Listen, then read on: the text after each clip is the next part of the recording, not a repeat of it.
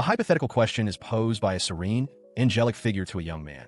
What if he were transported to another world and given a second chance at life? However, this grand scenario is merely the opening for a sound-only broadcast where an unseen streamer's voice captivates a growing audience. Because of this, picking up streaming as a hobby is not recommended. By night, a young man with dark hair and a red headband sits before his microphone, broadcasting to his listeners. By day, he is just a boy, sleeping soundly in his bed. His daily life takes place at the prestigious Sistal Royal Academy in the Rogia's Kingdom. After classes, he walks past a fellow student bidding him farewell and returns to the solitude of his dorm room. The moment the door closes, his calm demeanor shatters, replaced by a look of intense strain as he prepares for another broadcast. He slips back into his persona with ease. Leaning into the microphone with a wide grin, he greets his audience enthusiastically, thanking them for tuning in and asking how their day was. He is the streamer, and his show has begun. He then announces the start of the chat/advice segment. The first letter is from a man named Akuta, a B-rank adventurer. The streamer's expression becomes serious and focused as he listens to the man's problem. Akuta recounts how a new member joined his adventuring party, but his only skills were supportive magic, scouting for enemies, and repairing weapons. Believing this to be useless, Akuta, as the party's leader, kicked the young man out, leaving him to cower in dismay. After processing the story, the streamer's face breaks into a cold, condescending smile. He leans closer to the microphone and asks Akuta a single, sharp question. Are you stupid? He immediately elaborates on the foolishness of this decision. Scouting magic helps avoid dangerous monsters, and repair magic saves the party from having to go to a repair shop, an incredibly handy skill.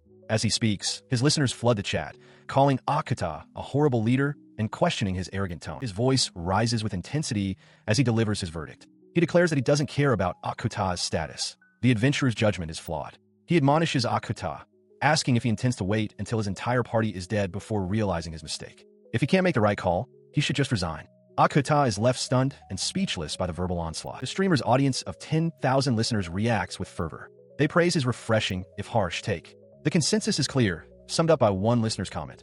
Akuta should get on his knees and beg for that support user to come back. He decides to move on to the next letter, uncertain if his previous advice had any effect, but preferring to avoid any potential trouble.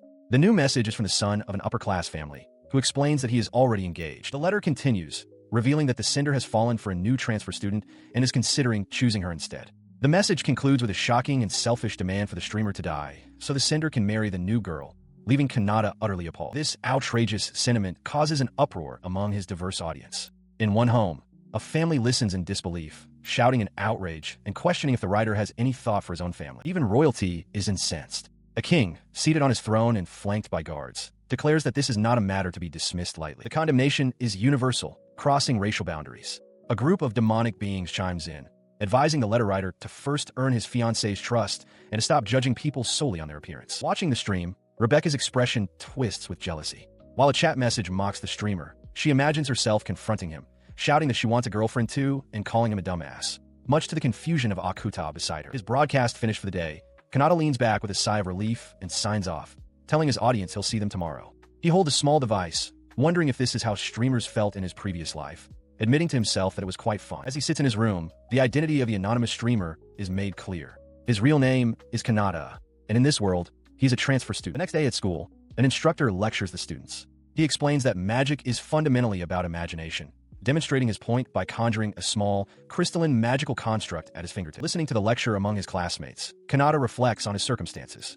He realizes that it has been some time since he was reincarnated into this world. He reflected on his past excitement upon discovering magic. In this new world, it had initially seemed wondrous, but now, surrounded by others who could also wield it, the novelty had faded. It was nothing special anymore. Kanata had quickly realized the potential of his power and, seeking to understand it, took the magic ranking exam. He obtained the prestigious rank S and enrolled in the Royal Academy, a school for the richest nobles and most powerful commoners. However, his presence drew the attention of a flamboyant, blonde-haired student who believed himself to possess unlimited power. This attention was not positive. Two other students cornered him, their expressions filled with disdain. One sneered that he wasn't welcome, citing his lack of family name, while the other bluntly told the pleb to beat it. His observation was stark and immediate.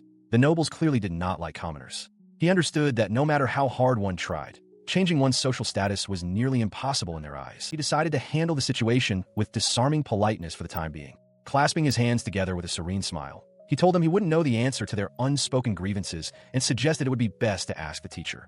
The direct, yet passive, response left his bullies seething in frustration. The tense standoff was broken by the hurried arrival of a young woman, Maria Adarashisu, who ran onto the field, apologizing for being late. The blonde prince began to scold her, but Kanata interjected, telling the prince that if he had time to talk, he had time to perform. The prince glared back, incensed by the interruption. Ignoring the conflict, Maria turned to the teacher, thanking him for his kindness. The instructor waved off her apology, reassuring her that it was fine and no one was blaming her. He correctly guessed she had been busy helping around the house. The prince's attention shifted upon hearing the teacher mention Kanata's rank S achievement. With a confident smirk, he stepped forward, brushing back his hair and declaring that he would take the turn instead, striding past a nonplussed Kanata. He took his position before the practice targets, confirming with the teacher that he simply needed to aim fire magic at the target and that a fireproof seal was in place. He gave it his all. With a shout of fire, he unleashed a powerful blast of magic. After the prince's spell struck the target dead center, the teacher announced that they could allow one more person. He called out, "Today is Kanata's turn. Go ahead." With the prince and his cronies watching smugly, Kanata stepped forward, arms crossed, ready to show his own capabilities. He unleashes his power, and a colossal explosion erupts from the target, obliterating it completely. The sheer force of the blast stuns the onlookers. Their faces a mixture of shock and disbelief. Maria gasps, her eyes wide. Kanata himself seems taken aback, muttering that he might have overdone it. The dust settles, revealing the aftermath of his display. The teacher, holding what little remains of the target, addresses the class with a smile, praising the splendid show of power they just witnessed. He then dismisses them for individual training, but the other students slump over, their motivation completely gone. As Kanata walks away from the training grounds, the prince watches him go, his face contorted in disbelief and rage. He seethes, unable to accept that a mere commoner could possess such strength. His fury is interrupted by Maria's approach. She demands to know what the prince and his two companions are doing. One of them, trembling with indignation, loudly accuses Kanata of obviously cheating. Her expression instantly hardens at the accusation.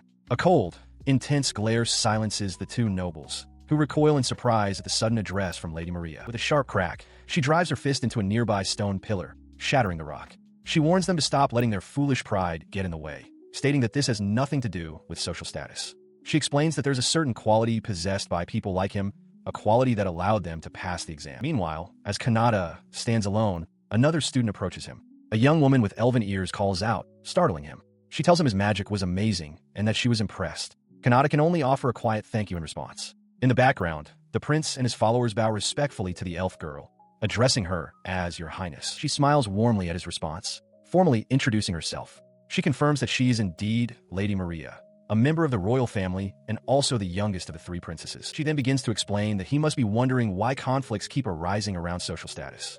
Kanata, however, is overwhelmed by the stares of the other students, internally wishing they could just get this over with quickly. He tries to dismiss her, saying it's nothing, but she runs a few paces ahead and turns back to him. She insists that he should hear what a certain Mr. has to say about the matter, her expression becoming serious. She winks, pointing a finger at Kanata as she offers a final piece of advice. You shouldn't go around provoking people, even if he's angry. With a knowing smile, she asks if he understands. Later that evening, under a starry sky, the prince stews in silent frustration, leaning against a tree. Nearby, Kanata looks up at the night, sighing to himself that the others were the ones who started the confrontation. His thoughts on the day's events lead him to his new project. Seated before a multi-monitor setup, he begins his broadcast, greeting his viewers as streamer.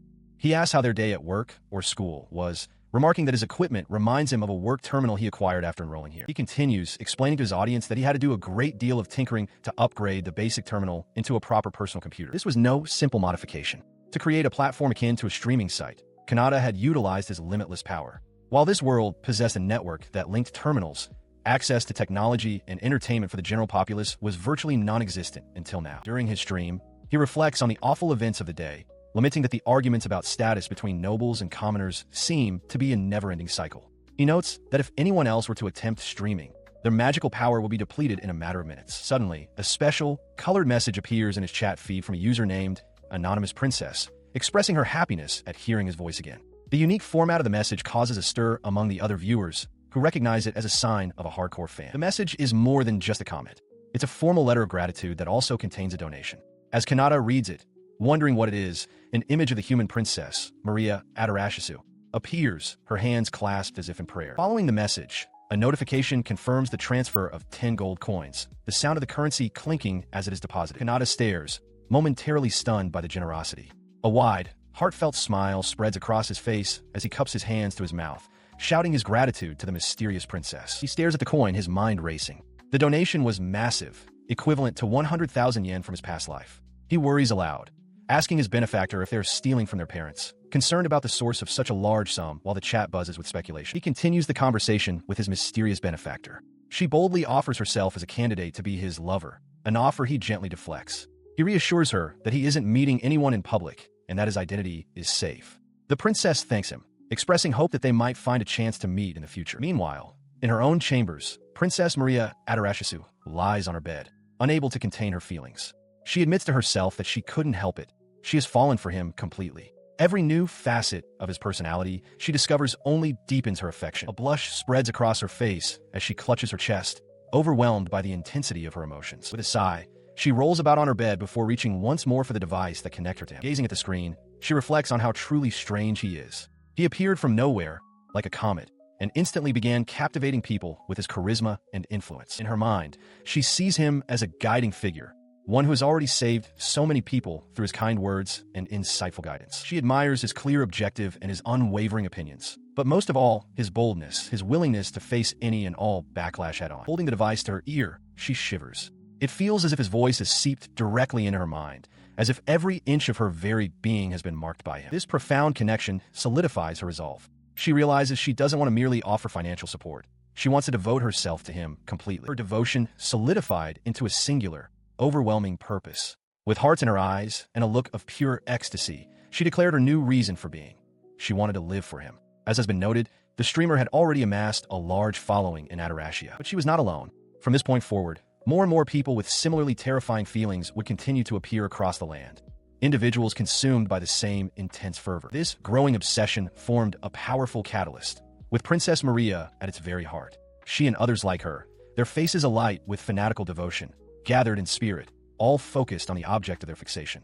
Yet, the one who had inspired such passion, Kanata, remained completely unaware of the forces coalescing around it. His ignorance, however, would not last. A major incident was brewing on the horizon, an event that would inevitably cause him to meet these very fans, with many looking forward to the next live stream. In this world, the reincarnated Kanata conceals his limitless power, continuing his activities as the sole streamer from another world. Even while enduring harsh treatment at his school, his secret life provides a steady income, with another 10 gold coins chiming in on his device. His streaming has attracted a particular kind of audience, one overflowing with obsessive listeners, chief among them a Yandere princess who has declared she will sustain his living. Deciding to avoid the crowds, Kanata strolls casually down a less traveled path on his way back from the academy, his hands laced behind his head as he approaches a grand estate. His thoughts drift to an earlier incident in the library. Rebecca had noted that things had become more of a pain since the explosion magic incident.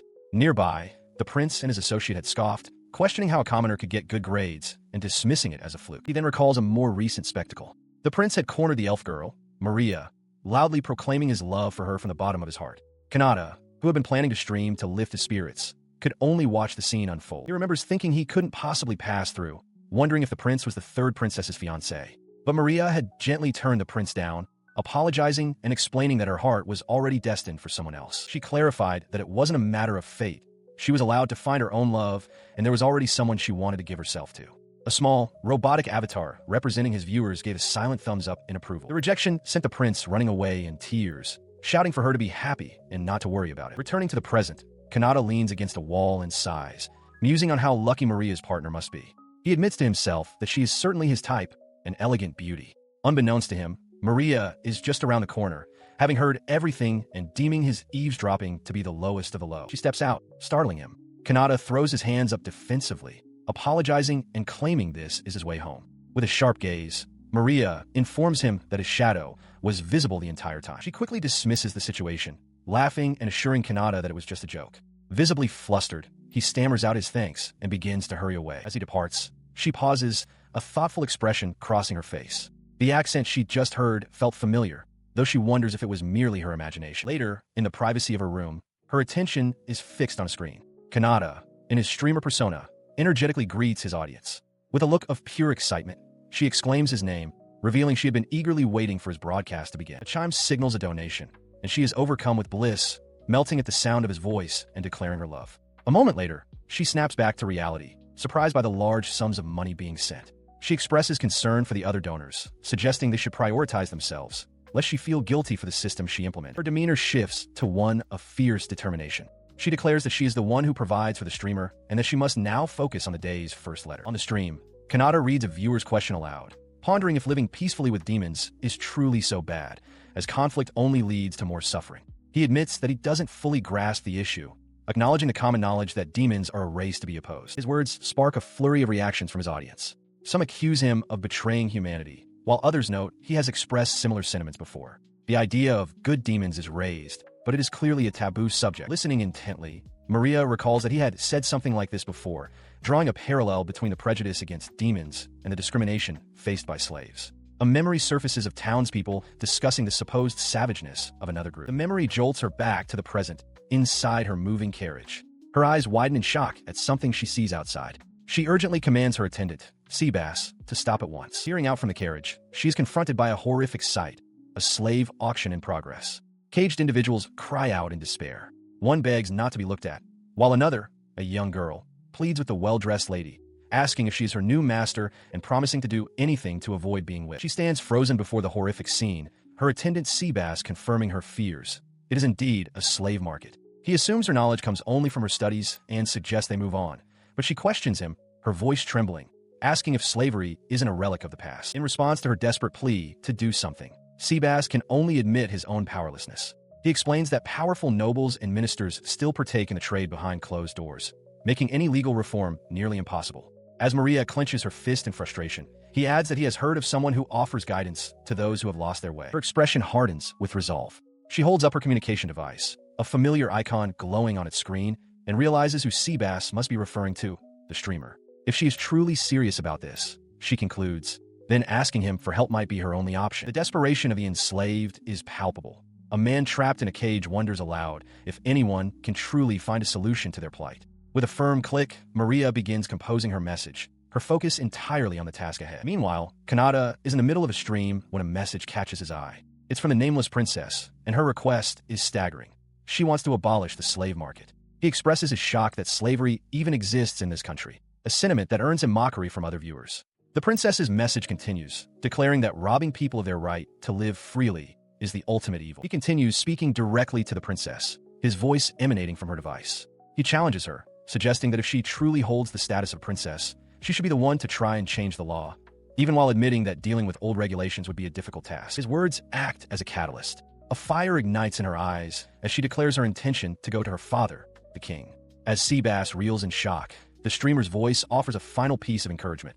Her actions could save countless lives and bring hope to the enslaved. Filled with newfound purpose, she commands Seabass to prepare the carriage at once. This decision sparked a revolution. Maria spearheaded a movement that swept the nation, ultimately leading to the complete eradication of slavery and the establishment of strict enforcement to prevent its return. In a vision of the future, a blindfolded Maria stands under the moonlight, vowing to forever follow and believe in the person who showed her the path forward. Therefore, she now stands at the academy, applying the same conviction to a new problem. She declares that discrimination is a threat to peace and proclaims her intent to act as a mediator between the commoners and the nobles. Just then, a notification chimes from her device. She glances at the screen, only to find the comments have devolved into a petty argument, with users bickering over who is most deserving of being with the streamer. The stark contrast between her grand ambitions and this trivial squabble leaves her utterly stunned and speechless. Her bewilderment quickly curdles into fury. She demands to know what the others are talking about, calling them trash. With manic intensity, she declares herself the most suitable person for the streamer,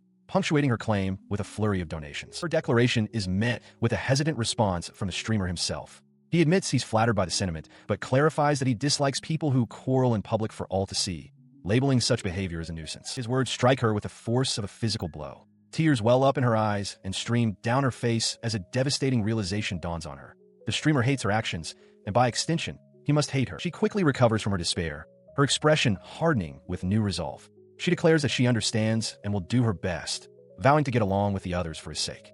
As she makes this promise, the streamer muses aloud that getting along with demons is also important, idly wondering what the Demon King is like. His casual remark sends a shockwave through his audience. The reaction is immediate and overwhelming. His viewers, a diverse crowd of faces filled with panic and anger, erupt in a unified plea, begging him not to speak of such a topic. He remains completely oblivious to the uproar he has caused, having touched upon a great taboo of this world. Leaning back in his chair, he simply wonders if he will ever see a world where humans and demons can live together in peace. Elsewhere, the prince watches the stream, a smirk on his face. He finds the streamer's audacity interesting and resolves to start thinking more progressively himself. A powerful, Horned woman holds up a hand, dismissing a group of terrified adventurers cowering before her. She declares them boring and not worth the effort to kill, commanding them to return only when they have grown stronger.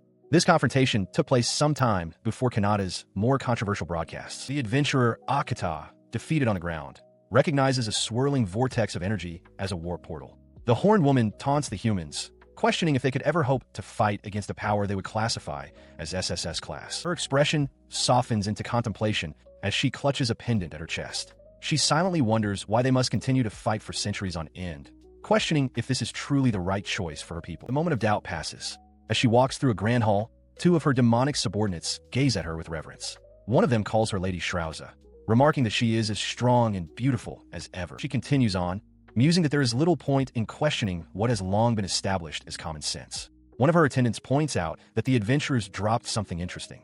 On the ground lies a small device with a cracked screen, displaying the face of a streamer. Lady Shrauza wonders who in the world this person could be. Later, a different subordinate, a bespectacled demoness named Kikiki, explains the device's function. She notes that while they don't have a signal in their current location, it is said to be popular to listen to him. Holding the device, Shrauza considers that it might be useful for gathering information. Having reached a decision, she turns to Kikiki and a small, floating familiar. She gives a direct order: go and make something that will allow them to receive this signal. Kikiki eagerly accepts the command. Sometime after, Shrauza sits intently before a newly constructed computer terminal.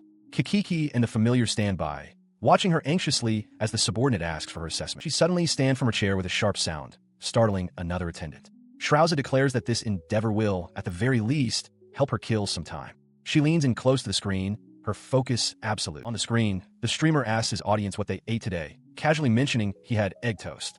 Shrauza, who reveals she had meat for breakfast, is visibly stunned by the sheer mundanity of the conversation. She slumped over her desk, a blush of frustration on her face. She chided herself for even considering sending a message, convinced the streamer would never respond to someone like her. Despite her internal conflict, watching his broadcasts had become a comforting daily routine. She recalled her initial assessment of him as someone merely killing time, a perception that was rapidly changing. As she sipped from her cup, she pondered his true nature. She recognized the immense magical power required to broadcast one's voice across all directions and came to a startling conclusion.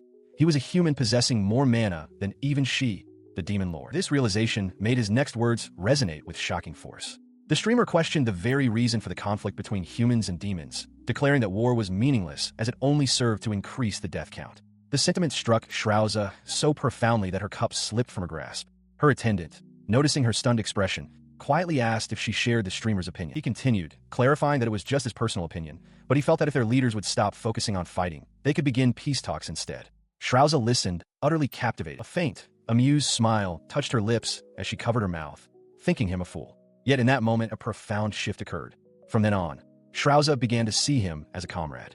Her deep thoughts were then immediately derailed by a more pressing matter: what to have for dinner. Her newfound sense of kinship prompted her to action. She sent a massive donation, startling the streamer with its size. He expressed his gratitude, but urged the anonymous supporter to prioritize their own well-being. Unseen, Shrauza simply resolved to become his personal wallet. She reveled in her secret patronage, laughing with manic glee. Her delight was cut short, however, when a notification announced another large donation, this time from the nameless princess.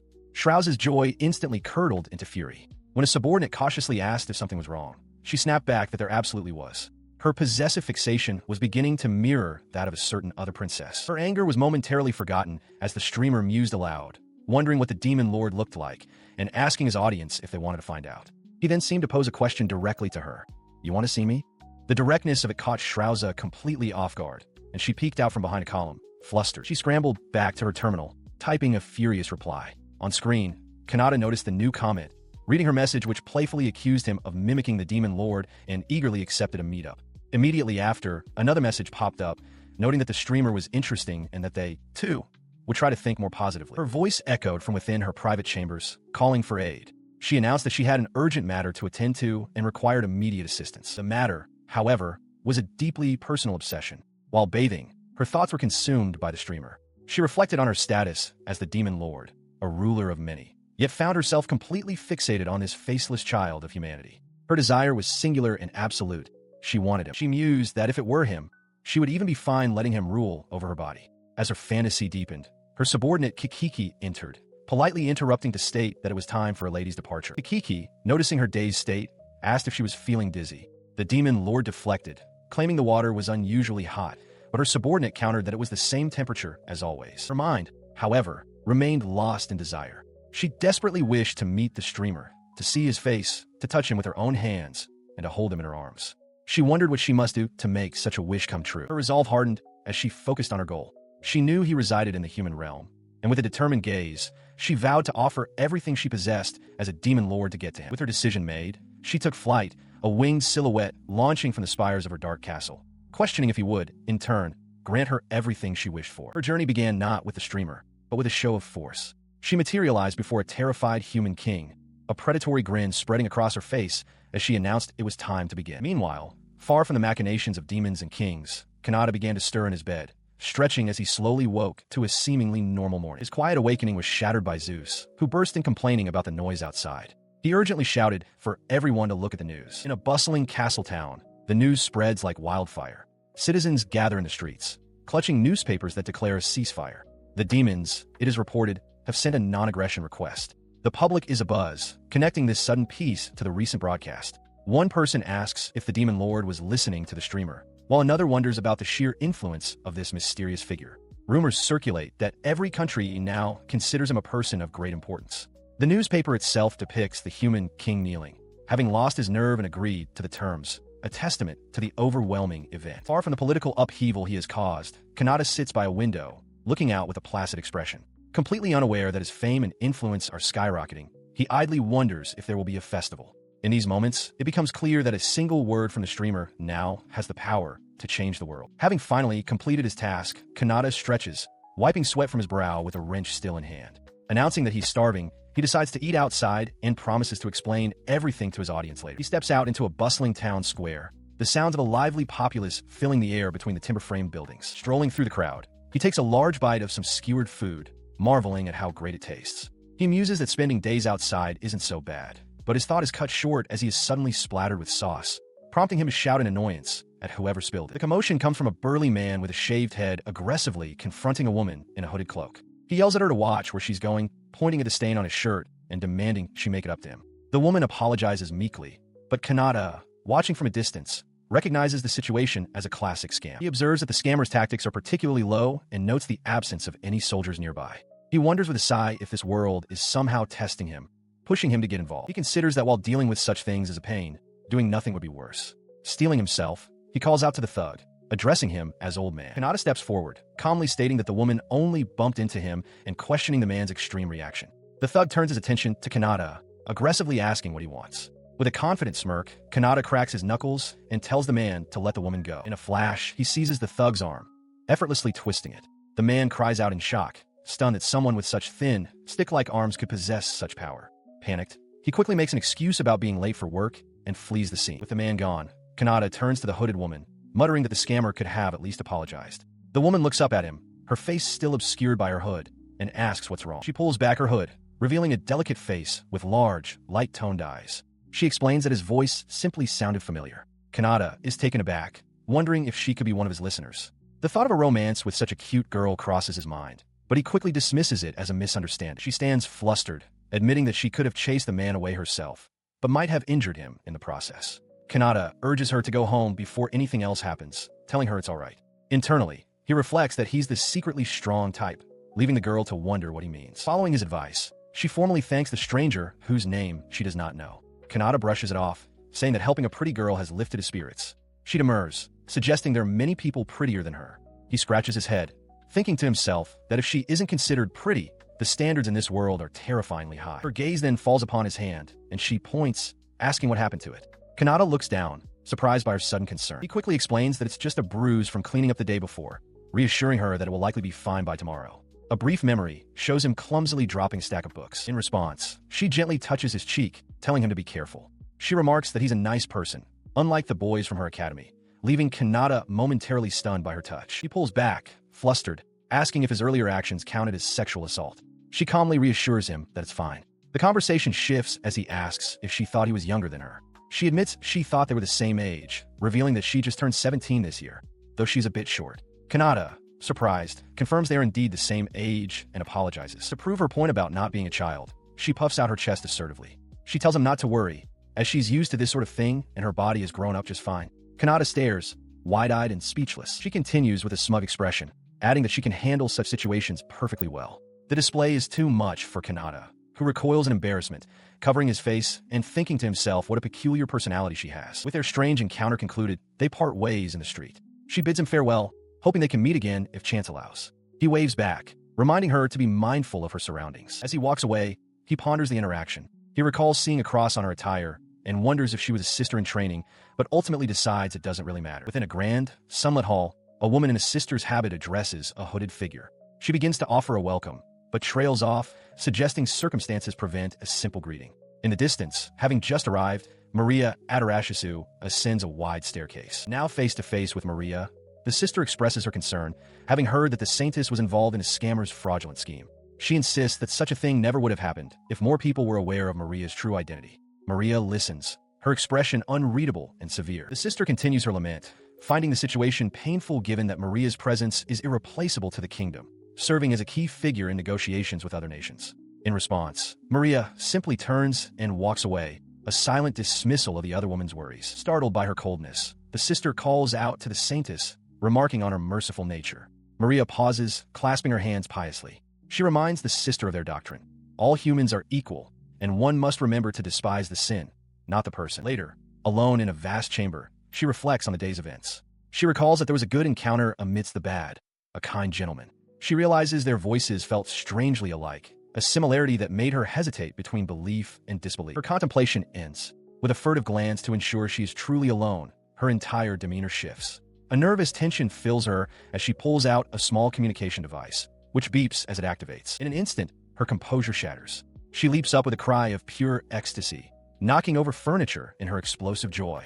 The streamer's divine voice is here. It is revealed that this revered saintess is also a deeply obsessive listener, her adoration for the voice bordering on a slight insanity. Outside the church building, under the night sky, the sister reflects on the saintess's amazing and constant calm. She remains completely unaware of the truth within, where Maria arrives, overwhelmed by the streamer's lovely voice. This is her secret ritual. Every day, she purifies her body, preparing herself to be ready to offer everything to him at a moment's notice. The person known to the world for her unwavering calm is, in private, consumed by a fervent, almost religious devotion to the streamer. She collapses onto her bed, trembling with pleasure, her lower abdomen clenching just from the sound of his voice. As she loses herself in the moment, another young woman with glasses enters the room, looking on with deep concern at the scene before her. She continued to watch the stream, her attention fixed on the small device. On the screen, Kanata proudly presented his hands, no longer hidden from view. "Tada, I can show off my hands now," he announced, asking his audience, "You guys watching?"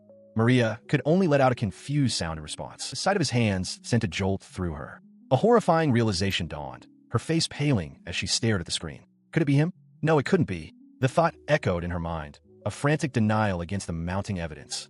The architecture visible behind him, the very buildings she knew so well, he had, without knowing, revealed his location. During his stream, Kanata proudly presents a new magic item he finished that morning, a camera specifically for showing his hands. He positions his fingers over the device, asking his audience if they can see them clearly. He checks the feed on a separate device, noting that the quality is quite good. He explains to his viewers that the bruise on his hand hasn't healed yet, which is why he still needs to wear a bandage. He briefly considers that he should have worn gloves to keep his identity hidden, but then dismisses the thought with a laugh. He confidently declares that there's no way anyone could identify him just from his hands. Elsewhere, two of his viewers react with alarm. Lady Shrauza, holding a first aid kit, asks what happened to his hands. Princess Maria stares at her screen, her eyes wide with shock and disbelief as she recognizes them. She trembles, thinking it can't possibly be him. Unaware of their specific reactions, Kanata reads the flood of concerned comments from his general audience. He reassures them, explaining that he was just a klutz that morning and warns them to be careful around bookshelves. He realizes that simply showing his hands has caused quite a stir. 2 hours later,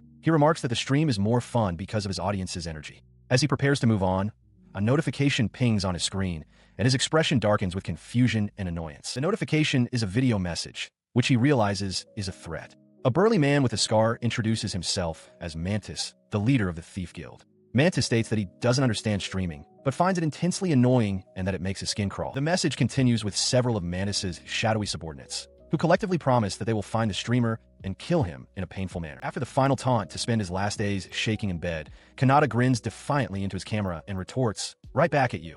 He internally concludes that the thugs are just envious and hate his very existence. Meanwhile, as a cascade of donations pours in for Kanata, Maria and Shrauza watch with frustration. Maria voices her confusion, unable to understand the hatred directed at him when he earns so much money simply by streaming anonymously. She considered the man's threat from the stream. Under the light of a stormy sky, she reflected that threatening people was a serious offense, one that could easily lead to imprisonment. This line of thought led her to ponder two key questions the thief had clearly overlooked. What truly happens when one threatens to kill a streamer, even as a bluff? And just how much power do his devoted followers actually possess? Hours later, the consequences began to unfold. In a desolate, rocky hideout, the members of the Thief Guild lay scattered and defeated amongst their broken weapons. From the carnage, a single figure fled into the night. Mantis, the guild's leader, gasped for breath as he scrambled away from the bodies of his fallen comrades. His frantic escape was cut short as he cursed his luck. He couldn't understand how they had found him, but before him stood a line of armored soldiers and, among them, the very streamer he had threatened. The sight drove him into a rage. He blamed the streamer for his humiliating retreat, screaming defiance as he brought his fist down, shattering the communication device that had started it all. His outburst was met with swift retribution.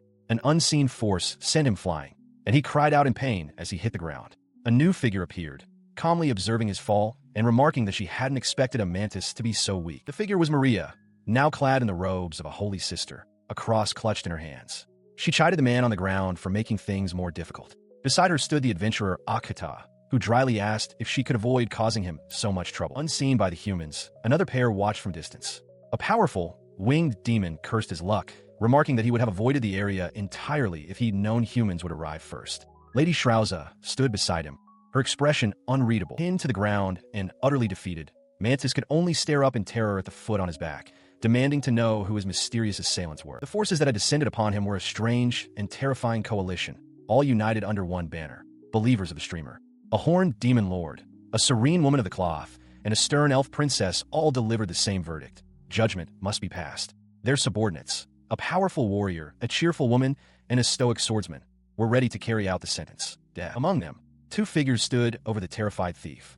The woman dressed as a nun declared that they were passing an emergency judgment. Her companion, the swordsman Akata, seethed with rage, questioning how such a hopeless fool could even dare to think of killing their target. Defeated and broken on the ground, the thief could only watch as the two demons who had been observing from a distance flew away. He realized with dawning horror that they, too, were believers, less zealous than their superiors, perhaps, but still part of the same insane flock. From his vantage point, this outcome was both self-earned and deeply unfortunate.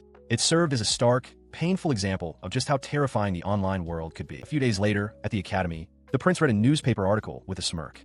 The official story reported that the royal knights had successfully hunted down the notorious thief, Mantis. He remarked on their impressive work. He was not the only one to hear the name.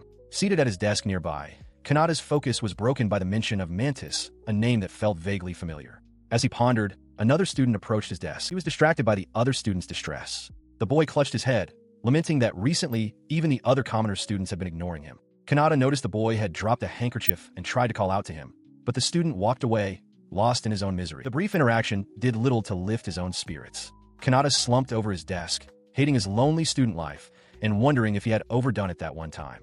In the background, other students chattered, mentioning that the teachers were in an important meeting. His melancholy was interrupted by the classroom door sliding open. A teacher entered, instructing everyone to take their seats. From his desk, another student glanced over at Kanata, noting how lifeless he appeared. The teacher stood before the class and made an announcement.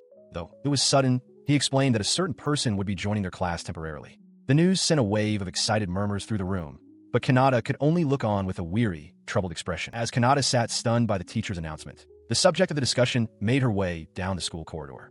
However, this was no ordinary transfer student. She was a person of the utmost importance to the capital, one who held a close relationship with the royal family. Until this moment, she had never revealed her face in public, but she had decided to make an appearance for the sake of her own future. Back in the classroom, the prince issued a stern warning to the students, telling them not to try anything rude.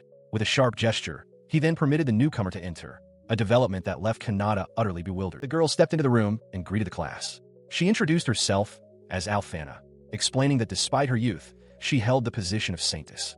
The revelation sent a shockwave through the classroom, leaving Kanata and his peers speechless as the new student gave a playful wink. At the academy, Kanata rests his chin on his hand, contemplating the news.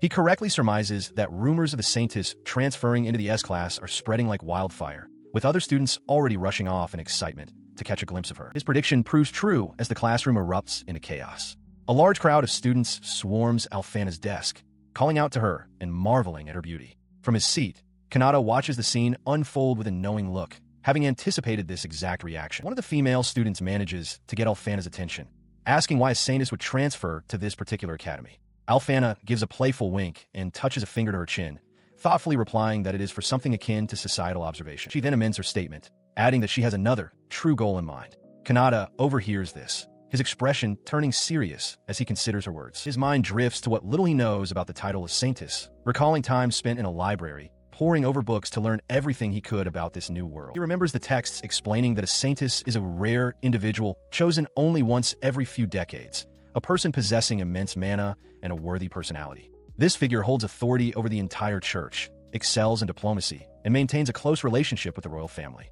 Alfana herself confirms this, mentioning she is friends with Princess Maria. The pieces click into place for Kanata.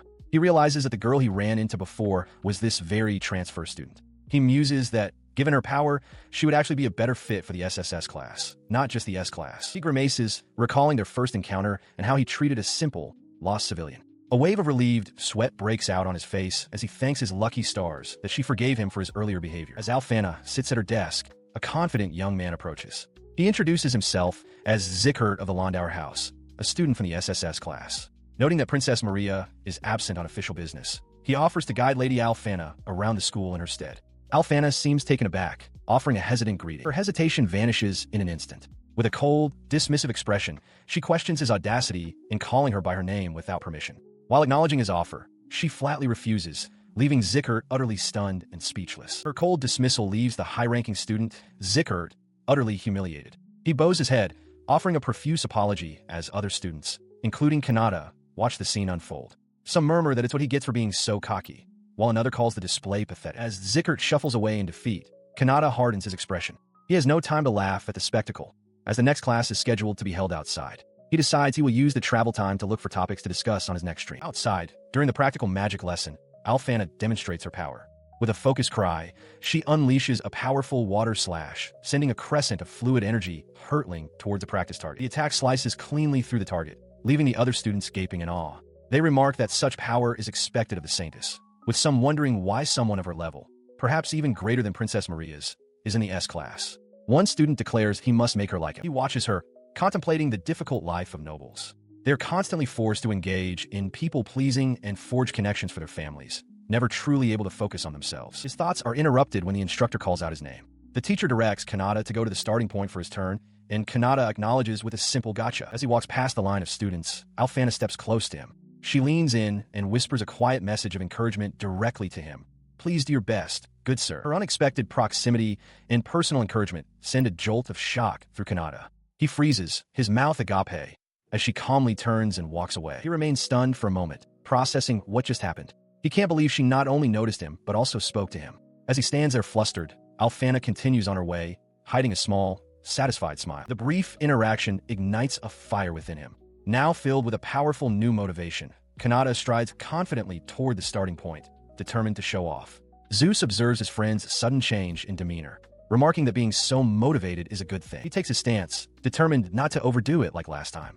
Focusing his energy, he unleashes a water slash, a controlled jet of water that slices cleanly through the air toward its target. The blast strikes the target dead center. The teacher, observing from the side, nods in approval, murmuring, "Nice shot." However, not everyone is impressed. Zickert and his companions watch with disdain. One dismisses the display as the same old trick, while Zickert scoffs, questioning what a filthy peasant thinks he's doing and calling him as annoying as ever. Kanata hears their jeers, but resolves to ignore them, remaining unbothered. Their words, however, do not go unnoticed. A cold, sharp voice suddenly rings out, demanding to know who just uttered the words filthy peasant. The voice belongs to the elf princess, her expression radiating cold fury. Kanata looks on, startled, as she declares her disbelief. She had heard from Maria about such behavior, but had dismissed it as a joke, shocked to find that nobles who insult peasants actually exist within the academy walls. Her intense aura immediately silences Zickert's group. They recognize that the magic they've just witnessed is nothing like their own brute strength. It was refined and perfectly controlled. A horrifying skeletal figure materializes behind the elf princess as she commands them to learn some shame. The teacher marvels at her incredible magic, which an untrained eye might mistake for a mere apparition. The princess continues her lecture, declaring it unforgivable to ignore one's own weakness while insulting the talented, regardless of who they are. She makes it clear that nobility grants them no special privilege. The sheer pressure of her words and magic sends the arrogant students to their knees. Kanata, bewildered by the scene, wonders if he somehow angered them further. Zeus clarifies the situation, explaining that the group is now being lectured by both the princess and the saintess, all because of their insults toward Kanata. As the commotion settles, he realizes with a hint of disappointment that in the end, he didn't get a chance to speak with the saintess again. He spots her from a distance, sitting peacefully with the elf princess under a parasol. He quickly shakes off the feeling, a wide grin spreading across his face. He decides it doesn't matter. He has his listeners, and that's enough for him. With renewed enthusiasm, he throws his arms up, already pondering what he should talk about during his stream that night. He sits alone on a bench, addressing his unseen audience. He apologizes for the delay and enthusiastically declares that they will be streaming until morning. As he speaks, the figure of the elf princess, who had been standing beside him, turns and walks away with a quiet step. His solitary meal is interrupted by an unexpected reunion. He looks up in astonishment to see Alphana standing before him, blurting out her title, Saintess.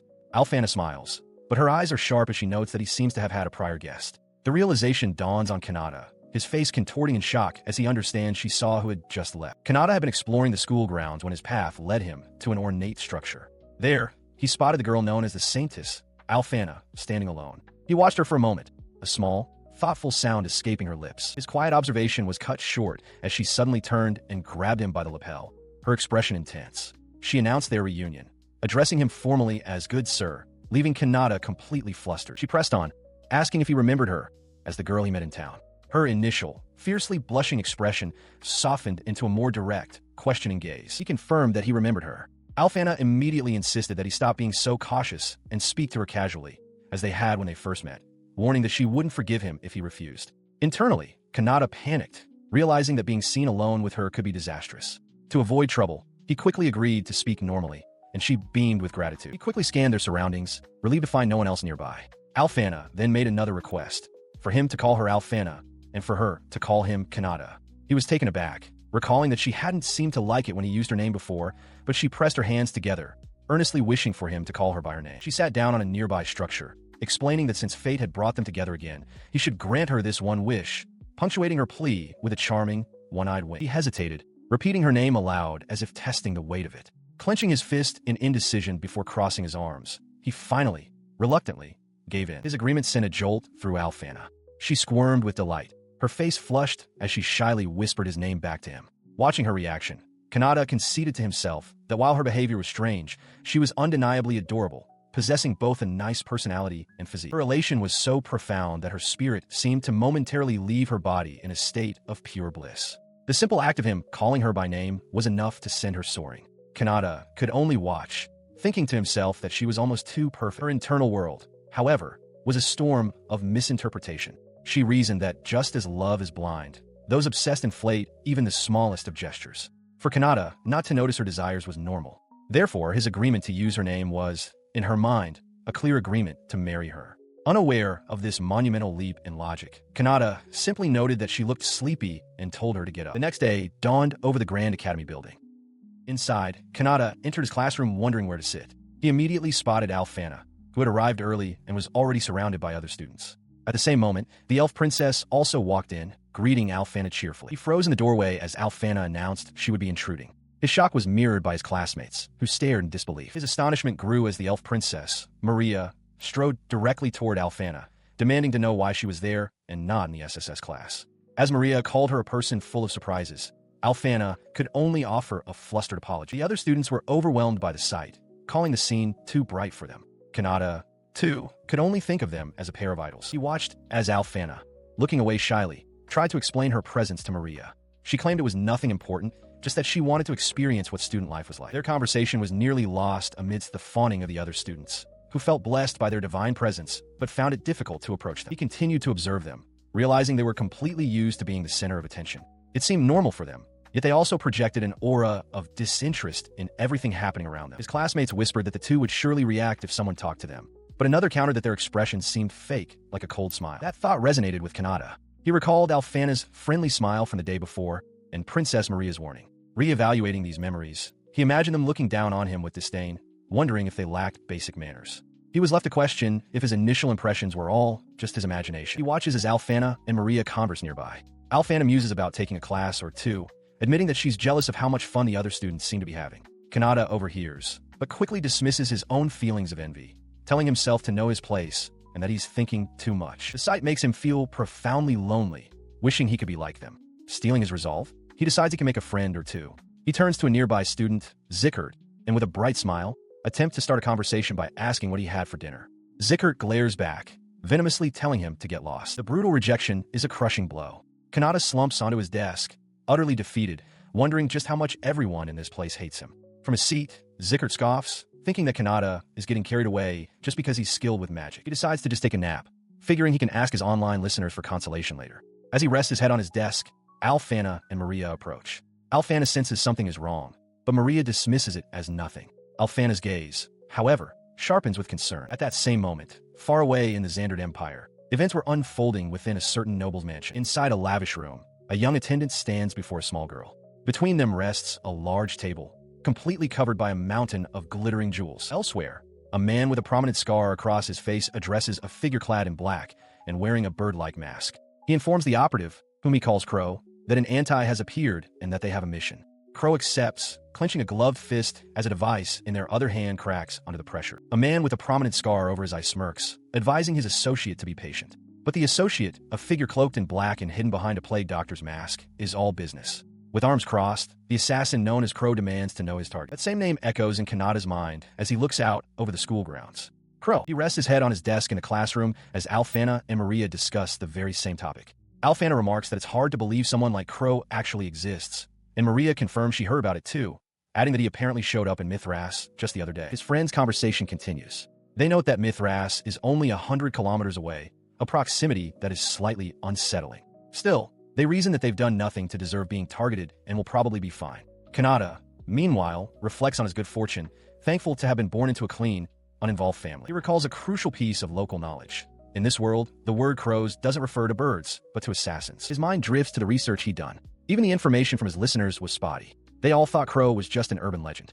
The online comments were a mix of rumor and speculation, claims of killing more than 30 people, whispers of nobility, and doubts about his very existence. But Kanata now suspected he was real. Shaking off the unease, he decides the matter has nothing to do with him. He rests his head on his arms, content to sleep until the next lesson. Elsewhere, in a well-appointed room, Crow confronts a stout, aristocratic man. The assassin cuts him off, stating that his time is valuable and demanding the target's name. The man expresses surprise, noting that no one would expect a living legend from the Xandered Empire to appear here. Incensed by the assassin's dismissive tone, the man bellows in anger and lunges forward to strike him. But in a flash, Crow vanishes from his spot, leaving the man's punch to meet only empty air. The man whirls around in shock, finding Crow, now, standing silently behind him. The assassin warns that he won't repeat himself. Terrified, the man immediately capitulates. He reveals the target's name is Streamer, a figure who, he claims, controls peasants with his words and can even influence the laws of entire nations. As the client observed, his associate groveled on the floor before the silent assassin, Crow. The man explained that thanks to the Streamer's talk of human rights, which had even reached the ears of royalty, his slavery business was losing money. The client himself finally spoke, cutting the conversation short. He declared that he understood the situation well enough, though his tone suggested a hint of dissatisfaction. He presented a large pile of coins as a preliminary payment, stating that he was counting on the assassin. The client noted that since the target was a coward who hid his identity, it would likely take nobles a while to find him, so there was no deadline. Unexpectedly, Crow spoke, flatly refusing the job. The assassin stated it was a request they could no longer take, which caused the client's young daughter to gasp in shock. In response to the refusal, the assassin moved with impossible speed. A powerful fist slammed into the client's face as he uttered a confused why, while the associate who had been complaining was dispatched in a separate, brutal instant. The assassin stood over the client's lifeless body, the payment coins scattered across the floor. They calmly explained that since the client had died, the job could no longer be accepted, and thus, the money would be left behind. The young girl cried out for her master. The sudden violence did not go unnoticed. From inside the residence, a maid heard a sound from the rooftop and grew concerned. Outside, the assassin stood silhouetted against the night sky, having made their escape. Landing on another rooftop, the assassin sighed, feeling beaten. They complained that the work outfit was a pain before reaching up to remove their distinctive mask. It came off, revealing the face of a young woman with long, dark hair. Perched on the roof's edge, she mused aloud, finding it unbelievable that someone would actually request the murder of Lord Streamer. She held the plague doctor mask in her hand, a cheerful yet cynical smile on her face. She remarked to herself that trash truly does exist in this world, a clear condemnation of her former client. Her professional demeanor then melted away entirely. Pulling out a small device, she saw that a broadcast was starting. Her face lit up with pure adoration as she squealed, greeting her idol on the screen, Lord Streamer. The sound of the broadcast startles the man who had hired her, who wonders aloud what kind of bird could make such a noise. It is a testament to a strange reality. Even the legendary assassin was an obsessive, devoted listener. She holds the device close, her face flushed with adoration. She whispers to the voice on the other end, telling him that a lot happened today, but ever since she found his broadcast, her nights have been wonderful and refreshing. Her bliss is interrupted by the realization that she missed some of what he said. Annoyed at the waste, she tries to refocus, but a part of her daydreams, wishing he would scold her for being a useless assassin who can't even work properly at night. Meanwhile, the streamer, Kanata, puts on a tearful performance for his audience. He recounts how he did his best to make friends, but as soon as he spoke, they told him to shut up. He sniffles, asking his listeners if they could console him. His act is convincing. As she listens, a single tear of sympathy falls from Crow's eye onto her device. She murmurs how awful it is, her heart aching at the shaky, pained quality of his voice. Her sorrow quickly curdles into fury. She seethes at the thought of those who slighted him, thinking they should be thanking him for the privilege of hearing his voice. Recalling dismissive comments from other listeners, she clenches her fist, certain that if he were talking to her, she would never hurt him. The intensity of her feeling reminds her of her recent work, the noble she had just killed. Back in his room, Kanata's demeanor flips entirely. He grins and holds up a glass of water, cheerfully announcing that he used it to fake the crying sounds. He asks his audience for their opinion on his acting, adding that everything else he said was true. His reveal causes an uproar in the live chat. Messages flood the screen, a torrent of surprise, relief, and praise for his convincing performance. He feels a bit bad for worrying them, thanking everyone for their concern. He then notices a specific message and expresses surprise that it was read. From his perch on a rooftop, he shares a new resolution with his audience. Rather than treating his bullies in kind, he wants to try interacting with them more proactively. He continues, musing that even if they don't become friends, perhaps they might become willing to simply hold a conversation with him. Listening to this, Crow is utterly captivated, her face flushing. She finds his sentiment not just hopeful, but graceful. He continues speaking to his audience, adding that if his bullies ever treat him any worse, he hopes everyone will be there to console him. A sudden notification sound interrupts his lighthearted request. Elsewhere, in a stark, stone chamber, the assassin known as Crow listens intently, her unmasked face set with grim purpose. Clutching her sword, she questions if that is truly all he wishes for, before making a solemn vow to act on his behalf. Her vow echoes through the macabre hall, surrounded by the skulls of past targets. She declares that she will end anyone who dares to harm him, no matter who they are. With her purpose set, she leaps into motion, a blur of deadly intent. Back in his room, completely unaware of the deadly promise made in his name, Kanata looks over the flood of supportive messages on his screen. A warm, grateful expression spreads across his face as he reflects on how kind all of his listeners are. In the royal capital, within a certain brothel, a young woman named Kana sees a client out. She offers a polite, "Thanks for visiting, sir," as he waves and bids her farewell. With the transaction complete, she turns and walks back into the establishment, her expression hardening slightly. Inside, her boss greets her, praising her good work and mentioning that he changed the sheets for her. He remarks that the customers seemed quite satisfied, as expected of their top seller. Kana simply thanks him, clutching a pillow to her chest. Her confidence returns in a flash. She declares that of course they were satisfied, asserting that it was only natural since she was the one serving them. After all, she reminds him, she is the facility's ace. Later, speaking with a different man, a manager, Kana asks to be left alone for a while, explaining she has her own work to attend to. She quietly expresses a desire to hear a certain person's voice, but the manager dismisses her, simply saying better luck next time as he walks away. Alone in her room, she begins to undress. Unseen, the manager is peeking through the cracked door, his thoughts lingering on her features. Sensing his presence, Kana whirls around and hurls a pillow at the door, shouting for him to get out. Once he's gone, she sighs, reflecting that it was a satisfying day nonetheless. Now settled in bed, she holds a small communication device, thanking the streamer, her milord. Just as his broadcast begins, the manager is violently kicked out of her room. Startled by the voice asking if he'd kept his listeners waiting, Kana shouts back at the device that he certainly did, her tone a mix of relief and adoration. As she listens, her intense expression softens. The voice of the streamer, Kanata, had reached places he couldn't possibly imagine. A princess, a demon king, a saintess, an assassin. And now, it had reached a humble prostitute. Holding the device, Kana wonders aloud if he ran into some kind of trouble. She clutches the device to her chest, sighing wistfully. She wishes her milord were by her side, vowing that she would offer her entire body to him in a heartbeat. To her, he is a savior, the one who saved all those like her. Her past was a stark contrast to her present. Kana was born in the slums, a world away from the capital's finery. In order to survive, she was forced into the nightlife business, eventually clawing her way up to her current position. Later, sitting with her co-workers, one of them voices a common fear. They're still young, but once they get old, they will lose their customers. The question of whether they'll be forced back to the slums hangs in the air. Kana's hand trembles as she takes a drink, admitting she doesn't even want to think about it. Her despair was met with callous dismissal. The manager, with a cheerful thumbs up, noted that the customers had a great time, while her boss coldly reminded her that all she needed to do was work, dismissing her and her colleagues as filthy pieces of trash. Kana could only stare in disbelief, exclaiming that his words were unbelievable, especially since they had just found this work. Elsewhere, in a well-lit establishment, a group of men discussed a similar topic with disgust. One man expressed his relief at noticing a woman was a harlot before getting engaged, while another agreed, stating that if he married such a person, his family name would die out before he did. This sentiment reflected the harsh reality of their world. Prostitutes' social standing was abysmally low, and they were often treated as less than human, like rotten food. Amidst this, Kana gently helped the drunken co-worker, suggesting it was time for them to go home. As they returned to their quarters, the manager, attempting to lift their dampened spirits, suggested they try to forget about the unpleasantness by tuning into the streamer's broadcast. He announced that it was just about to start. Gathered around the viewing device, they watched as the streamer, Kanata, began his broadcast. He admitted to being a bit of a clean freak and mentioned seeing something that shook him, which prompted a laugh from Kana and the others. The manager remarked on how funny he was as Kanata prepared to read the next letter. His tone shifted as he read the letter aloud. It was from a listener who called prostitutes filthy harlots and trash who dirted the city. The words struck Kana and her friends like a physical blow, their laughter dying instantly. They lamented that no matter how hard they tried to escape their hell, people would always think of them this way. Kanata, holding the communication device, looked stunned and demanded to know who the listener thought they were talking about. In response to the hateful message, Kanata launched into a passionate defense. He questioned why anyone would judge someone based on their profession, arguing that selling one's body is not a crime. He declared that he found them brave and their work fine, as they do what they must to live. His words, amplified by comments of support from other viewers, resonated deeply. He proclaimed that he wanted a world where working people could be proud and not be mocked. For Kana, who had never heard such words before, it was a revelation. His stream reached ears across the kingdom, sparking reflection among the populace and resulting in tears of happiness for many like Kana. As a result, the societal perception of prostitutes began to change. Lying in her bed, Kana reflected that while she didn't know about other countries, their treatment within the kingdom was now second to none. She quietly thanked the streamer, hoping to repay him one day. Despite this societal shift, her personal struggles continued.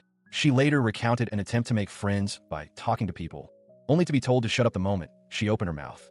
The memory was a pathetic, painful one. The memory sent her into a spiral of despair. Clutching the communication device, she cried out, asking who would even dare insult her milord like that. Just then, a knock came at her door. The manager entered, apologizing for the intrusion and mentioning something about the next day, while her boss appeared behind him, asking if she could console them a bit, a manic grin on his face. In the aftermath of the broadcast, public sentiment had soured completely. The identity of the streamer was a constant topic of debate, and for all those who had once worshipped him, their admiration had curdled into an identical, furious anger.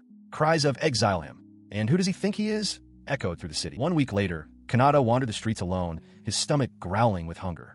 As he wondered if the bread stalls were still open, a gentle voice called out to him. He turned to find a familiar face with long, pointed ears, Princess Maria. She greeted him with a smile, confirming his name and noting the coincidence of their meeting. Stunned, Kanata could only stammer her title, prompting her to lean in and whisper, asking if it was truly all right for her to be out by herself. She casually dismissed his concern, admitting that her butler was likely in a state of panic at that very moment. A brief image of a frantic, elderly attendant confirmed her suspicion.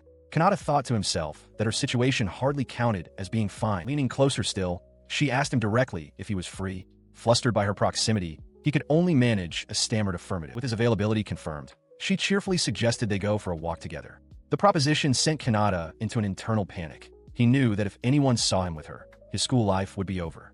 Despite the risk, a part of him wanted to go. As they walked, their arms brushing against each other, Maria suddenly stopped and asked if he could hear something coming from nearby. Kanata, caught off guard, was unsure how to respond. The source of the commotion was a woman being accosted in an alley. It was Kana, struggling against the grip of a long-haired man. He identified himself as a noble from Xanderd, sneering that she couldn't act so defiant around nobility. Kana desperately pleaded for him to let her go. He clenched his fist, a determined glint in his eyes. For him, saving people was simply an everyday occurrence. With resolve, Kanata stepped forward, shouting at the man to release her. Maria stood beside him, adding her own sharp command for the noble to hold it right there. In a city street, Kanata confronts a green-haired man who is aggressively accosting a woman with long red hair. Kanata demands he release her, pointing out that she clearly does not want to go with him. Beside him, Maria, dressed in casual clothes, glares at the man, her expression one of pure fury. The aggressor shouts back, telling them to stay out of his business. The man dismisses Kanata and turns his leering attention to Maria, remarking on her beauty as he reaches for her. With a sharp, swift motion, she slaps his hand away. Stunned for a moment, his shock quickly turns to rage, and he screams that he will kill her. Kanata attempts to calm the escalating situation. Before the man can make good on his threat, Kanata lunges forward, his hand glowing with magical energy as he strikes the man's chest.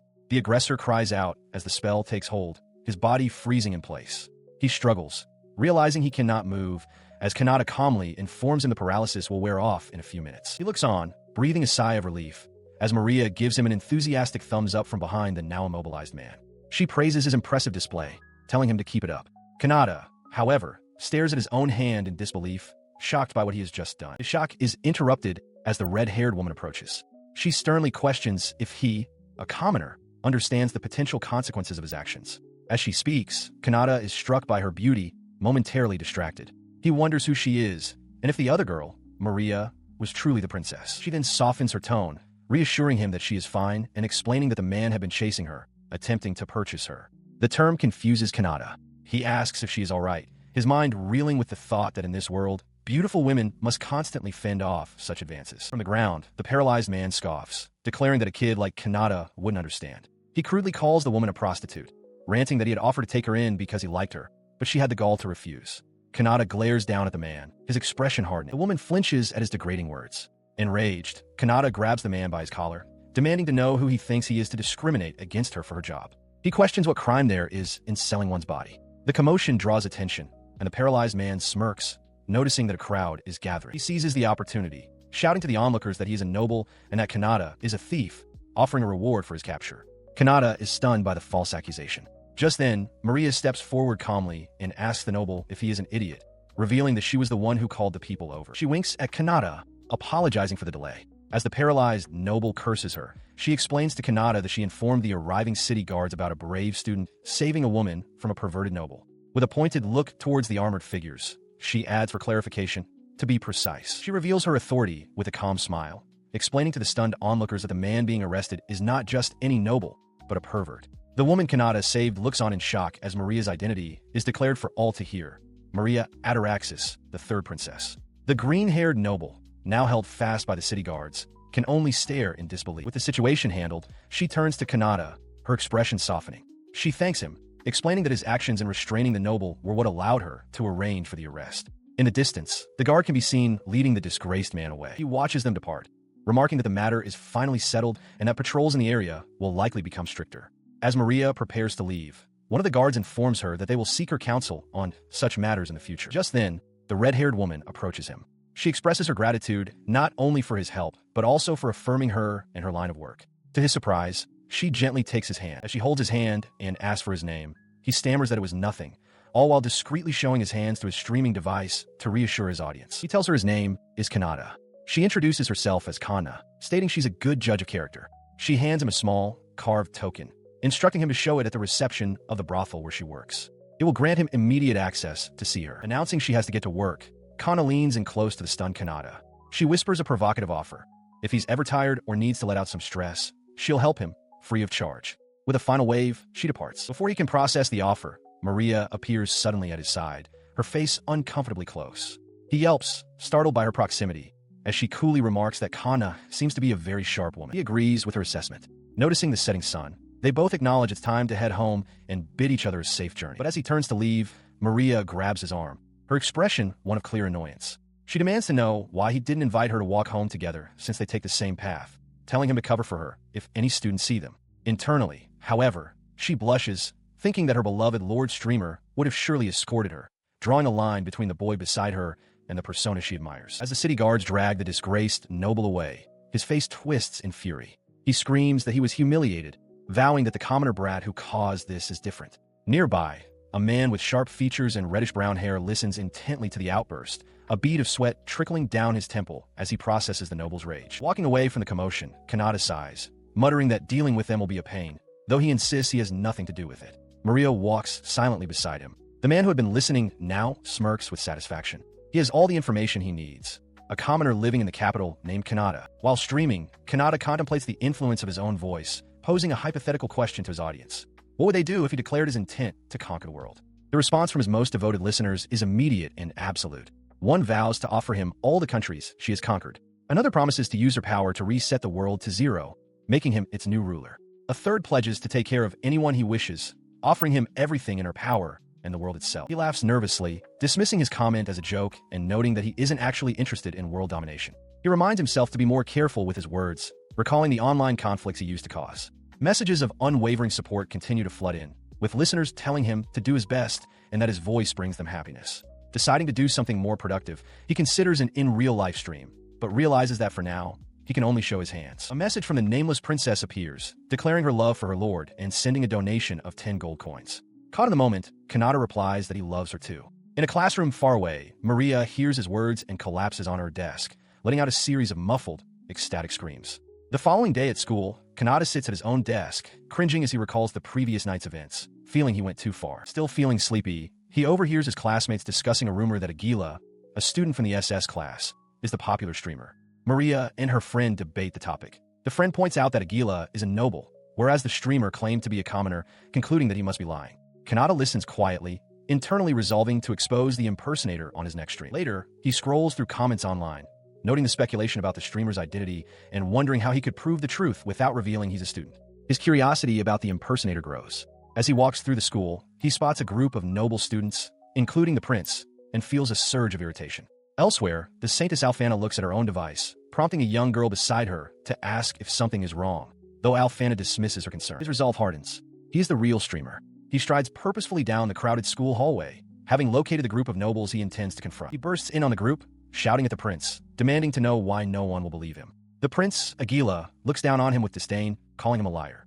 Kanata reflects that in his old world, fake accounts were easy to spot, but here, the situation is different. He realizes with a jolt that the problem has, in a way, already been solved for him. After school, Kanata puts on his glasses, determined to understand the prince's motives. He finds Agila alone and listens from a distance as the noble laments that the world revolves around people like him, and that no one would listen to a faceless commoner. Agila reveals his plan. By posing as the streamer, he can improve his family's reputation, take the money, and claim the audience for himself. The motive is now clear. He is suddenly approached by his friends. Akuta whispers that Agila is a foolish man, and Rebecca agrees that someone so dumb is beyond saving. Zeus mentions they had plans with Agila, confusing Kanata. Rebecca then turns to him and whispers, asking if he happens to know of Lord Streamer. Kanata freezes, stunned by the direct question. A flashback to 3 minutes prior shows the group finding Kanata. Rebecca reveals that she is a fan of the streamer, and Zeus expresses his surprise that she is too. Alfana then quietly admits that during her few moments of rest at the church, just hearing Lord Streamer's voice calms her heart. Back in the present, Rebecca whispers to a flustered Kanata, asking if he and the streamer are one and the same. He is saved from answering when the focus shifts to Maria, who internally fumes that everyone is obsessed with the streamer, calling them cultists. It was this obsession that led her to observe Kanata's actions, and she now feels bringing her sword was the right call as his sins worsen. In the present, she is flustered, realizing that both Princess Alfana and the Saintess Rebecca are also listeners. When Alfana asks if she truly minds Kanata's actions, Maria can only stammer in response. She regains some composure, declaring that while she cannot forgive Agila, she also cannot forgive anyone who tries to sabotage another. Rebecca then turns the question back to Kanata, asking for his opinion. He suggests that even the streamer wouldn't want Agila to face harsh punishment, especially if he reflects on his actions. Rebecca points directly at him, pressing the issue. Before he can respond, a shadowy claw of immense power bursts from the ground, seizing Agila and yanking him into darkness. The group stares in shock at the empty space. Kanata cries out, wondering where he vanished, while Alfana confirms Rebecca's suspicion, stating she felt the power of an evil presence. In an instant, Agila finds himself on a desolate, lightning-scarred courtyard before a towering, dark castle. A horned woman, the demon Lord Shrauza, stands before him and asks if he is the streamer. Her muscular subordinate expresses doubt, noting that Agila's mana is too low to be the genuine article. Her expression darkens into a terrifying snarl as she looms over the petrified noble. She hisses that he dared to use the name of the one she loves, and for that sin, he must be prepared to pay the price. Agila can only let out a shriek of terror as she closes in. Meanwhile, back in the school garden, Kanata and his friends are still reeling. Rebecca expresses concern that it's not wise for a princess to get involved, but Alfana reasons that if a demon was responsible, they likely kidnapped Agila to confirm the rumors about the streamer. Kanata is taken aback by their sharp analysis. Their speculation is cut short as the demon Lord Shrauza materializes before them, casually holding the unconscious and battered form of Agila. She remarks on how embarrassing the situation is. As Kanata recognizes Agila's scent, he steels himself, determined to protect the girls. In response, Alfana and Maria immediately move into defensive stances. They place themselves between him and the demon, ordering him to stand back. Shrauza clarifies her intentions, explaining that her boss was angry about the impersonation and that she has come to return the pretender. She then addresses Alfana and Maria directly, acknowledging the animosity directed at her. The demon lord chuckles, her demeanor shifting entirely. She reveals that many demons, including the demon lord herself, are avid listeners of the streamer's broadcasts. She muses on how lovely it is to have a being who can connect both humans and demons. Turning her gaze to Kanata, she states she would more willingly accept him as the streamer than the pathetic imposter. He struggles to maintain his composure, desperately hoping his expression doesn't betray his panic. Alfana's mind races, questioning just who Kanata is, now that it's clear even demons perceive his mana as abnormal. Sensing the escalating tension, Maria steps forward, introducing herself as a government official and attempting to de-escalate by ending the conversation. Shrauza simply smiles, amused by the young lady's intervention. She departed in an unknown spheroid, leaving the group behind. While Princess Maria went to report the incident, Alfana slumped against Kanata, utterly spent from the day's events. Kanata, surprised by her sudden proximity, noticed how close she was. He sat with her for a moment before Maria returned, taking his hands to thank him for his help. She explained how happy it made her. Kanata, flustered, thought to himself that any man would protect a woman, but found the praise overwhelming. Though he couldn't see Alfana's face, he could still hear her soft breathing as Maria looked at him with admiration, telling him he was truly wonderful. A few days later, the consequences of the encounter became clear. Aguila, now completely transformed, frantically chased after Kanata and Maria, crying out for Lord Streamer to help him. After the incident, he had accepted all of the Streamer's supposed ideals, made all of his family's crimes public, and was now vowing to rebuild his house to be fit for a true fan. He walked through town, pondering if the Demon Lord's ceasefire offer was genuine, when a voice called out to him. A mysterious, beautiful woman with dark skin and pointed ears stood before him. She shyly asked if he could guide her around the town. Kanata, taken aback, could only stare in surprise. In the bustling capital, Kanata takes in the sights, remarking on the interesting architecture and shops. His companion, a tall woman in a sun hat, notes his reaction and asks if this is his first visit to a human town.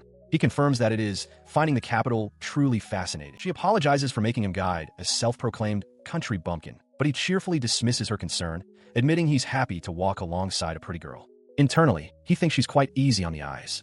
Flustered by the compliment, she offers to lead him to some of the town's nice hidden spots. They arrive at a walkway overlooking the city. As she leans on the railing, gazing at the beautiful scenery, her expression turns serious. She whispers to herself, lamenting that someone has been trying to destroy such a lovely view. Her somber tone gives Kanata pause. He senses a strange atmosphere emanating from her and bluntly asks if she is human.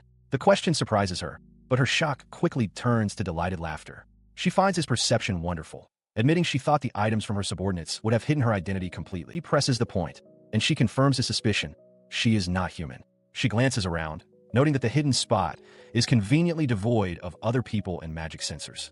As a reward for seeing through her disguise, she declares she will show him her true self and lunges forward with blinding speed. An immense, dark aura erupts from her as she transforms.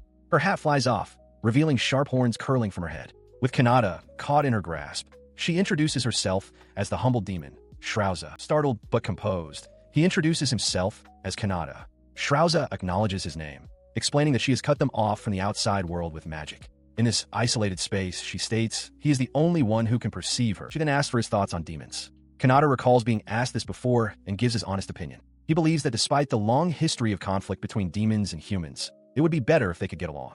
He argues passionately that if someone dies in war, demons would surely grieve just as humans do. His words strike a chord with Shrauza. She agrees, confirming that demons do shed tears for fallen comrades. Praising his insight, she suddenly places a hand on his chest, not to attack, but to sense his power. She is stunned, exclaiming that he possesses a wonderful amount of mana, far greater than her own. Kanata realizes with a shock that she, like him, can see the waves of mana emanating from others. Shrauza seems momentarily flustered by this revelation, but quickly accepts it. In an instant, the dark barrier vanishes, and they are back on the walkway, with her human disguise restored. She dismisses her intense monologue as a personal hobby and takes both of his hands, looking at him earnestly. She asks if he agrees with her that, just like this, humans and demons should walk hand in hand. She considers his words, expressing a quiet hope that their goal can be achieved. Kanata affirms his agreement, stating with conviction that although the path will be tough, he believes they can definitely do it. His earnestness seems to amuse her. She recalls how he spoke of a peaceful future if they could coexist, a future she now hopes to witness. Her reaction leaves Kanata flustered, wondering if he misspoke. She then mentions another person who shares his views, a streamer. With a hint of excitement, she confesses to being a fan, explaining that this streamer's words were what changed her perspective. He had advocated for peace talks over conflict, a message that resonated deeply with her. Surprised, Kanata asks if this streamer is well known even in the demon world. She confirms his popularity, though she notes that the more stubborn elders are not swayed. Suddenly, she leans in close, startling him, and enthusiastically invites him to visit her world, promising she can get him in if they go together. After they promise to meet again, Shrauza vanishes in a burst of energy, bringing Kanata's unusual day off to a close. Back in his room, Kanata reflects on the day's events. He realizes he never suspected Shrouse's true identity, musing that no one in the human realm even knows the Demon Lord's true name. Deciding to end his stream a bit earlier than usual, he advises his viewers to get some rest before climbing into his own bed, exhausted from his unexpected role as a tour guide. He falls into a deep sleep, but his rest is not destined to be peaceful. Hovering silently above his bed is a mysterious figure clad in a dark coat and a plague doctor's mask. The intruder, Crow, observes the sleeping streamer and lets out a soft, ominous laugh. Kanata's day, it seems, was not over after all. A few days ago, a contract was struck. A young woman with reddish-brown hair confirmed to the plague-masked assassin, Crow, that she was the client this time. With a sinister smile, she asked if Crow remembered a certain man. The target was Kanata, the one she called the perverted noble who had been sent back to his home country because of Maria and Kana. Her request was simple. She wanted his head. Her face twisted with rage as she recalled the public embarrassment, vowing never to forgive him for making a fool of her. Crow accepted the job, noting from the file that the target was just a plain commoner in the capital. The job seemed easy. The target simply had poor luck. The client laughed, filled with vindictive glee, and told Crow she was counting on him. In the present, the true identity of the assassin is revealed. A young girl, the real Crow, lands silently on a city rooftop.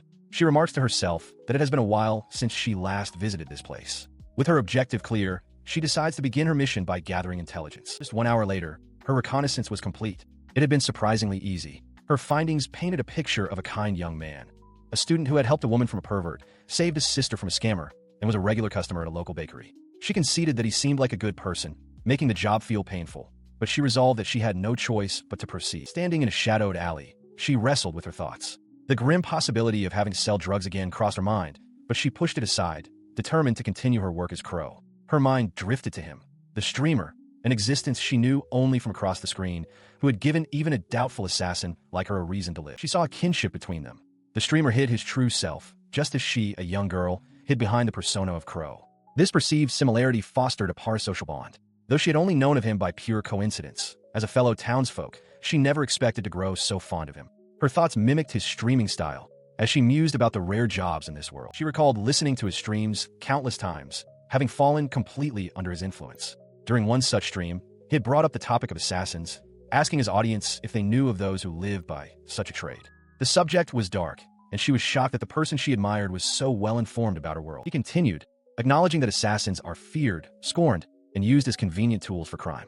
They hide in the darkness to eliminate their targets. Then, he dropped a bombshell. He thought they were pretty cool. From his point of view, the people in that line of work were interesting. The unexpected praise left her utterly stunned and speechless. Her heart fluttered. She adored him, finding his gullibility endearing. Shaking herself from her long reverie, she focused on the task at hand. She had arrived at the target's house. To her surprise, a window was carelessly left open. As she prepared to slip inside, she whispered a silent apology. "Forgive me, Kanata." She entered the room, only to find Kanata awake and tying on a headband. He turned, startled by her presence. Before she could make a move, he announced it was time for his stream to start. With a swift kick, he sent her flying back out the window, casually stating he needed to close it so no one would hear. The would-be assassin was left outside, stunned, as her target began his broadcast. He began his stream, completely oblivious to the figure just outside his window. But in that moment, whether through an assassin's keen eye or the profound intuition of a devoted listener, Crow realized the truth. Kanata and her beloved streamer were one and the same. Her professional instinct screamed that she couldn't let him notice her, not even for a moment. She resolved to not even blink, even if she started bleeding. Yet, the fan within her was overjoyed, thrilled to finally see him in person and listen to his stream live. As she grappled with her conflicting emotions, Kanata casually asked his audience for any food recommendations. Elsewhere, Prince Aguila chuckled to himself, remarking that he'd heard the assassin Crow was quite brutal and imagining she was making her targets suffer immensely. The reality, however, was far different. Crow was blissfully enjoying what she considered her first live, public recording session, hanging upside down just outside the window. Inside, Kanata's attention was drawn to a message from the nameless princess. This continued without rest nor sleep. Even the legendary Crow eventually grew tired. She had stayed in Kanata's room, watching over him until exhaustion finally claimed her. He slept peacefully, only stirring slightly in the night. His eyes shot open, and a scream tore from his throat. A small, unfamiliar girl was standing right there in his room, a faint, unsettling smile on her face. Leaping from his bed, he pointed a trembling finger at the intruder. "Who are you?" he demanded. "Why are you here?" But to his question, Crow seemed to have a different priority. More so than the failure of her mission, she was simply happy that Kanata had finally seen her. With absolute, unwavering confidence, she prepared her answer. She gave a cheerful wink. "It's a pleasure to meet you, Lord Streamer," she began, declaring herself to be a normal, unsuspicious person. Kanata could only stare in disbelief before roaring back. "And you think I believe that?"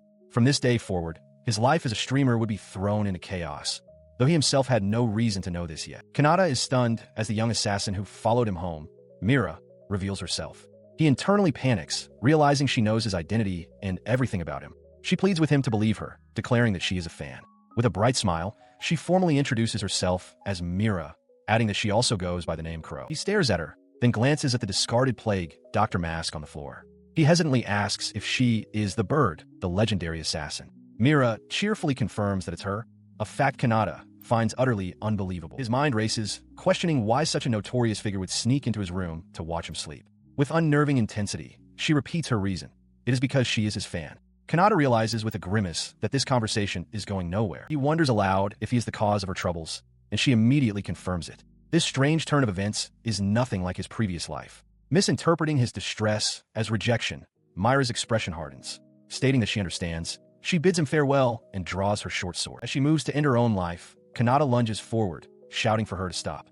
She ignores his plea, calmly stating that she will die now as she presses the blade to her throat. He grabs her, frantically demanding to know what is wrong with her and if she was truly trying to die. She replies with chilling simplicity that it is because she caused him trouble. He orders her to put the sword down. Her expression remains unervingly placid. She explains that if he thinks of her as a nuisance, then she clearly has no value as a living being. The declaration sends a shock through Kanata, whose heart pounds in his chest as he collapses to his knees. He remains on the floor, utterly overwhelmed. He realizes her obsessive mindset is so extreme, far beyond any label he can think of, that the sheer weight of it makes him feel like crying. Struggling to process the situation, he runs a hand through his hair, admitting to himself that this isn't what he wanted and that he can't think straight. He acknowledges that, in a way, her current state is his fault. He grabs a glass of water and takes a quick drink to steady his nerves. Turning back to the kneeling girl, he issues a simple command. For now, she is not to die. He adds, with grim practicality, that cleaning up the blood if she cut her head off would be a pain. He kneels before the young assassin, addressing her by her true name, Mira. Exasperated, he questions her state of mind, but she misunderstands his concern, offering to take her life somewhere else. He quickly clarifies that her location is not the problem. In response, she leans in close, her expression earnest. She points out that he is now the only one who knows her true name and then asks a chilling question. Since he knows her identity, does that mean she will now be killed? He remains unconvinced, doubting she is the infamous assassin at all and demanding proof. After a moment's thought, she boasts of her skill in presence concealment, but then her train of thought derails. She furiously asks who else might be targeting him, offering to eliminate them immediately. He realizes with a sigh that this conversation is going nowhere. To demonstrate her skill, Mira suddenly vanishes from sight. Kanata stands alone in his room, utterly baffled. He looks around, searching for any sign of her, noting that he felt no magic whatsoever, and concluding her disappearance was not the result of a spell. He stares at his own hands, trying to comprehend what just happened. A disembodied voice, Myra's, calmly states that she is standing right in front of him as a faint, shimmering distortion appears over his hand. A subtle touch from the unseen girl. Suddenly, she materializes, her hands pressed against his chest. Startled by the contact, he yelps an apology. She reassures him that it's fine, her face beaming with joy as she explains that simply being touched by her lord brings her happiness. He, however, is overwhelmed by a mix of embarrassment and exhaustion. Regaining a sliver of composure, he questions why she has reappeared in his room. She begins to explain her reasoning with a confident smile. Her explanation leaves him slumped on the floor in disbelief. She cheerfully states that while her actions could get her killed, the result, being close to him, makes her incredibly happy. He can only stare, horrified by the twisted logic of this world. He cautiously asks if this means she no longer plans to kill him. She reacts with explosive certainty, shouting that she would absolutely never harm him. In fact, she declares she would rather protect him and is now targeting the very person who hired her in the first place. Her declaration causes her to pause, recalling that her original mission was, in fact, to kill him. She begins to curse the client who gave her the order. The scene shifts to a later time, where Kanata sits at a desk in a classroom, wondering when his lessons will end. Outside the window, Mira watches him intently, marking the second day of her new life as a stalker. Elsewhere, the consequences of Myra's defection become clear. Amidst the wreckage of a room, a figure in a plague doctor's mask sits stunned, a teacup still held in their hand. From outside, a furious voice bellows, branding the defeated operative, Crow, a traitor. Having returned to Kanata's side, Mira grins with childish delight. He gives a confident thumbs up, seemingly addressing an unseen audience, apologizing for the delay. She concludes her report of the events with a cheerful summary, adding a gentle, yet unsettling, request that they avoid needless killing in the future. He processes her words, internally weighing her reliability as a bodyguard against the sheer terror of having her so close. His thoughts are cut short as he notices his communication terminal on the desk begin to light up. Reaching for the device, he wonders if the letters he had requested have finally arrived. Hoping the distraction will help him calm his nerves, he stares at the glowing screen in confusion as an unfamiliar voice emanates from it, addressing him with a startling title. My lord. The screen then flashes with a bold, damning message. Streamer, you are a mass murderer. Kanata freezes, his eyes wide with shock. The message continues, declaring his sins unforgivable and accusing him of using heinous means just to become famous. The message explains its reasoning. To project one's voice over such a great distance would require an equally large amount of mana. It posits that the only way to gather such power is to draw it from a large number of humans, concluding that he would be dead if he had attempted it alone. A silhouetted figure appears on the screen, their voice laced with accusation. They demand to know just how many lives the streamer has taken and how much suffering he has caused to achieve his current position. The message concludes with a solemn, unwavering vow from his accusers. They declare they will never forgive him and that they will, without fail, smite him down. He stood frozen, the words on his terminal echoing in his mind, wondering what the sender could have possibly meant. Nearby, Mira considered the implications of the accusation, realizing that such a rumor could spread like wildfire in just a few days. His mind raced to defend himself, insisting internally that he was only using his own mana for the streams. But his frantic thoughts were interrupted by a strange sight. Mira was kneeling by his bed, pressing his pillow to her face and deeply inhaling. So this is my lord's scent, she murmured to herself. A wave of exasperation washed over Kanata. This was going to be a pain. He couldn't believe this was happening to him, reflecting on how, in his past life, similar baseless rumors would lead to celebrities being saddled with bizarre reputations. As he grappled with this thought, Mira suddenly appeared at his side, looking up at him with concern. My lord, she asked, what happened? Her question went unanswered. Pushing aside the threat for a moment, he pointed an accusatory finger at her. Hold on, he demanded. What did you do to my bed earlier? Mira simply tilted her head, feigning innocence. Whatever could you be talking about? In the world of ataraxia, the title of streamer had become a name of great renown. The unique culture of streaming he introduced had steadily spread among the populace. However, many who were charmed by his values and beliefs had developed an obsessive devotion, becoming what could only be described as Yandere listeners. His influence had brought about sweeping societal changes, the betterment of discrimination based on profession, the destruction of bandit guilds, a ceasefire with the demons, and the release of slaves. His power to move entire countries with a single word was envied by many. Among them were those who, in their own way, were now trying to perform similar streams. Meanwhile, in a small country near Rogias, within the estate of the noble Sendai household, a young woman collapsed onto the floor. She cried out in pain, lamenting that there was nowhere near enough mana. She and others like her pleaded for forgiveness, unable to go on. A man grabbed her by the hair, lifting her head and roaring that every single one of them was worthless. He, Master Rikpa, sat lounging in a chair, questioning why he had even bought such ungrateful cretins. An elderly attendant approached, reminding his master that, as he already knew, mana was as valuable as blood to them. The attendant continued his report, stating that this was the last batch of slaves, and there were none left to provide mana. He advised against draining them to their limits, as they would die, needlessly increasing expenses. It would be best to let them rest. Rikpa cursed the kingdom's princess for enacting new laws against slavery, making it difficult to acquire new stock, but then smirked, declaring his own success. A guard then approached, and Rikpa confirmed with him that they had successfully captured an SS rank adventurer the day before.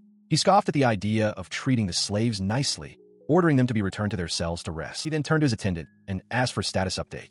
The old man, reviewing a clipboard, reported that the captive had enough mana for 5 minutes of streaming time. Inside a large capsule, the adventurer Akuta floated in healing water, recovering from his travels. He stared at the device in his hand, his eyes wide with disbelief. 5 minutes. He couldn't comprehend how the streamer could possess enough mana for such a broadcast. His frustration erupted. He shot up from his seat, roaring that it was impossible for one person to have enough mana for an entire night stream. He questioned just how many lives the streamer had sacrificed to achieve this. It was in this moment of outrage that the dark rumors began to spread. Fueled by this conviction, he addressed his assembled soldiers. He declared their mission, to unveil the streamer's supposed sins and drag him down to hell. He commanded them all to anonymously report everything they could, and they responded in unison, ready to obey. To execute his plan, he demanded the mana required for a 5-minute stream. He announced his intention to broadcast at the very end of the streamer's own transmission the next day. Meanwhile, unaware of the plot against him, Kanata stared at his own device, a look of mild surprise on his face as he read a message. He stood up from his desk as Mira, who was in his room, questioned if it was all right to leave things as they were. Kanata replied that while he wasn't entirely sure, he wanted to wait and see how the situation unfolded. She floated closer, expressing her worry that her milord would be misunderstood by this world. Kanata, rubbing his neck, noted how she was just hanging around and wondered aloud when she planned to go home. Suddenly sporting a pair of glasses, Mira offered to take care of his pain, assuring him there would be no killing involved.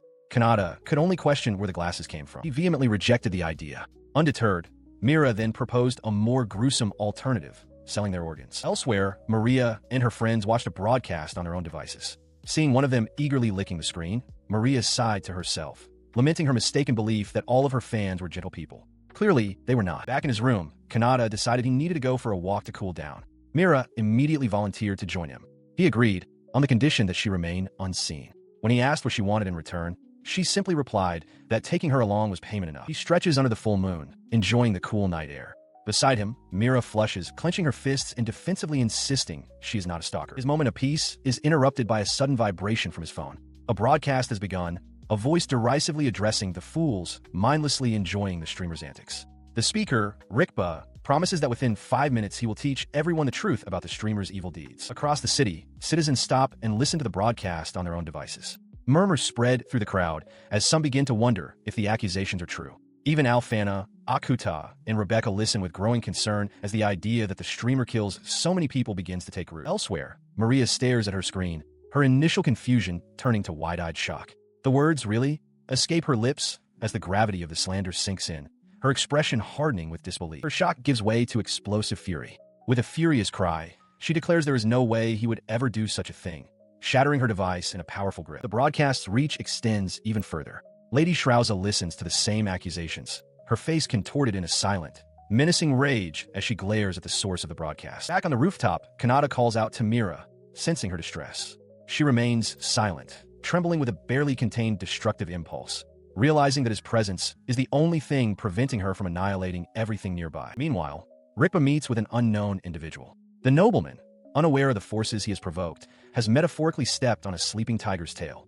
His new contact speaks, asking for a favor and acknowledging the dangerous path they are now treading together. As his friends Akuta and Zeus depart for the day, Kanata sits alone on a campus bench, pondering his next move. Elsewhere, a clock ticks, signaling the start of lessons. Nearby, he overhears Maria and her friend discussing his stream from the previous day. They question the rumors of him killing people and express disbelief that anyone could possess such a vast amount of mana on their own, noting the significant impact his broadcast is having. Later, in class, he reflects on the many inquiries he's received about how his streams work.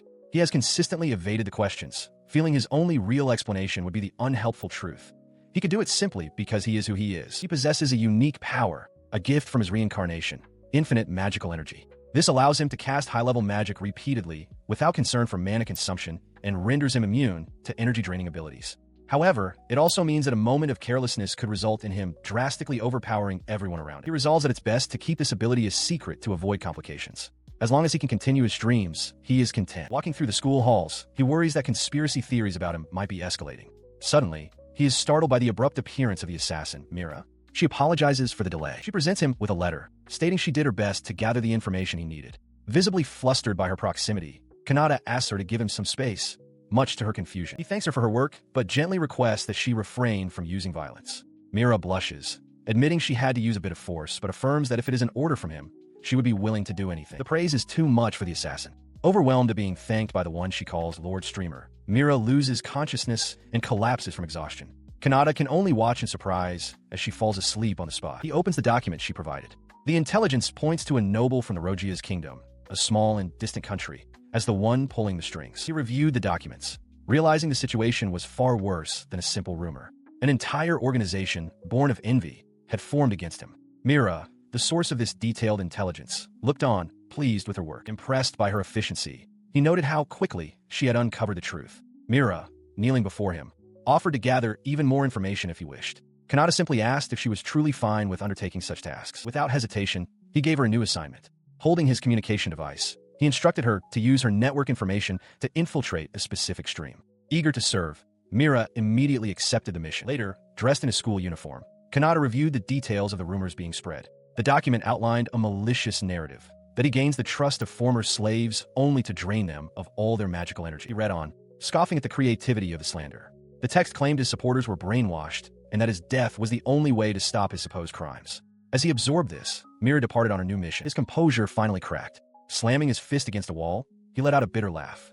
He was furious that their selfish assumptions were now targeting not only him, but his listeners as well. Meanwhile, in the demon realm, Kanna flew into a destructive rage over the rumors, forcing her comrades to restrain her. Lady Shrauza watched calmly, noting that the repair costs would be significant and that, for now, the number of listeners who believed the slander seemed small. Back at the academy, Kanata walked through a courtyard, overhearing a group of students that included Maria. They discussed the rumors, wondering aloud if they were fake, though one admitted the slander was frighteningly plausible. He now understood just how far the lies had spread. He found a quiet place to sit, contemplating the situation. He knew he needed a simple way to resolve the misunderstanding, as his words alone would not be enough. Ignoring it would only allow the problem to fester. Then, an idea struck him. Looking at his audio-only streaming setup, he realized he could show his hands during a broadcast. He thought that mimicking the school entrance exam in this way might be the key to changing everything. The key to his plan was an item Maria recognized instantly.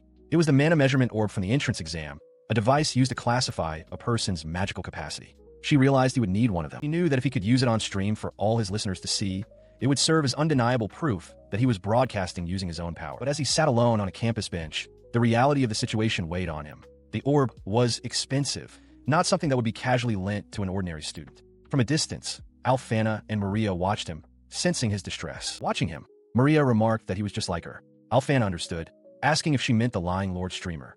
Maria clarified her point. She understood Kanata's desire to purge this world of sinners, a goal she shared. Their decision made, the two approached, their voices calling his name and startling him from his troubled thoughts. He quickly stood to face them, acknowledging Princess Maria and Alfana with surprise. Alfana looked at him with concern, asking what was wrong, though she added that he didn't need to explain for her to understand.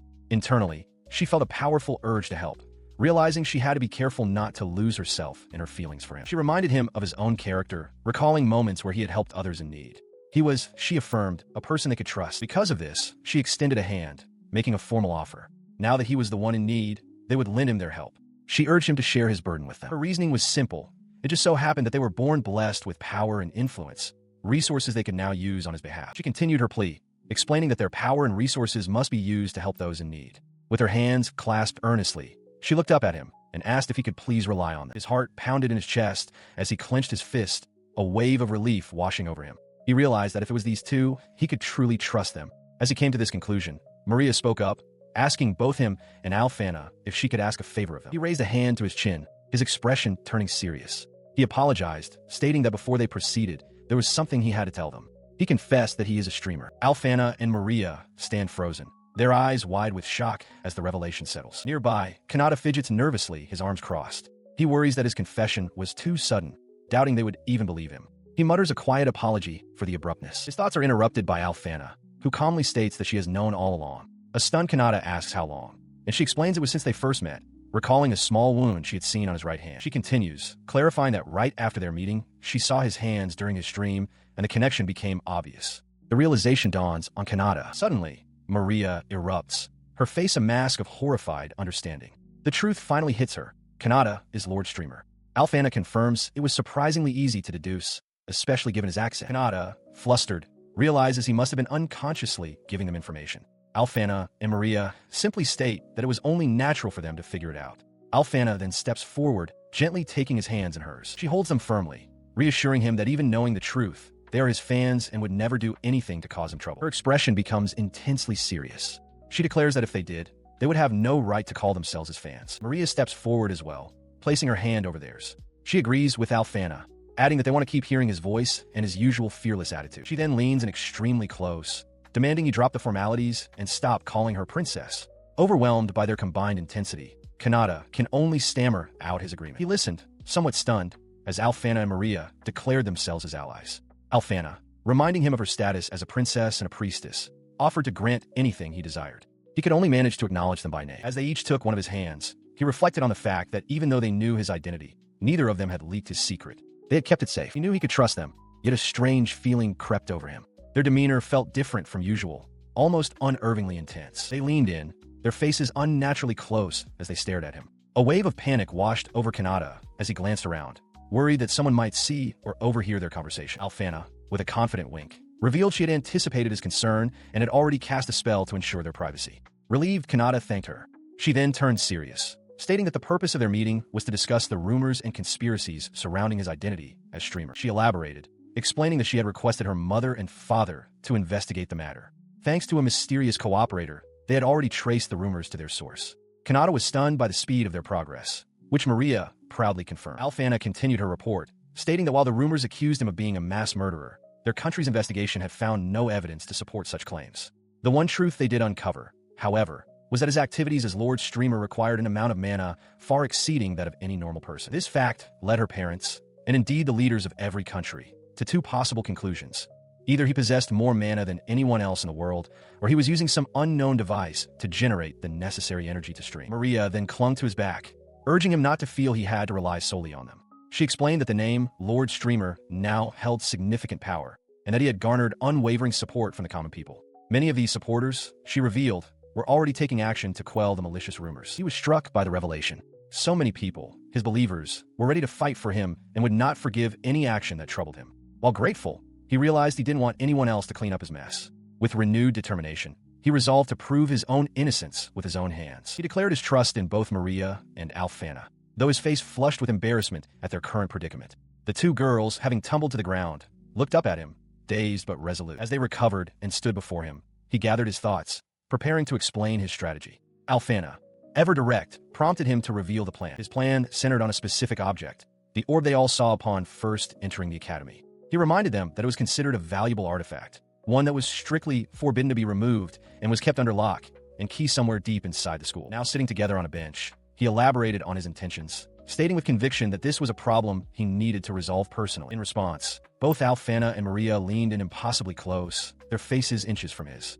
Alfana vowed that regardless of how things turned out, she would take full responsibility, leveraging her authority as a princess to secure the necessary permissions. Maria echoed the sentiment, granting her own permission as the priestess. The intensity of their support and their proximity left Kanata completely flustered. He was grateful for their unwavering help, though he silently wished they would give him a little more personal space.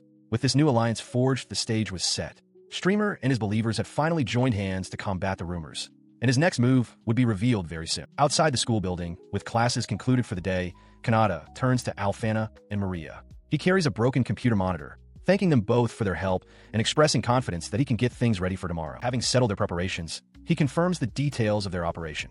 The plan, he states with a determined grin, will begin at 6 in the evening tomorrow at their designated meeting place. Both Alfana and Maria affirm that they understand. Later, a knock sounds at the door. Maria opens it, looking up to see who has arrived. It is Alfana, who strides into the room with a severe expression. Maria asks what is wrong, but Alfana's attention is fixed elsewhere as she asks if this is about Lord Kanata. Maria confirms it is, and the realization strikes Alfana with the force of a physical blow. Lord Streamer truly is her classmate. She seizes Maria by the shoulders, shaking her frantically. Maria pleads for her to calm down, but Alfana, completely overwhelmed, shouts back that there is no way she can possibly calm down. Her agitation erupts into a destructive frenzy, shattering furniture and glass around her as she screams that her idol is her own classmate. Maria dodges the flying debris, begging her to stop destroying the room. A moment later, with the room magically restored, Maria looks down at a bandaged and flustered Alfana on the floor. Alfana insists she isn't lying, explaining that while she was never certain, she had her suspicions because his way of speaking always felt familiar. She continues to mutter Kanata's name in a daze. Maria leans in close, telling her to stop murmuring and points out that she can now simply use their meetings to make Lord Kanata fall for her. The suggestion causes an immediate and drastic shift in Alfana's mood. She now stands before a chalkboard filled with equations, her expression one of intense calculation as she ponders which name to call him. Maria watches this sudden change, stunned by the quick shift in her friend's focus. She immediately leaps to an absurd conclusion, her mind racing with plans for a wedding ceremony. Since they know each other's identities, she reasons they are practically married. Maria, looking on, dryly points out the flaw in her logic. Her thoughts manifest as a brutish, aggressive version of herself, who roars that she will be Lord Kanata's bride, not Maria. While the real Maria chuckles at the joke, a distant Kanata warns her that Alfana becomes unhinged when she invokes her authority as a princess. The aggressive fantasy fades, replaced by a chillingly serious demeanor. Alfana pokes Maria sharply, warning her not to cause any trouble for him at school, making a clear distinction. There, he is Lord Kanata, not Lord Streamer.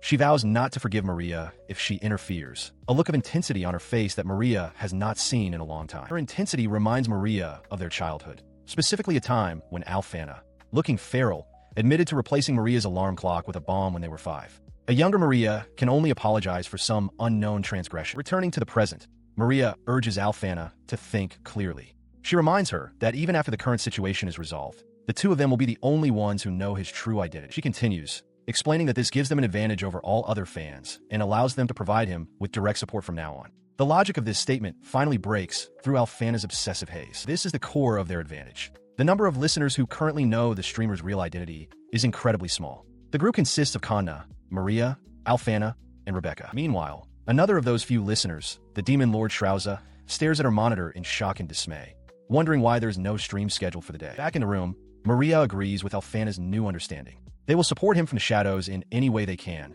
ensuring the world doesn't discover his secret. Alfana clenches her fist, her resolve hardened. She declares that this is how true fans who know the truth should behave. It seems the previous description of them as obsessive, dangerous listeners was a mistake. They have found their true purpose as his guardians. Her new pact with Maria had fundamentally changed their relationship. They were more than just fans now. This new alliance was sealed with a firm handshake. Maria declared them friends and allies, united in their goal to support Lord Kanata. Alfana enthusiastically agreed, her expression bright with shared purpose. It appeared to be a moment of wonderful friendship between two young women. But beneath this veneer of camaraderie, a fierce rivalry burned, symbolized by the spirits of a dragon and a tiger. Alfana silently vowed that she would become Kanata's favorite, while Maria was equally determined to be his undisputed number one. Their claims were rooted in their history with him. Alfana asserted she was the first to recognize his talents, but Maria countered, boasting she was the first in the world to know the streamer's true identity. Any notion of simple friendship was a misjudgment. They were now driven by a possessive, all-consuming fervor. Returning to the matter at hand, Alfana held up a small device. She noted that Lord Kanata was busy preparing for the coming revolution and wouldn't be streaming. Confirming that Maria was as much of a fan as she was, Alfana proposed a plan: to use his archive streams to raise their morale for the next day. Her eyes glinted with approval. Maria agreed it was a good idea, adding that with no classes scheduled, simply bracing themselves would be insufficient. The competitive spark reignited instantly. Alfana asked which archive stream Maria had in mind. Maria accepted the unspoken challenge, confidently specifying the stream where he conducted a question-and-answer session while affecting a cool demeanor. As they prepared to watch, the device played a recording of Kanata's voice, a charismatic and playful invitation echoing from the small speaker. "Say, you guys, how about you all become mine?" Followed by a lighthearted laugh. As his voice filled the room from the small device, all restraint vanished. Maria, fist punching the air, roared her adoration for Lord Streamer. Alfana, overcome with emotion, contorted on the floor, joining the chorus with a fervent cry of "We love you." Having lost all need to hide their feelings, their passionate screams echoed through the night. From Kanata's perspective, the plan is set. Maria and her friends confirm their meeting for the following day at 6 in the evening. He clenches his fists, filled with anticipation. Even if it's all a misunderstanding, he can't wait for the special stream tomorrow to resolve it. To do that, however, he must first prepare. His preparations hit an immediate snag. A teacher stands guard at the school gate, adamantly refusing to let any students out at this hour. Kanata realizes that, as a normal student, he has no hope of convincing the man to let him pass. He wonders if there is anyone who could get past the guard. As the thought crosses his mind, Mira suddenly appears, clinging to his back. Startled, he asks how long she's been there, but she simply replies, "Did you call?" Now being carried through the night sky, he looks up at his companion with a determined grin. Mira asks what he needs from the capital so late, and he explains that there's a certain adult whose help he requires. He arrives on a rooftop where Kanna has been waiting. She tells him she's ready to get down to business, but a flustered Kanata quickly clarifies that's not the reason for his visit. He urgently requests an introduction to someone who can make an outfit for him quickly, offering to pay any amount. He stresses that the person must be discreet. Understanding immediately, Kanna assures him not to worry and promises to write a map for him right away. With Mira now sleeping on his back, he spends the entire night visiting various shops in the capital, including an armor smith. They continue their errands until the sun dawns, with only an hour left before the scheduled meeting time. He finally arrives at the location Maria specified, a grand, castle-like structure. He stares up in disbelief, wondering if they can really borrow such a place for a simple stream. Inside, dressed in a finely made suit, he expresses his satisfaction with his ally's work. He inspects his new, detachable streaming camera and prepares for the broadcast. Just as he thinks he's ready, a knock sounds at the door. He bids them enter, knowing the real challenge is about to begin. He finds himself with Alfana and Maria, both of whom are trembling with nerves. He reminds them that they didn't have to show up, but they protest, insisting that their presence will make it less likely for anyone to discover he's a commoner. This situation was the result of their meeting the previous day, where he had considered revealing himself. During that conversation, he had realized his proposal would expose him as a student living in the school dormitories. Alfana confirmed that she had already deduced as much just by looking at his hands, much to his dismay. In response to his predicament, Alfana offered a solution. He could use her secret villa for the stream. She assured him it was a place so perfectly concealed that even her parents were unaware of it, a place that people wouldn't notice even if they were looking directly at it. She explained that this was possible due to her magic as a saintess, which wards people away by causing them to simply not care for the affected area. This magic was so effective that it had once confounded even seasoned adventurers, who sensed something was amiss but couldn't identify the massive castle before them. Alfana promised to modify the barrier so he could see it. Maria then proposed combining her own magic with Alfana's, creating a space where they could stream freely without any fear of their location being tracked. Kanata could only marvel at their abilities. Maria clarified that while her magic was a sacred inheritance she couldn't betray, she would make an exception for him. Immediately after, both she and Alfana latched onto him, shouting that they had to accompany him to open the villa and ensure he wasn't discovered. Overwhelmed, he finally agreed. Back in the present, standing within the villa's lavish interior, he felt the magical energy shimmering from the walls and resolved to thank them properly later. His thoughts were interrupted as Mira appeared, gave him a swift thumbs up, and then vanished from sight. He realized with a start that she had only pretended to leave before. Perched comfortably outside, Mira sipped a drink. She had somehow bypassed Alfana's powerful magic and decided to stand guard, ensuring Kanata could stream until he was satisfied. Across the city, Kana stared at her device, a worried expression on her face as she wished Kanata good luck. Elsewhere, a crowd had gathered to watch the broadcast, their anticipation mixed with skepticism. Akuta and Zeus stood among them, speculating that the streamer would likely make an excuse and fail to appear. Meanwhile, in the demon realm, Lady Shrauza watched with a confident smirk, declaring her belief in the streamer. Her subordinates were less certain. One noted that he was different from other humans, while another questioned if he was a threat. They all agreed to watch what they assumed would be his final stream. Back in the concealed villa, as a clock chimed the appointed hour, Maria turned to Kanata. She informed him that it was time. Alfana stood nearby, watching silently. He acknowledged them, confirming that they should proceed as planned. Taking a steadying breath, Kanata admitted to himself that he was nervous, but resolved to enjoy this moment, the world's first evolution of live streaming. While he prepared, his adversary, Prince Aguila, stood before a massive, expectant crowd. He proclaimed that no matter what excuse was made, this would be the streamer's final broadcast. Aguila demanded that the streamer expose his true self, his hands, and his awful voice for all to see. Unmoved by the prince's public threats, Kanata clenched his fist. He gave a final instruction to his companions, telling them to act if they saw any opening. As the stream went live, a wave of collective shock rippled through all who were watching. From Kana to Lady Shrauza, from Prince Aguila to the king himself, a single, unified cry of disbelief erupted. The source of their astonishment was the figure who appeared on screen. It was not an unmasked commoner, but the streamer in his full, helmeted persona, greeting his listeners and asking if they had been waiting for him. His confident greeting echoed out to the world. And just like that, the curtains began to fall on what would be called the short-lived legend of Streamer. On screens across the land, the masked figure known as the Streamer makes his grand entrance. He greets his audience, asking how he looks, but stating they'll have to forgive him for not showing his face. His unique manner of speaking and moving captivates his viewers, including Akuta and Zeus, who watch in utter amazement. Elsewhere, Lady Shrauza watches the broadcast with fierce determination. She wanted to prove her own innocence against certain allegations, and so she decided to do a slightly different kind of stream this time. In another room, Kana thrashes about, equally engrossed in the event. The source of the controversy sits upon a throne. Prince Aguila recounts the situation, explaining that recently, a certain country has been alleging that the streamer commits mass murders in order to conduct his broadcasts. He watches the stream himself, his expression twisting with contempt. Finding the whole affair a pain, he cannot ignore people who treat others like criminals based on mere guesses. He interprets the streamer's words as a threat, sneering as he wonders if he's being challenged, before shouting at his own viewers, calling them idiots.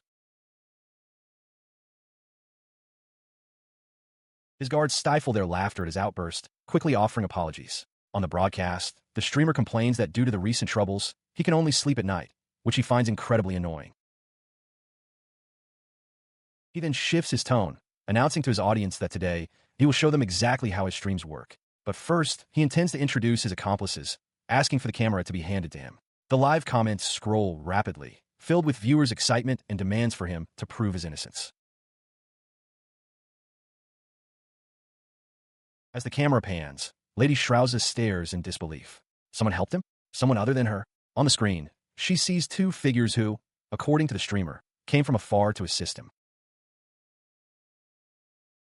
The two young women step forward to address the puzzled audience. One introduces herself as Maria Ataraxis, the third princess of Rogias.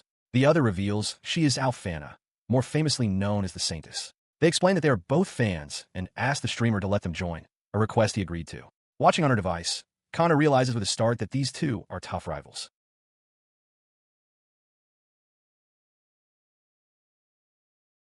Alfana immediately takes command. Raising a finger, She declares that by the name of the saintess, the audience must obey. She casts a spell, commanding everyone to focus only on Lord Streamer's words and actions. In the background, Kanata flails, startled by her sudden, authoritative move.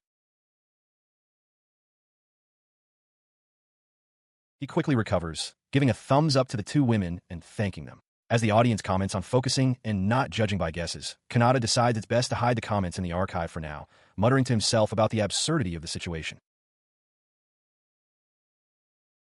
Elsewhere, Prince Aguila clutches his head in frustration. The streamer's words echoed in his mind, creating a fog that made it impossible to concentrate on finding the man's true identity. His followers could only offer their apologies for the situation. Meanwhile, during the broadcast, the masked streamer prepared for his next demonstration. He turned to the saintess, announcing that it was time for the main act, gesturing towards an object on a nearby table. He then requested that the princess bring the item forward. As she complied, he explained to the audience that the device was an orb designed to measure the amount of mana a person possesses. He boldly declared that his own mana was infinite, allowing him to power his streams without any assistance, and that he would now prove it. To provide context for the viewers, the saintess added that the orb's ranks are based on color and intensity, noting that her own SSS-ranked mana shines with a gold light. The crowd, including a stunned Aguila, reacted with utter disbelief at the claim of infinite power.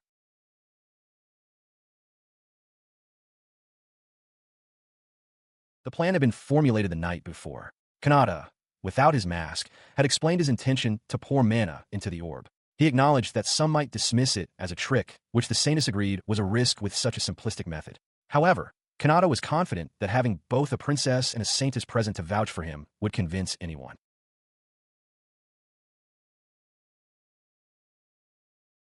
Returning to the live broadcast, he warned his audience not to look away. With a determined expression, he reached for the orb, stating that he was committing to the demonstration. He placed both hands upon the crystal sphere, and a powerful energy immediately began to surge through it. The result was unexpected. Both Maria and Alfana watched in confusion as the orb first shone with a vibrant gold light, only to shift to a creepy, unsettling black before returning to gold once more. The orb began to vibrate intensely. Kanata noted with some relief that it hadn't broken this time. The saintess, however, looked on in shock, realizing that his infinite mana was actively trying to break free from the confines of the orb. She had never witnessed such a phenomenon. Suddenly, the orb lifted from its stand, floating in midair and shining with the light of a rainbow. All three, Kanata, Maria, and Alfana, stared in astonishment. Maria cried out that it was floating, while Alfana remarked that she had never seen it produce such colors. The orb then shot away like a comet.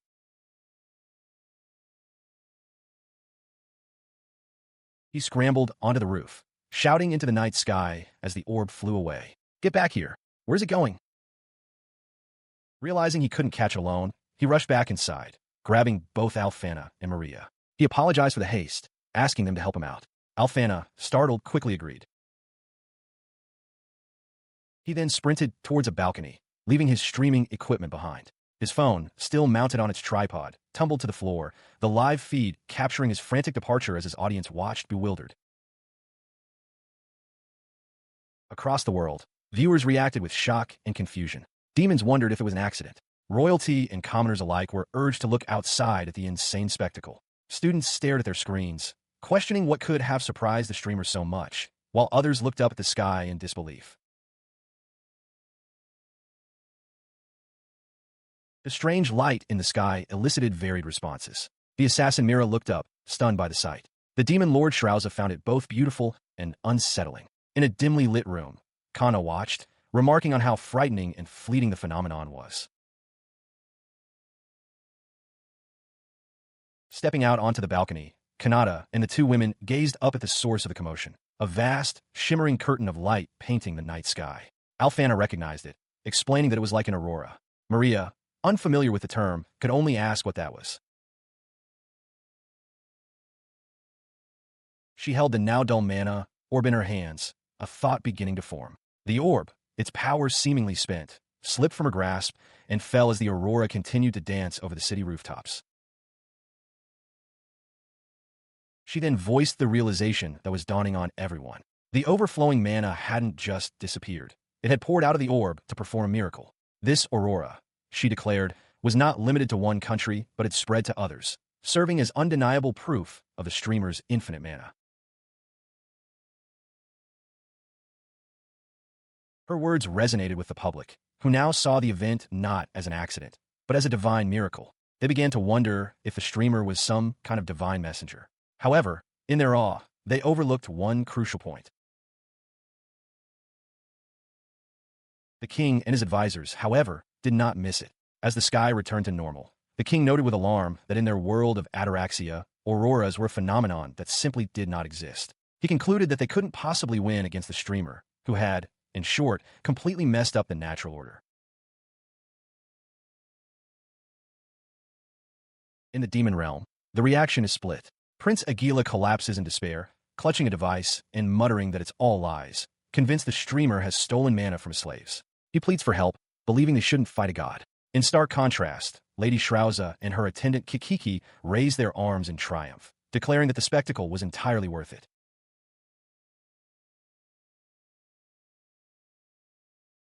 The sentiment of awe echoes far and wide.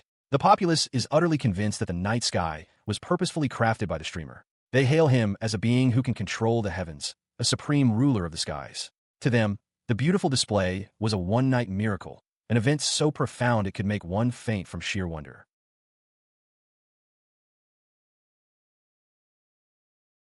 This fervent adoration is directed at a bewildered Kanata. Alfana, Maria, and even the young assassin Mira now look upon him with intense devotion. Alfana and Maria pledge to follow Lord Streamer for the rest of their days. Kanata, holding his own device, can only sweat in disbelief, thinking to himself that they are overreacting quite a bit.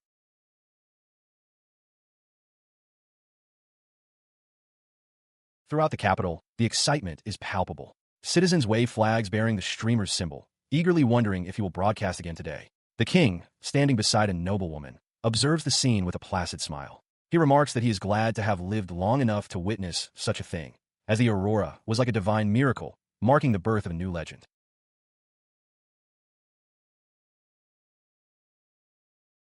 Even in the demon lands, the news has spread. A three-eyed demon asks a goat-headed companion if they are tuning in as well. The goat-headed demon confirms, finding the streamer's supposed infinite mana to be interesting and hoping he might visit their country one day. Back in his room, Kanata rests his chin on his hands with a weary smile. He reflects on his sudden rise to fame, thinking to himself that becoming this popular is quite an honor, but his thought trails off, hinting at the immense pressure that comes with it. His exhaustion is profound. He hasn't been getting any sleep due to the constant travel between the capital's student dorms and Maria's estate. As he tries to rest, his peace is shattered by the excited shouts of students just outside his window, marveling at how the streamer's divine miracle lit up the sky and begging him not to deprive them of sleep during their breaks.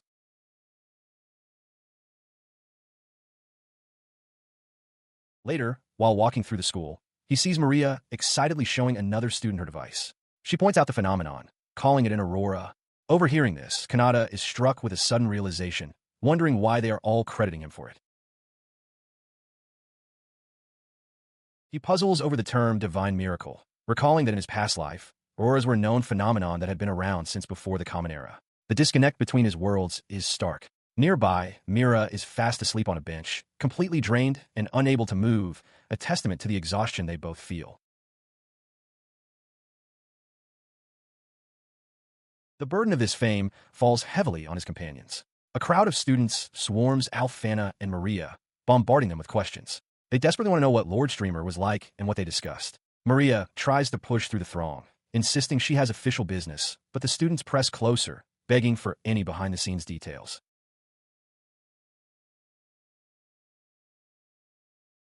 She looks out the school window, adjusting her glasses.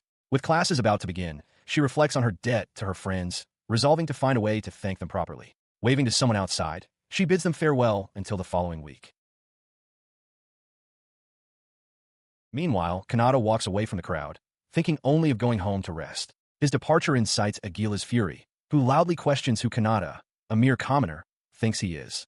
Immediately, Maria and Mira snap back, telling him to be quiet and accusing him of simple jealousy. He pauses, realization dawning on him. Looking back at the fuming noble, Kanata understands that these very sentiments, this resentment from the aristocracy, were the root cause of the recent troubles.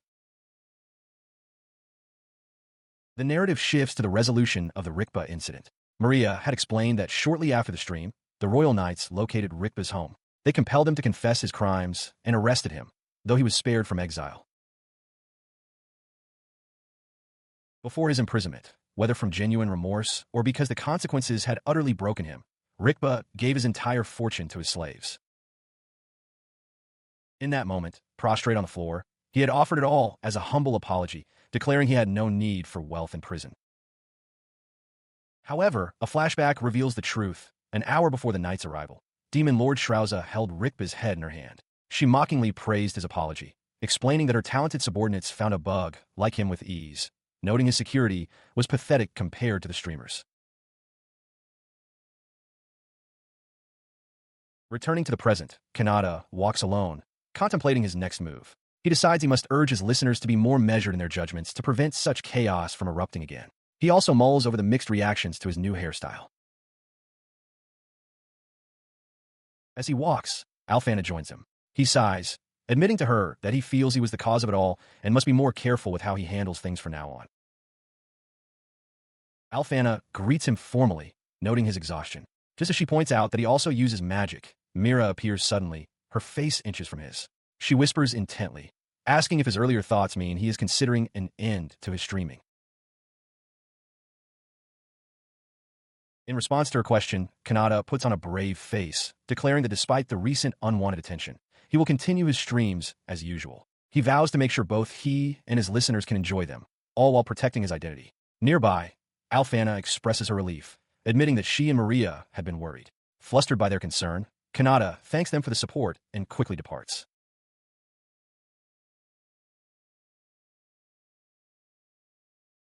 As he leaves, Alfana watches him with a thoughtful, intense expression. She muses that those two are too good to be mere friends with her, strengthening her resolve to support him even more from that moment on.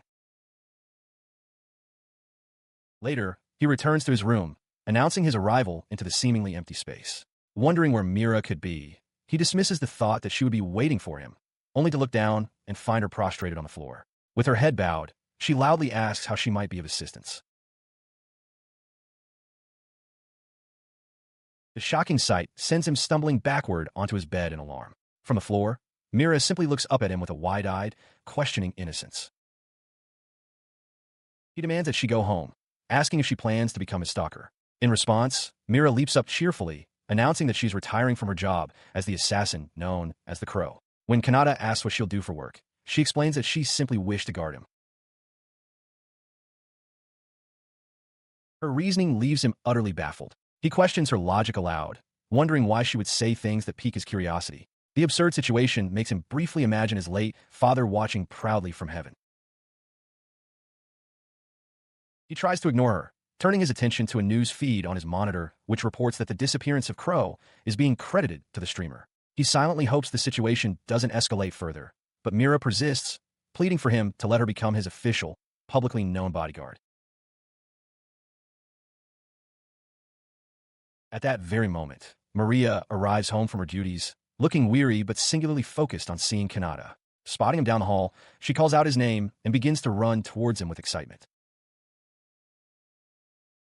Her joyful approach comes to an abrupt halt as she witnesses a shocking scene. Kanata is dragging Mira by the hand, calling her an unemployed weirdo.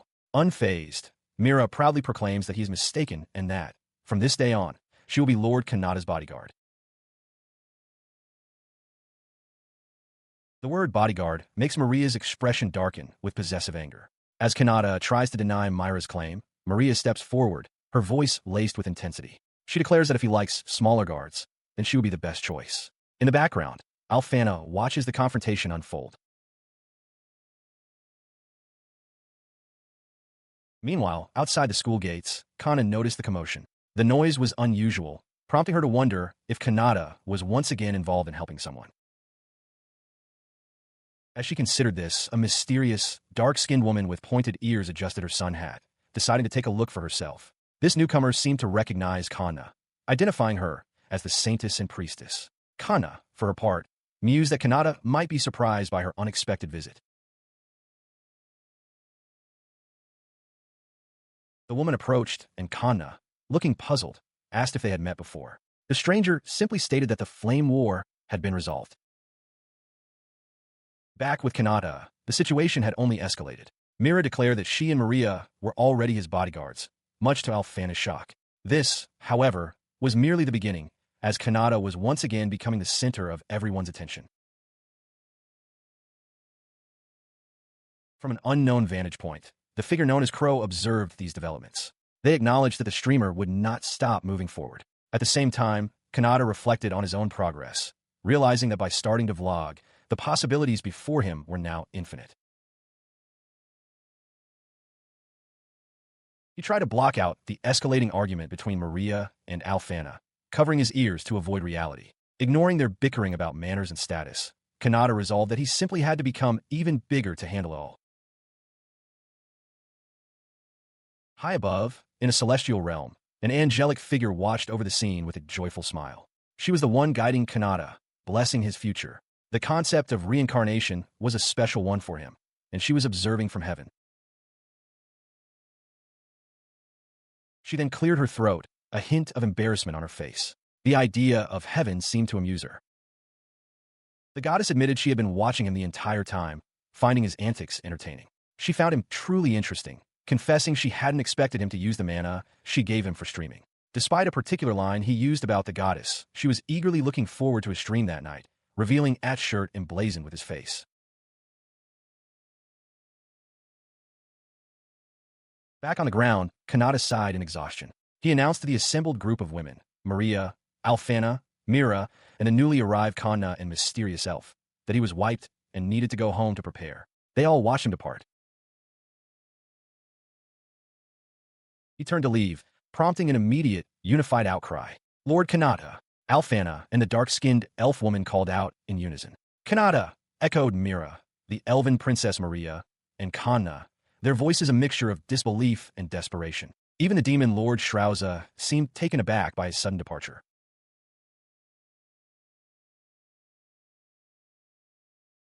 Their calls turned into a frantic pursuit. He continued to walk away at a steady pace, but behind him, a chaotic scramble erupted as they all tried to catch up. Mira launched herself through the air, while the dark-skinned elf ran, so hard her hat flew from her head. Both Princess Alfana and the elf Maria reached for him, their expressions pleading as Kanna stumbled, crawling desperately to keep pace.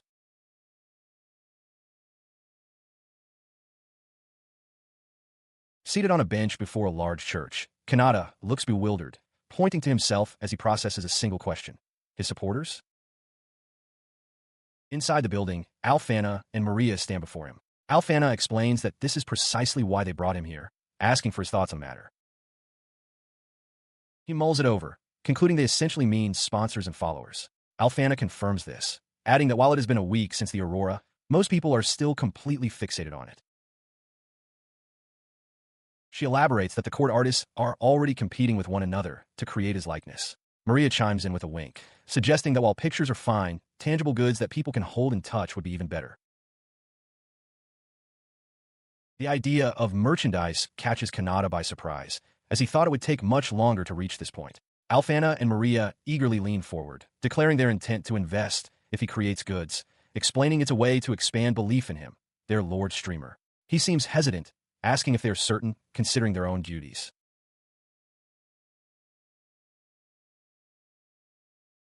They quickly reassure him, stating that it won't be on any official records and won't interfere with their work. They're content as long as he is the only one who knows. Touched by their sincerity, Kanata thinks how they are a breath of fresh air compared to his usual online world. He is momentarily overcome with emotion, wishing he could marry them both before dismissing the thought as impossible.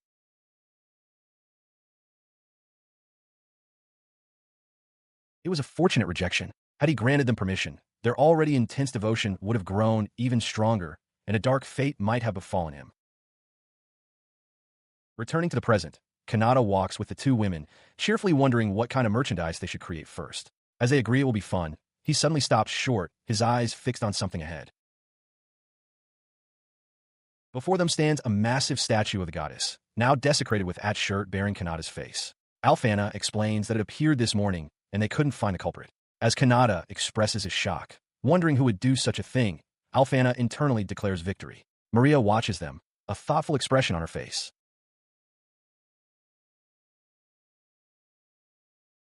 She then offers a serene explanation, her eyes closed in contentment. Since the statue now features Lord Streamer, it should be fine.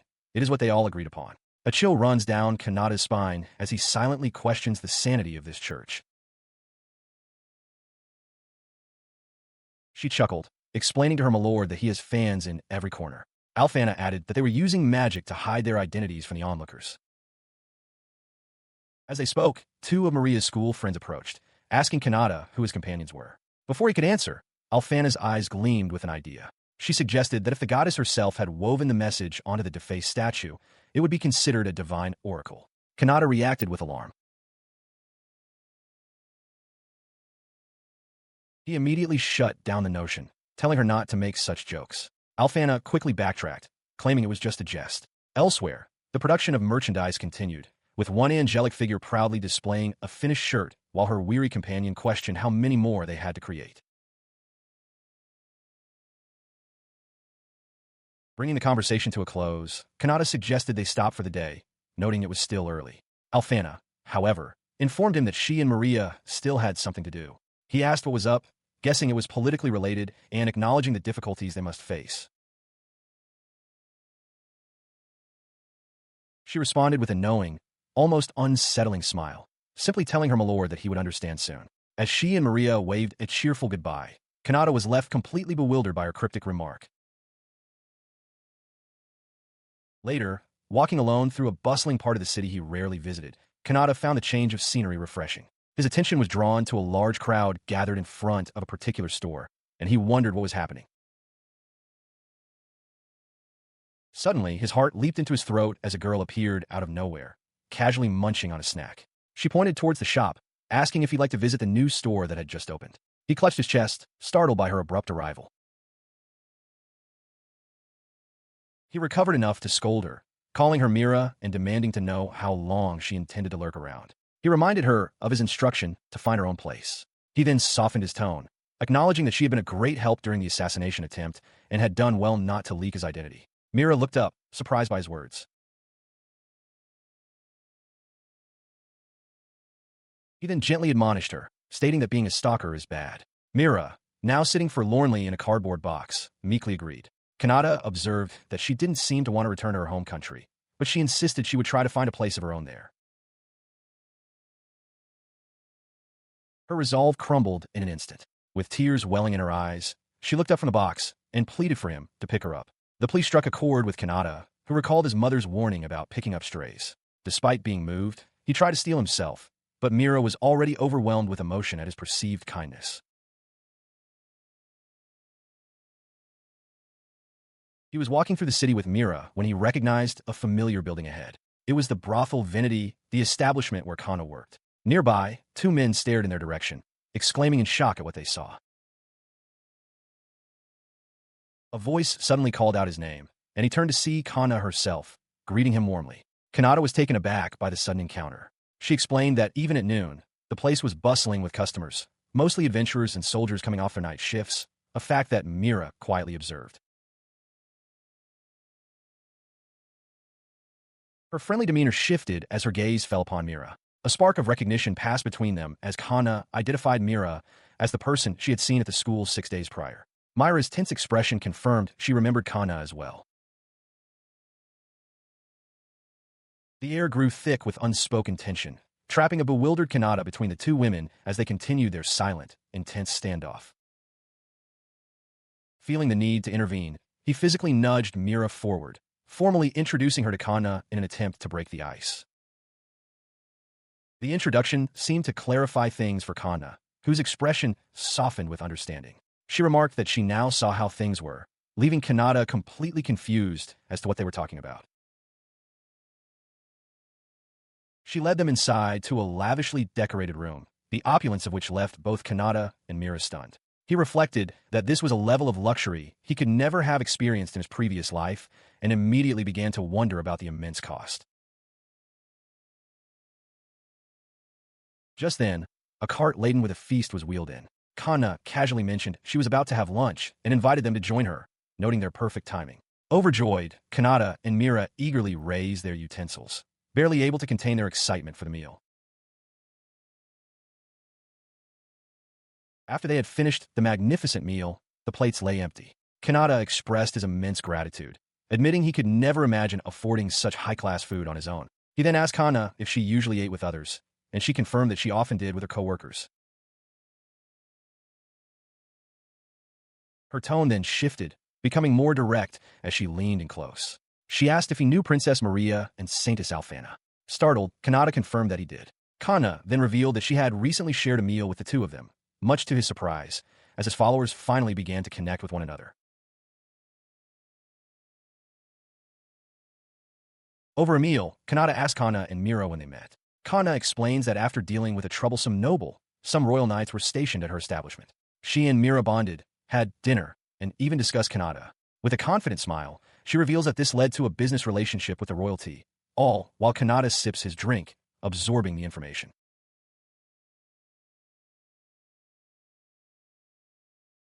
She then declares her intention to create a group to support him as a streamer. The revelation causes Kanata to spit his drink directly in Amira's face in shock. Kanna, oblivious, asks what's wrong, casually mentioning that while it's not official, she is now member number 3. Mira remains stoic, a trickle of water running down her cheek.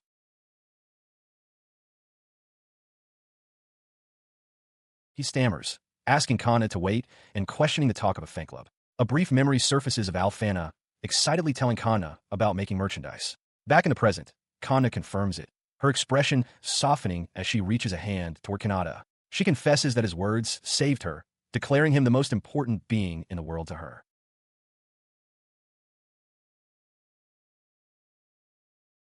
Mira, calmly wiping her face, explains that she overslept and missed the meeting, which is why she was unaware of the plan. Kanata looks on, utterly bewildered. As Mira resumes eating with gusto, he weakly agrees and excuses himself to wash his hands, walking away unsteadily. Before he can get far, Kanna grabs him, pulling him close with a suggestive look. She leans in and whispers, asking if he wants her to be his first. Kanata recoils in shock, thinking it's far too soon. Kanna then pulls back with a playful wink, revealing she was only joking. Sometime later, the trio departs from the establishment. They thank Kanna for the meal, and she invites them to return anytime. Kanata reflects that their time together, though brief, was enjoyable. As he wonders what to do with the rest of his day off, he notices Mira has vanished, guessing she must be looking for a house. Just then, a hooded figure appears before him and Kanna under the night sky. The figure greets them and introduces herself as Alfana, the founder of the streamer support group. Inside a nearby church, the hooded Alfana discusses matters with Kanna, who find her formal tone unusual. Alfana states that the meeting's theme is to create an environment for the streamer to grow. For now, she explains, they only need members who are already in the know. As she speaks, a swirling vortex of dark energy forms behind her, catching her attention.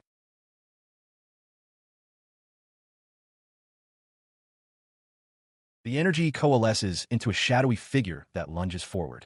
Alfana reacts instantly, erecting a defensive barrier of dark energy as she demands to know who is there. She realizes with alarm that her attacker is no ordinary foe to have infiltrated her full power spell. The shadowy assailant is suddenly intercepted by a flash of movement. Mira appears, striking the figure down with a decisive blow. As Kanna watches in shock, Alfana quietly wonders if this is an entrance exam, a test to see if she is strong enough to protect him. The meeting is interrupted by two new arrivals. A small girl with dark hair steps forward, boldly announcing her desire to join and revealing herself as a former assassin. Beside her, a figure cloaked in a light-toned robe meekly makes the same request, claiming to be just a normal demon. Their sudden appearance draws varied reactions. Lady Shrouza's lips curl into an intrigued smile. The young assassin, Mira, seems surprised that there were others besides herself. Kanna and Alfana, however, recognize the two from an encounter at the school, with Kanna noting that since one is a saintess, they are likely allies. The robed demon accepts their inclusion, her voice firm as she agrees. Lowering her hood to reveal a determined young face, she expresses her eagerness to work with them all, her purpose absolute. Everything is for Lord Streamer. This declaration solidifies their pact, as multiple hands join in a unified, symbolic gesture of allegiance.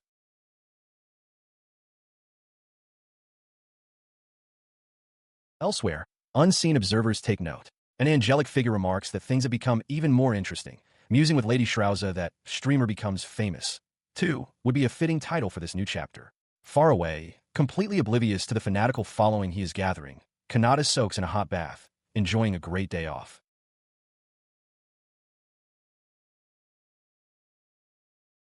During a live stream, a viewer asks Kanata if he likes beautiful girls such as the princess and the saintess. He enthusiastically confirms that he does, lamenting that if such beauty were by his side, he'd be a happy man. This declaration sends his audience of self-proclaimed fellow single men into an uproar, accusing him of betrayal.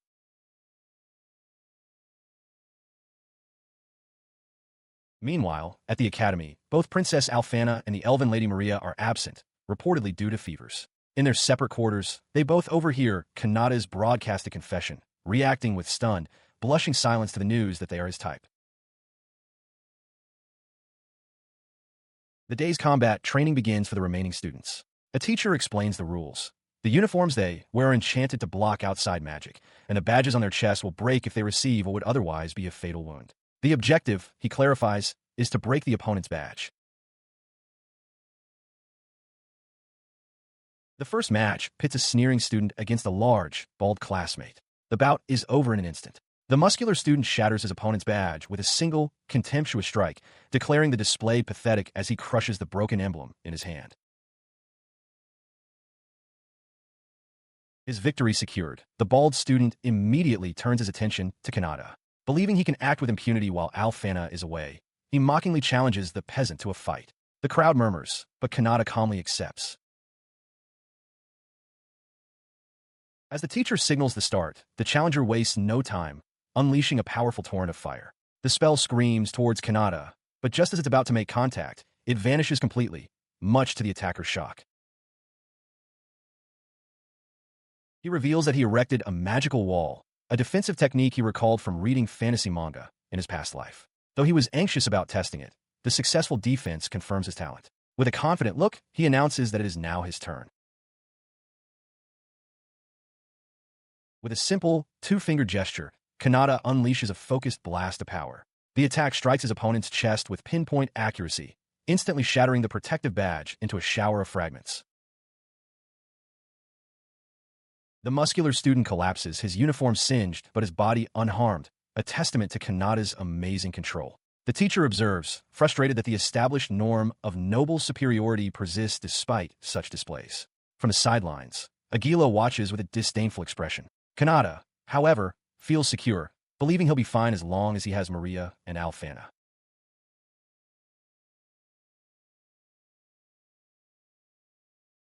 His match concluded, Kanata walks off, only to be stopped by Aguila and his entourage, which includes the two students who just fought. Aguila notes Kanata's spare uniform and coldly informs him, "You're coming with us." Kanata looks on in alarm as the group closes in. He stands silently as Aguila, enraged, strikes his own bald-headed follower for speaking out of turn, reminding the boy that he'd already lost to Kanata. Aguila then turns his attention back to Kanata, menacingly asking if he'd like a demonstration of his power. Nearby, Maria and her friend attempt to leave, calling Aguila a coward. Unfazed by the tension, Kanata simply thinks to himself that since something good has finally happened, he should just head home.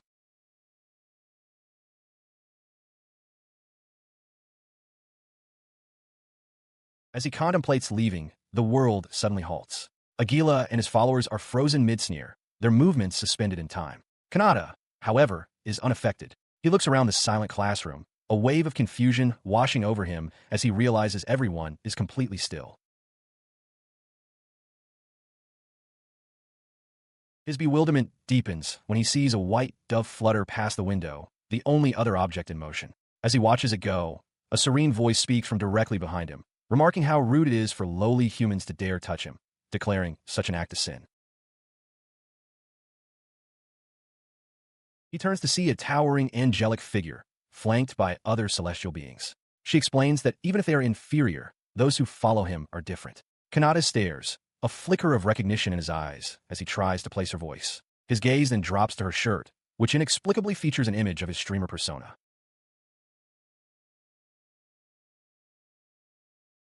The angel's gentle expression hardens as she glances at the frozen students. She states that before they celebrate their first meeting, she must deal with these fools whom she cannot forgive. With cold resolve, she announces her intention to erase them. With her judgment passed, a sharp pop echoes through the silent room. The angelic figure gives a cheerful, winking smile. Kanata, now inexplicably shirtless, can only stare in utter shock, his mind reeling from the impossible sight of his own streamer identity emblazoned across her chest. With a cheerful expression and a series of popping sounds, the angelic figure announces that this is a pain and she will handle the rest in one go. Below, Kanata stares in disbelief at the now empty space where his classmate stood, utterly confused about what just happened and why she would do such a thing. He points an accusing finger at her, his voice filled with dawning horror as he declares that she is the one who brought him to this world 17 years ago. The goddess calmly confirms his accusation. The realization hits him fully. This was the being he had mentally berated. He has so many questions, but his immediate instinct is to suppress them. He can only ask what she means as she elaborates on her philosophy. She explains that even if someone disappears, a new one will simply replace them. Seated gracefully, she continues, stating that even if the entire world were destroyed, it would be remade and everything would return to normal, an easy solution in her eyes. Kanata is appalled by her casual disregard for existence.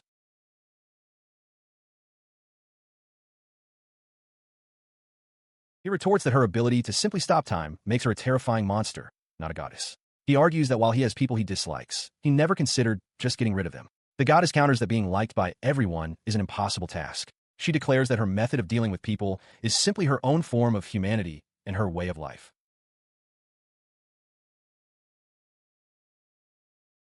She continues, noting that some of his followers are extreme, which didn't help her case, but now she understands why he tries to interact with the noble students. With a knowing wink, she says she now sees the type of person he truly is, leaving Kanata to nervously ask what she plans to do next.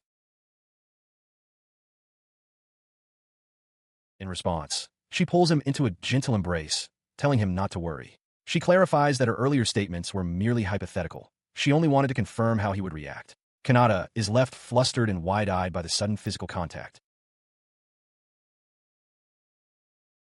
He pushes her back slightly, stammering as he questions why a goddess would wear such modern-looking clothes. She proudly explains that she made them herself and even put them on her own statue in the church. The biggest revelation follows. She is his oldest fan, a listener, who has been observing his live streams since the very beginning. Kanata is struck completely speechless.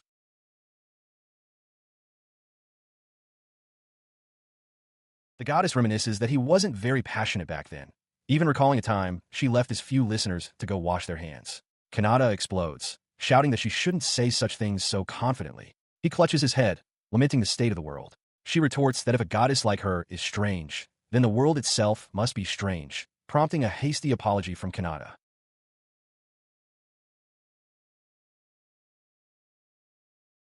She seems genuinely touched, remarking that this is the first time someone has commented on her clothes in that way. Kanata, however, is having an internal meltdown, realizing that both her clothes and her common sense are completely off. His mind drifts to the mass-produced shirts he saw yesterday, wishing he had a couple. The goddess asks what's wrong, offering him her clothes, an offer he vehemently refuses.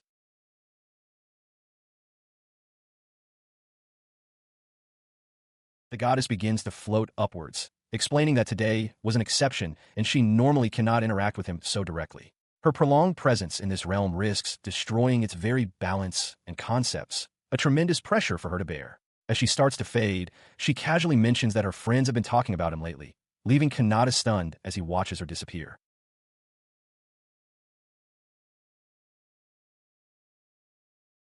He reaches out as the goddess's form grows ever more translucent. She declares that she is now bound by a new purpose, to gain more fans than he ever could. All he can do is cry out her name as she fades from his reality. With a final, cheerful wave and a simple "see ya," she vanishes completely. A brilliant flash of light consumes his vision, and in the next instant, he is thrust back into the familiar chaos of his classroom as a nearby student screams. The jarring return leaves him sweating and disoriented, his mind reeling. He can only come to one conclusion. This world is completely insane. 3 days pass, but the memory of the encounter remains as vivid as ever.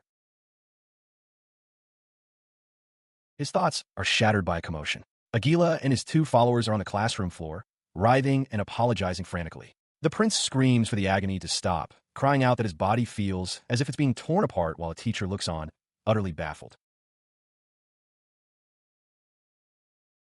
Watching the bizarre spectacle, Kanata wonders at the sudden, drastic change in their attitudes. They won't even look at him now. Elsewhere, in her own realm, the goddess observes the scene on a monitor. She muses that things have been tiring on her end, and that doing this now feels like a duty. Her solitude is broken by the appearance of a second figure, a dark-clothed version of herself with a stern expression. This newcomer asks if she is looking at that world again. The angelic goddess, lounging comfortably, confirms that it is, of course, her very reason for living. The dark-clothed goddess reveals the terrifying truth behind the events. She explains that when Kanata worried he had gone too far with the nobles, she simply erased the things she didn't like and remade them, admitting she was completely serious. This immense power, she concludes, stems from simple fact: she does not understand people.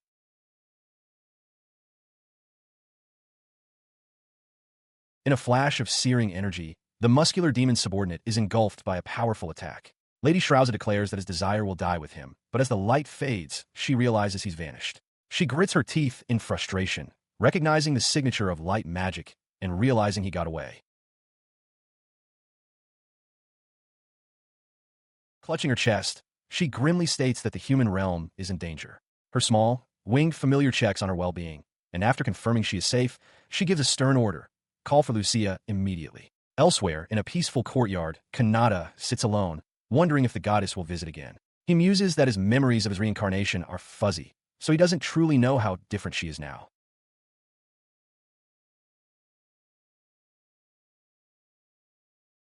His quiet reflection is shattered as Alfana and Maria suddenly press themselves against either side of him. Flustered, he asks why they are so close, and they both reply that they believe this is normal for friends.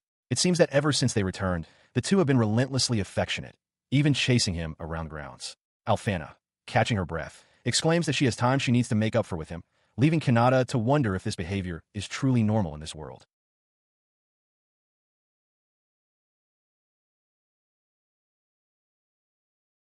Later, Alfana proudly presents a sample of new merchandise, a badge featuring Kanata's streamer avatar. She reports that they should finish production even before the clothing line is ready. Kanata looks on in shock, realizing his outfit will become widely known. A promotional image shows Kana modeling the new look with a badge attached to a bag. Alfana adds that they made 2 types, and Kanata can only hope that not too many fakes will be made.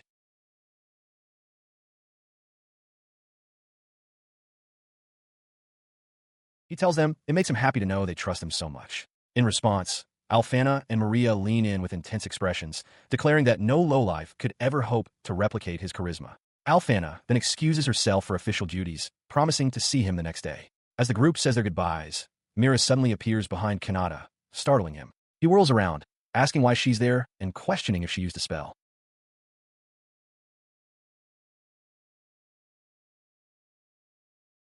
He quickly puts the pieces together, realizing she must be the 4th supporter. He muses that a lady from a different race has joined them, though they never asked about her origins.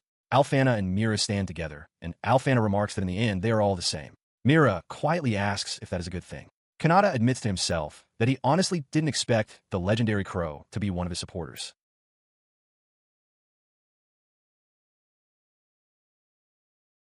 As Mira sits quietly on a nearby bench, Kanata wonders aloud why his warding spell isn't working. Alfana provides a simple explanation. Mira has enough power to oppose his mana, and that's all there is to it. He considers this, then asks if it means Mira is weaker than her. With a strained but immediate smile, Alfana confirms that yes, that is the case. She clarifies that it's a matter of simple opposition, not negation. She elaborates, explaining that the reason her own spell is so effective throughout the school and town is that no one sees the Saintess as an enemy. However, she cautions that Myra's mana is far from average, and her stealth and combat skills are particularly noteworthy. Hearing this, Kanata realizes he probably shouldn't rely on his warding spell too much.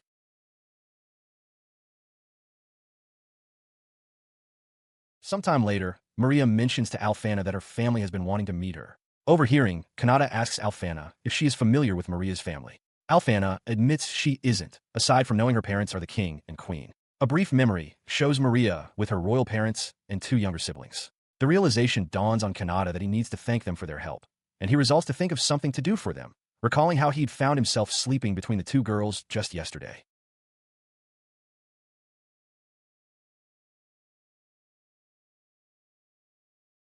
He assures Alfana that he intends to offer her the same support eventually, but she replies that his sentiment alone is wonderful enough. Nearby, Mira watches them, her expression firm and resolute. Meanwhile, at an interspecies meeting in the capital, the demon Lord Shrauza addresses the attendees at her desk. She apologizes for the delay and announces her plan to answer letters sent by the populace. The king immediately objects, stating that while he and the others also like the streamer, bringing such personal interests into an official meeting is inappropriate.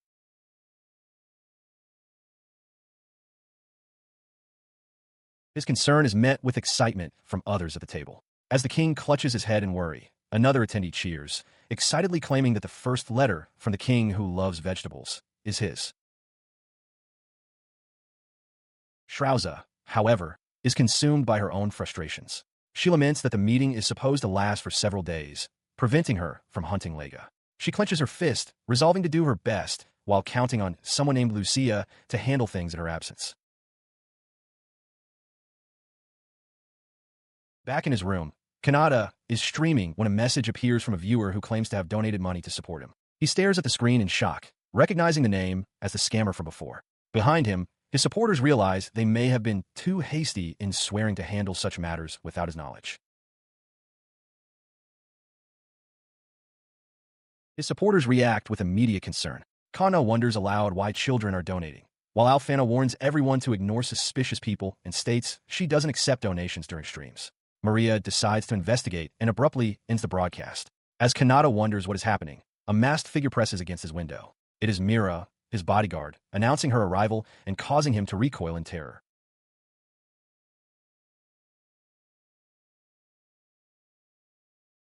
The issue of the fraudulent donations has escalated to the highest levels. At the meeting, the king pleads with an exhausted Shrauza, explaining that they are too distracted by the scammer to focus on the agenda. Shrauza considers the widespread chaos such scams could cause. Acknowledging that demons are specialists at tracking people, she proposes a deal to King Ataraxis. She will find the culprit in one day if he lends his assistance.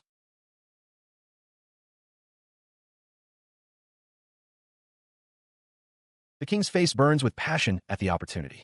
Shrauza sees this as a perfect chance to test the demon's wish for friendly terms with humans and vows not to forgive those using her name for fraud. Beside her, a powerfully transformed demon roars his intent to capture Lega and restore peace to the human realm, signaling a new, unexpected cooperation between the 2 races.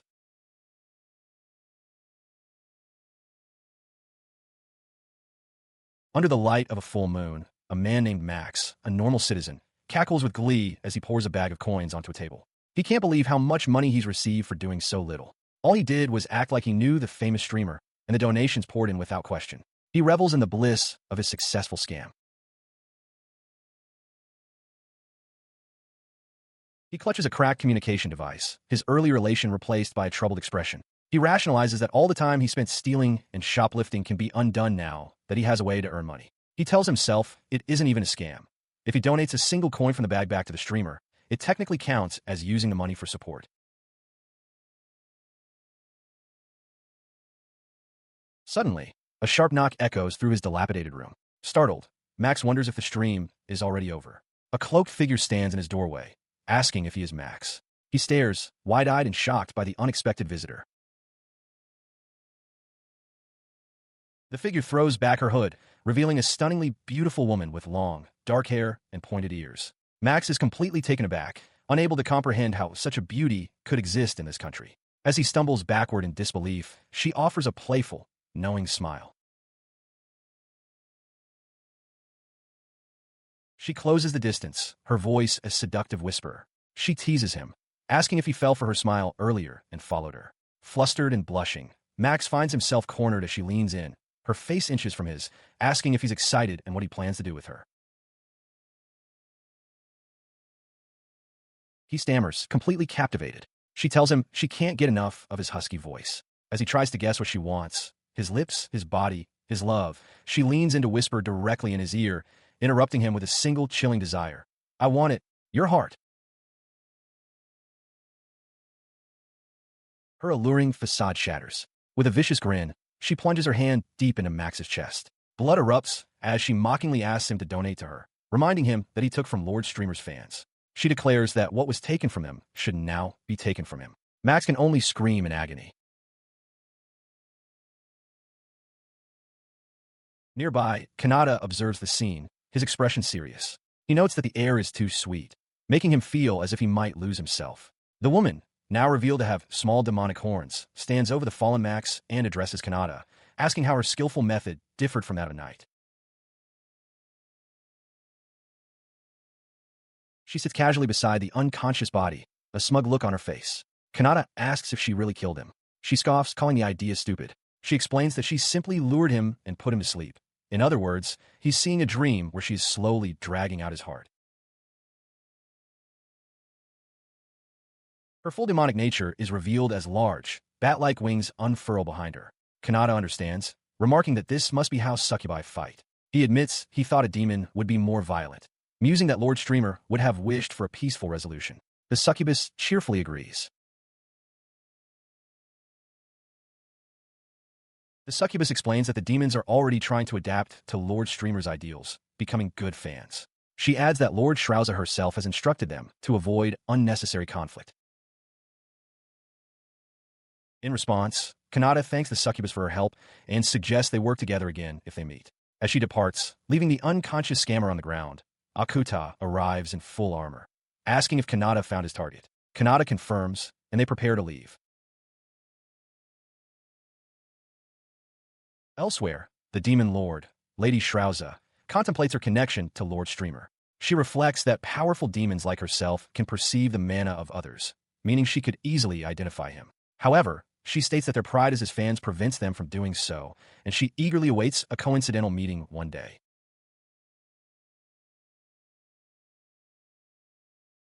Her thoughts shift to more immediate concerns. While she has already dealt with the scammer, the main issue remains. They have yet to find a rogue demon, Lega. She recalls that he researched a way to hide his own mana and then began a rebellion. The entire Demon Lord's army is searching for him, as his actions in the human realm could shatter the fragile peace forged between her and Lord Streamer.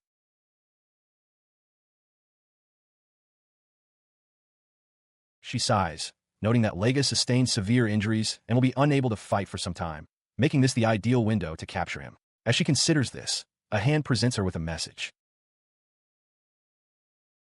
Unfurling the paper, she reads the message from Lucia. It informs her that Lucia is currently in a meeting within the capital and cannot leave. The letter elaborates that Lucia has compiled a list of every settlement in Ataraxis under the pretext of capturing the scammer, and requests that Shrouza also conduct a search. Enraged by the implication, Shrouza crushes the letter in her fist, declaring that she can protect the capital on her own. The focus returns to Kanata, who is now with Mira. He acknowledges that, as a result of the recent incident, countermeasures against such crimes are being strengthened in every country. Unseen by them, on a nearby rooftop, the assassin Crow stands beside the injured demon Lega, observing that someone else has already reached their target location. Mira, however, is focused on her own objective. With a determined blush, she clenches her fist, resolving that next time she will act as Kanata's personal bodyguard, apprehend the criminal herself, and earn a pat on the head as a reward. As if her thoughts were heard, Kanata pats her on the head, thanking her for being a great help, even though she wasn't his bodyguard. He then asks Mira if she could assist him with an experiment, explaining his plans to move to a new stage as a streamer. Flustered, Mira processes his request as Kanata excuses himself, promising to return for her thoughts.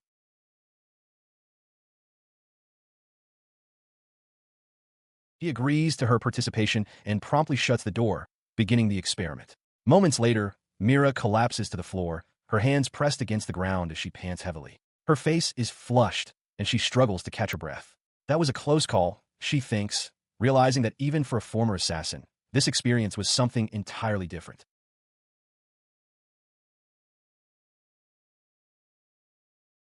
She continues to tremble on the floor, recognizing the sensation as dangerous. She had almost lost her composure entirely in front of him. Nearby, Kanata examines his hand, which seems to have a faint aura around it. He wonders aloud if the experiment worked, hoping that she liked it.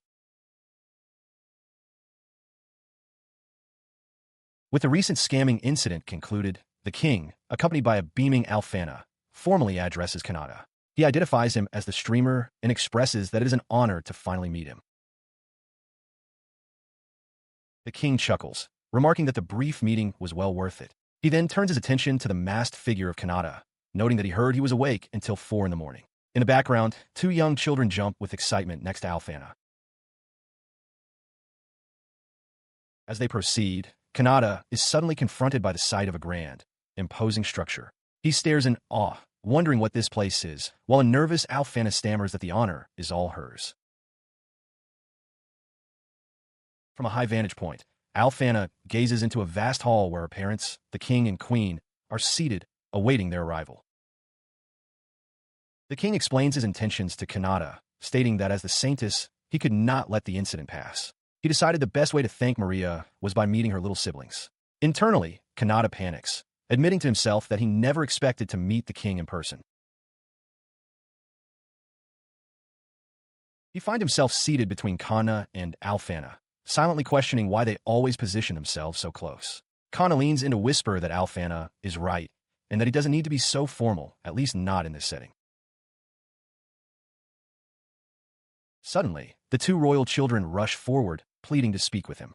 The king tries to apologize for their outburst, but they shout that it's unfair. Alfana watches the chaotic scene with a fond smile, murmuring her affection for her father. When Kanata asks if they are Maria's siblings, they eagerly confirm. The boy proudly introduces himself as ours, while the girl, after biting her tongue in her excitement, shyly says her name is Fine. He smiles at them, complimenting their names. Reaching out, Kanata gently pats both ours and Fine on the head, much to their surprise and delight. The king laughs, assuring Kanata that the gesture is fine. The children then make a request for him to perform the introduction from his streams. Obliging, Kanata clears his throat and prepares to begin as the 2 children watch in anticipation. He begins his performance, launching into his signature opening for his 2 biggest fans. The effect on the royal children, ours and Fine, is immediate and profound. They stare in wide-eyed wonder, completely captivated by the streamer's energy. The dazzling light of his persona washes over the entire throne room. The king and queen physically recoil from the overwhelming display. Maria, however, remains composed, observing the chaos with grim satisfaction. She internally notes that while the castle residents' mental fortitude is strong enough to withstand him for now, it will be some time before they can form a proper support group.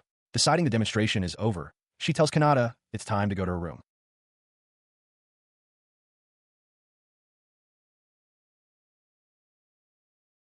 Following her lead, they relocate to a more private chamber. Kanata removes his warm jacket, breathing a sigh of relief. He tells the still awestruck children that he was simply returning the favor for their support. Meanwhile, outside the castle walls, a different kind of excitement builds. A massive crowd, including the adventurers Akuta and Zeus, gathers in the city streets for the release of limited edition goods, exclusive to only 3 countries.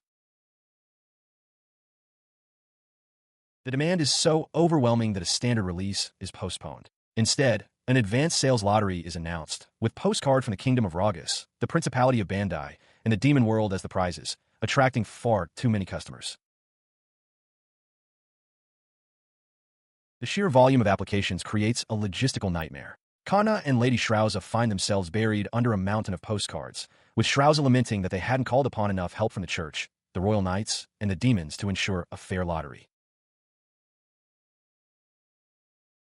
Back in the castle, the conversation turns to the potential fallout. Maria explains to Kanata and Fine that if the recent scamming incident hadn't been resolved so quickly, the entire merchandise sale would have been put on hold, causing immense trouble. Kanata swallows nervously, realizing they would have been deep in debt. She elaborates, explaining her fear that with so many troublesome fans, Canceling the sale would have sparked a riot. An image of that exact scenario flashes through her mind. A furious mob demanding their merchandise while she, Kanna, and Lady Shrauza struggle to hold them back. From a nearby window, Kanata watches the real event begin, hoping the documents he provided will prove useful.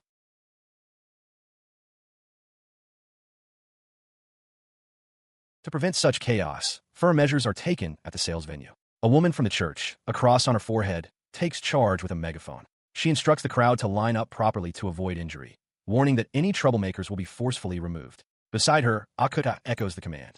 A notice reveals that sales in the demon world are on hold until Lega is caught, prompting a furious hunt for the demon.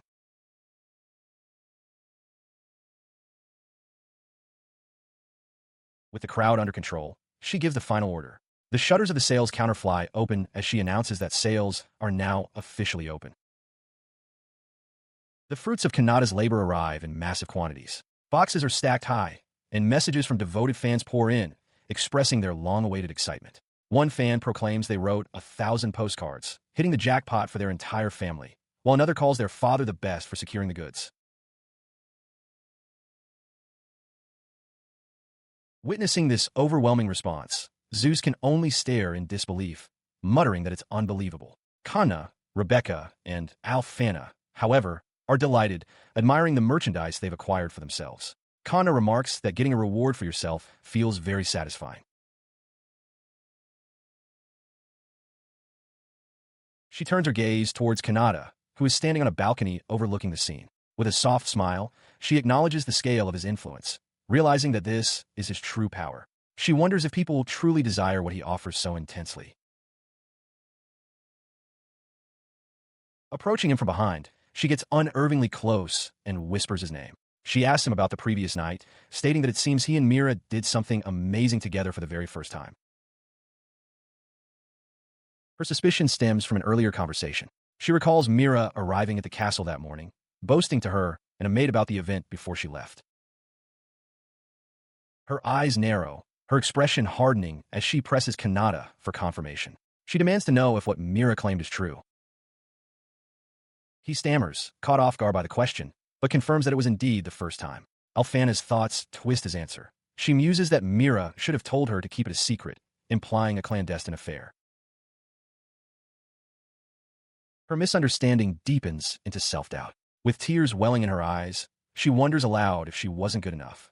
Kanata, seeing her distress but not understanding its cause, tries to reassure her, explaining that he did his best for her sake and that his power is equal to, if not greater than, Myra's. His words fail to calm her. Her jealousy erupts, her face contorting into a menacing grin as she grabs him. She demands he explain what Mira meant when she boasted about the sweet whispers he gave her in his bedroom. Kanata can only look on in terror, realizing he is in mortal danger. Inside a lavish room, Kanata is confronted by Alfana and Maria. They demand to know if what Mira said about him and her doing something together the previous night is true. He confirms their suspicion, clarifying they were basically allies.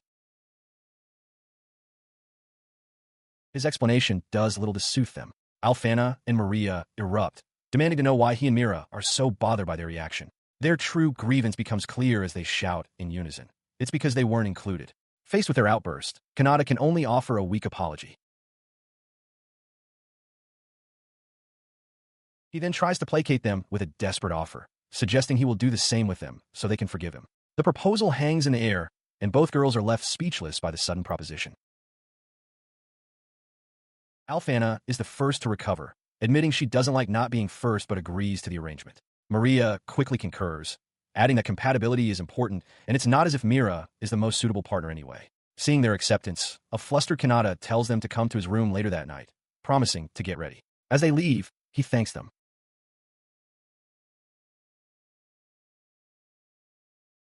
As they depart, Kanata waves with a confident smile, privately thinking his sales pitch is going well. He then remembers a crucial detail. All of his tools are back at the dorm. Later, preparing for the evening's encounter, Maria and Alfana soak in a hot bath. Maria suggests they should get out, but Alfana insists they must be as clean as possible to be in their best form. A dark thought crosses Alfana's mind. If Kanata is using tools, she wonders if they could even stand a chance against an assassin like Mira.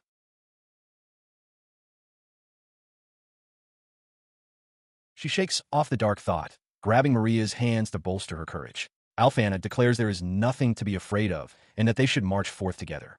Maria, her own resolve hardening, agrees that they must take the initiative. Their resolve solidified, the two stand together, now fully dressed. Though their hands tremble with nervousness, they share a look of mutual understanding and agreement before making their way to his room. Upon their arrival, Kanata greets them with unexpected energy. He strikes a dynamic pose, announcing that it's time to begin the ASMR experiments and that he's going to get a lot of data thanks to them. Stunned, the two girls can only stare in confusion. Mira, who is already present, voices their shared bewilderment, asking what is going on. Kanata explains that as a streamer, he wanted to test out some new content. The angelic figure, observing from above, clarifies for herself that according to his past life, ASMR means autonomous sensory meridian response, noting that he has once again thought of something interesting.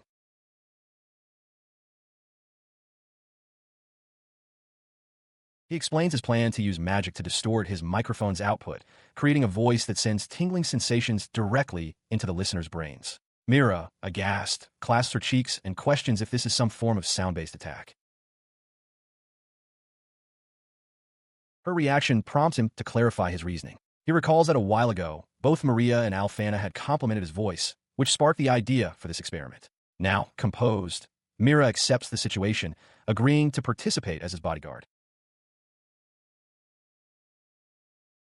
To begin the test, he asks Mira for her terminal's identification number, which she provides without hesitation. From his desk, Kanata announces he will start a private stream, just for her.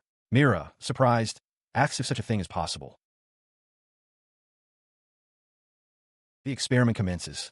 Kanata mutters that the initial result isn't quite what he wanted, but apologizes to the girls for the delay, admitting he's been eager for this too. Deciding the first tests are insufficient, he resolves to modify the signal even further, unleashing a powerful wave of energy that causes Mira to cry out in astonishment. The amplified effect leaves all three girls reeling. Alfana describes the sensation as his voice reaching directly into her brain, finding it frightening. Maria agrees, confessing that if she listened any longer, she feels she would go insane. Mira can only stammer that it was something like that. Despite their clear distress, Kanata grins, apologizing but insisting it's for data. He urges them to endure it for just a little longer as the three girls are overcome by the intense, overwhelming sensations. With his test subjects collapsed on the bed behind him, he strokes his chin, musing to himself. He admits he doesn't know much about ASMR, but recalls that things like eating sounds or sweet whispers are supposed to be popular.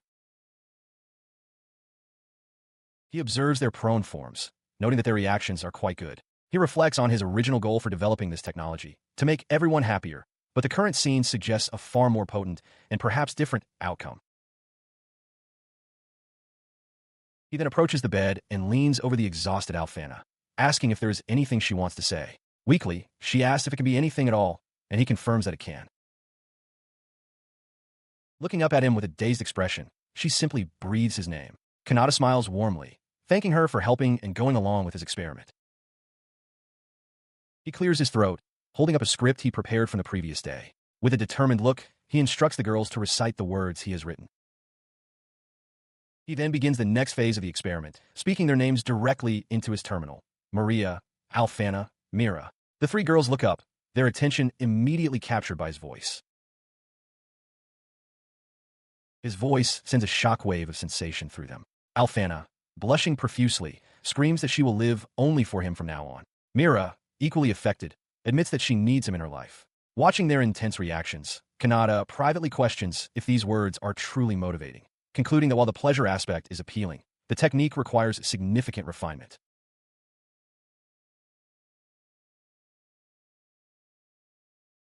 Still reeling from the experience, Alfana and Maria cling to one another. They eagerly propose making this a long-term project, pointing out that he will surely need much more data.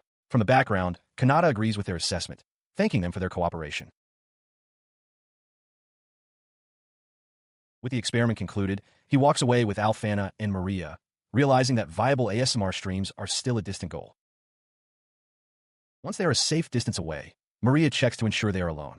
Alfana, completely drained, confirms it and confesses that she is at her absolute limit, unable to even muster the energy for a simple barrier. Her strength gives out, and both she and Maria collapse to the ground, trembling from the lingering sensations. Maria reflects on the experience, a power both terrifying and wonderful. She questions whether it's safe to release upon the world, concluding it would be best if they kept it to themselves for a little longer. Meanwhile, in his hometown, Kanata speaks with a local woman. She asks if he is doing well, and he admits that while his merchandise didn't sell as much as he'd hoped, he earned enough to send some money home to his parents without arousing suspicion. This peace is destined to be shattered. In just a few days, a powerful demon will attack his hometown. The scene flashes forward to chaos. Villagers flee in terror from a monstrous, spiky appendage as Kanata and his party fight desperately against the unseen threat. In a sun-drenched field, a tall, well-built woman named Mesa wipes sweat from her brow, leaning on her tool after a hard day's work. Her gaze falls upon a traveler she recognizes. Nearby, the traveler, a young man named Lega, greets her warmly, admitting with a chuckle that he's terrible with names before reintroducing himself. Later, sitting with his arm in a sling, he asks Mesa about her own injuries, expressing his belief that they should all be healed by that night. He reflects on their recent past, recalling with an embarrassed laugh how they were nearly killed on a mountain near the village just a few days prior. His expression softens with sincerity. He confesses that he had been desperately trying to escape from bandits, but since meeting the villagers, he has felt truly happy. Mesa listens thoughtfully, revealing that whenever she sees him, she is reminded of her only son. She explains that her son, Kanata, is about the same age, and she often worries if he is doing well at school. Lega offers a reassuring smile, certain that her son must be fine. Just then, Mesa's husband calls for her to join him for lunch. She thanks Lega for his concern and departs. Once alone, Lega's friendly facade crumbles. He shudders as the spectral image of a monstrous demon looms over him, a whispered voice branding him as worthless in the eyes of God. His face twists into a vicious grin as he anticipates the full recovery of his mana by nightfall. A memory of being bloodied and broken flashes in his mind, and he silently seethes, blaming a woman named Shrauza for being stuck recovering in such a disgusting place. His eyes, now glowing with malice, scan the village. He dismisses Mesa's husband as a filthy creature with too little mana to even be a snack, deciding his death is of no consequence. His gaze then settles on Mesa and the others. He decides that to start the night, he will eat, destroy, and kill everything. That evening, the unsuspecting villagers gather around tables laden with food. They raise their cups in a toast, cheerfully congratulating Lega on his recovery and declaring a celebration. The festive mood shatters. As the villagers mockingly call humans idiots, an old man shouts for Lega to be quiet, but it is too late. A sickening crack echoes as Lega's body begins to violently contort and transform.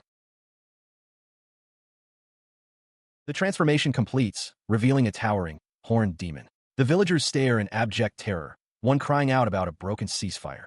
Lega lets out a guttural roar, confirming their worst fears and announcing that despite their idiocy, they're all going to be his dinner. He surveys the fleeing villagers, deciding who to devour first. But his meal is interrupted. A woman, Mesa, stands defiantly with a farming hoe, telling the children to run while she buys them time. Her husband rushes forward, placing himself between her and the demon, challenging the monster to fight him instead. The demon scoffs, wondering aloud how many seconds the man will last.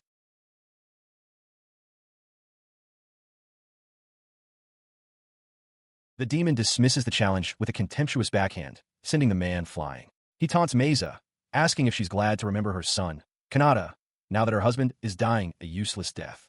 On the ground, defeated, the man can only apologize to his son for his weakness. His attack is cut short as a foot clad in a high-heeled boot slams into his jaw. A dark-haired woman with horns lands gracefully, expressing her relief at arriving just in time, remarking that her information was accurate. He stumbles back, his eyes wide with disbelief. He recognizes the newcomer, identifying her with shock as a succubus. He demands to know how she appeared without him sensing her, only to see she is carrying the unconscious body of a young man, Kanata. A voice explains that she simply copied his mannequin sealing skill.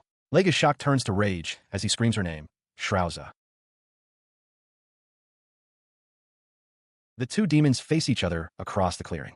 Lega sneers, calling her the insignificant demon Shrouza. She calmly confirms her identity. Her gaze shifts to Meza, still clutching her hoe. Shrouza then addresses Lega directly, stating that based on what he said to the human woman, she is going to make an assumption. She turns fully towards him, her demonic power flaring as her long hair whips around her. Her voice is low and menacing as she speaks his name. Her face contorts into a mask of pure fury. With one eye wide and the other narrowed in a snarl, she roars the accusation. He tried to kill Kanata's parents.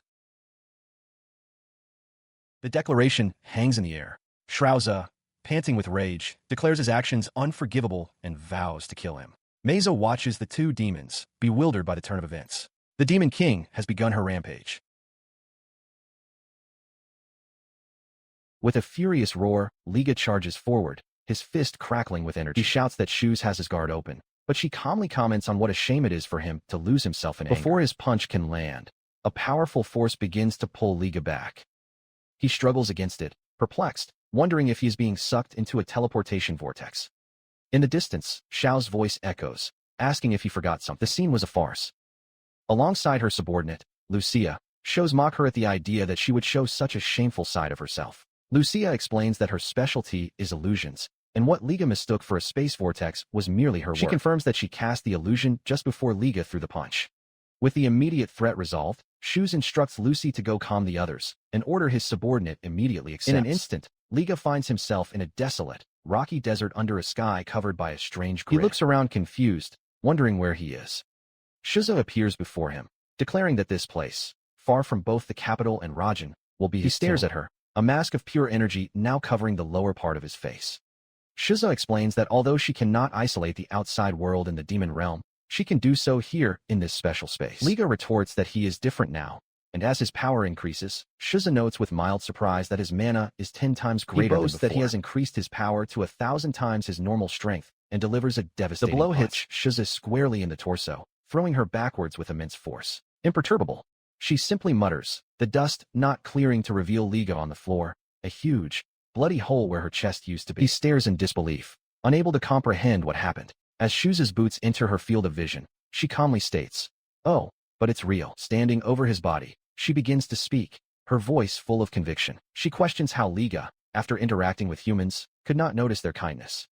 She recalls memories of demons and humans laughing together, supporting each other. That strength, she declares, is her humanity, and she will not relent in her belief, even if he is a fellow demon. Your thoughts turn to a powerful image. An inner wedding demon carrying his human bride out of a church, surrounded by joyful spectators of both races. The memory fuels his anger at Lega's betrayal of that ideal.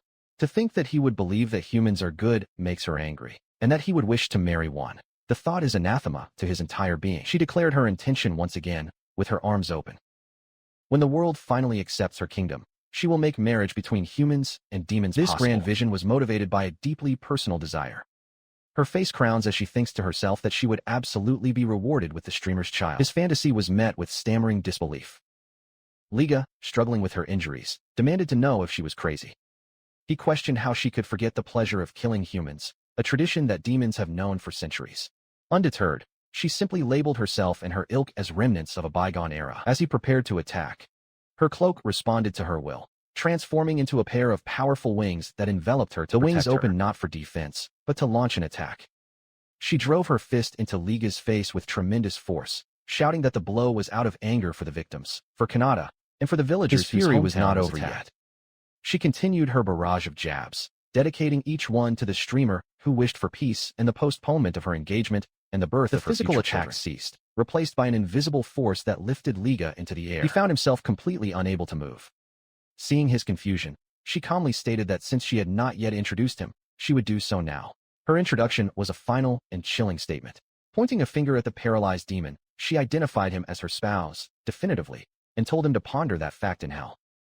Lega could only stare back, his face a mask of terror. With her judgment handed down, she released a torrent of power, A sphere of dark energy formed at the tip of his finger and exploded, completely annihilating Liga. Her last desperate thought echoed through the void, a cry that she had never even dated anyone before. The pocket dimension dissolved, and the scene returned to the devastated village. Kanata and his companions were busy with repairs. Shiza appeared nearby, turning to Lucia to ask for a report on the cleaning. Your body finally gives in.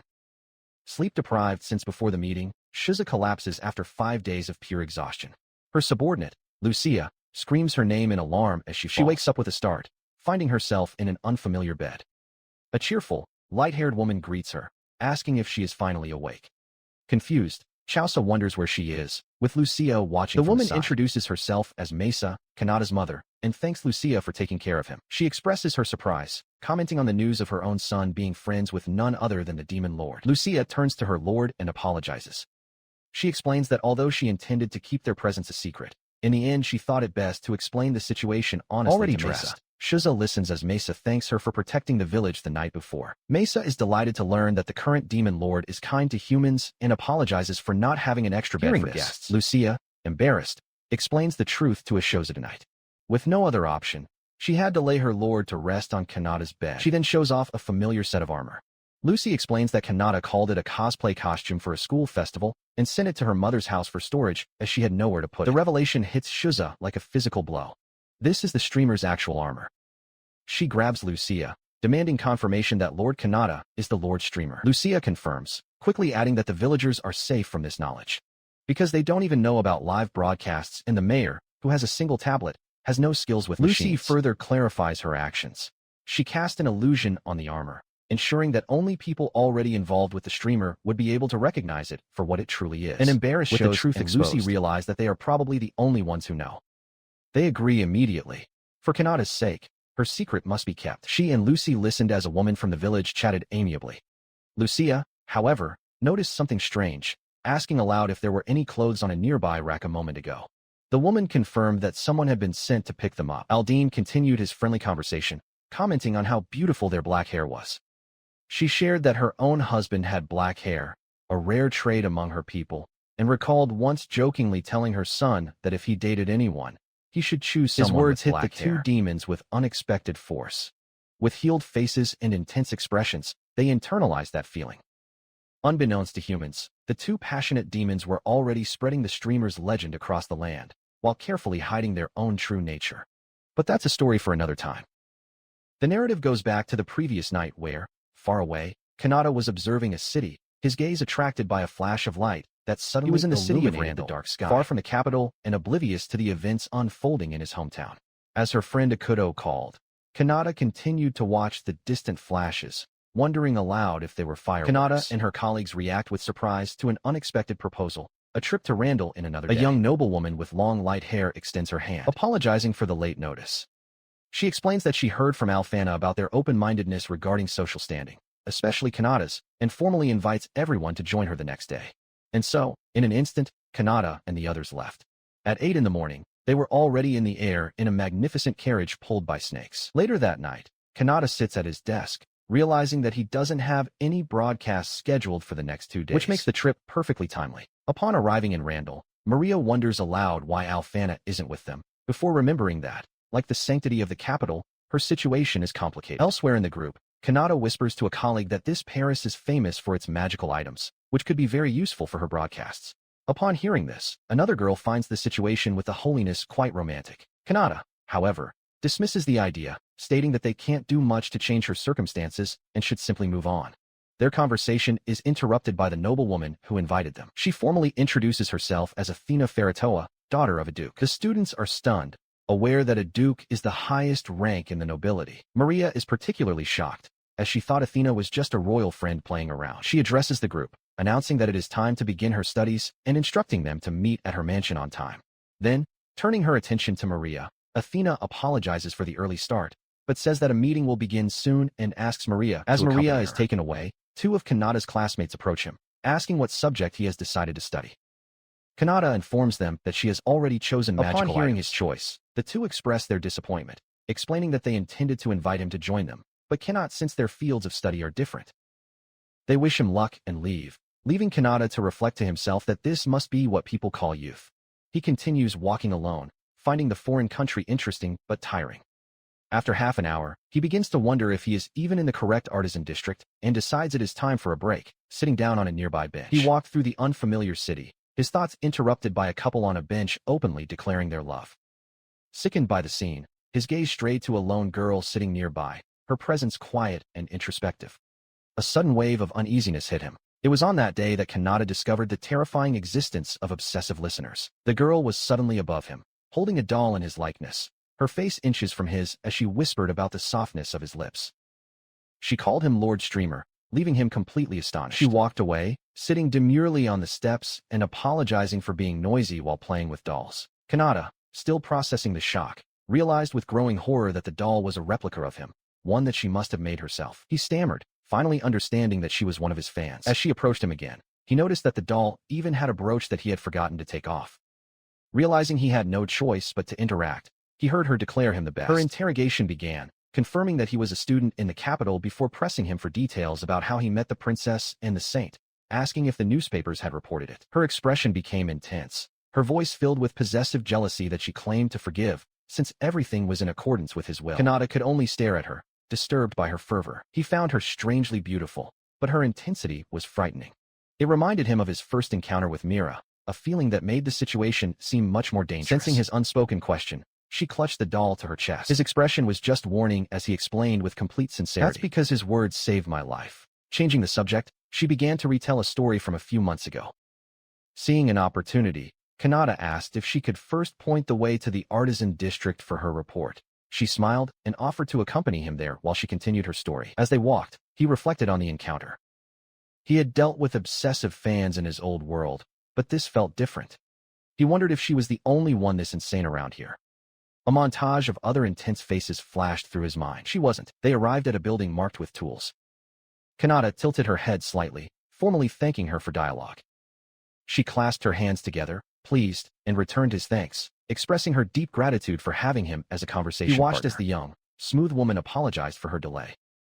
She explained that she was just an ordinary peasant girl, commenting that his good looks made her initially assume he was a nobleman. She reflected that, just as Lord Streamer had said, social standing was irrelevant. With a final promise to talk more about the streamer another time, she said goodbye, leaving Kanata momentarily speechless. Turning his attention to his surroundings, he took in the landscape of the artisan district. The simple act of looking around was pleasant.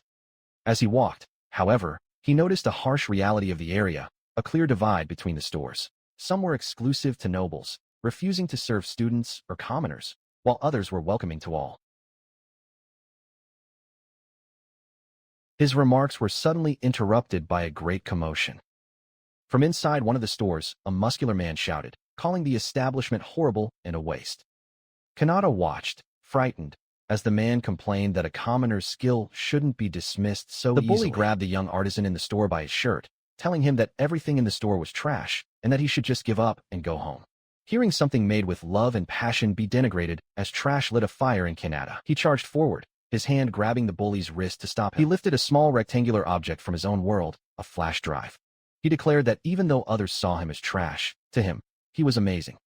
The bully, enraged at being challenged by a brat from the capital, retreated angrily, ready to attack. But instead of fighting, the man suddenly fled in terror. He apologized profusely, promising never to return and begging for forgiveness as he escaped. Kanata stood still, confused, not understanding what had just happened. Before he could reflect further on the matter, the young craftsman ran up to him, his eyes wide with admiration. He exclaimed that the way Kanata made the man run away was insane and asked if he was okay.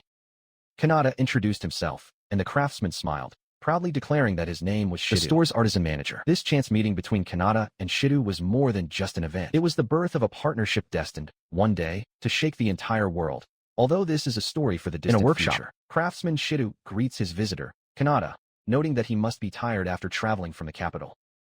Offering him tea, Shidu points a friendly finger and suggests that since he is the same age, there is no need for formalities. As he speaks, another customer, a young woman named Lisa, clutches a small dark object to her chest, her face flushed with excitement as she asks if it's really hers. In the background, an exhausted Shidu comments that 2 customers in one day is a rarity and tells her to go home and continue her moment. Sitting with Kanata, Shidu explains his financial difficulties, admitting that he barely makes it through the month by taking jobs from nobles.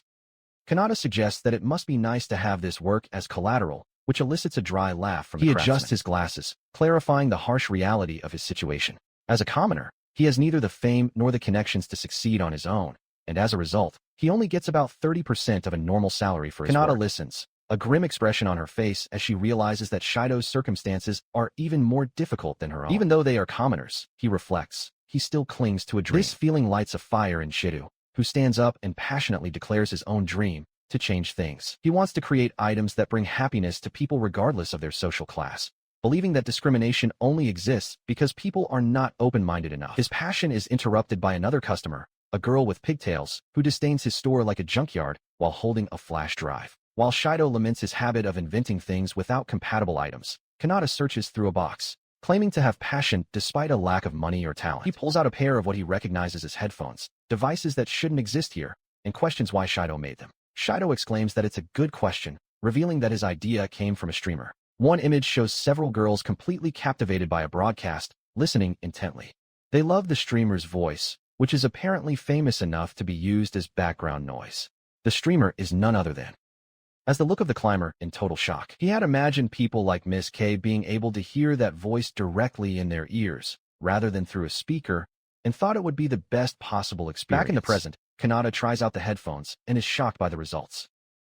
While asking how Shido is feeding them, the craftsman admits that although the quality is good, there is a bit of noise. He has no compatible device, no magic or education to perfect the invention. He has difficulty explaining the concept, opting for the simple instinct response. To himself, he admits that explaining how he imitated Bluetooth devices by combining their mana waves would be completely When Shido places the devices in his ears, his eyes widen in amazement. He exclaims that he can hear the sound of a river flowing, feeling like he is one step closer to his dream. Kanata quickly silences him, asking him to just listen. Impressed, Kanata asks to buy 6 pairs, placing 6 gold coins on the table. Shido is surprised, shocked that Kanata actually paid. He confesses that he has no money, and that he has just remembered something important. Later, he uses his headphones during a broadcast, broadcasting the relaxing sound of water. Your chat reacts positively. Shido, watching from his workshop, notices that the sound is similar to a streamer's background music from the previous day, and questions Kanata. Flustered, Kanata quickly changes the subject, offering Shido a new product as a gift.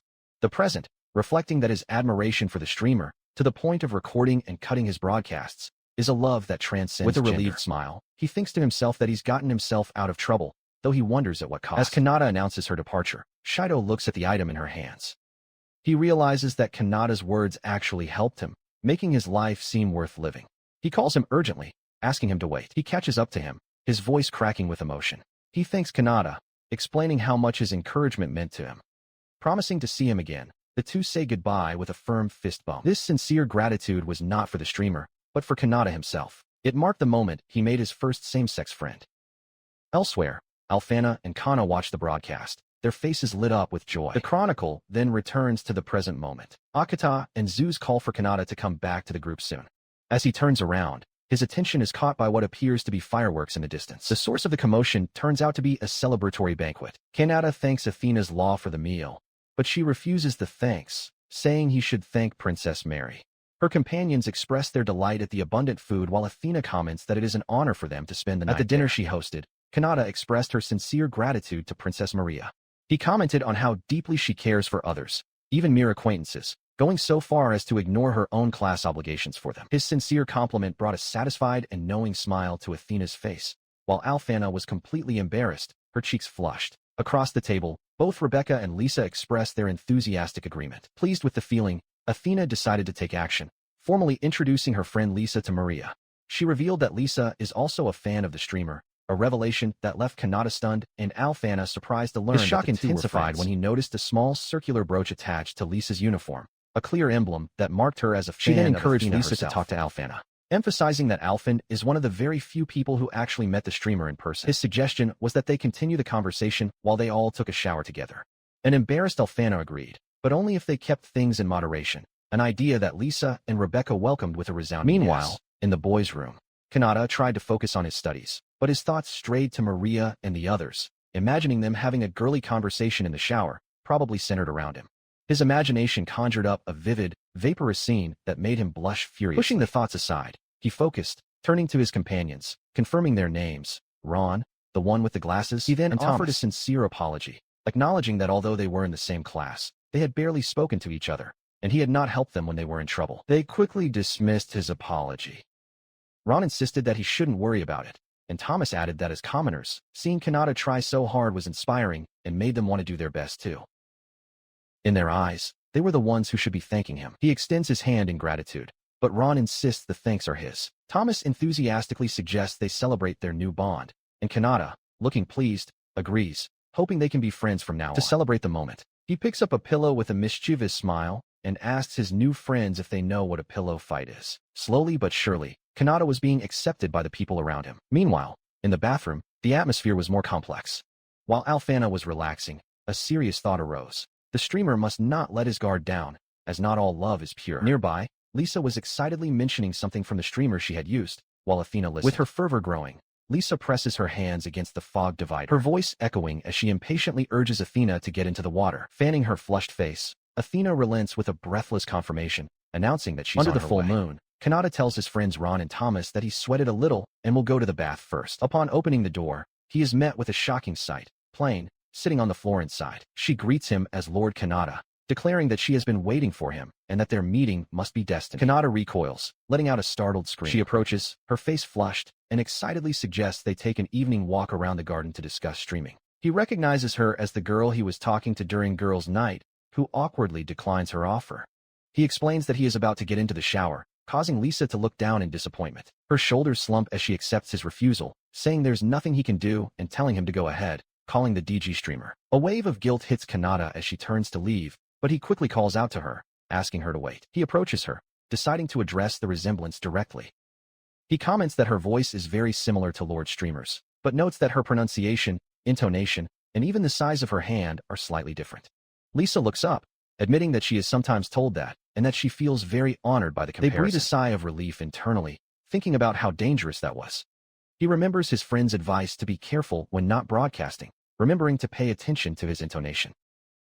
They had also pointed out that his new gloves were too big, which led to him deciding to remove them during broadcasts. The princess apologizes for her intensity, explaining that she gets all excited whenever she thinks about Lord Streamer. Clenching her fist, she declares that his broadcasts have become the reason for her life, an intensity that Kanata finds more disheartening than inspiring. Regretting that there is no broadcast today, as it is the most enjoyable time she can find as long as she can listen to you at the end of the day, she can bear anything. Having said what she wanted, she announces her departure, and Kanata watches her go. Walking down the hall, he reflects that although her fervor was frightening, hearing such direct feedback for the first time made him happy. This reminds him of her connection with Athena, and he begins to wonder if Lisa is really just a commoner. As he turns a hallway, he comes across Maria and Athena. He asks Princess Mary and Athena's law if they just got out of the bath. Athena, holding her fan, confirms yes. Maria adds that they also spent a long time in the sauna. While she and the other girls were in the hallway, Kanata was embarrassed by their presence right after taking a shower. He tried to apologize, explaining that he was also going to take a shower before continuing his report, and tried to escape. His interest peaked. Ateno stopped. Hearing from Lisa that Kanata was exceptionally diligent in her magic class, she observed him with a calculating gaze and formally requested a duel. The sudden challenge left both Kanata and Maria completely stunned. He tried to refuse, muttering that he smelled of sweat, and that facing the Count's daughter as his first opponent was too much. In response, she closed the distance between them, her face inches from his, and ordered him to duel her. In the background, Lisa was seething with jealousy, while Maria was overjoyed at the prospect. The group arrived at the Tender Garden, but Kanata noticed that Lisa was missing. Maria supposed she must have gone to the outside garden. Feeling a little guilty about the situation, Kanata continued with them. In the moonlit garden, Athena stood ready, sword in hand. She announced that the rules for the duel would be simple and that she would be the first to attack. She specified her victory conditions. She would win if Kanata's shield of protection broke, or if he surrendered. In response, Kanata declared that if he could resist her attack, victory would be his. With Maria acting as referee, the duel began. Athena immediately crouched down, promising to finish everything in an instant. Although she felt magic building up at the tip of his sword, she charged forward, unleashing her secret technique, crane lunge. Kanata, however, remained confident in his infinite magical power. The powerful thrust met no steel, but rather a sparkling magical shield that materialized in front of Kanata. Surprised that a single block could stop her, Athena declared that she would deliver 10 consecutive thrusts. As his volley began, Kanata calmly decided to just thicken his shield to withstand the blows. She abruptly ceased her attack, commenting on his dependence on magic. With a feint of her sword, She betrayed his attention before closing the distance in the blink of an eye. She tripped him and immobilized him, stating that hand-to-hand combat is lethal. While he was pinned beneath her, Maria ran in a panic, shouting for Athena to get off her and asking if he was okay. Kanata, looking up, assured her that she was perfectly fine as Athena had restrained herself. With that, he formally surrendered. He looked around in confusion, wondering why the guards hadn't appeared after the commotion of the duel. Athena, holding her fan, calmly reassured him. She explained that they were in the inner garden, where soundproof barriers, powered by magical machinery, were active, so there was no need to worry. As she led them through the property, she continued her explanation, revealing that there were no guards inside the mansion despite the heavy security presence outside. The entire property, she claimed, was a model for future crime prevention, which would rely on magical machines. Walking through the garden, she detailed that magical machines were buried beneath the entire area. If someone without a proper entry pass managed to sneak in, the system would trigger an immediate response. Kanata realized that such a plan was only viable because of Athena's formidable force of law. A man with a serious face and a formal suit approached them. As he approached, Maria commented on how completely different that place was from the capital. The attendant confirmed her observation, adding that the security there had the same potential as the systems in their previous lives. And there was also something else. Before the attendant could finish, Athena smiled slightly and pressed a button on her fan. With a soft beep, a wave of energy hit Kanata and Maria. She revealed that devices like that also existed, as the two were suddenly overcome by drowsiness and began to collapse. The attendant looked at them, unimpressed. He commented on how easily they fell asleep, noting that even an expert in magical combat is a complete amateur when it comes to physical threats. Kanata struggled to stay on her knees, while Maria lay completely unconscious on the floor. Their fight was brief. Kanata finally succumbed to the sleeping effect, her head resting gently on Athena's lap. Looking at him with a slight blush, she reflected that he really had no combat experience, leaving the streamer in a desperate and vulnerable situation. The duel ends with Kanata fallen and defeated on the ground. Athena knelt down beside him, offering an apology for having knocked him down, despite it being a permitted act within the fight. She then gently cradles his head in her lap, her face flushed as she confesses her adoration for Lord Streamer and admits that she was unable to truly fight him. Looking at her, Kanata wonders how she is so sure of her identity. Athena responds by offering to share her 4 reasons, like a song from Minar. While stroking his head, she begins her explanation. First, she notes that the intense look Maria directed at him is identical to the one she demonstrated during the Aurora broadcast. Second, although he has tried to disguise his voice and appearance, his height, shoulder width, and overall size are a near-perfect match. His name was not among the badge winners, leaving only those directly involved as possible bearers. She continues, revealing that her rapier has a special ability to drain an opponent's magic through the tip, a weapon that even SSS-class adventurers could only resist for a few seconds. However, he defended himself against her without his magic wavering. This, she declares, is the most decisive proof that he is the Lord Streamer, the bringer of infinite magic. As she finishes her 4th point, Kanata's consciousness fades. With him now unconscious, Athena's composure crumbles. She leans over him, inhaling his scent with an expression of ecstasy. The thought that he needs a bath overwhelms her senses, and she proclaims that no perfume could ever compare, that her very cells crave his essence. Your self-control completely shatters. Announcing that she can't hold back any longer, she decides to have a little taster before taking him to her room. With a crazed look, she loosened the chocolate necklace, reasoning that even if she has the wrong person, he is simply too irresistible for the royal capital. Her eyes shine with feverish desire as she licks her lips. She offers a silent apology, declaring that until she finds the real one, he will have to be the one to humiliate her. She leans in, her lips approaching his. It is noted that Athena, the second listener of the Principality of Randall, is an intelligent and impure Yandere, quite different from those found in the royal capital. Before she can make contact, a sudden and powerful kick launches her away from Kanata. A new figure lands gracefully next to him.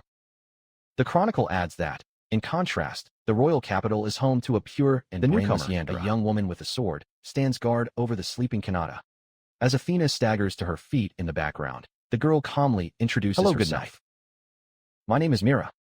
She explains that she is a member of a group of Royal Academy students, serving as their temporary guard. She points her blade at Athena, demanding to know how the noblewoman managed to enter the mansion. The young guard accuses her of not only hurting the princess, but also of trying to steal a kiss from the student, declaring that this must be her doing. The commotion turns out to be the rudest awakening for Kanata, who sits up, drowsy. Nearby, a nervous Maria asks Mira if her accusations are true. Athena, with a wild look, turns her attention to the princess, offering her a kiss if she so desires. She comments that although her calculations predicted that Kanata would remain unconscious for another hour, his reactions solidified her belief. He is, of course, the streamer. Maria marvels at Athena's incredible observation skills, confessing that she never even thought of Kanata as an ordinary student. Mira internally weighs her options, considering eliminating Athena, but holds back, realizing that this would cast suspicion on the students. She concludes that a princess would never have such a reaction to someone. The princess explains that ever since the Aurora incident, she suspected the saint was involved. To protect Kanata's secret, the small group of people who knew everything formed a protection organization disguised as a fan club. When Athena demands to know who they are, Maria returns the question with piqued interest. Athena expresses a hint of remorse and makes a proposal. If they allow her to join their organization, she will ignore the entire incident. His request is met with immediate and unified outrage. Maria and Mira shout back that they are the ones refusing to ignore their actions, questioning why a weird listener would be allowed. The princess clarifies with an air of superiority that they are listeners of good behavior and integrity, pointedly asking Athena if she has not already satisfied herself. A single bead of sweat runs down Athena's cheek as she silently watches the scene. Maria kneels beside the unconscious Kana in a state of pure happiness, while Mira remains in a guard position over him. A dark aura emanates from Maria and Mira as they threaten her with a purge. Visibly intimidated, Athena relents, admitting that she understands how scary they are. She agrees to recommend joining the support group, but gives a stern warning for the future. A tearful Mira asks for confirmation that her actions will be ignored, and Athena brusquely tells her to back off. During all this, Kanata remains sleeping soundly on the grass, oblivious to the intense negotiation that had just taken place above him. Watched by the three young women, he slowly regained consciousness, wondering if he had slept. As he sat down, Maria greeted him with a smile, explaining that Athena had accidentally activated a sleep trap that affected everyone. They themselves had just woken up.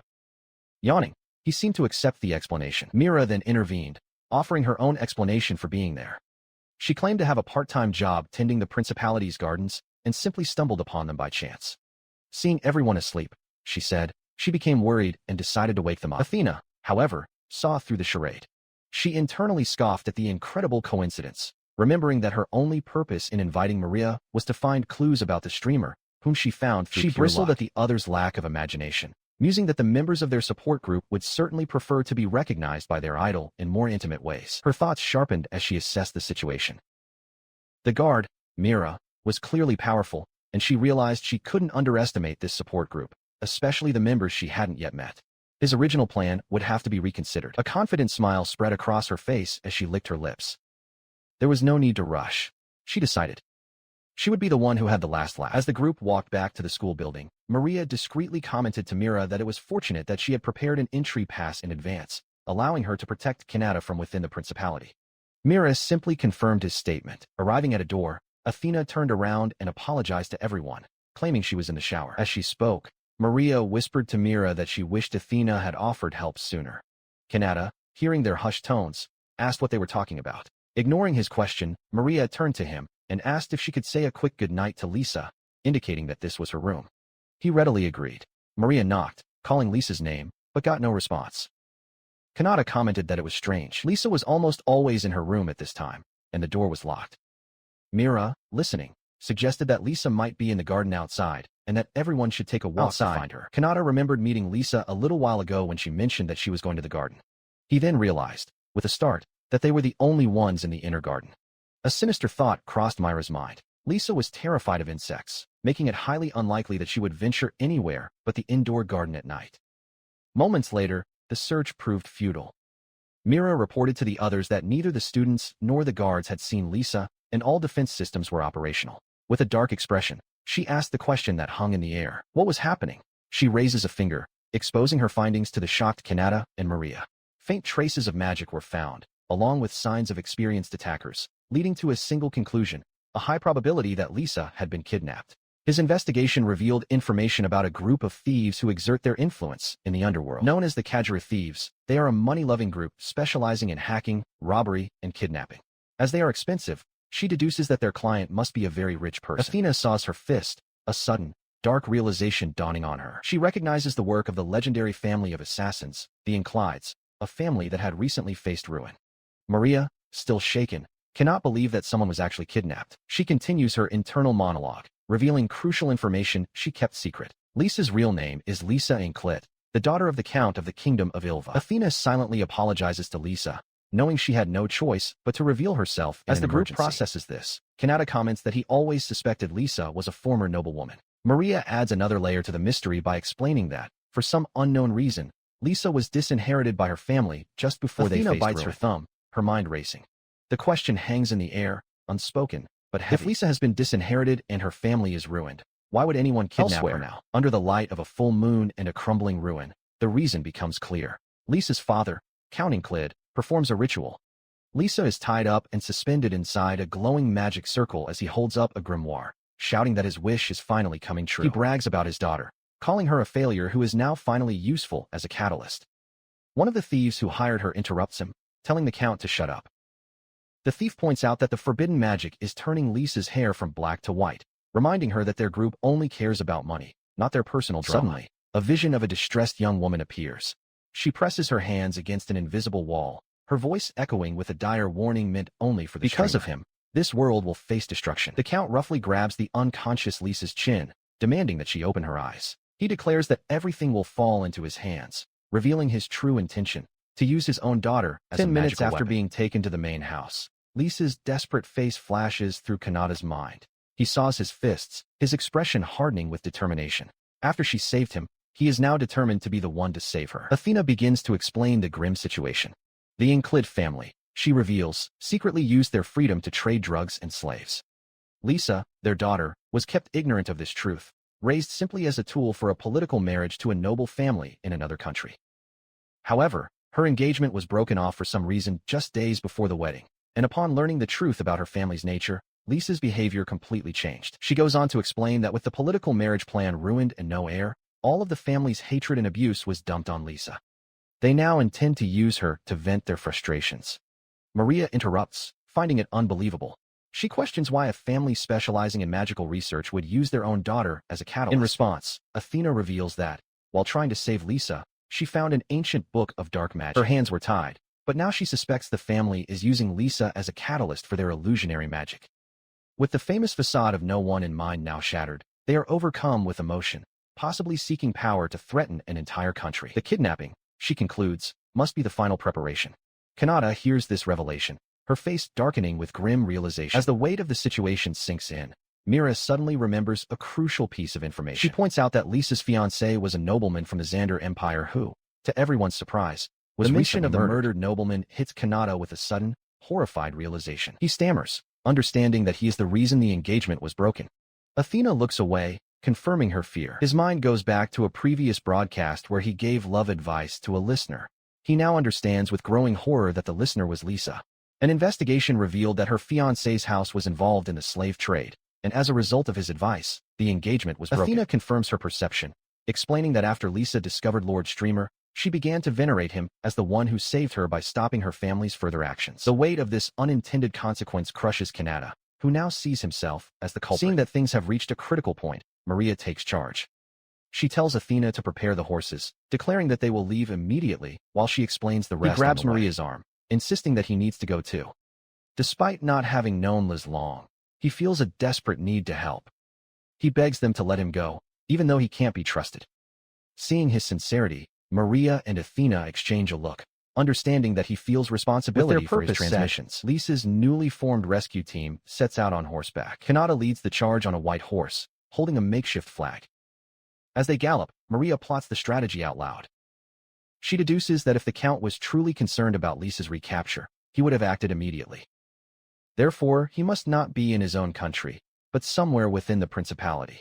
They need to hurry and cross the border before their target escapes. Mira reports back to the group, explaining that she investigated the likely Ponderages and found faint traces of magic in some ruins, something she now notices on a map, not having seen the basement of the place sooner. Maria praises her for exploring an entire country in just half a day, but then points out Myra's strangely cheerful behavior, saying she's being a little obvious. Following her lead, the group advances towards the ruins, aware that the sound of their horses' hooves could betray their approach.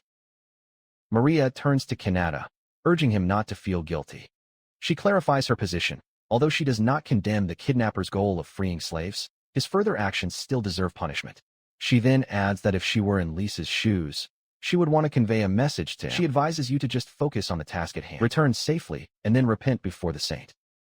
With a teasing smile, she adds that if he were broadcasting, he would probably be thanking his viewers, eliciting an embarrassed reaction. When they arrive, Kanata spots the structure and declares that Lisa must be underground. His concentration is broken by Maria, who is completely absorbed in a daydream about becoming his strict future wife, a promise that includes 100 kisses daily. Their arrival is met with an immediate ambush. A masked thief from Casual jumps towards the Kanata, but Maria moves quickly to intercept the blow. The attacker is shocked that she knows his parentage. Athena asks the group to follow the plan, apologizing for the situation, but noting that since she and Maria are experts in enhancement magic, they will have to use their superior magic reserves to overcome a dark magic user. Orders him to use body strengthening on his feet and take the first opportunity to go underground. As Mario watches him prepare, she feels a wave of nervousness, although she believes his vast reserves of magic make him the ideal adversary for dark magicians. Athena realizes that they miscounted their targets, noting that only 2 of the 3 humans are present. Taking advantage of the moment, Maria advances, launching a heron attack, a supreme His attack hits with crushing force, causing the Casual thief to stagger in shock from his power. Nearby, Mira restrains another thug, commenting that she is only holding back because Kanata is present. Maria hovers over her defeated enemy, coldly stating that a bandit who would dare kill them must understand the meaning of punishment. Gave his staff with brutal finality, proclaiming that his punishment is heavier than death itself. At the same time, Mira notices that the bandit is carrying a signal flute. She understands that to ensure Kanata's escape, they must eliminate every last of the thieves. In response to the signal, the forest floor suddenly fills with dozens of hooded Keijiro thieves, completely surrounding the small group. The defeated bandit mocks them, sneering that they were foolish to think the conflict would end so easily. Undeterred, Athena retorts, "This is our speech." As Kanata watches intently, Athena, Maria, and Mira unite against the horde. Athena issues a chilling warning, declaring that they will make their enemies understand the consequences of harming Lord Strymer and Pure Lisa. His words are punctuated by the image of a magical letter with Count and Klit's face, revealing the true mastermind behind the ambush. In a moonlit forest, Athena, flanked by Maria and Mira, confronts a large number of murderers of the thieves who gave birth to her. With a confident smile, she teases the hooded figures, calling them closer and asking what the problem is. Meanwhile, Kanata shoots through the air towards the enemy base, his face a mask of terror despite the body-strengthening technique that prevents any fall damage. Below, a watchman generated commotion in the distance. Just an emergency flute, and warns your companion that Athena and her group may have found them inside the fortress. Count Klid reveals his true intentions to a Kajira member. He explains that he never planned to risk his own life for his daughter, and that with the ritual now complete, a bodyguard is unnecessary. He brags that once Liz wakes up, she will protect him. Ignoring the thief's concerns, the Count orders them to prepare the reward, muttering about what idiots they are as he prepares to use his dark magic. His monologue is interrupted when Kanata bursts into the room. He directly confronts the nobleman, asking if he is counting Clyde. The Count recoils in shock, mistaking the intruder for Athena or a knight of the kingdom and demanding to know who he is. He ignores the Count's stutters, his gaze fixed on the unconscious girl he recognizes. His expression hardens with fury. He turns to the Conti, asking if he is prepared to pay for his crimes.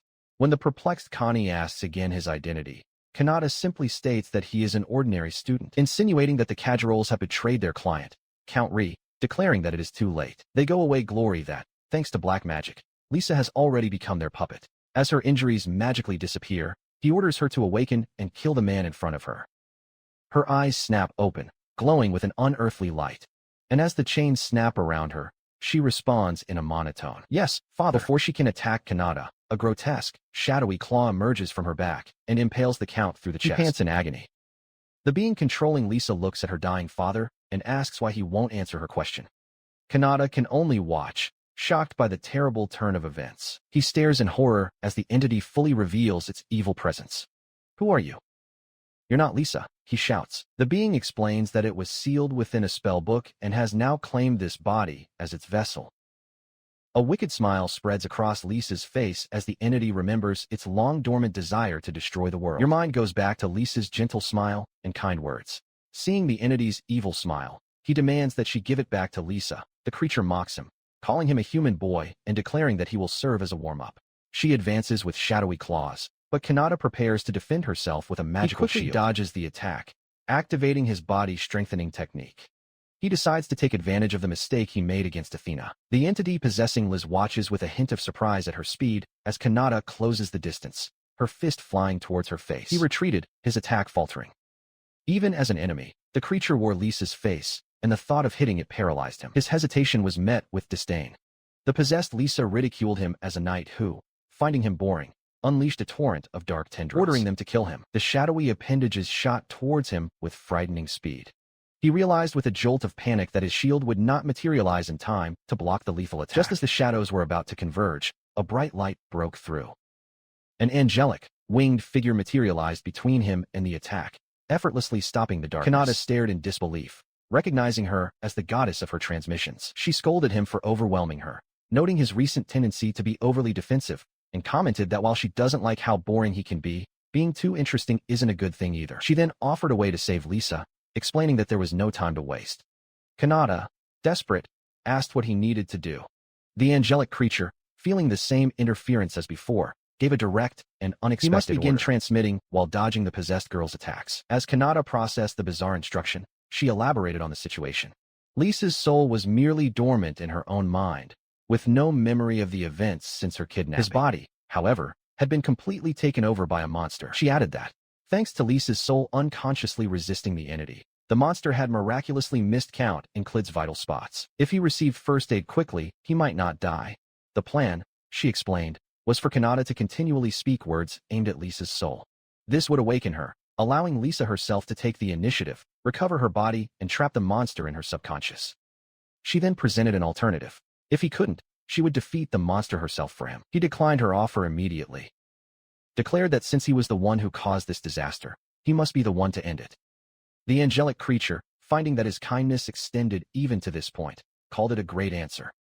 With new determination, Kanata announced that she would do it for Lisa and transformed into her masked streamer persona, promising not to worry as she would return to her school uniform once she was done. With his transformation complete, the angelic creature hugged him from behind, wishing him good luck. While holding him, she whispered that it would be incredibly troublesome if he failed now. Across the ruined chamber, the possessed Lisa watched, surprised by the sudden change. His attack was deflected with surprising speed. Before her was Kanata, now wearing a strange mask with horns, calling her name directly.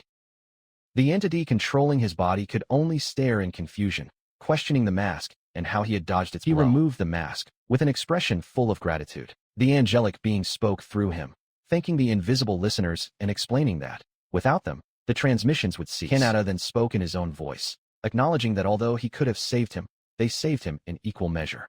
As a thank you, he declared his intention to dedicate the entire broadcast to saving Lisa, begging everyone to listen. His words had an immediate effect.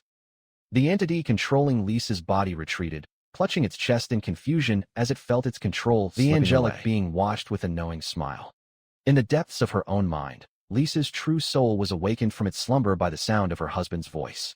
She greeted her Mr. Streamer with affection, valuing this connection as a wifely privilege and reaffirming her love, pulled back from the darkness by her unforgettable calling. The battle on two planes of existence begins.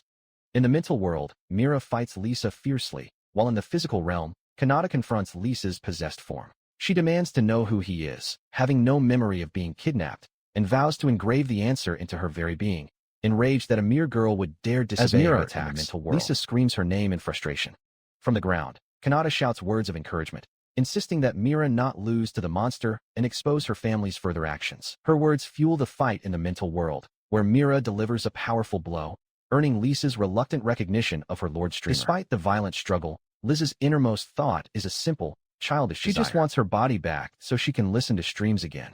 In the real world, this internal conflict manifests as a drain on power, causing Mira to scream in pain. Count Klid watches, perplexed by the monster's sudden weakness, while Kanata has an epiphany. The goddess must have put something in his pocket. The sudden loss of power causes Mira to stagger backwards. With her sinister aura gone, Lisa's attention turns to Kanata, and she declares that this is his chance to act. He seizes the moment, moving forward while yelling at Mira to shut her annoying mouth. As he moves, he takes out a small, unknown object from his coat. Reaching her, he deftly places the objects in her ears. He explains that he weakened her body so that his attacks wouldn't hurt her anymore, stating that after taking a hit, it's only fair to return the favor. Mira can only stare at him, confused by his actions. Now on her knees and sweating, she demands to know what he put in her ears. He lifts his streaming device, revealing it to be headphones that were in his pocket. It even displays Mirandaline recording data on its forehead. As he prepares to press play, he asks her opinion on the world's first ASMR broadcast. A recording of her voice fills his mind, telling him she is an indispensable presence and begging her to continue living for him. The raw emotion in the words sends a shockwave of power through her, breaking the chains on her wrists. Nearby, Count Clidio watches in disbelief, shocked that her will was strong enough to resist his control. Before she can recover, Lisa suddenly appears and hugs her from behind. Mira screams, not in pain, but in an overwhelming sensation that she says is not just surging, holding but trembling. Blushing Mira, Lisa whispers a soft welcome to this side. The scene leaves both Kanata and Count Inclid completely perplexed, questioning what kind of sonic attack could induce a state of pure euphoria. As Lisa's influence takes hold, Mira finds herself paralyzed. A strange heat spreads through his body, and his head refuses to turn. She knows she needs to destroy the device Kanata is holding, but for some reason she can't move. From a distance, Count Inclid watches, remembering how he initially thought the streamer's voice was a positive thing. The source of the sensation, Lisa, materializes in Mira's consciousness, embracing her. With an exultant expression, she invites Mira to drown in pleasure and become one of the streamer's followers, declaring that streams are the pinnacle of entertainment. Count Inclid can only watch in confusion, wondering if Lisa is trying to persuade the monster in Mira's mind. The idea of accepting pleasure instead of fighting begins to swirl in Mira's thoughts. The entity inside Mira physically manifests, knocking Kanata to the ground. He screams in surprise as the spiky-haired girl pins him down. She tells him to take a break from fighting, which she finds boring. Leaning in close, she makes a simple request, that he whisper her name to her. He asks if she has lost her memory, confused by her words. The spirit explains that it is a being that was once sealed within a grimoire. Realizing she doesn't have a name, Kanata offers to give her one, suggesting Pell. The name seems to resonate with her. She jumps to her feet, energized, and proudly declares her new name, demanding once again that he whisper it to her. He agrees, and Pelso's behavior gives him instant warning. She proposes that they stop fighting and become friends. Still trying to understand, he decides that, even if he never knows her past, they must work together to prevent such a tragedy from happening again. His sincere feeling is apparently conveyed to his audience, who marvel at the events. As Pell contemplates this, Liz's influence envelopes her again. Liz explains that the unsatisfied feeling in your solar plexus is called love. She tells Pell that she grew up without experiencing true love, but through the streams, all her followers deliver their feelings. Overwhelmed, Pell questions whether this powerful sensation is love, realizing that the streamer is much more than mere entertainment. She finds a sense of closure. Pell reflects that, after finally being revived, she feels satisfied. She recognizes that Kanata not only risked her life for others, but also respected her enemy's circumstances, and because of that, she lost to the stream's love. She feels like she can now rest in peace. Nearby, Liz wipes away a tear, declaring her love for the streamer victorious. Her form begins to become translucent, and she begins to disappear. Kanata calls his name in alarm, but Pell calmly reassures him. She explains that she will soon leave, and that once she disappears, Mira will wake up with no memory of the night's events. All damage except damage to your clothes will be undone. Lisa listens, thanking Pell for the information and noting how Kanata provides even her enemies with consequence-free closure. As she disappears, Kanata tells her to live a long life and continue streaming, promising that if she is revived, he will find a way into her world. Touched by his words, Pell clutches her chest, her expression full of emotion. She swears that she will run to him, with her heart and soul full of love. Its form dissipates into particles of light. With her last words, she says goodbye not only to the boy, but to the streamer. Kanata sits in the alley, holding now unconscious, and takes aim as the last traces of Pell disappear. He holds the unconscious girl, his mind processing the events that occurred in the mental world. He remembers how Pell left in peace, a conclusion reached through his ASMR broadcast, although this appears to have resulted in him gaining a new follower. His attention returns to the girl in his arms as he apologizes to Lisa for the trouble. As if listening, she murmurs in her sleep, promising to see him tomorrow and declaring Lord Streamer to be her hero. He looks at her, surprised by her words, and softly calls her name. After gently laying her down on the floor, he looks up through a hole in the ceiling, his expression hardening with determination. A single thought solidifies in your mind. It's time to go. Meanwhile, at the conclusion of another fierce battle, Maria, Mira, and Athena stand victorious under the moonlight. Their defeated opponents, members of Kajiru, are tied up before them. With the fight now over, one of them announces her next objective, to find the others. With the last of the thieves who sired her subdued in an instant, Mira screams that she is at her absolute limit. Athena and Maria observe the scene, noting that although they bought Lord Streamer some time, they expected him to resolve the situation alone. Seeing him emerge, Mira calls out, asking if Kanata and Liz are okay. He appears carrying an unconscious Liz in his arms, commenting that it looks like the others have also finished the battle. The sight shocks Athena, Maria, and Mira, who collectively exclaim as they recognize Lord Streamer's Their reactions are a mix of intense emotions. Athena covers her mouth, blushing deeply. Maria clasps her hands together with a look of pure admiration. Mira, with tears streaming down her face, gives a shaky thumbs up in approval. This shared feeling quickly dissolves into rivalry when Athena, with a mischievous smile, he declares that she should be the one he is carrying. Nearby, one of the defeated thieves who fathered her advises Kanata that although Lisa's condition is not serious, he should hurry and take her to a hospital. Kanata agrees, ready to leave. However, the masked thief stops him, asking Kanata to accompany them as well. The thief explains that if word spreads that an academy student resolved such a huge incident, it would attract a lot of unwanted attention, damaging his academic life. They also gesture towards his torn jacket, implying another matter to be addressed. As he considers the offer, Maria discusses the consequences with Athena, stating with cold fury that they must get rid of the Count's gang for the crimes of kidnapping and insulting Lord Streamer. Athena agrees, adding that they also need to clean everything up and provide an explanation. She then turns to Kanata, questioning if he plans to return to his classmates without treating his own injuries. As the group walks down an alley, a peculiar alliance has formed. Mira and the thief Kajiru walk together, both making peace signs. Watching them from behind, Kanata wonders aloud if he's the only one who finds their sudden friendship strange. His thoughts are interrupted when Maria and Mira rush him, announcing that they will fly home. A dark, winged shape takes to the sky above them. Kanata, agreeing, starts running to keep up with them. Later, Athena is found holding the tattered remains of Kanata's jacket. It reflects that its design, length and width are all unmistakably his. Maria confronts her, demanding to know what she has done and whether she has finally revealed her true nature. With a penetrating look, Athena confirms that Maria found out. Her expression turns to one of manic joy as she lifts the torn fabric. She declares that she will have the jacket replaced in the morning, but that leaves the question of the fragrance remaining from the original. She then proposes a shocking solution, dividing the pieces between the three of them. With her proposal apparently accepted, she holds up a piece of the precious fabric and formally welcomes Maria and Mira to the fan club. With a triumphant smile, she also thanks them for their help in freeing Lisa. As Mira watches stoically, Maria finds herself covered by another piece of cloth. Later, in a quiet room in the mansion, Athena sits next to Lisa's bed.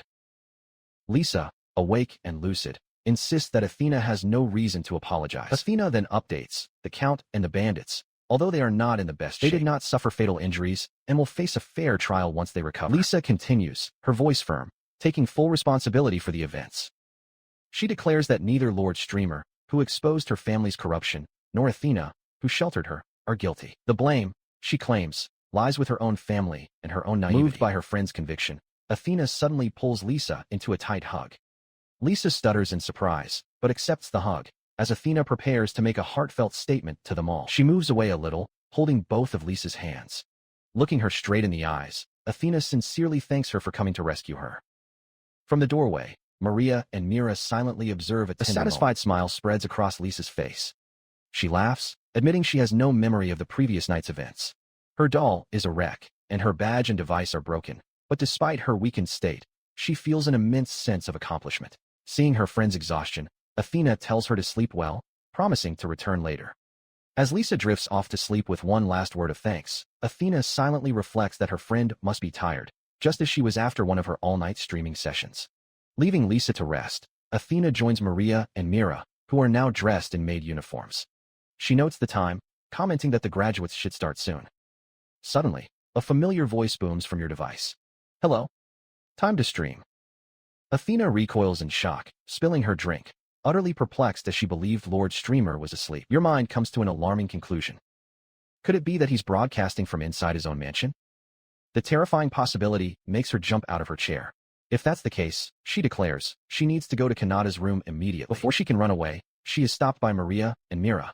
Their expressions are a mix of irritation and betrayal as they demand to know why she didn't wake them up, accusing her of trying to keep all the fun to herself. She became nervous as Maria and Mira confronted her, with Mira mockingly calling her the lowest-ranking member of the fan club. Athena grabbed her cell phone, thinking to herself that even though she was short on time, she needed to wake the other two up first. With the decision made, she ran down the hall, sliding to a stop as she announced her arrival at Maria's room. She burst through the doors and found both Maria and Mira fast asleep in an ornate bed. You two, wake up, she shouted, declaring that Lord Streamer was in the middle of a surprise transmission. Despite their urgent screams, they continued to sleep. Athena looked at her cell phone in disbelief, wondering why everyone was asleep. A confusing wave of jealousy washed over her, leaving her emotions in such a mess that she couldn't concentrate on the broadcast. A sudden thought then struck her. His gaze turned to Kanata, who was sleeping peacefully in the same room. The penny dropped. If Kanata was sleeping right there, then who was broadcasting? Looking at the live streaming icon on her cell phone, she urgently wondered who this imposter could be. A sudden noise wakes Maria up. Confused, she wonders what all the commotion is about so early in the morning, apologizing to those already awake. Her eyes widen in shock when she realizes that she is in bed with not only a sleeping Kanata, but also Mira. Nearby, Athena watches with equal surprise. Maria, holding her transmission device, declares this is the best wake-up call she's ever had. The commotion was not contained in the room. Across the city, citizens look at their own devices, and a buzz of confusion and excitement spreads as they watch the unexpected broadcast. The noise finally awakens Athena from her sleep. She mumbles sleepily over the noise, asking what the fuss is about. Your sleepy question hangs in the air as a series of silent, quick glances are exchanged. Maria looks at Athena, who in turn looks at Mira, whose gaze finally lands on Kanata, still at that moment. A sudden understanding dawns on Mira. Beads of sweat appear on her face as she clenches her fists, declaring that she understands the entire situation. She immediately suggests they move to another location so she can explain everything. While she formulates a plan, Maria and Athena are still trying to understand the origin of the chaos. Athena, holding a device, demands to know why a transmission is active while Kanata is sleeping. Maria, nervous, questions why she herself was sleeping with him. Mira, hearing the panicked exchange of words, acts to take control. She tells them both to calm down and come with her. Athena protests, insisting that there was no one else in the room when she fell asleep, but Mira is sometime later, in a large hall, Mira begins her explanation to a now awakened Kanata, who is kneeling on the floor looking despondent. She informs him that it is time to return to the mansion and promises to explain what happened during the time he was hospitalized. His dark mood is interrupted when Mira lifts the transmission device, excitedly announcing her plan to perform a guerrilla transmission immediately. With a joyful cry, she leaps forward and playfully clings to his leg. Your burst of joy does little to alleviate his confusion. He questions the sudden need for a broadcast, pointing out that today should be a day of rest. He asks if she is trying to create an alibi. Mira confirms her suspicion, explaining that she understood everything the moment he reflects on the new reality, finding it difficult to believe that his words can affect the lives of his listeners so much. Mira, pointing at his transmission device, exclaims in disbelief that he's only now realizing Kanata explains that he started broadcasting because he saw it as a source of salvation and hope for tomorrow. Her frustration grows as she imagines the powerful figures he influenced. Remembering that there were cases in which his words changed the fate of entire countries, bringing the conversation back to the present, Mira asks if he intends to broadcast without any of his usual equipment. Explains that although the system is incomplete and can only transmit in 10-minute intervals, he can use its subterminal. Using magic as a remote control, he can connect it to the main terminal in his dorm, create a simple transmission source, and send the signal. She processes the information, comparing it to Wi-Fi connections from his previous life. It confirms your understanding. As long as it can connect to the main terminal, it can transmit from anywhere. Kanata states that she is correct. He then reveals a significant complication he discovered through secret testing. In addition to the 10-minute limit, there is a transmission delay of 5 to 7 hours. Mira realizes this means that whatever he says now, his audience won't hear from him until the morning. With the preparations apparently complete, he tells Mira that she can return to the mansion to rest, assuring him that he will return as soon as he is finished. He thanks her for her help. She, however, has no intention of leaving. Out of nowhere, she materializes a chair and a listening horn, declaring that she always has them ready. Kanata, momentarily perplexed, internally notes that she is one of his most dangerous listeners, and that it is beneficial for her to hear his words before anyone else. In another location, Athena Faratoa and Maria Alpha listen carefully to the transmission. Athena explains to a perplexed Maria that this is in fact the streamer themselves, not the imposter, but that their broadcast is reaching them. Upon hearing Myra's voice on the broadcast, both Athena and Maria scream in regretting that it's unfair that she can be there with him while they can't. In a separate scene, Alphana and Maria Alpha sit with Kanata. Alphana holds out a piece of fabric, telling Mira that they prepared scraps for her. She encourages Mira to smell to understand, while the group takes a deep breath. Moreau observes, confused by the term remain. She and the others learn the true nature of the leftovers they were offered. The content of the transmission was a discussion Kanata had with the spirit Pell, awkwardly exploring ways to eliminate prejudice and conflict, the same promise he had made to her. The transmission took Alphana, Mira and Maria Alpha to a state of ecstasy. The effects of this transmission spread. According to rumors, a ceasefire agreement was reached in one country's conflict as a direct result.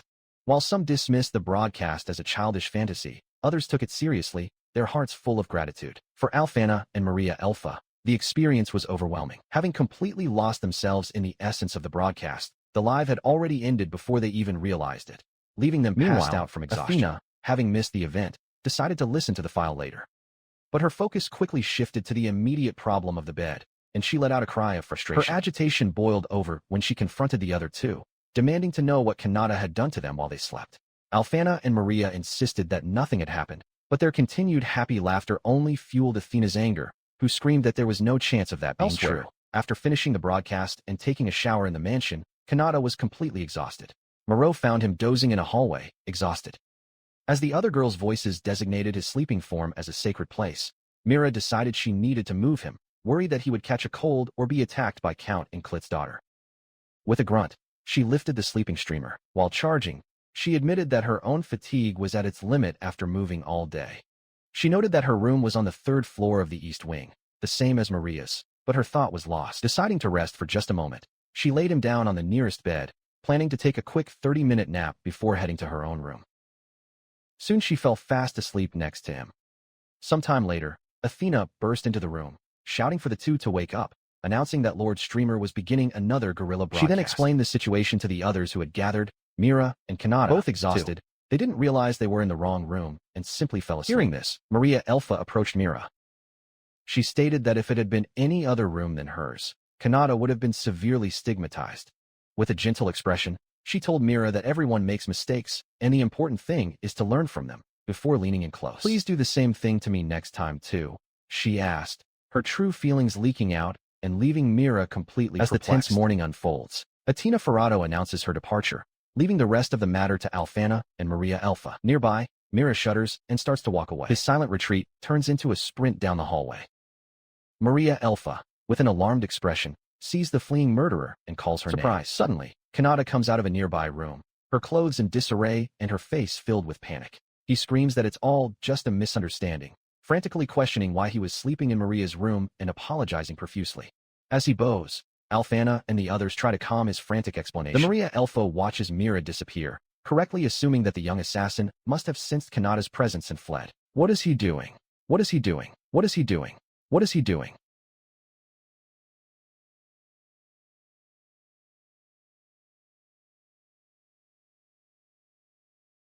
Asking the girls if they saw the coat he left in the ruins.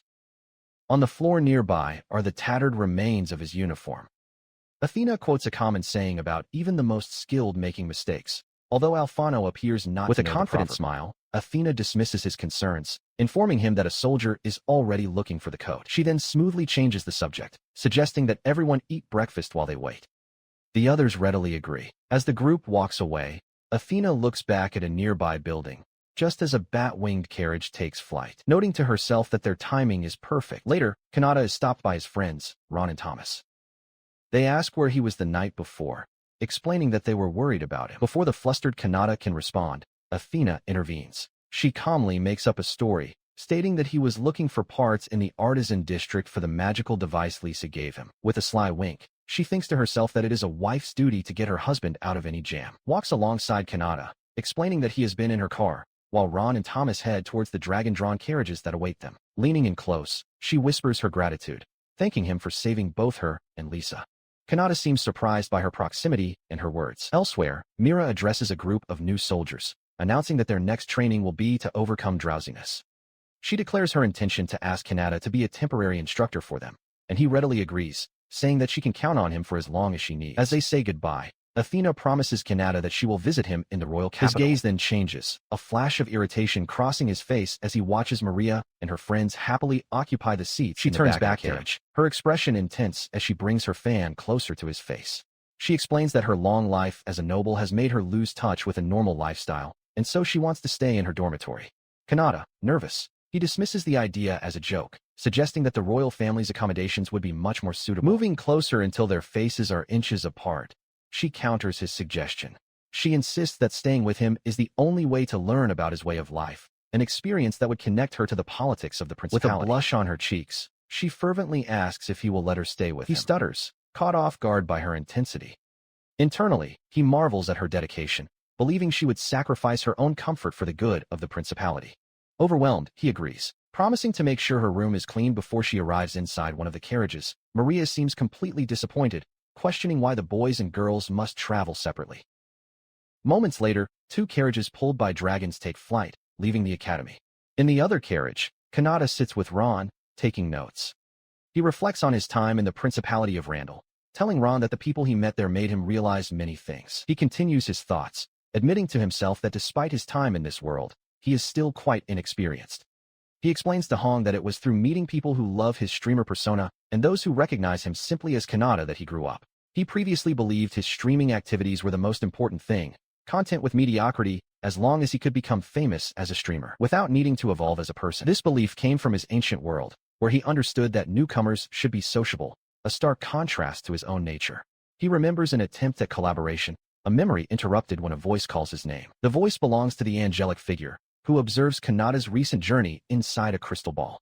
She smiles, commenting on the happy ending of his trip, in which he made new friends and discoveries. In the vision, Kanata and his companions laugh together, one of them noting that a report won't complete itself even if he gets distracted. She continues to watch the orb, noticing that, without him realizing it, his streaming has become the center of everyone's attention with a sharp and knowing look. She warns him not to think it's over. Her words reflect a growing reality.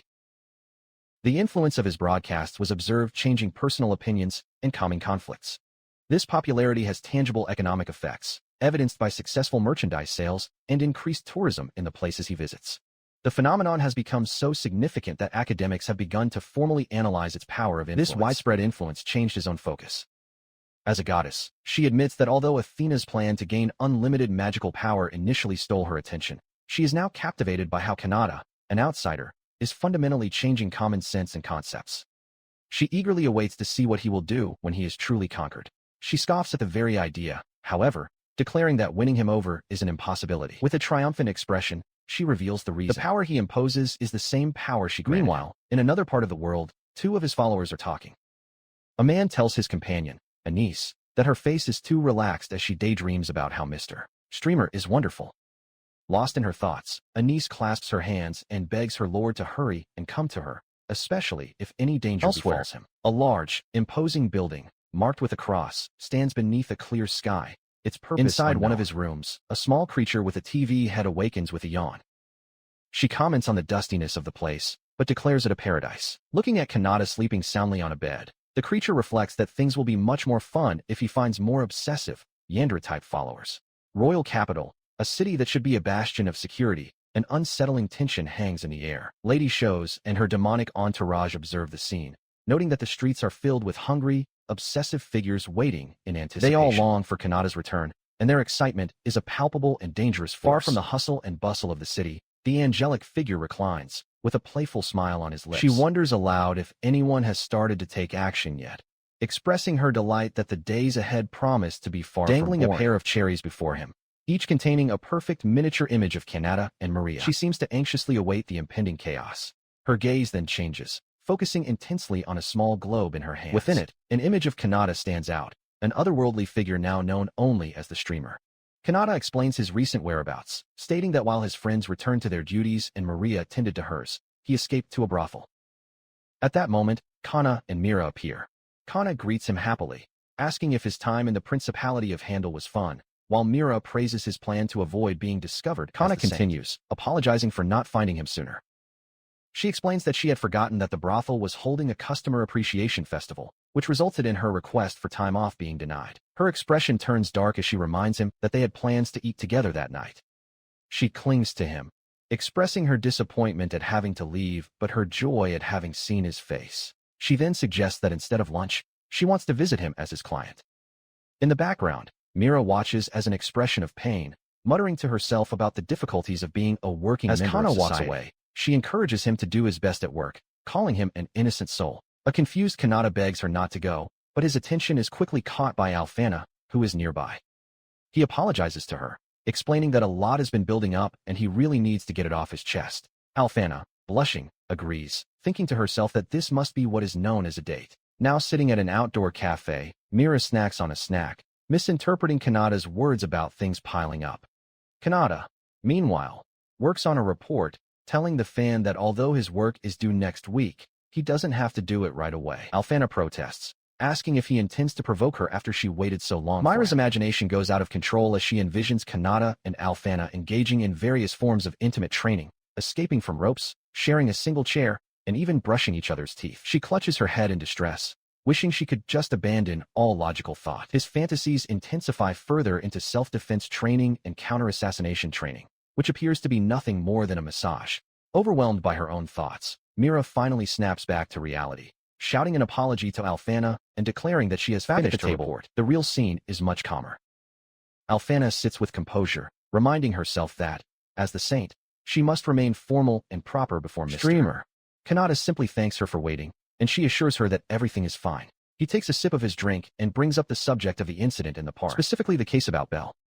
However, he quickly dismisses it, concluding that since Belle has passed away, there isn't much point in discussing it further. Noticing the change in mood, Alfana recognizes that a lot has happened, but decides to change the subject. She points to a nearby statue of the goddess, who is now inexplicably wearing a hooded sweatshirt. Alfana explains that they received permission to recreate the piece in Kanata size, although she doubts a custom-made version would sell. She reflects that the goddess sometimes misuses knowledge from her previous life. He insists that Alfan try on the new outfit, leaving his coat with her as he turns around. Despite her concerns about seeming like an overblown fan, she agrees. When she puts it on, she is immediately struck by the smell permeating his coat. Your mind races, analyzing the fabric, an exquisite replica, and the subtle differences in your detergent, a change from just 2 days ago. Before she can think any more about it, he returns, now wearing the new goddess hoodie. He asks her opinion, pleased that it's a perfect fit. Alfana, however, struggles to regain her composure. She considers getting another coffee to calm her nerves, noting internally that while a normal person might have jumped at the opportunity for a kiss, her status as a saint demands restraint. Suddenly, his eyes lock onto the cup he left behind. Irrational thoughts like holiness are quickly overtaken by pure instinct. In an instant, she launches herself across the table, grabbing the cup he was drinking from. Before he can fully process his own actions, his lips touch the edge where theirs once had, granting an indirect kiss to a devotee. It is a memorable achievement, and a wave of euphoria washes over her. Once the feeling settles, he returns to the table, thanking her for waiting and commenting on how good the new outfit suits her. Alfana, trying to appear nonchalant, looks around and wonders aloud where her coffee went, assuming the staff picked it up. With his report complete, he asks her what she would like to do next. They decide to explore the city, now accompanied by Mira, who is also wearing one of the new hooded outfits. The trio walks together through the busy streets, blending in with the crowd. As they walk, he tastes an ice cream, commenting on how delicious it is and that it's the first time he's had it. Mira's attention is captured by an impressive street artist nearby, but Alfana's focus is entirely on Kanata. She declares with a beaming smile that she would follow him anywhere. A little surprised, he suggests that they continue to walk around the castle town, asking if she agrees. She readily agrees to his plan. Then, with a touch of shyness, she asks if she could hold his hand for a moment, explaining that it's so they don't get lost in the crowd. He consents and extends his hand toward hers. With hands now clasped together, he laughs and casually comments that the place is actually very nice, adding that the beautiful lady he guided here previously also had a great time. The joyful atmosphere shattered instantly. Alfana freezes, her expression becoming dark and threatening. With a deceptively sweet smile, she asks him to clarify what he just said, questioning if he meant that he had brought another girl here before her. At that moment, he had unknowingly triggered a disaster. Kanata begins to apologize to Alfana for not telling her about his exchanges with the demon tribe. With a dark, unreadable expression, she holds up 2 fingers as if counting his transgressions. Internally, she reflects that Lord Kanata is simply too kind and defenseless, a fact she finds both frustrating and understandable. Suddenly, she lunges forward, wrapping her arms around him in a tight embrace. She concedes that being friendly with demon girls is one thing, but she worries about what might happen. She then reveals that, as one of the kingdom's diplomats, she has access to specific information, hinting at a deeper knowledge of the situation. Seeing her distress, Kanata apologizes for hurting her. Her response to his apology is unexpected. She pats her lap and firmly commands him to lay his head on it. Confused by the sudden demand, Kanata hesitates, but she repeats the order with an intensity that leaves no room for argument. He quietly agrees. He now rests awkwardly on her lap. As he lies there, Alfana looks down at him, a small, triumphant snicker escaping her lips as she murmurs another apology. Kanata realizes her acting skills are impressive. He truly believed she was angry. Alfana confesses she was just joking, admitting she was a little jealous of his demon friends. With a blush spreading across her face, she explains that this is to let him feel her warmth so he won't cheat. Internally, however, she is overwhelmed, feeling his head, weight, and breath on her lap, a state she considers paradise. He tells her she could have kept up the act longer, acknowledging that her lecture came from a place of genuine concern. He expresses his deep gratitude, explaining that since she and Maria were the ones who acknowledged him when he was alone at school, they are more than just friends to him. They are his benefactors. Alfana listens, touched by his sincerity. He continues, his voice earnest, admitting how scared he was when he heard about the trouble in her country. He recounts the dangers he's faced recently, fighting a scammer, being targeted by robbers, risking his life for a listener. Tears well up in Alfana's eyes as she implores him to take better care of himself. She insists that his magic doesn't negate the danger and worries about what will happen if he can't stay in the kingdom forever. Kanata notices her tears, but her sorrow quickly twists into something else. Alfana explains her terror at the thought of him encountering danger far away. Then, with a sudden, manic laugh, she declares that if he refuses to be careful, she will tie him up so he can never go anywhere again. Unfazed by her threat, he gently reaches up and touches her cheek, wiping a tear away. He tells her that even when saying something so extreme, she is still too kind. He then pats her head reassuringly. From a distance, Mira watches the scene unfold, wondering what she should do now that one of Kanata's hands is occupied. His simple, kind gesture breaks the tension completely. The two of them share a warm, genuine smile, their conflict resolved and their bond reaffirmed. He apologizes to Alfana for making her worry, but firmly states his intention to continue his streaming activities. With a hint of exasperation, she tells him he'd better. He elaborates, explaining that his experiences in the Principality of Randall taught him a great deal. To improve his streams, he believes he must experience many things as a human of this world, asserting that the growth of his stream is dependent on his own personal growth. With a gentle smile, he continues that if anything were to happen to him, that's simply the kind of person he is. He tells Alfana that if she's still upset, he would understand if she chose not to support him as Lord Streamer anymore, leaving her momentarily speechless. She quickly clarifies her feelings. Alfana explains that while she initially held feelings for Lord Kanata, spending time with him made her want to know him better. She corrects herself, stating her feelings are not for the noble, but for Lord Streamer. Her cheeks flush as she takes a step towards him, her voice filled with emotion as she begins a heartfelt confession, starting with the words I low. Kanata looks on, completely taken aback by her sudden declaration. A single word, you, hangs in the air, leaving her vulnerable and flustered before him. She stammers, unable to fully articulate her feelings, her hands clasped nervously. Kanata, still processing the moment, calls out her name in question. Overwhelmed, Alfana turns as if to flee. In that instant, he vanishes. Alfana whirls around, finding only empty space where he stood. Simultaneously, a torrential downpour begins. Elsewhere, Athena and Mira note the sudden rain. In the shadows, the demon Lucia cradles an incapacitated Kanata, remarking that she expected this to happen as a new, troubled chapter begins for the streamer. A young woman with long, light hair introduces herself as Athena, a founding member of the Lord Kanata fan club. Beside her, the demon Lucia explains she is part of Lady Shrouza's capture squad. Meanwhile, the demon Lord Shrouza herself holds a struggling Kanata, announcing that he will be staying in the demon realm starting today. Athena, holding a small, sharp tool, smiles unsettlingly and tells Kanata to please grit his teeth. Just 5 minutes prior, Shrouza was drowning in paperwork at her desk, lamenting the difficulties of being a functional member of society. She had only learned of Kanata's whereabouts that morning. As she grumbles about the work she's neglected, Lucia enters cheerfully with another large stack of documents, suggesting they go see Lord Kanata once the work is finished. Kanata had been kidnapped, passing out from a powerful gust of wind as Shrouza flew through the sky. He awakens now, disoriented, finding himself held firmly in her arms. Her gaze is intense as she clutches him, vowing that she will never let him escape. He asks what's happening, his memory fuzzy. Shrouza reminds him of his previously expressed curiosity about the demon realm, declaring that she is taking him there now. Noting that he was just speaking with Alfana, she tells him to prepare himself as they are about to warp. With a parting apology to the priestess, Shrouza announces that Kanata will soon be dyed in the colors of her realm as they shoot off in a blinding streak of light. Back where Kanata was taken, Athena confidently tells a flustered Lucia that she believes all members of the fan club will have a fair chance. She points out that the club's primary rule only requires members to seek Lord Streamer's agreement, not to refrain from approaching him. Her posture is wild and energetic, a stark contrast to the persona she displays during streams. Kanata finds himself in a dark, desolate landscape beneath a sky crackling with lightning.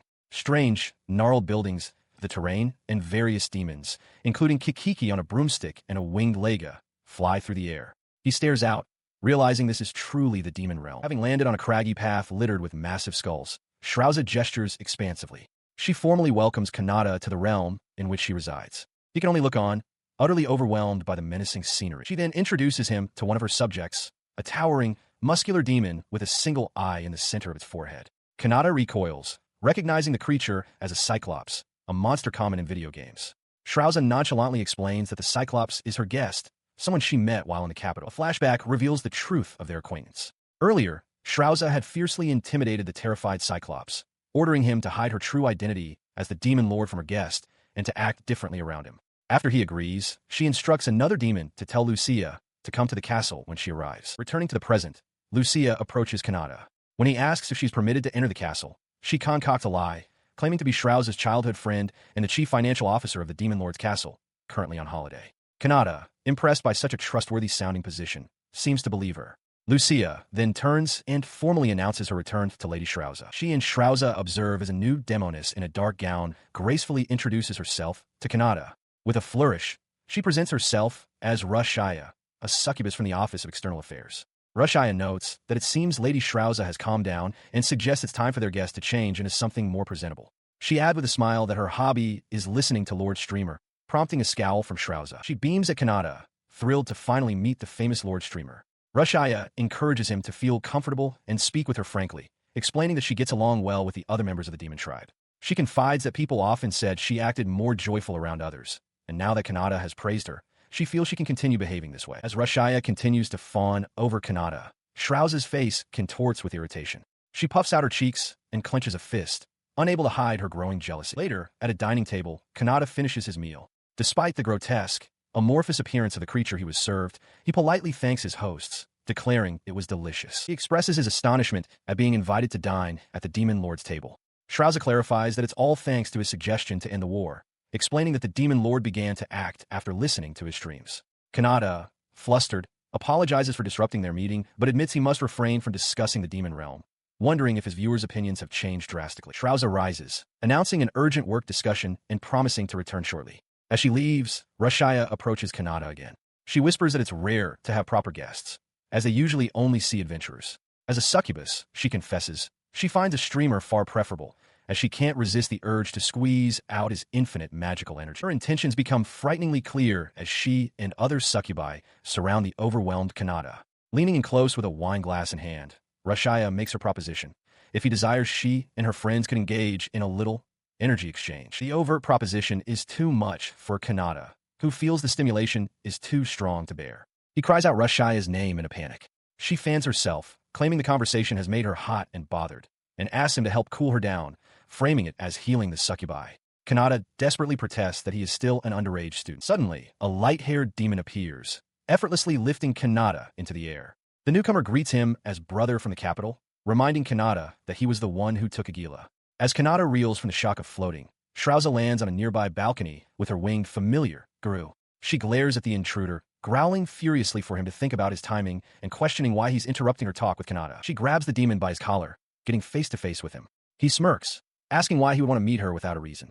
With a menacing glare, Shrouza informs him that the chief external affairs officer is looking for him and orders him to leave immediately. The light-haired demon dismisses the confrontation, telling Kanata to stop the fighting. He explains that he and Rushaya are childhood friends, and their roughhousing is just a daily routine, though he internally notes how different it is from the human relationships he knows. Setting the matter aside, he beckons for Kanata to come with him. In the background, the small winged familiar, Giru, soaks in a large tile bath. Following the demon's invitation, Kanata finds himself in the bath, questioning the sudden change of venue.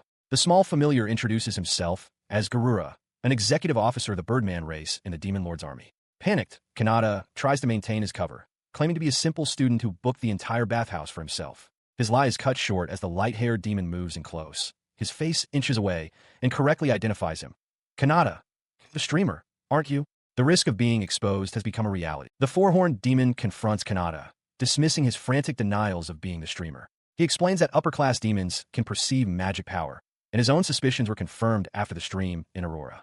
However, he assures Kanata that he intends to keep this discovery a secret from the Demon Lord. Meanwhile, in a field of flowers, Rushaya daydreams aloud, plotting to create a fated encounter for Lady Shrouza with the streamer. Watching her, the four-horned demon muses that they managed to find Kanata even without relying on magic detection, a feat he finds rather impressive. Back in the bathhouse, he tells Kanata that there is nothing more unsightly than a man making excuses. He threatens to trigger an explosion based on their sworn contract if Kanata doesn't confess. Cornered, Kanata finally admits his identity. The demon notes that only he has figured out, as the other two demons are of a lower tier, glancing toward Rushaya as he complains about doing this for her sake. He then points directly at Kanata, asking why he would keep his identity secret even from the Demon Lord. Before Kanata can process the question, the demon declares his true motive. He wants to be friends. Kanata is stunned as the demon, now identified as Garura, vows that he would never sell out a friend, not even if the Demon Lord herself demanded it. Garura explains that this was his reason for renting the bath. He plans to teach Kanata techniques to avoid being exposed by other upper-tier demons. He feels it's the least he can do for the streamer, the person responsible for stopping the war. He elaborates that controlling one's magical power is like turning a tap on and off. He intends to teach Kanata this control so he can act like a human, a race with naturally low magical power. Kanata, unfamiliar with the concept, simply asks what magical power even is. Garura encourages him, insisting that with focus, he can surely acquire the skill. Kanata responds with a determined shout. Garura adds a warning, however. This technique only protects against magical detection, not other methods of discovery, though he believes Kanata has already accounted for that, picturing the various powerful women in his life. After the lesson, Garura tells Kanata to remember the sensation, as it will be useful one day. He then asks about the demon tribe's overall focus now that the war is over. Elsewhere, Rashaya is swamped with paperwork, lamenting her exhaustion and wishing she could meet the streamer. Lady Shrauza explains their new goal. As an isolationist culture, the demon realm must now research other countries to reach the same level of cultural development as the humans. Kanata asks if Garura shares that goal. Garura admits that once things settle down, he wants to find a tall human girl to be his girlfriend, confessing they're more his type than the girls at home. Kanata's eyes light up in agreement, exclaiming that tall girls are amazing, especially muscular ones. As they bond over their shared taste, Garura's expression suddenly hardens as he senses an approaching presence. The door slides open to reveal Lady Shrauza and Rashaya. Rashaya claims that a cleaning appliance was too powerful and destroyed Kanata's guest room, forcing them to come clean up. But Shrauza's smirk reveals the truth. She destroyed it on purpose for an excuse to see Kanata's naked body. Both Kanata and Garura are stunned, with Kanata realizing with dawning horror that the bath was, in fact, a mixed bath all along. He is met with a startling proposition. With beaming smiles, Lady Shrauza and Rashaya suggest that as an apology, all three of them can sleep together in Shrauza's house. Faced with this, Kanata internally panics, pleading for Garura to help him. Lady Shrauza explains, with a sly look, that for the demon tribe, the highest form of hospitality is to sleep with one's guests, a complete fabrication. Desperate, Kanata suggests he would rather go to Garura's place instead. His desperate plea puts his friend in an impossible position. Garura apologizes, explaining that there is no escape now and the best he can do is pick up Kanata's bones later. As Lady Shrauza declares her intent to take Kanata, Rashaya grabs a stunned Garura, insisting they must disinfect themselves. A short time later, he finds himself kneeling on a luxurious bed in an opulent room. He trembles, overwhelmed by what he believes to be the normal customs of the demon realm, reminding himself that he is merely an underage student. As he sits in shock, Lady Shrauza and Rashaya enter, now clad in sheer, revealing nightgowns. Shrauza remarks that Kanata must be feeling the effects of the stimulating cooking and that their battle dresses will now have an unstoppable effect on his desire-filled body. Their intentions are clear. Lady Shrauza confidently wonders if even an ability to stop time could affect her as she reaches for the door to make her entrance. But as she steps through, a radiant angelic figure materializes, blocking her path. Shrauza recoils, demanding to know who she is. The angel calls her an idiot, complaining that it's unfair she cannot fully manifest. From the side, Garura watches in shock, wondering about the spirit bound to this human. Regaining her composure, Lady Shrauza points accusingly at the spirit, declaring that she is in love with Kanata. The accusation throws the angel into a flustered panic. She vehemently denies it, claiming she doesn't love people that way and just found the situation interesting, all while Shrauza begins to fade as if affected by a temporal distortion. The moment seems to reset. Shrauza and Rashaya are back at the doorway, momentarily confused about their own actions. Their focus quickly returns to Kanata as they advance, declaring that the knight is still young and he must prepare himself. They sit on either side of him. Kanata, looking flushed, explains that his body feels warm and his head fuzzy. He suggests he might have a cold and should sleep elsewhere. Unfazed, the two demons declare that if he is sick, they must perform the demon tribe's traditional cold treatment method. He struggles to maintain his composure, desperately trying to rationalize the situation. These revealing pajamas, he tells himself, are simply normal attire in the demon realm. Their actions are just a form of goodwill.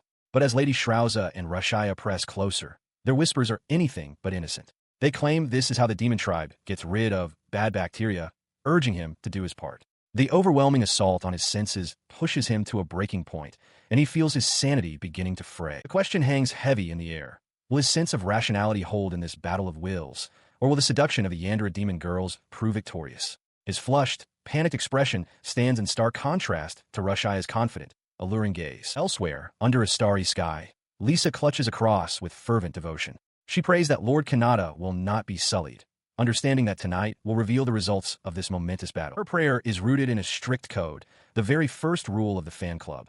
One must not simply go with the flow without the express agreement of Lord Streamer himself. This principle stands as a direct challenge to the Yandere demon tribe's impending actions. In the demon realm, Kanata finds himself in bed, pinned down by two succubi, Rashaya and Lucia. He realizes with his sweat-drenched panic that their methods for deepening their bonds are far more aggressive than he could have ever imagined. As Rashaya presses closer, she whispers her intent to act once his excitement reaches its breaking point. He, however, is in genuine distress, feeling his own desires begin to overflow due to a strange cold. He struggles to maintain control as Rashaya asks if he's feeling the effects of the demon realm's unique fever-breaking methods. His mind races, connecting the cold to his arrival in the demon realm, an effect of its air and mana. Recalling Garura's advice about an armor of magical power, he realizes he can create a protective membrane by releasing his own mana.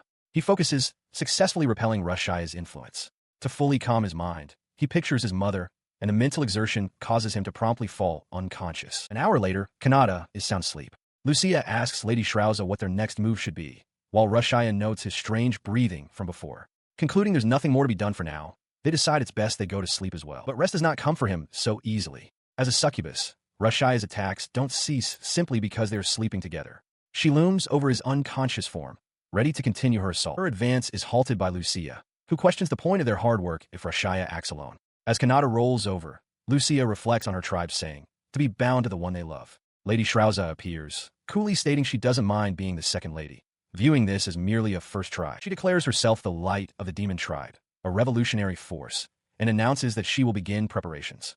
As she and Lucia prepare to leave, Rashaya protests. Shrauza calmly reminds her of the fan club's first rule, no acting without Lord Streamer's consent. Rashaya is aghast that they would go against their own rules, but Shrauza simply implies that a private reward is waiting for Kanata. Infuriated, Rashaya casts aside all pretense. Who cares about the fan club? She roars internally. A dark, clawed hand reaches for the sleeping youth as she vows that Kanata will belong solely to the demon realm. Her ambition is cut short by a swift karate chop from Garura, who declares, "You can't." As Kanata slumbers on, Garura admonishes the stunned Rashaya, hoping she can improve her foolish superior. Lady Shrauza watches thoughtfully, musing that simply being at Kanata's side would be the greatest happiness for her. In a quiet room, Lisa clutches a book to her chest, her thoughts consumed not by its pages, but by Kanata. She laments her current form, wishing for him to see her simply as a woman, stripped of her accomplishments. More than his body, she desires his heart, his love. Her ultimate wish is to be with him, not as a fan, but as a lover. She thinks of her friends in the fan club, a group that accepted her even though she is a member of the demon tribe. They are all gathered around a table, sharing a meal and raising their glasses in a toast. Glory to Lord Streamer. Their shared devotion is a bond, but one Lisa seems ready to betray for her own desires. Her thoughts return to the present as she gazes at Kanata, who sleeps soundly in a bed. The sight makes her chest ache. With a soft sniffle, she sighs, unable to calm her racing heart. She acknowledges her own foolishness, admitting to herself that she is a woman who could only resort to kidnapping him. Her sorrowful expression twists into one of dark, possessive intensity. Tears stream down her face, now cast in shadow, as she vows that Kanata will eventually share her feelings. She demands that he love only her, look only at her.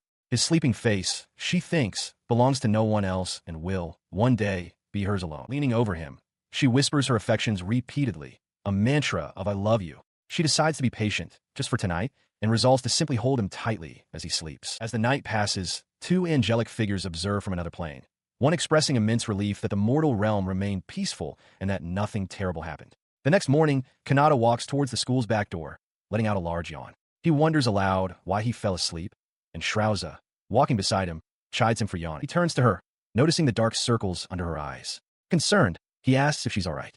Shrauza laughs it off, reminding him that she was the one who invited him. She then playfully suggests that if he likes, he could come live in the demon realm. After noticing him shiver, she comments on the revealing nature of demon attire and jokes that he could manage a succubi brothel after graduation, an idea she quickly dismisses. He then presents her with a folded shirt, explaining it was a gift from his streamer fans. Feeling bad about the large quantity, he had tried one on but decided against wearing it. Shrauza accepts the garment, stating she will take it for research and development, while noting that his physique is still somewhat underdeveloped. As their escorts arrive, Shrauza informs Kanata that it's time for their morning meetings and they must part ways. She expresses her disappointment, but promises to see him soon. Nearby, Garura watches their exchange with a low growl. Kanata agrees, and they go their separate ways. Deciding to head back to the dorms, Kanata's path is suddenly blocked. From the direction of a waiting carriage, where an attendant is told to halt, two figures lunge forward with terrifying speed and intensity. It is Alfana and the elf princess Maria, their eyes wide and manic as they shout in unison, I found you. A chaotic morning reunion erupts as Alfana and Maria accost Kanata. Alfana, frantic, grabs him and demands to know if he was abducted by the demon realm, a fact she claims to have heard from him. Maria presses in just as close, asking if he is alright. Overwhelmed by their energetic concern, Kanata can only protest their proximity while his other friends watch the scene unfold. To verify his state, Alfana and Maria present him with a holy cross.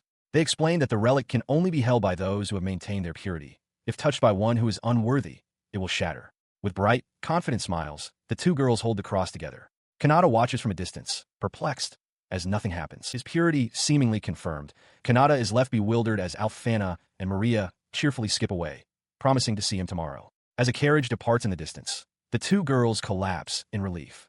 Alfana remarks that Shrauza must have had some common sense after all, but Maria admits she was scared out of her wits, especially since the kidnapping occurred right in the middle of his confession. As they recover, Alfana advises Maria not to be so anxious next time, noting that Kanata's behavior suggests he doesn't remember the latter half of their date. Leaning in close, she whispers a critical question, asking if Maria is aware that Lord Kanata's jacket has been duplicated. Maria's eyes widen in shock at the revelation. Far away, in the demon realm, Lady Shrauza blissfully wears the original jacket, calling it her boyfriend clothes as she diligently works at her desk.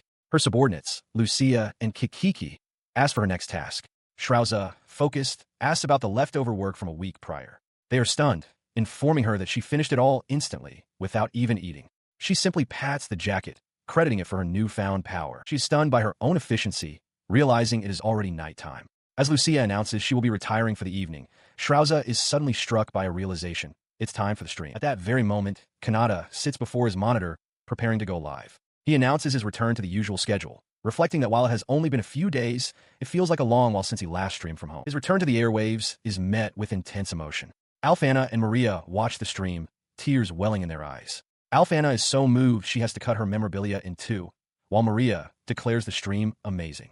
Alfana's possessiveness flares as she warns Kanata not to thank any super chat donations from others. He, meanwhile, scans the chat, noting the general praise before a peculiar message catches his eye. A first-time super chatter asks for the best place to propose or be proposed to. The question makes Kanata reflect on the beautiful scenery he witnessed, something so different from his previous life. The mention of a beautiful place sparks an idea for Maria and Alfana, who decide to create a field of flowers in the capital. In the demon realm, Lady Shrauza overhears this on the stream. She looks out over the desolate, blood-soaked plains of her kingdom, a land so barren not a single blade of grass can grow, and wonders what such a place would look like if it were to overflow with flowers. She continues listening to Kanata's broadcast, her expression thoughtful as he speaks. He suggests that if one were to have a fight, they should simply go back and make up. She quietly poses a question to his image on the screen, wondering if he would truly consider fighting in such a beautiful place. His on-screen persona suddenly brightens, exclaiming that it's because she is a truly interesting person. The unexpected compliment catches her completely off guard. Meanwhile, the stream's chat fills with comments from his audience, calling him naive and cute, speculating he's the unpopular type, and one viewer even declaring him their type and asking him to be their marriage planner. The idea of marriage planning sends her spiraling into a vivid daydream. She imagines a future where humans can visit the demon realm easily, a place where she and Kanata can reveal their true identities and confess their feelings. With newfound resolve, she declares her decision. She will make the demon realm flourish with greenery and flowers. In her fantasy, she and Kanata stand together, and she announces that to start, they will fill this very field with flowers. She muses that once it's complete, she will proudly introduce it to him. Elsewhere, her subordinates react to the situation. Garura bursts into laughter, mocking Kikiki by telling her she's free to imagine whatever she wants. Lucia sighs in exasperation nearby. Kikiki, flustered, reminds Garura that their work is not yet finished, and that she wants to catch the livestream too. He then offers to help, suggesting he'll take half of her workload. Kikiki, blushing furiously at his earnestness, dismisses his words as cringy and threatens to go home. Changing his tone, Garura offers a piece of sincere advice, telling her that she needs to capture the heart of the man she's fallen for, not just rely on physical appeal. The scene shifts to the culmination of Lady Shrauza's fantasy. She stands in a flowing white wedding gown, holding a massive bouquet of white roses. Her phone displays a message from Garura, framed as a super chat, explaining that his earlier words were an early celebration gift for her. The chat buzzes with questions about how many children she wants. A brief memory surfaces of the next day, where she visited a florist and purchased an unprecedented amount of flower seeds, lining up with other patrons. In the Riwado Republic, a story unfolds about a lady who loves toys. On a busy street, onlookers murmur about a young woman who never seems to make a sale, wishing she had a normal job. This woman, a toy maker named Rumiu, clutches one of her creations, her face a mask of despair. She couldn't sell a single one, and her thoughts drift to a streamer she follows. A month prior, she had pleaded with a shopkeeper. He noted her persistence, but questioned if his store could handle such a difficult toy. Rumiu explained her dream was to bring joy and happiness to everyone through her products. The shopkeeper was unmoved, suggesting she makes simple toys to trick kids for a quick profit. Desperate, she offered to lower her dividends to a minimum, begging for a chance, insisting her toys wouldn't be sold in stores otherwise. Her pleas were met with fury. The shopkeeper, his patience exhausted, threw her out, roaring that her ideals couldn't feed anyone and that she shouldn't come back. Cast out onto the street, Rumiyu sat in defeat, wondering where else she could possibly go now that this store had rejected her. Back in the present, she sat alone, consumed by her concerns. Rent was due this month, and she had no idea what to do. Deciding to take a chance, she composed a message to the streamer, asking for advice. Though she doubted he would even read it, she sent it anyway. She gasped in astonishment as he read it almost immediately. From his own location, Kanata read the message from a dreaming creator who couldn't get people to buy her products. His advice was simple. If that was the case, she should try selling them on the roadside. The suggestion resonated with Rumiyu. Heeding his words, she sold all of her furniture to acquire a 1-month business license. Now, set up on a street corner, she sighed at her remaining stock. Just then, a figure in dark assassin's gear, Mira, approached her small display. She looked over the wares with curiosity. Mira asked what kind of store it was, and Rumiyu explained that the card-like items were toys inspired by tarot cards, but they weren't selling because people didn't know how to play. Mira, remarking that she was usually only capable of destroying things, expressed admiration for someone who could create. She then asked the price, and Rumiyu timidly stated it was 3 copper pieces. Finding the price shockingly low for a handmade item, Mira apologized for only having 5 silver pieces and handed them over, telling the toy maker to have more confidence. Rumiyu was overwhelmed. To receive so much for her creation brought tears to her eyes. Thanking Mira profusely, she felt a renewed resolve. With tomorrow being her last day, she would give it her all and live with no regrets. As the day ended, she watched families pass by, reflecting that at 26, she needed to face reality while her friends were already raising children. Elsewhere, Mira reappeared in Kanata's room. He was startled, asking if she had been traveling to Rancel Kingdom for weeks. She brushed off his question, telling him not to worry about the details. She then announced she had a souvenir for him. Instead of an object, she presented herself, striking a pose and offering him the rights to make her into a body pillow. Kanata could only stare, completely flabbergasted by the serious, yet absurd, proposition. Her bizarre offer earns her a tight headlock from a flustered Kanata. He protests that he has no such interests, yelling that if she has time to mess with him, she should just go home. He quickly clarifies that he is only joking as he examines the actual souvenir she brought. His attention shifts to the deck of playing cards in his hands. His eyes widen in recognition, and he exclaims in nostalgic wonder that they are exactly like the poker cards from his previous world. He immediately begins thinking of games to play, like Daifugo, or at least starting with 2-person poker. Seeing his excitement, Mira leans in with a hopeful expression. She asks if she could use his idea, proposing that she would love to learn how to play directly from him. Kanata is taken aback by her sudden, earnest request. Meanwhile, at the market square, the toy maker Miyu packs up her stall onto the fading light. The neighboring shopkeeper watches her, reflecting that his initial assessment was correct. She has neither the talent of a maker nor a seller. Rumiyu herself sighs, acknowledging that she only managed to sell a single piece, yet feels fortunate to have even made that one sale. As she prepares to leave, her communication device buzzes to life with an incoming live stream.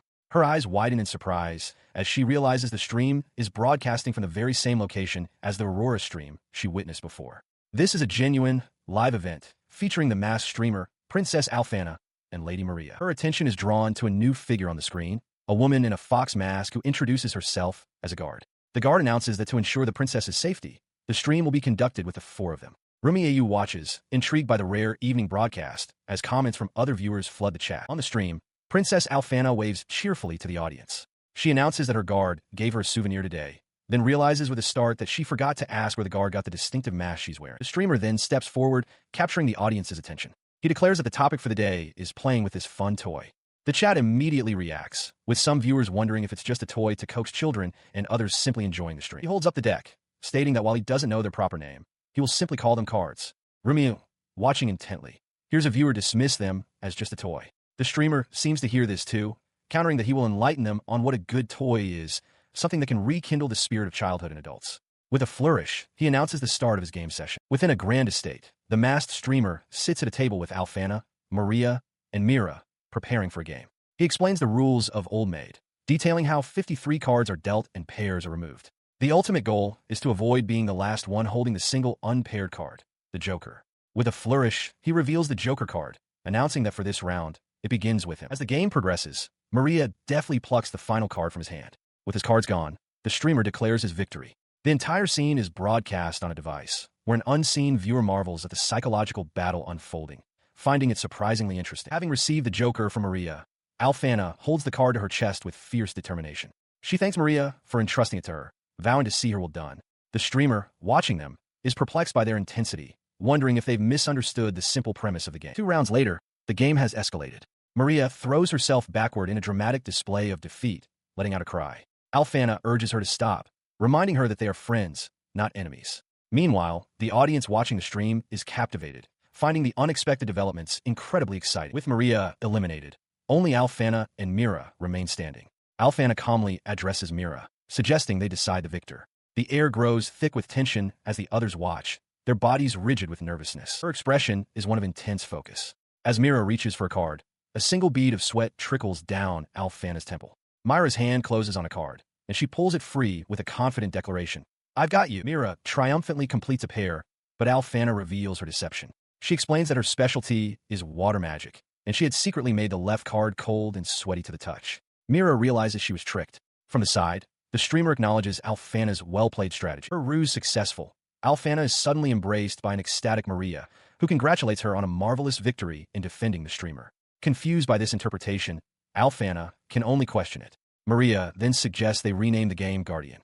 The streamer tries to interject that Alfana actually lost, but his words are lost in their excitement. The 3 girls huddle together, frustrated yet clearly having enjoyed the chaotic game. Alfana clutches the Joker card as if it were a trophy. Watching them, the streamer concludes that since everyone had fun, the outcome doesn't really matter. He then shifts the topic of his stream, holding up a small toy box. He states that everyone must be curious about its maker. As he reads the name from the box, Ms. Rumieu from the Roado Republic, a woman with spiral lens glasses and a beret appears in a flash, letting out a shocked cry. The toy maker, Rumieu, stares at her phone in disbelief as Kanata's stream continues. His viewers are in an uproar, all clamoring to buy her Guardian game. Kanata himself praises her, calling the toy maker a genius. Overwhelmed, Rumieu can only stammer, asking to buy some cards herself. She begins to cry, tears of joy streaming down her face. It feels like a dream. She whispers her thanks to the streamer and to the girl from the previous day. Meanwhile, on the stream, Alfana, Maria, and Mira prepare for a second round of their game, with Mira fiercely declaring that she will not lose this time. Her thoughts spiral as a deep blush covers her face.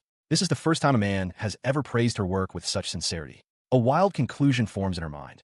If he loves her work, does that mean he loves her too? Her eyes swirl with dizzying emotion as she clutches her phone, vowing to treasure his cards. This newfound emotion is intoxicating. She had never fallen in love, always considering it a drag. But now she finds it amazing. Inspiration floods her mind, and she decides her next creation will be a card game based on a newlywed life with the streamer, chuckling to herself at the thought. And just like that, Rumiyu, the catalyst for a nationwide card boom, found her home, discovered by Kanata's fan club the very next day. Royalties and commissions for other works began to pour in, a tale of success for a woman who had just fallen in love. 2 weeks after the card stream, a clandestine meeting takes place under the roof of a church. Alfana, Maria, Mira, Athena, and Lisa are all gathered, wearing matching fan club shirts. Though they claim to be a completely healthy fan club, the tense atmosphere between Alfana and Athena suggests a brewing rivalry. At that very moment, in the capital, a mysterious woman with long, light hair stands atop a building. Her face is twisted in a hateful sneer as she senses a familiar presence. She declares that it smells of that hateful woman and questions what happened to Pell, who is supposed to be dead. Far below, Kanata sleeps, oblivious to the new danger. Maria enthusiastically presents the latest fan merchandise. At shirt emblazoned with Kanata's face, set to be sold alongside badges in both the Kingdom and the Demon Realm. The assembled girls, Mira, Athena, Lisa, and Rashaya, are already wearing the new apparel. They collectively praise the shirts, finding them incredibly comfortable and amazing. Mira, in particular, is overjoyed, declaring that having Lord Streamer's image on her body is the best feeling imaginable. Elsewhere, Lady Shrauza observes this fervent devotion, noting that fans who love the streamer so intensely can sometimes go too far, earning the moniker Yandere listeners. She contemplates the supporters who independently plan for his future, wondering if forming an official group is truly wise. Beside her, Garura reflects on the escalating battle to become Kanata's official wife, hoping it remains bloodless. Shrauza, however, stifles a giggle, privately wishing Kanata would wear a shirt of her own design before catching herself in a fluster. Back in the meeting hall, Maria addresses the assembled group, which now includes Shrauza and Garura. Mira asks if they've heard of student marriages, but Maria dismisses the concept as non-existent in the demon realm. She then boldly declares that she's the only one truly suited to be Kanata's wife. With that matter settled, she announces the final item on the agenda, the introduction of new members. She gestures first to Athena, who introduces herself as an aristocrat from the Randall Kingdom, present on Maria's recommendation. Next, Rashaya, a succubus, announces she was recommended by Lady Shrauze. Mira remarks that it's just like the streamer to attract such influential figures. Lisa, however, quietly laments that a harlot like her has no place among them. Maria cuts in, stating firmly that as a group recognized by Lord Streamer, every member is deserving of respect, and their strict rules will be enforced. Her voice takes on a commanding tone as she lays down the group's foundational principles. They must never act against Lord Kanata's intentions, and they must never harm him. Above all, she stresses, they must carve it into their hearts that he alone will choose his official wife. She looks at them intently, asking if her words are understood. A chilling intensity flashes in her eyes. She explains that this display of dominance is necessary to prevent any danger from befalling Lord Streamer and to suppress any potential rebellion within their ranks. The new members quickly assent. With that, Maria declares the meeting over. As the group begins to disperse, Rashaya, wondering what to do next, calls out to Kanna. She runs up to Kanna, who asks what's wrong. Rashaya, completely starstruck, exclaims that Kanna possesses an incredible power of seduction. She explains that as a succubus, it's the first time she's ever witnessed such potent abilities. Kanna clarifies that she's merely a human prostitute, but Rashaya sees this as a great honor. Overcome with admiration, the succubus kneels and begs Kanna to accept her as a disciple. Meanwhile, Lady Shrauze confronts Garura with a sigh. She tells him she heard that he showed Lord Kanata around the demon realm. He confirms it, but quickly adds that he did nothing more than give him a tour. He then bounds over to Mira, brimming with excitement. Having heard that the food in the demon realm is amazing, he eagerly asks if he can join their dinner table, promising to do anything, even wash the dishes. As Mira looks on, surprised, Maria calls out to Athena, inviting her along as well. Maria and Lisa then start to leave, with Maria urging everyone to head back to the dorms quickly. As they walk, Lisa remarks that Athena seemed more introverted than she expected. Maria agrees, commenting that she can have her head in the clouds sometimes. Unseen by them, a shadowed figure watches their departure. Later, Maria and Lisa, still in their fan shirts, discuss the new merchandise. Maria feels the designs work surprisingly well, and while Lisa agrees they can sell the clothes, she wonders if they can't do something about the design itself. She playfully asks Kanata for an autograph on her shirt, much to his flustered agreement. As Athena and Rashaya looked on, a sudden knock echoed from the door. The sound was unexpected, and Kanata whispered for them to wait as he cautiously approached. Before he could react, the door swung open to reveal Lisa, a knife held casually in her hand. With a chillingly cheerful expression, she explained that she had used a simple tap with the back of her knife to neutralize the others. Behind her, Maria and Athena lay unconscious on the floor.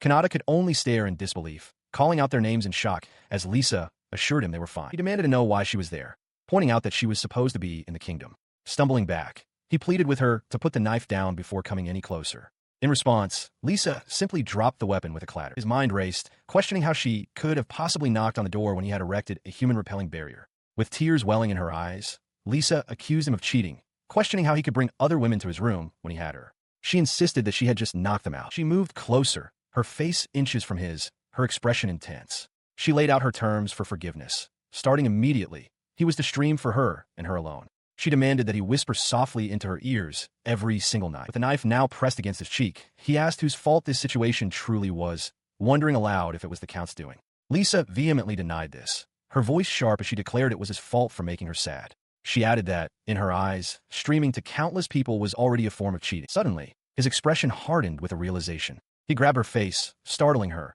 and accused her of being someone named Pell, claiming she was putting on a third-rate act. He declared that Lisa, despite her sickness, would never harm others. He pointed out that she didn't even know his true identity, and that he had noticed her form was different. As he processed this, a new figure loomed over him. A woman with wild, light-toned hair in a familiar braid and a tattered dress looked down with a possessive glee, calling him her husband. Lying on the floor, Kanata looked up in utter confusion and shock, asking how she could be here when he thought she had already died. On the floor, Kanata looks up in shock at a young woman with light, braided hair looming over him, a bloody knife in her hand. She confirms her suspicions, stating that what she believed about him was true. The memory hits Kanata with full force. He died once. She begins to explain her own story. After her death, she did not awaken in heaven. Instead, for some unknown reason, her soul was transferred into a small doll. She found herself in Lisa's hospital room, where she was horrified to discover that the doll she inhabited could speak. Her tale continues, revealing that since she couldn't take over Lisa's body, Lisa locked her away in a birdcage. The girl kept her existence a closely guarded secret. Her expression twists into one of manic glee as she licks the knife's blade. She recounts seeing a girl wearing something with a Haitian design, following her, and then running directly into Kanata. To her, this could be nothing other than fate. The scene returns to the present, with her pinning Kanata down. She holds the knife close, demanding to know when she ever forgave him for cheating.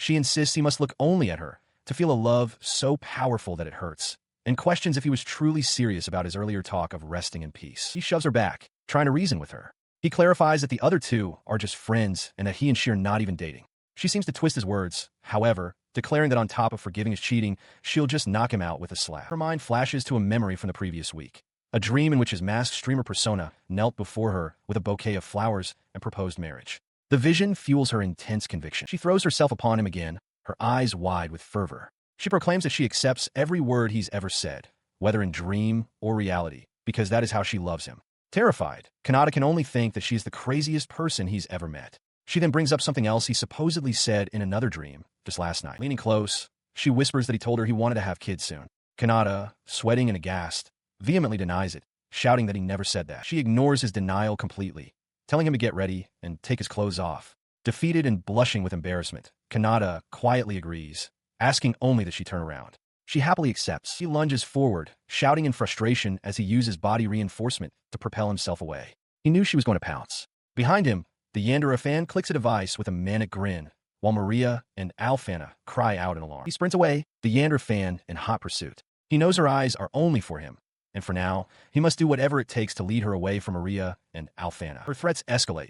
She declares her intent to wipe out the entire area, gesturing towards nearby children as potential hostages. Kanata, horrified at how the live streamer has become a monster, spots a wagon and sees a chance for escape. He rushes towards the vehicle, shouting for the driver to take him somewhere without people at full speed. To his surprise, he finds Athena Ferratoa standing there, and Lisa sitting inside the wagon, who notes the coincidence of their meeting. From a distance, the Yandere fan spots him with Athena. A look of pure rage contorts her face as she recognizes the noblewoman, dropping a small, doll-like object in her fury. The confrontation is immediate. The Yandere fan, brandishing a knife, screams at them, demanding to know how they dared to lock her in a cage. But Athena is ready, a glowing orb of light already in her hand, as she calmly states she knew the pursuer was there. Later, in a quiet, secluded location, Kanata walks with Athena up a spiral staircase. He admits to her that he's been on edge all morning, ever since a messenger from the principality informed him of the fan's escape. She leans against him, apologizing that their reunion had to be under such circumstances and musing on why nobles are so clingy. She then leans in closer, remarking on his pleasant scent and inviting him to touch her hair, assuring him she takes good care of it. He hesitantly agrees. As he nervously touches a strand of her hair, she smiles, amused by his reaction. He admits his nervousness, explaining that he isn't used to touching hair so beautiful. His attention then shifts back to Lisa, who is now sitting up. He asks if she is all right. She, in turn, asks why he hit her. He explains it was because he'd already been through a similar situation before, as Lisa confirms that the Yandere fan is now asleep in the wagon they left at the entrance. He listened as Athena Ferratoa explained the situation with the now unconscious Per. Athena detailed that her magic sword could absorb Per's mana from Lisa's body, allowing Lisa to recover unharmed but with no memory of the event. However, a complication had arisen. The mana she had absorbed from Per earlier had leaked from the tip of her sword and into a nearby doll. The doll, now twitching with borrowed life, was the reason she had tied it up. For some unknown reason, it kept reanimating. Looking down at the bound doll in his hand, Kanata apologized for the trouble. Athena, turning to leave, stated that despite the pain, she had to take her back to the principality, but then asked if she could stay at his place again. Later, he found himself being questioned by a recovered Lisa. She demanded to know why Per had been with him, adding that she vaguely recalled Per following them to Maria's dormitory. He recounted the events to Athena, who quickly pieced it together. She surmised that when Per heard a voice similar to Kanata's, she assumed it was him and attacked. Kanata confirmed her deduction was exactly right. He bowed deeply in apology. As a carriage departed outside, Athena told him that while she would let it slide this time, anyone else would not have forgiven him for using such a terrible excuse. She then leaned in close, a mischievous glint in her eye. With a lick of her lips, she teased that he looked cute when he was nervous, and that pretending not to notice had its own charm, leaving Kanata completely flustered. As night fell, a thought surfaced. Fantasy and reality have nothing to do with each other. That is why it is so important to consider the other person's feelings. Attempting to return to his routine, he prepared for his dream, but found he couldn't focus. Alfana and Maria sat directly behind him, watching with unnerving intensity. Alfana, nibbling on a snack, seemed resolved to never make a mistake like that again. Meanwhile, in the demon world, his broadcast was being received with far more enthusiasm. Lady Shrauza and her subordinates cheered to the screen, declaring it an absolutely top-tier epic. The celebration was not shared by all. However, as Garura lay passed out on the floor, a victim of the realm's expensive food. While conducting a live stream, Kanata receives his first ever super chat. The message is insulting, calling him boring and telling him to quit. A single steel coin accompanies the comment. Taken aback, but maintaining his composure, Kanata offers a quiet word of thanks and decides it's about time to end his broadcast for the day. Just as he prepares to sign off, the sound of more donations chimes in repeatedly. He looks at his screen in surprise, remarking to himself that it has been a while since a troll with so much time to spare has appeared. The source of the donations is revealed to be Princess Alfana, who is watching the stream in a furious rage. She screams, demanding to know who the insolent commenter is so she can execute him immediately. Her own donation of 40 gold coins appears on screen with a message declaring the troll unforgivable and comforting Kanata, calling him a good boy. Her rage is echoed by his other devoted followers. Lisa mutters about the need for immediate and righteous judgment. Her expression wild, asks if the troll has said goodbye to his family yet. Kana TSKS, stating this is why he doesn't do well with women, while Lucia, extending sharp claws, declares her intent to wipe him out completely. The target of their collective fury, the original commenter, quickly sends another message, this time filled with terror. He apologizes profusely, claiming to feel his life is about to end and begging for forgiveness for his disrespect. Kanata, seeing the protective comments and the troll's retraction, tries to de-escalate, thanking his defenders but asking them to wait, while also forgiving the now terrified comment. He addresses his passionate audience directly, stating that personally, he doesn't like turning to violence as the first option for correcting someone. He suggests that if they're going to get mad on his behalf, they should instead make it a loving lecture, comparing it to the light disciplinary taps a parent might give a child. His words have an immediate effect on his followers. Lucia and Shrauza appear thoughtful. Kana looks on with intrigue, and Lisa seems to be calming down. Her clasps her hands together with intense focus, while Athena Feritoa maintains her composure, sipping her drink as she listens. Among them, Princess Alfana has also visibly calmed. Holding her communication device, she begins to address everyone in the chat who had rushed to her and Kanata's defense. She thanks them all for worrying about her, declaring with heartfelt emotion that she is truly honored. Her words are met with looks of admiration and relief from the other fans. With the situation resolved, Kanata finally ends his stream and decides it's time for bed. After the broadcast, Kanata turns from his desk to find Mira standing directly behind him, tears in her eyes. She tells him that his words from the stream really hit her. Exhausted, Kanata thanks her but pleads for her to go home, stating that they're here again and tomorrow will be tiring. Mira seems upset by this, complaining that he's being cold to them. He stood in his room as Lisa asked if something special was happening the next day. With Mira looking on from the bed, he confirmed that he had a class, but a special one. Lisa recalled a recent conversation with another student, Zickert. He had informed her that a teacher had requested he demonstrate his magic for the SS class students. Leaning in close, he flattered her, calling her magic the most beautiful of all, and noted that the demonstration would take all day, a fact she seemed to process with quiet concern, hoping not to damage the pride of the noble students. A sudden idea struck her. She turned back to Kanata, informing him that tomorrow, she and the others had official duties to attend to, connecting the dots for him. The next day, Lisa found herself running late, dashing through the school grounds with a piece of toast in her mouth. Other students watched her pass, some remarking that while she looked silly, she was also quite cute. She skidded to a halt before Zickert, asking where the outdoor practice was supposed to be. He pointed her toward the second courtyard, and after she thanked him, she vanished in a blur of motion, leaving him momentarily stunned. Upon arriving, she found Kanata standing amidst the wreckage of several clay targets. He sheepishly touched his chin, thinking he had overdone it, while Lisa watched from a distance, completely captivated by his amazing power. His display was interrupted by the arrival of Zickert and his entourage. The noble student sneered, calling Kanata an annoying commoner who was butting in where he didn't belong. Seeing this, Lisa shook her head vigorously, forcing herself to remain calm. She internally repeated the word patience, reminding herself that if Kanata could endure it, then she had to as well. She held back as a teacher instructed Zickert that it was his turn to demonstrate water magic. Kanata, meanwhile, recalled his own words from his live stream. That violence is not the answer, as if steeling himself for what was to come. With a cry, Zickert unleashed a torrent of water, claiming his hand had slipped. The blast struck Kanata directly. As the teacher cried out in alarm, Kanata quickly apologized, taking the blame for standing in the wrong place. Zickert offered a disingenuous apology in return. He lies on the damp ground, managing a weak smile. He's glad he didn't dodge the attack, reasoning that at least he kept the students behind him from getting soaked. Nearby, Lisa watches him, her expression a mixture of concern and frustration. Later, inside a classroom, his jacket hangs to dry. Two of Zickert's followers approach him from the upper seats, their words dripping with false sympathy. They comment on how rough it must have been and remind him he still has a hands-on demonstration that afternoon, asking if he wants them to accompany him. Elsewhere, Lisa struggles to maintain her composure. She clutches her head, gritting her teeth, and trying to convince herself that she's fine. She thanks them under her breath for their concern, but internally resolves that she will not be defeated by class discrimination. The harassment continues. Zickert's followers physically block the entrance to a restroom, shoving someone back with a bottle. They shout for the person to move, declaring that the restroom is for nobles only. The person they shoved is Kanata, now sitting dejectedly on the floor outside the door.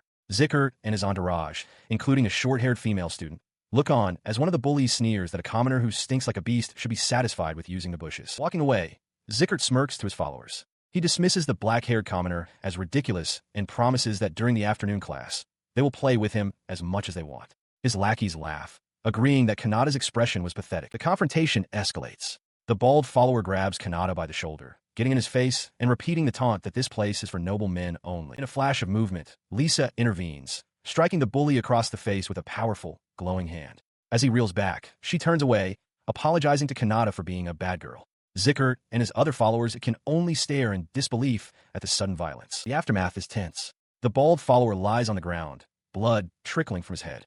Zickert seethes, demanding to know why Lisa is crying. She stands over the fallen student, sniffing, as another follower remarks that she's completely crazy and that violence is forbidden. Zickert struggles to contain his rage. His fury finally erupts. Pointing a trembling finger at Lisa, Zickert roars at his remaining followers, ordering the idiots to teach the crazy girl some manners. They immediately lunge forward to attack her as she stands her ground. Before Zickert's followers can act, a new figure in a dark robe and a stark white plague doctor's mask intervenes, brutally stomping on one of the students. Blood spatters across the floor as Zickert stares, utterly shocked by the sudden, violent intrusion. The masked individual is revealed to be a young girl, Mira, who now sits atop the fallen student, Rikiai Uroya. She asks what the hell he is, prompting a bewildered Zickert to demand her identity. Mira dismissively states that learning his name was easy, and she knows more than just names, holding up a document as she explains she can access his registry records and even his parents' business dealings. Her voice rises with fury as she declares that she cannot forgive trash like him who trample on her husband's wish for a world without class differences. From the floor, Rikiai demands to know what he ever did to her to deserve this. As she speaks, a second, much taller figure in an identical mask and robe appears. Mira issues a chilling threat. If Rikiai so much as lays a finger on another commoner student, this new arrival will erase a member of his family. The tall figure draws a long, thin blade, holding it menacingly over the terrified student. Rikiai pleads for his life, swearing he won't do it again and begging for mercy. The figure commands him to first apologize to every student he has ever wronged. Ignoring the pleas, the tall figure's fist connects with Rikiai's face in a brutal, bone-shattering punch. Mira watches, remarking that his words reminded her that this isn't violence, but rather a loving lesson. The force of the blow sends Rikiai hurtling backward through the air. As he flies, Mira adds that she is also grateful for something, leaving the thought unfinished while her tall companion stands over another of Zickert's down followers. Later, a battered and bloodied Rikiai and his companion are seen kneeling outside Kanata's house. They desperately beg for forgiveness and plead for Kanata to show his beautiful magic to pathetic fools like them. Kanata stands before them, utterly bewildered by the scene. Unbeknownst to him, Mira hangs upside down from his roof, peering into his window. An expression of pure adoration is on her face, a small heart floating beside her as she watches her unsuspecting husband. In his room, Kanata addresses his online audience during a live stream. He calls out to the nameless princess, acknowledging the 10 gold coins she just sent. He asks if she's doing okay and questions the source of her wealth.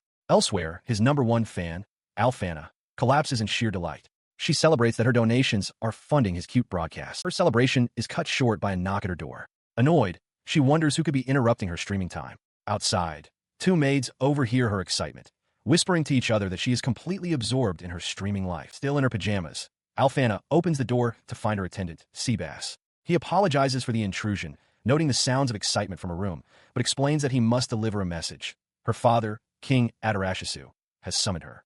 Alfana flushes with embarrassment, realizing she's been caught. Sometime later, a different princess, Maria, stands before the king. He asks how her life as a student is progressing. Maria reports that, as a princess, she is diligently applying herself to both her studies and martial training. He nods, remarking that she is indeed his daughter, before adding that there is something he has been meaning to discuss.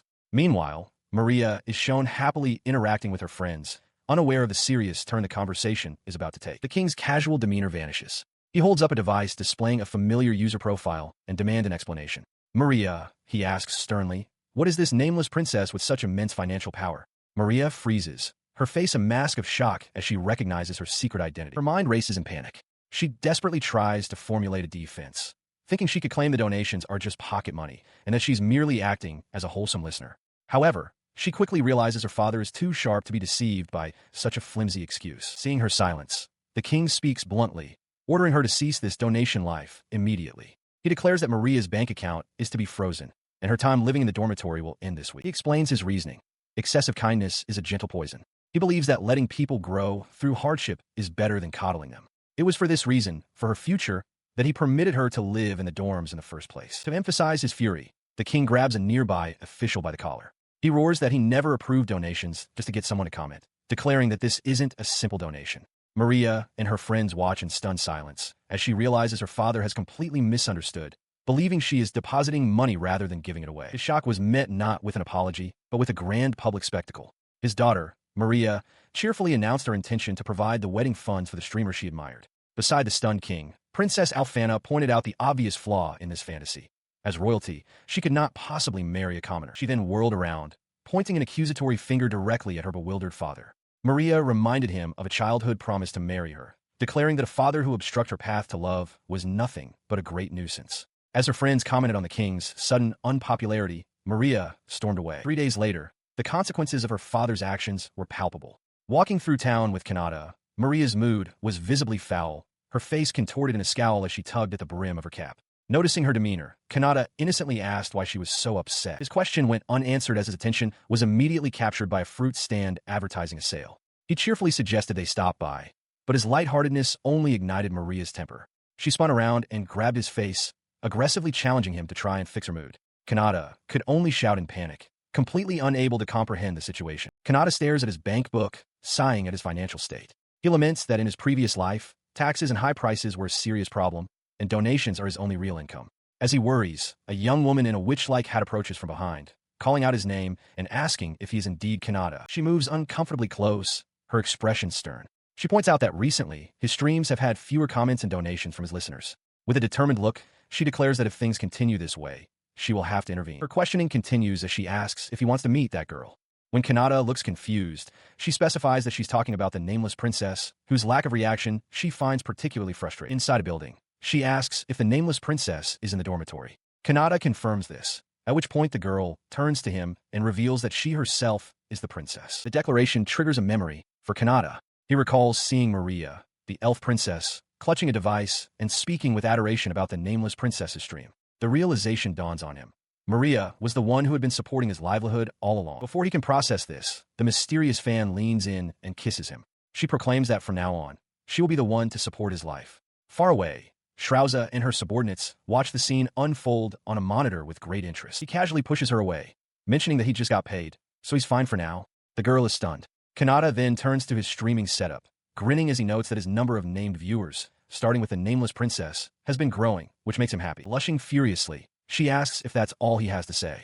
Kanata looks down at her, confirms that it is, but adds a sincere thank you, telling her he's always grateful. At his words, she begins to tremble with delight. Later, Kanata speaks with the real princess, Maria. He explains that he streams simply for his own enjoyment and doesn't care about reactions. What makes him truly happy, he says, is knowing that his viewers, who are busy with work or school, can relax and enjoy his content. Maria listens, a faint blush on her cheeks, realizing her daily donations were perhaps not what he valued most. Their conversation concluded. Kanata announces he's returning to the inn and bids her farewell. As he walks away into the crowded street, Maria watches him go, admitting to herself that she couldn't bring herself to tell him to leave the dorms. She stood with Kanata and his companions before a tall tower, wondering what her next move should be. Meanwhile, at her mansion, the demon Lord Shrauza was enjoying a day off. As her subordinates Rashaya and Lucia attended to her, Rashaya noted that she must have come for advice. Lucia, ever diligent, offered to test out some newly acquired techniques. Surprised to see Lucia, Shrauza listened as the demon explained she was training at the mansion on her day off.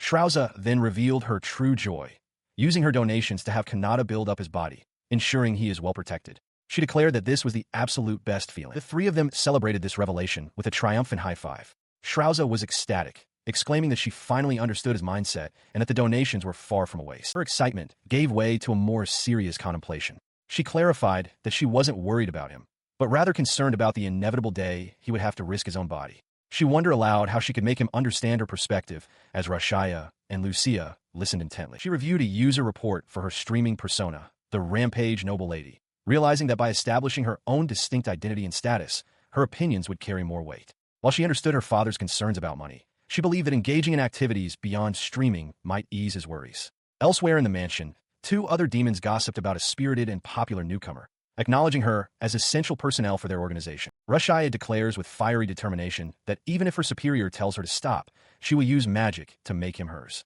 Lucia, observing her, calmly reassures her that it's fine, as Kanata isn't about money. She then tells Rashaya to get ready, adding that she will be observing from the side. Meanwhile, in another part of the realm, the attendant Seabass informs Maria that he will escort her to the dormitory. He instructs her to head to the castle upon arrival, as the diplomatic mission will then commence. As they speak, a small, hunched figure is seen scribbling on the ground nearby. Inside her transport, Maria's face contorts with manic focus as she speaks into a communication device. To prove her worth, she vows that she will be more sincere and dedicated than anyone else, her mind racing through a dizzying array of tasks and responsibilities. By dawn, the results of her efforts are already being felt in the royal court. Officials marvel at the screen, reporting to the king that Lady Maria's instructions to the various territories have been both decisive and precise. The bewildered king asks his daughter for an explanation. Maria responds with a gentle smile, stating that she was merely helping her father, who is always so busy. Her modest explanation is cut short as another official rushes in. He breathlessly reports that cases they have been struggling with are now being resolved one after another, citing the settlement of land disputes, market relocation problems, and the restoration of trade with a demon-plagued village. The king is left utterly speechless. He looks over to see Maria comforting her younger brother, Ars. The king recognizes the intense, unwavering look in her eyes. It is the very same expression she wore during her slave liberation exercises. This realization fills him with dread. He tells Maria she needs rest, warning her not to become a work demon. She dismisses his concern with an unnerving smile, insisting that he should be the one to rest while she, his obedient daughter, handles his work for him. The king flinches, unsettled by her intensity. She maintains her serene facade, sweetly telling her father how much she loves him and appreciates him. The king can only watch, deeply troubled, as she speaks of accepting a life of dormitory living and relying on donations. Suddenly, she leans in close, her expression shifting to one of intense possession.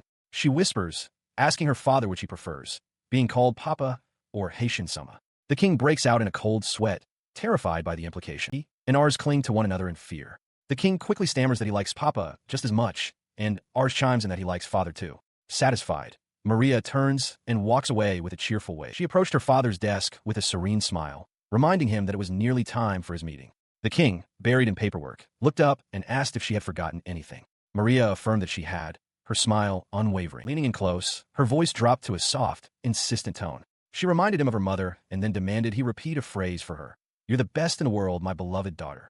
The king sat frozen, a bead of sweat on his brow as she held his chin. The king's desperate plea echoed in his mind, a silent prayer to the streamer Haishin to take his daughter. He envisioned a chaotic scene. Maria, with boundless and alarming energy, launching herself at the unsuspecting streamer, as her friend watched in shock, and the assassin Mira slept peacefully on a nearby branch. Meanwhile, Kanata received a message from the nameless princess. He sighed in relief, learning that her father, the king, had officially acknowledged him. Maria's message confirmed that she had been forgiven and that his payment for the day had been sent from the treasury. In her own room, she clutched her device, a look of fierce determination on her face, pleased that her plan to be recognized was succeeding. At his desk, Kanata lets out a weary cough while streaming. A message from a viewer appears, asking if he has a cold and advising him to be careful. The viewer notes that it's getting late and suggests they go buy a fan together sometime, a thought that seems to register with the exhausted streamer. Despite his fatigue, he rallies with a sudden burst of energy, giving a determined thumbs up to his audience. He declares his intention to stream all through the night, thanking his viewers for their concern, but resolving to push forward.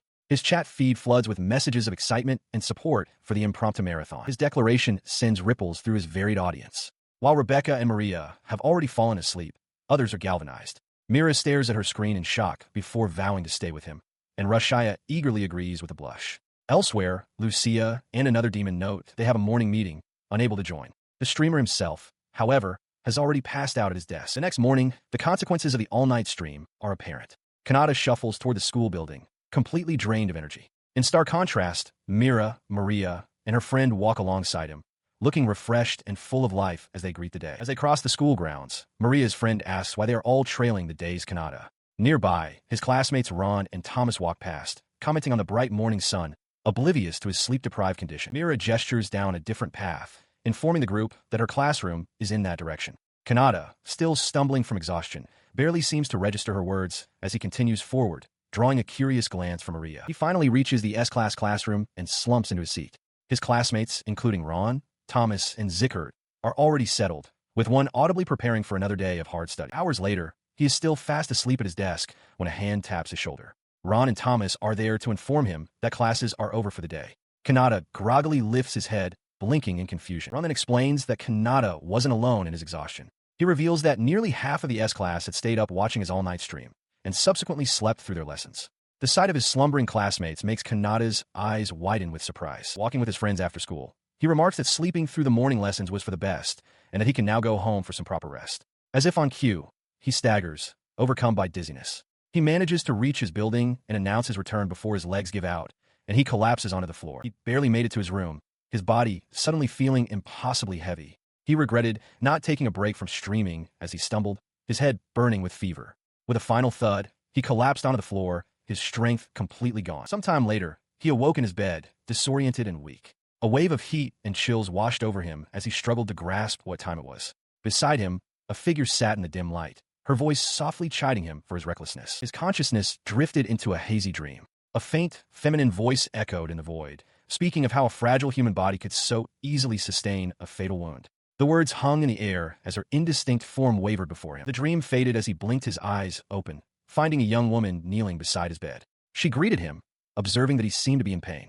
Startled, Kanata demanded to know who she was and how she had entered his room. In his feverish state, he blurted out a request for her to handle the stream, to which she readily agreed. It was then that he finally recognized her, Alfana. A message materializes from the darkness, flanking a stylized microphone icon. It proclaims that a certain broadcast is the greatest entertainment in this world. Kanata awakens in his bed to find a woman who looks just like Alfana leaning over him, a small device in her hand. She remarks that his pained expression is irresistible to his listeners and proposes they start a stream to capture his current state. He recoils, wondering if he's trapped in a nightmare. Unable to believe Alfana would say something so cruel. With a playful pose, the woman reveals magnificent white wings and a leafy halo, feathers drifting gently around her. She greets Kanata warmly, saying it's been a while. Still in bed, he realizes this is not Alfana.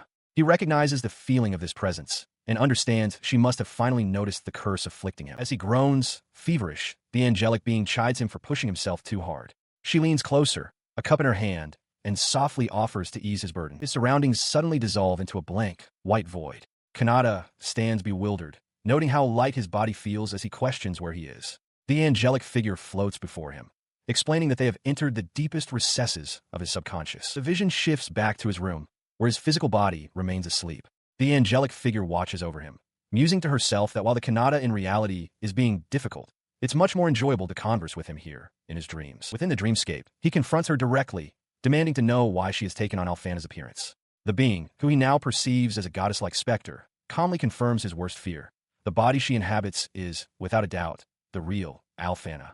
His hand twitches in shock. She elaborates that Alfana was a good, healthy girl with deep faith, making her a perfect fit and an ideal vessel. A horrifying image flashes before Kanata's eyes. Alfana, her clothes torn, bound cruelly to a cross. The angelic figure smiles, declaring that she chose Alfana as her host. Kanata is frozen in horror. The being continues her explanation, stating that meeting him in the real world as a goddess is a momentous event, and using a vessel lessens the impact on the world itself. She illustrates how a safe existence on the surface is different from a non-existent one, which could cause concepts to collapse. Ignoring her lecture, Kanata lunges, demanding she return Alfana immediately. The being simply tells him to calm down. She grabs him firmly by his tunic, her tone shifting. "What are you talking about?" she asks, her expression now one of serious concern. She promises to return Alfana after dealing with his current crisis. Admitting it might be overprotective, she insists she cannot allow him to develop a fatal illness and die. He is confronted by a series of images flashing before him like a film strip, memories of his recent violent struggles. The angelic being's voice echoes through his mind, remarking on the repetitive cycle of peril he has faced. He notes that she seems far more talkative than usual. The being, speaking through Alfana, retorts that his survival thus far has been nothing but good luck, emphasizing that he has been in a continuous state of crisis. Her demeanor suddenly shifts to one of cheerful confidence. She urges him to ask anything he desires, promising to answer all his questions as a rare opportunity to commune with the goddess. Kanata, taken aback, hesitantly asks if he can truly pose a question. He plants his feet firmly in the void, feathers drifting around them. With newfound resolve, he asks the fundamental question that has weighed on him. Why was he the one to be reincarnated? In response to his query, the very fabric of his subconscious inverts, casting them both into a disorienting, downward fall through a grid of light. As they tumble, she clarifies his question, asking if what he truly wants to know is why he, specifically, was chosen to be reincarnated. Within a formless void, Kanata confronts an angelic being. He asks if she has memories of her past life, explaining that while he recalls culture and hobbies from his previous world, his own personal details like age and profession are frustratingly vague. The winged figure, identifying herself as a goddess, dismisses his concern as a matter of course, and offers to enlighten him. With a wave of her staff, she conjures a map, pointing to a specific island nation. She informs him that in his past life, he was from a country on Earth called Japan, a revelation that visibly startles him. Following this revelation, she seems to falter, her confident demeanor replaced by a flustered hesitation as she struggles to find her next words. He exclaims that he can't recall anything significant, musing that memories of reincarnation are typically lost. The goddess panics internally about the state of her own memory. Suddenly, a realization dawns on Kanata. He was the one in charge of the goddess's reincarnation. With this, he also remembers everything about his current world, finally understanding the mystery behind the Hyson stream from 6 months prior. A wave of relief washes over him as the forgotten memory returns. He floats upside down, casually telling the goddess to let him know if she remembers anything else. Seizing the opportunity, she points at him, declaring it's her turn to ask a question. She inquires about his plans for his future life. His expression turns thoughtful. This space is revealed to be a dream, the deepest part of Kanata's subconscious, a place his waking mind cannot access. A key materializes before a keyhole, a symbol of the locked-away feelings he surely knows on some level. The dreamscape shatters, and he finds himself back in his room, sitting at his desk. Startled, he throws his hands up, realizing he can't just converse with her so directly in reality. His eyes fix on the monitor, a flicker of fear on his face. From the screen, the goddess's voice emerges, cheerful and disarming. She suggests that if being alone is too awkward, she can simply pretend to be a bot from his past life and act as a listener for him. Kanata internally remarks on how talkative she is, even in a dream. He composes himself, clearing his throat before answering her earlier question. He admits his memories of his past life are vague, but his current one is undeniably more enjoyable. With renewed conviction, he states his answer. He wants to continue streaming. He continues that, beyond that, he has normal human desires for status, honor, and money. He trails off, covering his face in embarrassment. He then recalls her question about Hyson becoming a topic of conversation, realizing that people's affection for Hyson is akin to his own affection for his friends. He visualizes himself as a plain figure, unable to compete for attention with a more appealing teddy bear. Understanding that even in disguise, he fears he won't be loved for his true self. His gaze drifts to the monitor, where a crowd of all the women in his life has materialized. He reflects on his own lack of self-confidence, despite his occasional wonderful actions. He sees himself as just another student, wondering if the girls around him are really as cute as they seem. The thought leaves him paralyzed. He is indecisive, terrified of how romance might change everything. He continued to ponder the implications, not wanting to waste his reincarnated life on worries. If his life were to change, he reasoned, his few friendships and the way he spent his time would inevitably shift as well. He feared that such a change would negatively impact his streams, and he was perfectly content with them as they were. The current form of his broadcasts brought him joy. A vision of Maria then materialized beside his desk, her voice echoing his own past words, that in reality, he should just enjoy streaming. But a deep-seated doubt remained. He stared at his keyboard, consumed by the thought that there was no guarantee his current listeners would continue to enjoy his content if he, or the streams themselves, were to change. A streamer's style may gradually change, but not always for the better. Those who start with a frugal approach can become obsessed with money, while those who rely on their pets for content can find their daily routines becoming stale and uninspired. This very fear manifests in the minds of Kanata's most devoted fans. A news flash announces that the streamer has a girlfriend, sending his support core into a state of shock. Lisa, the Yandere fan, and the imposter princess weep in despair, lamenting that they had believed he was unpopular with women. In a surreal space, the angelic figure leans over Kanata, explaining that this extreme outcome is what he wished for. She states that she will grant his wish if he gets a girlfriend, as trust is paramount, but warns him to remember this moment. He is then plunged into a vision, surrounded by his most obsessive followers. Each one offers him a different future. Lucia promises a future steeped in lust, Mira a future pioneering a new world, the Yandere fan a future of living with high status, and Lisa a future of simple gratitude for their days together. As he recoils from the overwhelming scene, the angelic figure embraces him from behind. She whispers that he is the one who must now make a choice. The vision shifts again, becoming more menacing. His fans declare that his listeners will never forgive him if he doesn't choose one of them, with the Yandere fan brandishing a knife and suggesting they all end things together. Pulled back from the nightmare, Kanata scratches his head, admitting that while it's lonely, it can't be helped. The angelic figure turns away, pouting, and asks if he intends to cherish his girlfriends for the rest of his life, muttering to herself that it should just be her. He remarks that she's gotten quite good at arguing. With a wink, she points out that choosing a goddess instead of a human is also an option. Exasperated, Kanata sighs, looking at his empty, streaming setup, and tells her to return to reality and stop bothering him. She begins to float away, explaining that from now on, she will be borrowing Alfana's body and that he should refrain from seeking her out. She notes the difference in their faces means a simple replacement won't work. Kanata looks up, asking if this means he shouldn't come to her anymore. The goddess clarifies that he should come back when he finds a better method. Kanata smiles, acknowledging that only a goddess knows his true identity. Resigned, she sighs that it can't be helped and promises to think of another way in return. He finds himself in a swirling, undefined space as the angelic being tells him it is time to awaken. She explains that how much of their conversation in this dream he can bring back to reality is entirely up to him, as this is the same mechanism as ordinary sleep. The goddess bids him farewell, asking that he call her by her true name, Isra, the next time they meet. Confused but deferential, Kanata bows slightly, thanking her for her help. His eyes flutter open to a familiar ceiling. He feels as though he was just dreaming when a voice cuts through his grogginess. Alfana is sitting by his bedside, asking how he feels. Startled, he utters her name. He sits up, disoriented, wondering why he is there. His memory is hazy, and he realizes he must have been sleeping. Alfana explains that she was told to look after him, suggesting that perhaps he received a divine revelation from a god. Straining to recall the details of his feverish dream, Kanata remembers speaking with Isra. He mentions that she used a simple healing spell to help him rest, and he does feel a bit better. As he speaks, Alfana watches him intently, a flicker of understanding in her eyes. Her mind drifts back to their first meeting. She recalls how his hand was trembling at the time, a memory that seems to surface for Kanata as well as he falls back against his pillow. She quietly confesses her regret for not having used healing magic properly back then, and how she hasn't been able to see him since. With a gentle smile, she expresses her happiness that they are now in a world where they can meet. Leaning closer, Alfana asks if he's healed. Kanata, half asleep, murmurs that it's fine since he's a patient. Her expression suddenly hardens. Pinching his cheek, she warns that while she'll be lenient this time, he shouldn't expect it to always be this way. As he drifts off completely, she leans over his sleeping form, her thoughts turning to the confession he made, a confession that has now been swept away by recent events. She gently presses a kiss to his forehead. The gods will forgive me for this, won't they? She whispers to the sleeping Kanata, her hand resting gently on his chest. Her moment of affection, however, was followed by an unforeseen consequence. 2 days later, Kanata's streaming activities continued, but the cold he had suffered from had found a new host. Akuta now lay in bed, coughing weakly. Standing by his bedside, Kanata pressed his hands together in apology, expressing his regret for getting him sick. Alfana, watching the scene unfold, seemed flustered, thinking to herself that if it had been Kanata's cold, she would have gladly caught it. While conducting a stream, Kanata notices a comment from a familiar name, Ice Maiden. He remarks that they're an old fan and asks how they've been, mentioning that school has been busy. The fan's message expresses delight at hearing his voice after a week, praising the relaxed tone of his stream and sending a donation of 5 silver coins. Elsewhere, the fan known as Lisa types furiously on her device, her devotion clear. She is thrilled that Kanata is concerned for her. She thinks to herself that she agrees with his sentiment, finding it wonderful how he treats her as an equal without getting directly involved.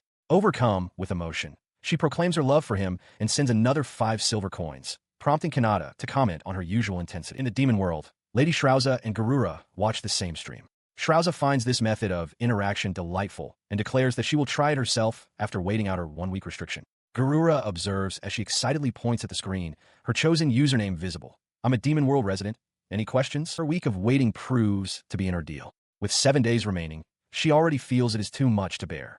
The next day, she is slumped over her desk in boredom. On the final day of her restriction, she stares intently at her device, wondering if Kanata is doing well. The anticipation has worn on Garura as well, who has fallen asleep at his own desk. In his slumber, he mutters the beginning of Shrauza's chosen username, a sign of his own disappointment and fatigue. As Shrauza relaxes in a bath, a notification from the stream finally arrives. Her body instantly shatters like glass before reforming in a seated, alert position as she hears Kanata's voice again. In response, a colossal, winged demonic form materializes in the stormy skies above the demon capital. Despite this overwhelming display of power, a note indicates that the demon world is peaceful today. The immense being joyfully exclaims, "I'm fine," marveling at the large text message on the stream. The following day at the academy, Garura, now in a human student's disguise, and a young woman with pigtails thank an unseen person for their help. Garura politely insists that the pleasure was all theirs. As the pair walks away, the young woman tells Garura she will handle some procedures and that he should go on ahead to the carriage. He agrees. Nearby, Kanata overhears their exchange and wonders if they're students from another school. He glances over his shoulder, and his eyes meet Garura's, who returns the look with a flash of annoyed recognition. Inside a classroom, a teacher with spiky, light-toned hair and glasses lectures his students. Holding a piece of chalk that crackles with faint energy, he explains a phenomenon he calls the attribute magic acquisition limit, making a series of sharp, distinct sounds as he demonstrates. He then announces that, as part of an exchange with the Xandered Empire's Academy, a group magic mock battle will be held soon. Kanata, sitting at his desk, listens with a serious expression, absorbing the weight of the news. A fellow student asks for clarification on what the event is. As Kanata glances over, Mira appears outside the window. Hanging upside down, her attention fixed on him. She notes to herself that she thought she heard a voice from outside. The teacher explains the rules. It is a team battle to capture the opposing general, with mechanics like a territory control game. The news sends a buzz through the classroom, with students excitedly discussing the magic battle and the high-stakes selection process. Amid the chatter, Lisa is overcome with terror. She trembles violently, biting her nails as she thinks that she cannot allow the Imperial Academy to have Kanata. She panics, wondering who would take responsibility if he were to get hurt, her dream of a quiet life with him in the capital suddenly under threat. At the academy, Maria's thoughts swirled around Kanata. One moment, she was playfully fantasizing about being on his team for the mock battle, her expression giddy. The next, her face was a mask of desperate anxiety. Clutching a cross, she fretted that it would be better to apply pressure so he wouldn't be chosen. She repeated to herself that she had to be the one to protect him, terrified that he would be deceived and taken somewhere far away. Meanwhile, Kanata was at his desk beginning stream. He casually greeted his viewers, explaining through a mouthful of food that he was still having dinner but would be with them shortly. As he spoke, a notification chimed on his monitor, catching his attention. His greeting reached Maria, who was watching intently on her own device. She scoffed at the chat, wondering what kind of perverts were watching and demanding he give them a reward. Her thoughts then shifted to a more serious matter, as she noted the current political instability within the Empire. A message appeared in the stream from a viewer identifying herself as a student from the Empire. She confirmed that her school held a traditional mock battle event every year, inviting students from various other academies. While acknowledging the truth of the rumors about the nation's instability, she added that her classmates were all looking forward to the friendly competition. This information clearly troubled Kanata. Back at school, he voiced his uncertainty to Maria, questioning if such an event could proceed under the circumstances. Maria, holding a small orb of light, tried to reassure him. She noted that a mock battle was far better than a war where people were needlessly hurt, but admitted she was still concerned and prayed for a swift resolution. Kanata listened, a flicker of suspicion in his eyes. Her words seemed to calm him, and he smiled, saying he could now go to the Empire without worry. At that very moment, in the Empire itself, a new power had risen. A colossal warrior with an eye patch stood before a cheering army, his great axe held high. A soldier reported to him, as it was chronicled, that this man's overwhelming power had led to the Empire's swift and utter defeat. This new conqueror held a familiar streaming device in his hand, scoffing at the message on its screen. He mocked the idea of making the country peaceful through a simple broadcast, dismissing it as a prank. Behind him, captured citizens, including children, were bound and helpless. Yet, as he looked at the device again, he considered the possibility, wondering if he could truly bring peace by streaming from this land. His cynical demeanor shattered in an instant. He clutched the device, his face twisting into a look of desperate obsession. He roared that the Empire was now his to rule, and that he would not allow his political ambitions to be thwarted. Then, his tone shifted to one of manic glee as he screamed that he wanted to meet the streamer, Hai-Sin, because he had been dreaming of him. He declared that he was coming to the Empire. While the conqueror made his intentions known, back at the Academy, an official announcement was made. For the upcoming mock battle with the Imperial Academy, their class representatives would be Kanata, Ron, Thomas, and Alfana. As Ron and Thomas took in the news, Maria beamed with delight, while Kanata could only stare in disbelief, wondering why events in this world moved so quickly. Shortly after, Maria confronted Kanata outside. She stood before him, her expression intense, and declared that if he was going to be persuaded now, it had to be by her. She insisted that she was the only one who could do it. Her earnest plea was met not with hesitation, but with a bright, cheerful smile from Kanata. He seemed to find the entire situation amusing, covering his mouth as he expressed his excitement. The unexpected enthusiasm sent a jolt through Maria, leaving her utterly flustered and speechless. As Kanata took a seat, his gaze shifted to Alfana, who now wrestled with the same proposition. She sighed in resignation, muttering that it couldn't be helped. She would simply have to protect him with all her might. For Saintess Alfana, this protective urge was a completely new sensation. The first time in her life, she had ever felt a pure, maternal instinct. In preparation for the mock battle against the Imperial Academy, Kanata and his followers have been training for 2 weeks. His most ardent supporters, Anise, FaZe, and their muscular companion, stand ready. Anise declares that she will handle the streaming duties, leaving Kanata looking somewhat overwhelmed by their intensity. The day before the match, his mood is more subdued. Sitting with his friends Ron and Thomas, Kanata reflects that their battle is about to begin, noting with some concern how fired up his teammates are. Ron explains that their opponents, the twin siblings Anise and Glavault, are formidable. He states that Anise wields ice magic while Glavault uses flame magic, and they must not lose to them. Thomas adds that they are the children of a famous noble house, renowned winners of martial arts tournaments, and that the Imperial Academy is filled with many such recognized powerhouses. Ron confidently declares he will take one of them on. His confidence is infectious. The 3 friends bring their fists together in a determined huddle, with Kanata smiling and agreeing that they should give it everything they have. Meanwhile, Maria expresses her profound frustration to her friend. She cannot accept the team arrangements, complaining that the kingdom's teams are segregated by gender while the empires are mixed. This is especially vexing as her duties as a saintess will soon take her to another country. Clinging to her friend, she cries that it's deeply unfair she cannot get closer to Kanata in front of everyone. At the Welcome Hall in Fortuna, a border city between the kingdom and the empire, the students from both academies cross paths. Kanata and his friends spot their opponents for the following day, the confident-looking Anise and Glavalt. Just then, a waitress announces that dinner is served, and Ron enthusiastically suggests they eat up for the battle ahead. He and Thomas then dash off toward the dining hall, shouting for Kanata to save them some food from the buffet. Kanata is left standing alone in the suddenly quiet corridor. His solitude is broken by the sudden appearance of Mira, who cheerfully announces her presence. She explains that she has brought his streaming materials and, as a gift, a meal ticket for a high-class inn. She tells him everything is prepared and he can eat there tonight. A flustered Kanata asks if this is really all right, accepting the ticket. She leans in close, her face beaming, and confesses that she has been looking forward to this day. Kanata, blushing, quiets her but agrees to go to the stealth viewing area later, telling her to go on ahead. As he walks away, he resolves to sleep in his own bed tonight. In the background, Maria urges her friend to hurry so they can get to the venue. His thoughts are interrupted when Anise, one of his followers, trips and crashes in his back, sending them both to the floor. As FaZe rushes to help her, Kanata looks on with a grimace. He thinks to himself that he needs them to be a little more tense and aware of their surroundings. His own followers, he realizes, are a bigger worry than the structural integrity of the building. He came face to face with his opponents, a confident young man with long, light-toned hair and an energetic young woman with impossibly long twin tails.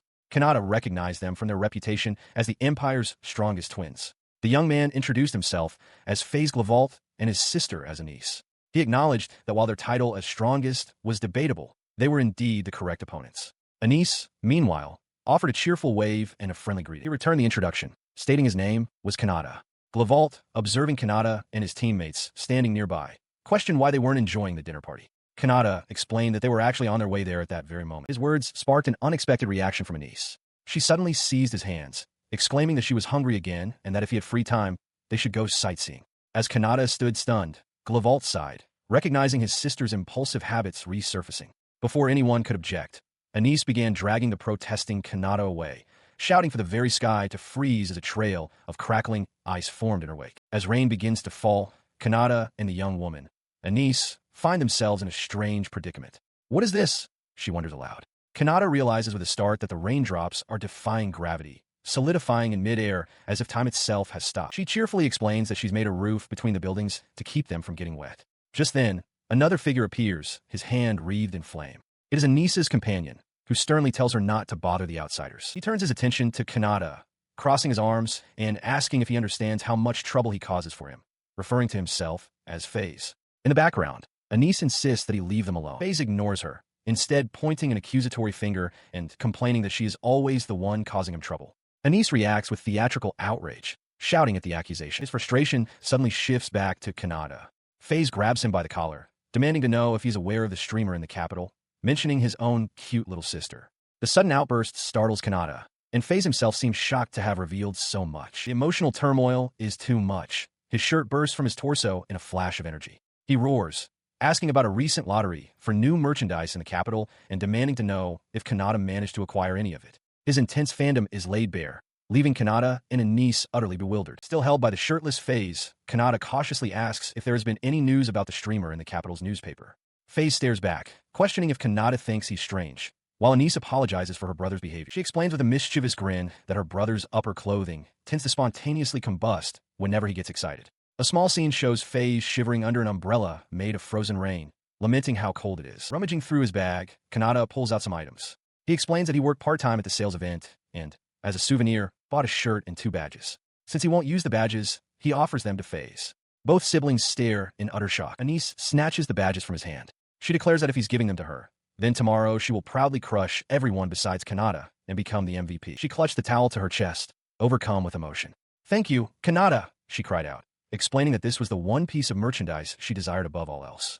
Nearby, her brother FaZe also celebrated his own prize. Kanata watched them, pleased by their joy but also slightly unnerved by their intense devotion. He turned to Anise, asking if she was all right. Her demeanor shifted in an instant. She unfurled the towel, revealing Kanata's own image printed upon it, and thrust it towards him with a fierce intensity. She declared herself one of his original listeners, someone who had followed him since he first began streaming.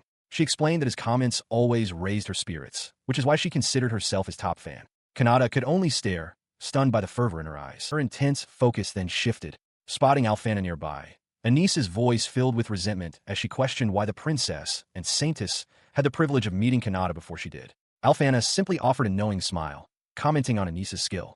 FaZe attempted to intervene, urging his sister to calm down, but his words went unheard as Anise's jealousy flared. The jealousy twisted her expression into something menacing.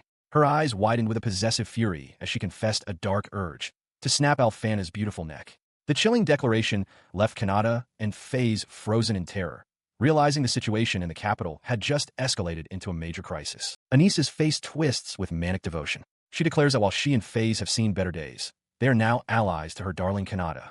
Her expression darkens as she points, claiming a vixen is on the opposing team, guided by God. A sudden surge of power contorts her body, and she realizes she is about to lose control. In response to her outburst, FaZe acts instantly. He shouts her name, calling her Plan C, as he unleashes a freezing power that encases her upper body in a solid block of ice. Kanata and Mira watch in stunned silence. Without hesitation, FaZe shatters the ice with a powerful strike, a technique he calls thawing. The force of the blow sends Anise tumbling through the air. FaZe, now shirtless, calmly pulls his garment back on, remarking that he has cooled his head. Anise lands and laughs, admitting that in her anger, she almost froze the entire town. He then turns to Kanata, apologizing for the commotion and explaining that this is how they must deal with Anise's rampaging magic. Taking her hand, FaZe reminds her that Maria is an important friend to their master, and therefore, to them. FaZe informs Kanata that they will save the real fun for tomorrow, thanking him and promising to meet again. As the pair departs, Anise waves a cheerful goodbye, announcing that she's hungry and heading home. Watching them go, Kanata mutters about how intense they are. He is startled when Mira suddenly appears beside him, chewing on a large piece of meat. She announces her return from guard duty, explaining it was a stealth patrol. Kanata, surprised, questions if she was just eating. In response to his unasked question about a potential fight, sharp spikes of ice erupt from the ground around Mira. She calmly states that if she were to face Anise and FaZe alone, she estimates her chances of winning at about 60%. Kanata then asks what her chances would be against both of them at once. She turns to him, still holding the bone from her meal, and repeats with unwavering confidence that her chances are 60%, even against both of them. With a slight blush, she apologizes for the insufficient explanation, leaving Kanata speechless. Later, back in his room, Kanata sits at his desk during a live broadcast. He decides to eat, stream, and then sleep. He signs off to his viewers, saying he'll see them tomorrow and that the stream will end in 5 seconds. He turns from his desk, only to be met with a shocking sight. Alfana and Anise are sitting politely on his bed, while Mira lies on the floor. They all greet him in unison. Kanata stares, bewildered, wondering why on earth they are all in his room. He finds himself cornered by Alfana, who clings to his arm and asks for confirmation that the other girl, Mira, is staying at a separate inn. When Kanata affirms this, Alfana cheerfully suggests they should both prepare for the next day, releasing him. As she speaks, Mira, sitting on the bed, momentarily thinks she hears her own voice, but dismisses it as a trick of the mind. Alfana then turns back to Kanata, declaring that in an emergency, she and Anise will be the ones to protect him. Anise chimes in, adding that recklessness is now forbidden. As the door to the room swings open, both girls turn toward Kanata with unsettlingly intense expressions, jointly vowing that from this day forward, they will always protect him. Their possessive vow sends a chill down his spine. He has a terrifying vision of the two of them as monstrous figures, their faces contorted with rage as they threaten to attack Maria if she were to betray them. The thought crystallizes in his mind. If he angers Anise tomorrow, he is finished. The dark premonition is shattered by the current reality. Mira, now in casual clothes, enthusiastically waves a fan to cheer on Alfana, noting the deep-seated tension in the room. Seeing them, Kanata's fear turns into resolve. He realizes he must be the one to protect Mira and Alfana from Anise. On a vast, rocky plain far from Fortuna, the assembled students stand ready. A voice rings out, announcing that the magic mock battle is about to begin, and the participants brace themselves for the coming conflict. Kanata thoughtfully considers the rules of engagement. Victory is achieved by capturing the enemy's base within 1 hour or by eliminating all opposing players. He recognizes it as a strategic territory game where the allocation of personnel is key, weighing the merits of a defensive posture against an all-out attack. In the background, a rival student celebrates an early victory. The battle commences immediately. An announcement confirms that the Royal Capital side has suppressed base A. Elsewhere, a student is struck down, their badge shattering. The mechanics of the match are made clear. When a participant sustains a fatal blow, a special badge breaks in their place, causing their uniform to vanish and marking their elimination. Alfana watches a defeated student, a look of mild concern on her face. This strange rule has an immediate and startling effect. Anise, one of Kanata's followers, suddenly finds her clothes have vanished after taking a hit. FaZe rushes to her, asking if the badge truly protects against fatal wounds. Flustered but unharmed, Anise confirms it does. She was caught in a spontaneous combustion spell, but is perfectly fine. He then points out with alarm that a fatal wound to the chest would result in one's breasts being exposed. He frantically urges her to get to her assigned position immediately. Meanwhile, back with Kanata's core team, the pre-battle tension is non-existent. While Kanata fidgets nervously, Alphana is casually playing cards with Akuta, Zeus, and Rebecca. She confidently declares herself their guardian, even as she admits she thought they would win easily. The atmosphere is strangely relaxed. She continues her game, triumphantly showing a winning card to an exasperated Rebecca. Kanata observes them, remarking that this is just what he'd expect from the princesses. Alphana's attempt to lighten the mood seems to be working, though not without annoying her companions. His attention then shifts to Akuta. Kanata confirms their 5-squad strategy, asking if Akuta is truly prepared for it, acknowledging that the plan requires a significant sacrifice. From a short distance, Zeus and Rebecca watch their serious discussion. Rebecca explains the tactical layout to Alphana. The bulk of their forces, squads 2, 3, and 4, will form the attack group, while squads 1 and 5 handle defense. She stresses the need to support each other to avoid being forced into a desperate relocation. Alphana, however, clings to Rebecca, declaring that she will handle the odd formation and that protecting Rebecca is the most important thing. Alphana rallies the group, suggesting that breaking through the enemy's weakest point is their best option. Maria agrees, adding that if the 5 of them stick together, they will all survive. With renewed determination, the core team raises their hands in a unified cheer. At that exact moment, a notification sounds. The Royal Capital's Prometano Sarita team has been eliminated. He and his teammates watched in disbelief as notifications of defeat flashed across the battlefield. One of them questioned how their strongest forces could have been eliminated so quickly, while Kanata himself was stunned to learn that the entire Second Army was gone. Another teammate reported that the Royal Capital team Radasuki and Azana Academy had also fallen, urging a temporary retreat to regroup with Maria's team. Elsewhere, the cause of the chaos revealed herself. A formidable young woman with long twin tails calmly noted that her targets were almost in range. As one of her allies warned that something was approaching, she simply ordered her team to prepare their defense and unleashed a powerful incantation.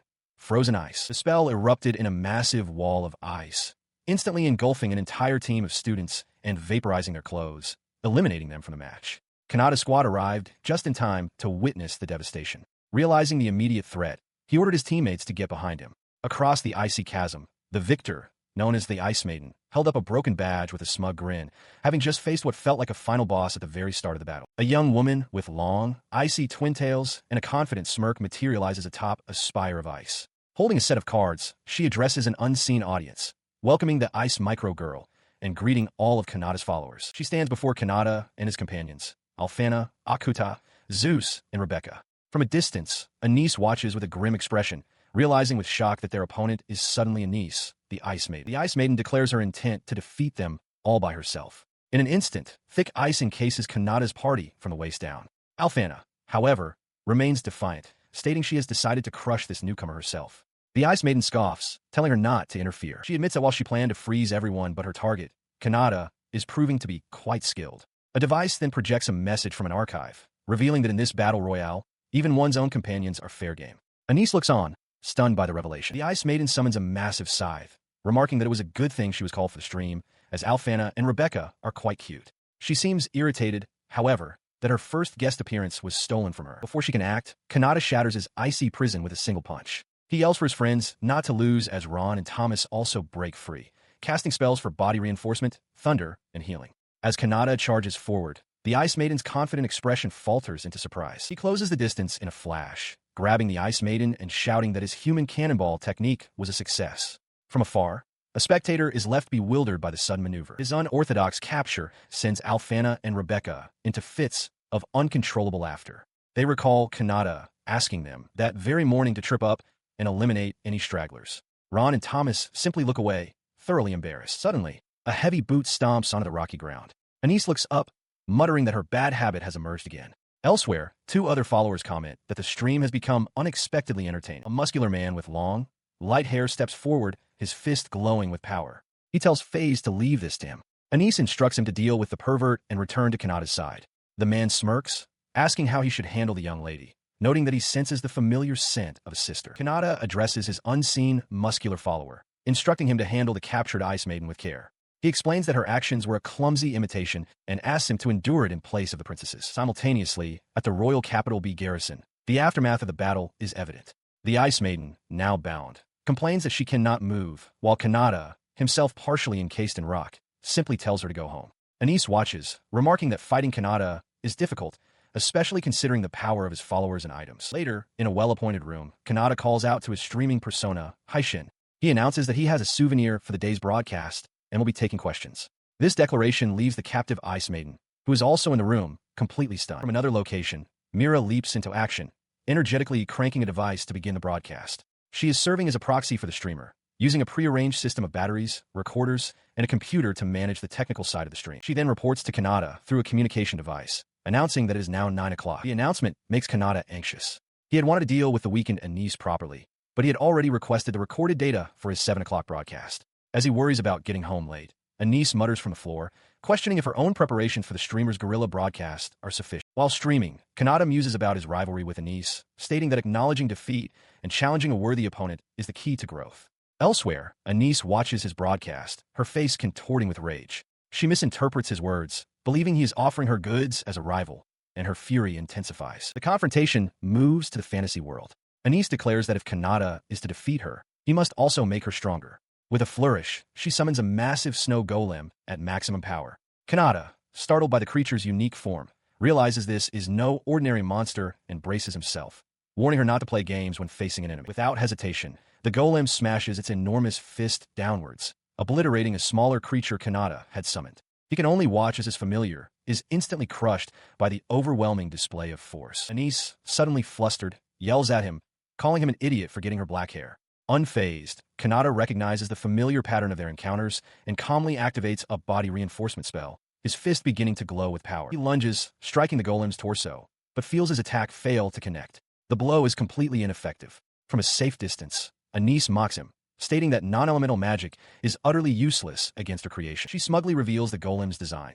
It has been embedded with 5 different elemental magic cores for fire, water, dark, grass, and thunder. She boasts that it cannot be defeated without targeting these specific weaknesses. Kanata, however, has a flash of insight, recalling a similar trope from an anime he once saw. Channeling his power, Kanata unleashes a combined elemental attack, striking the golem's chest with a single, devastating blow that shatters it completely. Anise stares in disbelief, whispering that her golem has been defeated for the very first time. The outcome is beyond anything she could have anticipated. He stands over the golem's remains and explains to the stunned Anise that he simply used all 5 elemental magics at once to defeat it, admitting it was the first time he'd been so resourceful. As he finishes his explanation, Anise is suddenly drenched by a cascade of water falling from above. She stands perfectly still, soaked, and utterly bewildered by the sudden downpour. Kanata points out that her hair ties have melted. Touching her loosening hair, Anise comes to a shocking realization. She had been using ice to freeze her hair into her signature twin-tail style all along. Still on the ground, she watches him leave, remarking on his strength. Suddenly, she declares that he won't escape as a massive hand of ice bursts from the earth to block his path. From a distance, Maria and her friend stare at the towering pillar of ice. Maria questions what it is, noting that she can't see through it at all. Her companion observes with awe that Anise's magic seems to be limit-breaking. Now trapped within an ice dome, Kanata confronts Anise. He asks why she is a member of the capital's 5 military corps, but she dismisses the question, declaring that inside her dome, neither allies nor enemies can interfere with them. Observing the confrontation, a previously unseen young woman licks her lips, her interest piqued. She murmurs that she wants to learn more about Kanata. Meanwhile, a flustered Kanata suggests they continue this later, offering some streaming advice about lighting and distance from the device. A new heroine has made her explosive debut. Anise sits stunned on the floor, staring at her phone. She had been casually invited, only to have her message read and left unanswered. From his desk, Kanata speaks into his streaming device, telling her that if she wants to talk, she can join his stream anytime. Anise laughs to herself, acknowledging that it's a rather one-sided conversation. She blushes, a thought crossing her mind as she clutches the device. She wonders if it's truly all right for her to visit Haitian's place whenever she pleases. The situation had escalated quickly. Previously, Kanata had tried to dismiss her, stating that even if she claimed to know him, he was just a student in the royal capital. Anise had waved him off, but he had insisted, telling her through his device to stop bothering him. Later, in a rocky clearing, Anise confronts Kanata directly. She remarks that his voice sounds familiar, a comment she claims people often make. As she presses him, asking if he knows about attribute limit acquisition magic, a teacher's lecture on that very topic echoes in the background. The concept is explained. Both humans and demons are limited in the number of magic attributes they can acquire. A normal person can learn 1, while an excellent individual might learn 3. Maria notes that she herself has 3, which is quite impressive. The only exceptions are transcendent beings who have surpassed history, like the Demon Lord, who possess an infinite number. With this knowledge, Maria concludes that if Haishin possesses limitless magic, everything would make perfect sense. He smirks at Nice, boasting that since he can use about 5 types of magic, he must be considered an elite back in his village. He then casually adds that he is, in fact, live streaming at that very moment. Her eyes widen in horror as the realization dawns on her. This is a surprise guerrilla stream, and it's being recorded. A donation notification chimes. Anise covers her face, mortified that she's been ignoring all the comments and donations. Kanata, meanwhile, curses his own terrible mistake, aghast that he hadn't noticed he was recording his very first broadcast. His potential is vast, possessing unimaginable magical power, surrounded by devoted officials and guards like Maria, Athena, and Mira, and having the spirit to trade away premium goods for land and support. His influence is growing in ways the royal capital cannot perceive. Returning to the present, Kanata whirls on Mira, who is bowing low to the ground. He furiously demands to know why she didn't tell him the true value of the goods, questioning if she had been aware of it since the day before. He could only watch as Anise, seated across from him, trembled with rage. She accused him of being with other women, declaring that she had sworn her life to him, yet he had lied. Her jealousy was a palpable force. Her fury then twisted into a smug smile. She mused that perhaps his limitless magic had corrupted him, or maybe it was the influence of the Fox girls now playfully tormenting him. 2 of his other devoted fans, one in a witch's hat and another with fox ears, confirmed her suspicions, claiming he was under a mental contamination spell. With that, Anise decided on a course of action. She would purge the poison from him herself. Her voice took on an ecstatic tone, declaring that her own poison had been purged and that her devotion to him made her invincible. Kanata looked on, realizing he was trapped within the fortress of her obsessive delusions. He dodged her swift attack, shouting that she was being foolish and that this was no time for games. He insisted that miracles like resurrection don't happen, and he was acutely aware of his own mortality. Anise, however, seemed to only hear his words as a testament to his greatness. She playfully hung upside down from her weapon, taunting him. She declared that she hated being cut by his limitless power, but if he were to strike her down, she would become the strongest, surpassing even him. Kanata considered her words, realizing she was speculating that he himself was not human. He grimaced, acknowledging her difficult personality. He had no more time to waste on this. His entire demeanor shifted. He declared that he was Haishin, the streamer, and that he would now use his limitless magic. As he spoke, powerful fire magic erupted from his hands, shocking Anise. In response to his fiery assault, she countered immediately, shouting for him not to come any closer as she unleashed a powerful ice spell. Frozen ice. The ice spell was massive, seemingly overwhelming Kanata's attack. A message declared the royal capital team had been eliminated. Anise stood victorious, but her expression quickly turned to confusion, surprised by the speed of the outcome. With the royal capital team eliminated, Kanata stands victorious. Before him, Anise crouches, stunned by her defeat. She reflects that despite her immense magic power, she is still just an amateur in true combat. Meanwhile, the angelic figure Isra watches the events unfold on a screen. She notes with a calm smile that she has successfully recorded Kanata's announcement, confirming that this is more than just a live stream. Back in the arena, a loud crash echoes as Kanata's strength gives out. He collapses forward, his body too exhausted to move, pinning Anise beneath him. He grimaces, admitting he can't move. As Anise stares up, their faces inches apart. He then pulls out his small device, switching it to microphone mode. With a quiet apology to Anise, he gently places a single earbud into her ear. She looks up at him, startled and confused by the unexpected action. His plan, conceived days earlier, was to make her admit defeat not through force, but through atmosphere and technique, to make her submit to an overwhelming sensation. Returning to the present, he holds the device to his lips and whispers, "Anise, can you hear me?" Her reaction is instantaneous. A deep blush spreads across her face as her eyes widen in shock and a strange pleasure. She gasps, completely caught off guard by the intimate sounds now flooding her senses. As she squirms, he leans closer and explains that he's conducting an ASMR stream.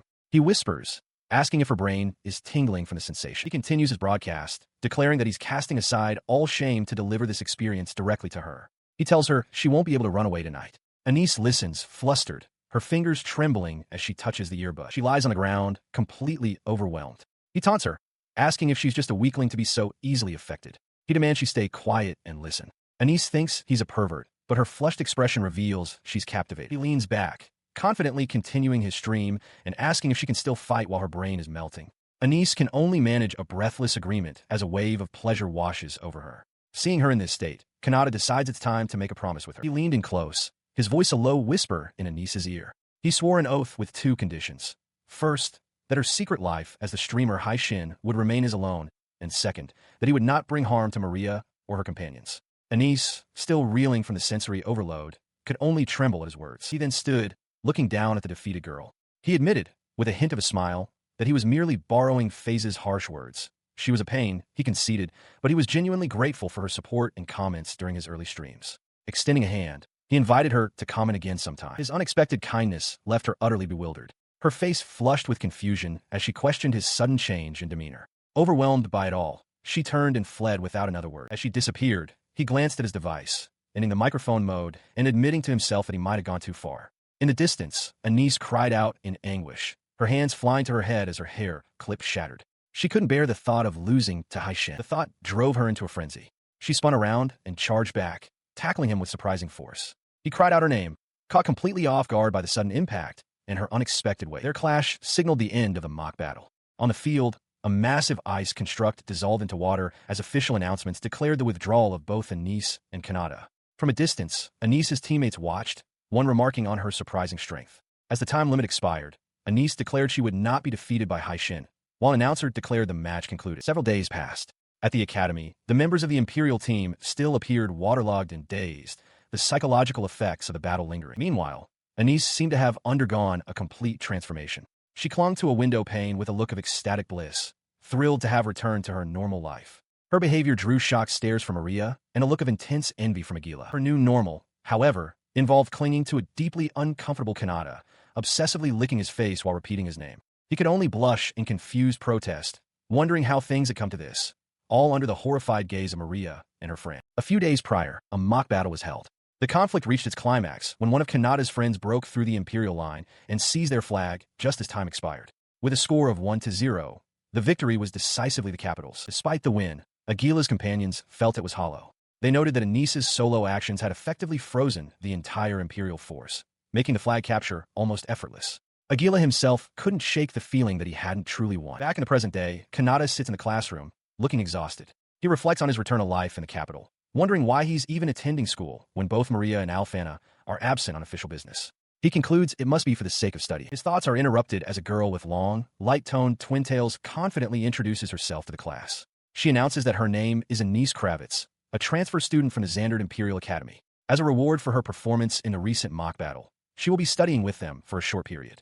Kanata stares in disbelief, while Agila looks on in surprise. She spots Agila, calling him her comrade from the mock battle, and asks to sit next to him. Kanata is still reeling from the realization that all the participants from that battle are now in the same class. Anise cheerfully takes her seat, much to Kanata's visible discomfort. Leaning in so close their faces almost touch, Anise whispers directly into his ear. With an unnerving intensity, she tells him she came for him, addressing him by a name only his audience should know. Listener. Kanata's eyes widen in sheer terror at the revelation. The unsettling encounter leaves him shaken. Later, as Kanata walks through the school, Agila calls out, reminding him that he's on duty and needs to collect materials from the staff room. Just then, Alfana appears, cheerfully offering to help since she's also on duty. She winks and takes a heavy stack of documents from his hands. Walking together, Alfana playfully asks if he's angry that the Saintess is making him work. She then adds that if she's the one on duty, it will surely boost Kanata's reputation.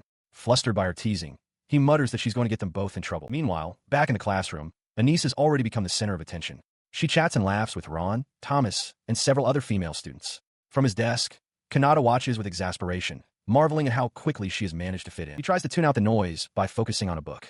Anise suddenly appears at his desk, asking if his book is interesting. Her cheerful demeanor drops as she tells him to stop ignoring everyone and come talk with the group, putting him on the spot. He finds himself surrounded by his friends, who are enthusiastically welcoming Anise. They comment on how well she and Kanata seem to get along and how impressed they were by their teamwork. Anise, however, leans in close, her expression intense as she claims to see a hunter in him, asking if her outer defenses are being breached. To everyone else, she appears to be a beautiful, popular girl, but Kanata knows the truth is far more complicated. As soon as class ends, he tries to make a quiet exit, but Anise intercepts him. She declares that they finally have a moment alone and insists they talk, perching herself playfully on a nearby statue's pedestal. Overwhelmed, Kanata can only stammer in protest. He explains that he's heading back to the capital, reasoning that when he came to after the match, she was already gone. His words strike Anise with unexpected force. Her face crumples, tears forming in her wide eyes as she laments that he would leave without a proper greeting or even arranging the dinner they had planned. Her distress turns to accusation as she grabs him,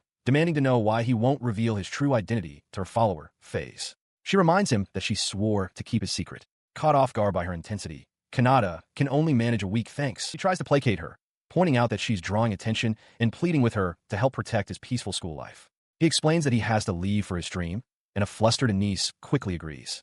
With a promise to see her the next day, he makes his escape. Later, safely in his room, he begins his stream. He holds up a book recommended by his audience, explaining that the reveal of the childhood friend's true identity was genuinely shocking. He enthusiastically tells his viewers that he's going to read through it with them, though he admits he hasn't finished it himself. As he reads, a donation notification chimes. It's from the nameless princess, who requests that he read her book instead. He sighs, asking aloud if his own reading is no longer needed. Unseen by him, Maria watches his stream, her face alight with excitement. Meanwhile, Anise is also watching the stream. Seeing the rapid flow of comments from other viewers, her expression darkens. Her hands clasp together tightly as she vows to protect Kanata, her shadow twisting into a monstrous shape on the wall behind her. The next morning, a tired Kanata walks to school. Ahead of him, his friends chatter about a cute girl, wondering who she could be waiting for. He turns to look, and his sleepiness vanishes when he sees Anise standing there, greeting him with a bright, "Good morning, Kanata." She explains that she waited for him precisely because he had asked her to protect his school life. Taking his words at face value, she now walks alongside him towards the school building, leaving him to carry a stack of books. While carrying a heavy stack of documents, Kanata is confronted by Anise. She warns him that for a mob, like him to get friendly with her would be to invite jealousy and bullying, so he should stay away for his own good. He seems taken aback, questioning her use of the word dignity. She then abruptly changes her tone, grabbing his arm and declaring with a wide smile that she'll freeze any damp person who bothers him, so he can rest easy. Kanata is visibly flustered by her sudden closeness. In the background, his friends Ron and Thomas watch, with Ron greeting him and Thomas remarking on how kind Anise seems for help. His friends are comically knocked aside as one of Maria's friends observes the scene. She muses on Anise's smooth way with words and glances towards Kanata, thinking that while she likes Thomas, she might like Kanata even more. Anise then turns to her own friends, offering them meal tickets she received from her father's business partner. She suggests they all go for lunch together since school is ending early. A dejected Kanata slumps in the background, seemingly forgotten. However, she doesn't forget him, turning to offer him a ticket as well and telling him to do his best. The gesture triggers a sudden memory for Kanata, a flash of something for what he thinks of as a previous life. He regroups with Ron and Thomas, who tease him about girls enjoying the romance of others. Kanata comes to a realization that some people can unconsciously dominate a social situation, just as Anise has done. Before he can process it further, he finds himself swept up by Anise and her group of friends. Overwhelmed and blushing, he wonders how things escalated so quickly. He was just supposed to be streaming, but after becoming the MVP of a mock battle, he's being dragged to a beef bowl restaurant. Meanwhile, watching from a distance, Maria and Alfana are seething with rage. Alfana declares the situation an emergency, while Maria trembles, demanding to know why Kanata is being so friendly and familiar with another girl. She vows that she will not forgive this. Later, outside the restaurant, Anise cheerfully remarks on how delicious the meal was. Kanata, however, is slumped on the ground, utterly drained and wondering why he wasn't able to sit down properly during the meal. Inside, he laments that thanks to her, he couldn't even taste his food. As he speaks, Anise leans in close, pointing out that he has some food on his mouth. She gently reaches out and wipes it away with her finger, her gaze fixed on his, leaving him stunned into silence. He stammers, trying to process the intimate gesture, while Anise licks the residue from her fingers, declaring that his cheek tastes good. Kanata can only blush, thinking this is some kind of cute but overwhelming bug. In the background, the simmering anger of Maria and Alfana finally boils over. His embarrassment is cut short as another student, a blonde man, slams his hands on their table. The man furiously accuses Kanata of flirting with the girl he has a crush on, right in front of him. He explains that he'd been holding back his feelings, only to be rejected, and now he has to watch this. Grabbing Kanata by his tunic, he demands to know why he's ruining his meal and announces his intention to vent his stress on him. Before the man can act, his body seizes up, rapidly becoming encased in a thick layer of ice. He cries out in shock as he loses control of his limbs. Kanata looks on, startled, as Anise steps between them, her face a mask of cold fury. She glares at the frozen student, declaring that she will protect Kanata and that he has no idea who he has just provoked. Without a second thought, she grabs Kanata's arm and pulls him away from the scene, leaving the other patrons to stare at the frozen man. Kanata panics, pleading with her to stop, realizing that if her identity as an exchange student is revealed, her actions could cause an international incident. Behind them, the ice-encased student shatters. She drags him outside to a quiet walkway. Anise turns to him with a smile, saying she's happy he came with her. Kanata, however, is not amused. With his arms crossed, he confronts her directly, stating that her behavior over the past 2 days has been erratic and demanding to know what her true objective is. She explains that her sole purpose for coming was to meet him. Anise reveals that she had to rush to get a student visa, which was only valid for 1 week, but she pushed herself to make it happen. He remains skeptical, pointing out that if she simply wanted to meet, she could have won a trip to the Empire. He questions why she is so fixated on him. At this, Anise's demeanor shatters. Her face contorts with anguish as she points out that the princess and the saintess can see him whenever they please. She demands to know why she, someone at the very top, is being denied the same privilege. Her jealousy spills out as she describes what she believes is happening. She tells Kanata she knows that after his stream's end, he is alone with Maria and Alfana. Anise vividly imagines him in his streamer persona, Hain, being affectionately kissed by both women, claiming they are constantly intimate with him. Unseen by them, the real Maria and Alfana have caught up and listen in, their expressions frozen in shock. She grows more agitated, her voice rising as she fumes about the perceived injustice. She questions how someone like Hain could engage in such behavior, calling it a betrayal. Kanata, caught completely off guard by the accusation, can only stammer, utterly bewildered. Her fury suddenly collapses into desperate pleading. Anise drops to her knees, grabbing his hands. She begs him to be intimate with her as well, lamenting that she wanted to be his first woman. Insisting that he cannot refuse her after she is held back for so long, she clasps her hands together and implores him, leaving Kanata utterly speechless. He remained rooted to the spot, stunned by Anise's desperate plea. Kneeling before him, she declared that while everyone else might one day betray him, she would be the one person who never would. From the sidelines, Maria and Alfana watched the scene unfold in disbelief. Her gaze fixed on him. Anise insisted that her feelings of love for him were unmatched by anyone. She argued that she was a perfect partner, not only cute, but also willing to learn how to cook for him and do anything to please him. Her intense words left Kanata flustered and speechless. As he struggled to process her declaration, Maria turned to Alfana, her voice trembling slightly as she wondered aloud what Anise's request could possibly be. Clasping his hands tightly in hers, Anise looked up at him, her eyes wide with earnest desperation. "That is my request," she began, her voice filled with emotion. "Please, make me your girlfriend." She then vowed to dedicate her entire life to his happiness. She then moved closer, her face just inches from his, her breath warm against his skin. Kanata flushed, sweat beading on his brow. "You're a boy, Kanata," she whispered suggestively. "Aren't you curious about all the things a girl can do?" While carrying a stack of documents, Kanata questions Anise's earlier declaration. He asked what she meant by protecting his dignity. Anise, with a stern look, explains that if a mob character like him gets too friendly with her, he'll become a target for bullying and jealousy. So she's telling him to stay away for his own good. She then abruptly grabs him, her face uncomfortably close to his, and declares with a wide smile that she'll freeze any such insolent people, so he shouldn't worry. Kanata is visibly flustered by her intensity. In the background, his friends Ron and Thomas greet him, teasingly noting how kind Anise is to be helping him. As they walk, one of Anise's friends remarks on her glibness, wondering who she takes after. The friend then glances towards the group and internally muses that while she likes Thomas, she might be starting to like Kanata even more. Anise then presents Kanata with a pair of meal tickets, explaining that she received them from one of her father's business partners. Her friends chime in, suggesting they can use them for lunch since school is ending early.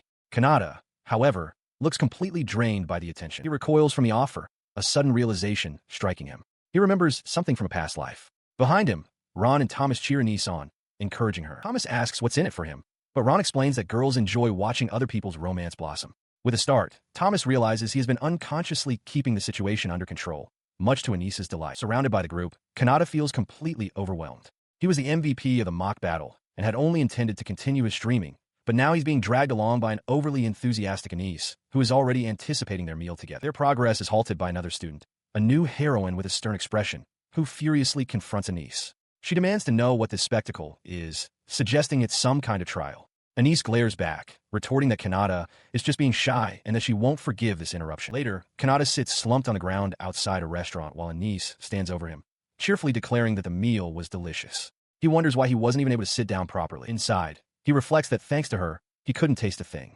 Anise notices a crumb on his mouth and leans in close.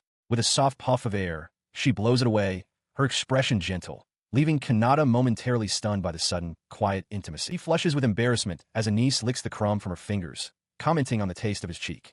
Their moment is shattered by an angry shout from a blonde-haired student. The enraged student grabs him by the collar, revealing that he had been flirting with a girl who had a crush on Kanata. The student explains that he was rejected because of Kanata, and now, seeing him with Anise, he intends to take out his frustration on him. Before the aggressor can do anything more, a splash of water hits him, and his body instantly freezes solid. He stares in shock as Anise steps forward protectively, her expression icy, declaring that she will protect Kanata from any nuisance. She grabs Kanata's hand and pulls him away, leaving the frozen student behind as onlookers murmur. He panics internally, realizing that if Anise, an exchange student, is found out, it could cause an international incident. He pleads with her to stop, saying the man will melt soon enough. Having found a quiet spot on a walkway, she turns to him cheerfully, glad he came with her.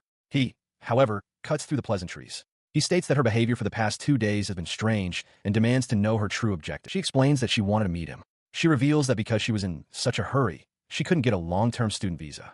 She pushed herself to the limit and now only has 1 week left. He remains confused, questioning why she can't simply meet the princess and the saintess if she wants to win a trip to the empire, since they are always at the academy. Her face darkens with frustration as she retorts that as a top student, she is precisely the one who can't meet them. She reveals the reason: a widespread rumor that the streamer Hain is dating both the princess and the saintess. She imagines the two women fawning over him after stream. He listens with a grimace as other students are shown gossiping about the same rumor. Her frustration boils over into a furious shout. She fumes about the sense of superiority Hain must feel, questioning what makes him so special. He can only stare, shocked by her intense outbursts. Her rage vanishes as quickly as it came, and she collapses to her knees before him, crying that it's unfair. She begs him to grant her a single request, promising it won't be difficult, and pleading for his help. He watches as Anise, still on her knees, addresses the two girls beside her. She proclaims that while others might one day betray Hain, she is different. Her feelings for him, she insists, are stronger than anyone's, and she will never be outdone. She then turns her attention back to Kanata, continuing her plea. She argues that she is cute enough, and that she is even willing to learn to cook for Hain. She is strong, she adds, and is prepared to compromise and walk one step behind him if it means being with him. He remains silent for a moment, taking in her desperate sales pitch. Finally, he speaks, asking her to clarify what exactly this favor entails. In response, she lunges forward, grabbing both of his hands and looking up at him with intense, pleading eyes. She reveals her request, begging him to make her Hain's girlfriend. She vows that if he does, she will ensure Hain's happiness for his entire life. Her grip tightens as she leans in closer, her face just inches from his. Kanata flushes, taken aback by her proximity. She whispers to him, asking if he, being a boy, isn't curious to know all sorts of things about a girl. In the neon-lit streets of the city, Anise reflects on a series of small kindnesses. She recalls how someone at a company dinner steered her away from a harassing section chief and changed the topic, earning praise from a superior. Each action, she muses, has steadily built up in her heart. The scene shifts abruptly as she confronts Kanata, grabbing him by the tie. He stares, startled, as she asks him how he feels. She wonders to herself if this is a scene from some cheesy old movie. He is taken aback as she suddenly produces a glowing crystal, her face flushed. She tells him not to be so formal, admitting that while she's happy, she has to say sorry. Kanata can only stare in confusion, questioning why she would apologize. Her pleasant demeanor shatters. She angrily questions if her face is the problem and demands he look at her properly. A spiked knuckle duster appears on her hand as she tells him to take his off, declaring that things are different now that he's a student. He recoils, clutching a document, a marriage registration form. Flustered, Kanata declares his long-held ideal, to marry the very first person he dates and build a happy family with them. With this ideal in mind, he bows deeply before Anise, offering a sincere apology. He explains that he cannot enter a relationship lightly. He must first understand everything about her before he can agree to be with her. His apology is met not with understanding, but with a sinister glee. Anise's hands begin to crackle with a strange energy as she smiles menacingly, finding his reasoning to be a nuisance. Her glowing hands coalesce into a massive, ornate scythe. She informs Kanata that the Haitian Sama she fell for was his online persona, not the real him. She finds the real Kanata's maternal instincts amusingly ticklish, but promises that one day, she will make him understand her. She then grabs him by the collar, shouting for this foolish pig to be shipped to the market. Turning her intense gaze on him, she demands he clarify whether he's a psycho or a masochist. Her grip tightens as her expression turns deadly serious. She leans in close, asking him directly, does he truly believe that Kanata and Haitian Sama are two different people? She pressed closer, her face just inches from his, and clarified her point. In the end, she explained his real self and his streamer persona were one and the same.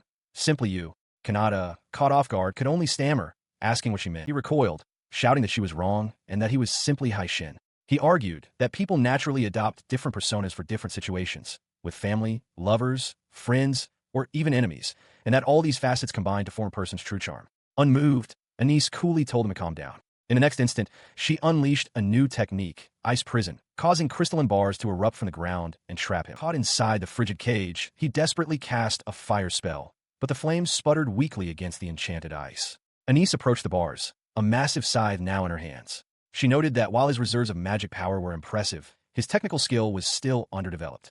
Declaring that her patience had run out, she informed him that they could now have a long, slow talk. As Anise lunged, a new figure intercepted the attack. Mira, blade held steady, warned Kanata to stay back. With a slight smile, she then introduced herself as Mira, his official bodyguard, who would be joining him for the night shift. His confusion was evident. As Anise tumbled away in the background, Mira apologized for the previous recorded stream. Kanata dismissed it, telling her to forget what happened and thanking her for the help. Though he couldn't help but question why she was at his home. He insisted that at this rate, he would be late for his own stream.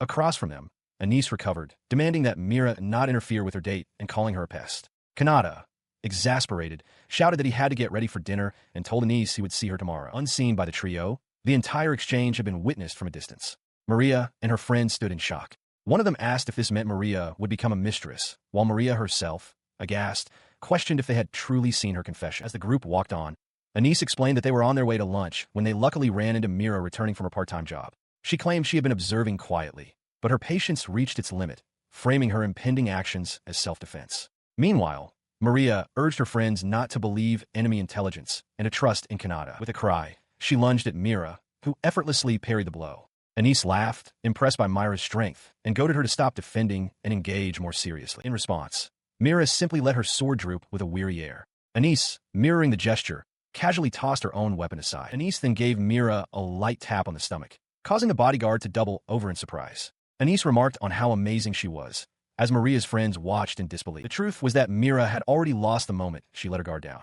The combined fatigue from her night shift and the relief of seeing Kanata safe had overwhelmed her. By the time Maria's group arrived on the scene, Mira had already collapsed. Anise, realizing she had lost her opponent's attention, found Mira to be an interesting foe to be saved for last. With a triumphant wave, she turned her focus back to the others, calling out to Mira as well. Her attention now fully on Maria and her companion. Anise maintained a confident smirk. Maria, a tear of frustration welling in her eye, defiantly stated that she would ensure both her own happiness and Mira's. Anise coolly replied, telling her to just watch from the sky. With that, she exploded into motion, a massive scythe materializing in her hands. She declared that she would make Maria regret ever stalking Kanata, and with a wild grin, added that she would enjoy herself on the other girl's behalf as well. The clash of power shatters the air as Anise and Maria trade blows. Panting, Maria struggles to keep up. Anise, however, seems to be enjoying herself, remarking that it's about time to wrap things up for the day and that fighting someone with real strength is quite fun. Nearby, Kanata lies defeated on the ground as Mira watches the duel. From his room, Kanata watches the stream, noting that Anise and Mira are still fighting.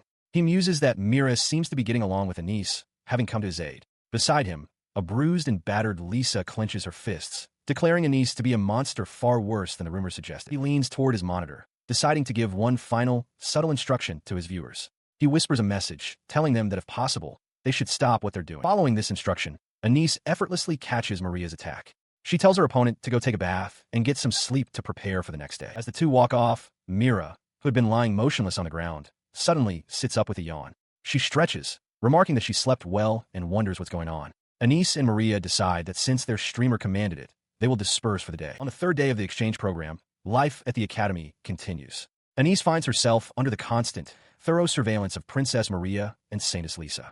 During a meal, Lisa attempts to feed Kanata, but Anise intercepts the food, insisting she wants to eat with him too, much to Maria's silent disapproval. The fourth day brings another after-school session. In a secluded area, a deathmatch where pride is on the line unfolds once more, the force of their battle shattering a massive rock formation. From a safe distance, Mira watches, noting to herself that Maria and the others are being overwhelmed. By the fifth day, a strange routine has formed.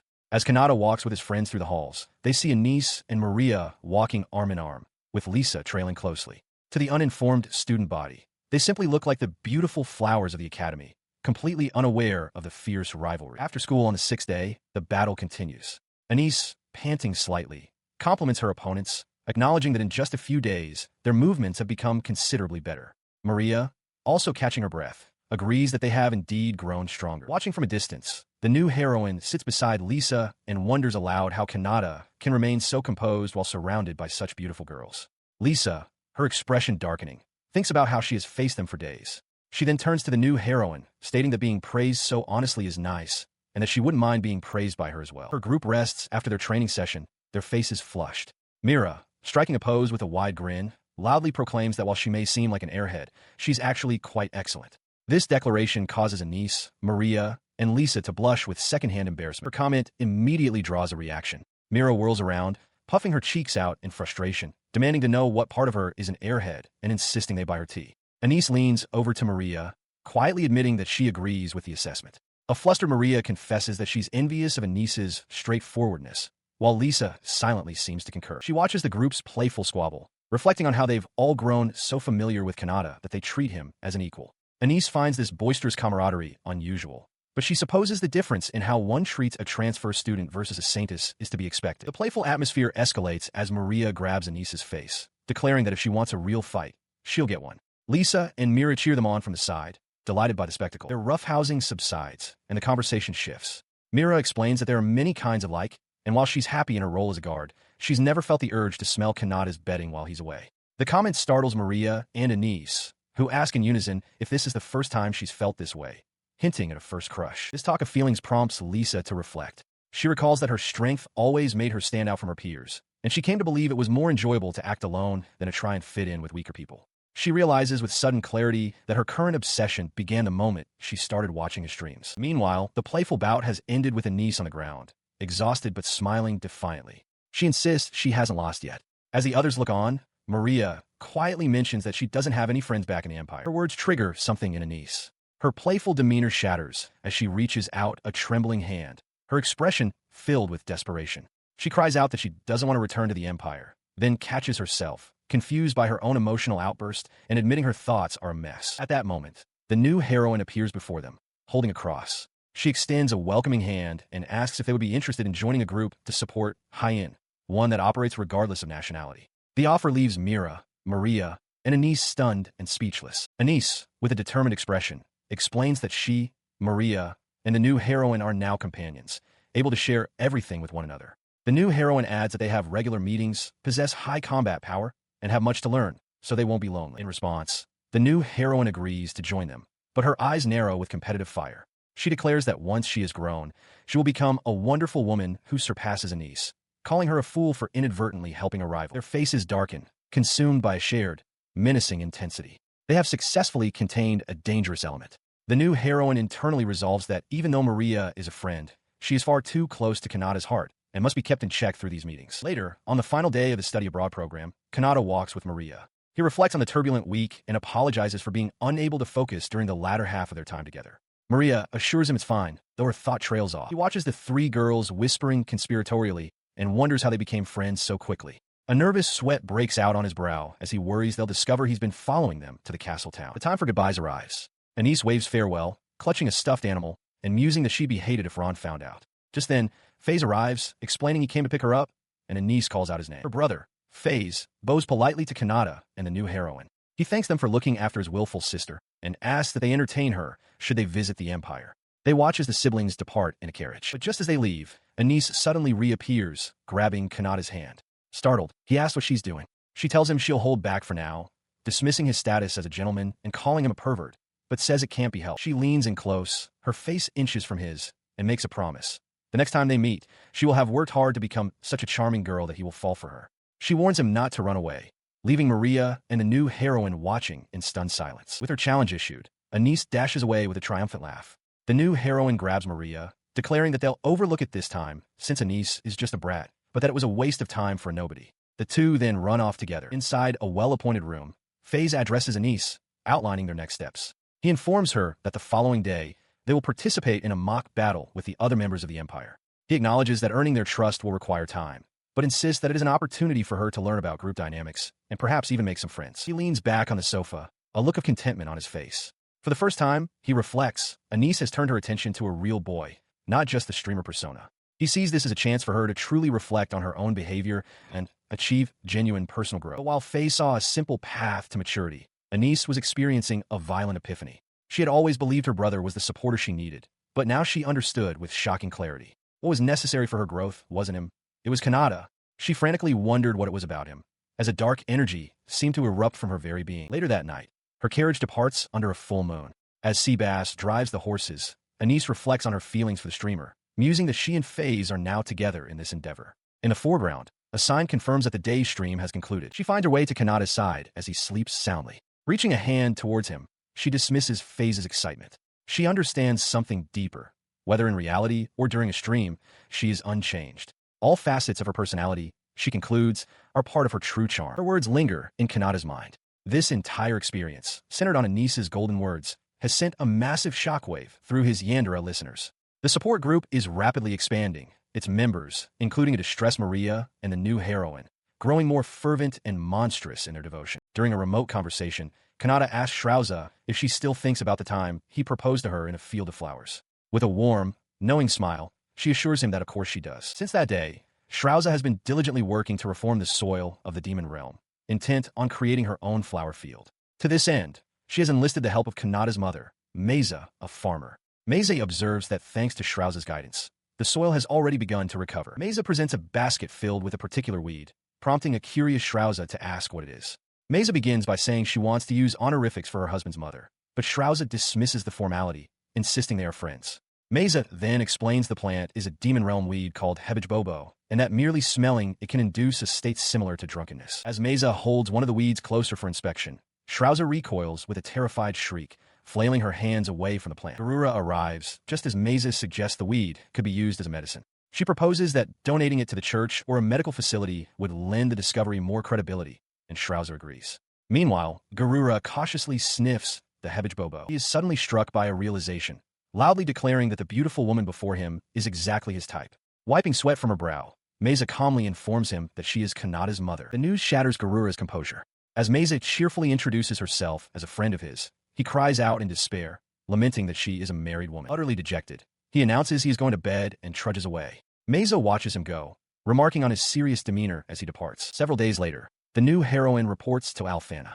She confirms that she has notified the hospital and warns Alfana to be careful with the hebejbobo, noting that while it seems non-addictive, it had been left unattended on a desk. Just then, Kanata opens the door calling out for Alfana. He is met with the sight of her and the new heroine standing over a large, unconscious figure on the floor. The new heroine sternly tells him that entry is forbidden, as a strange effect, described as human repellent magic, is active. He watches as the new heroine stands dazed, while Alfana, holding one of the dandelion-like flowers, smiles with satisfaction. She muses to herself that it's going to be a fun day, having just finished her official duties and part-time work. Kanata, looking at the basket full of the plants, realizes with a start that they are dandelions. The new heroine, now with a flower tucked behind her ear and another held absently in her mouth, stumbles forward.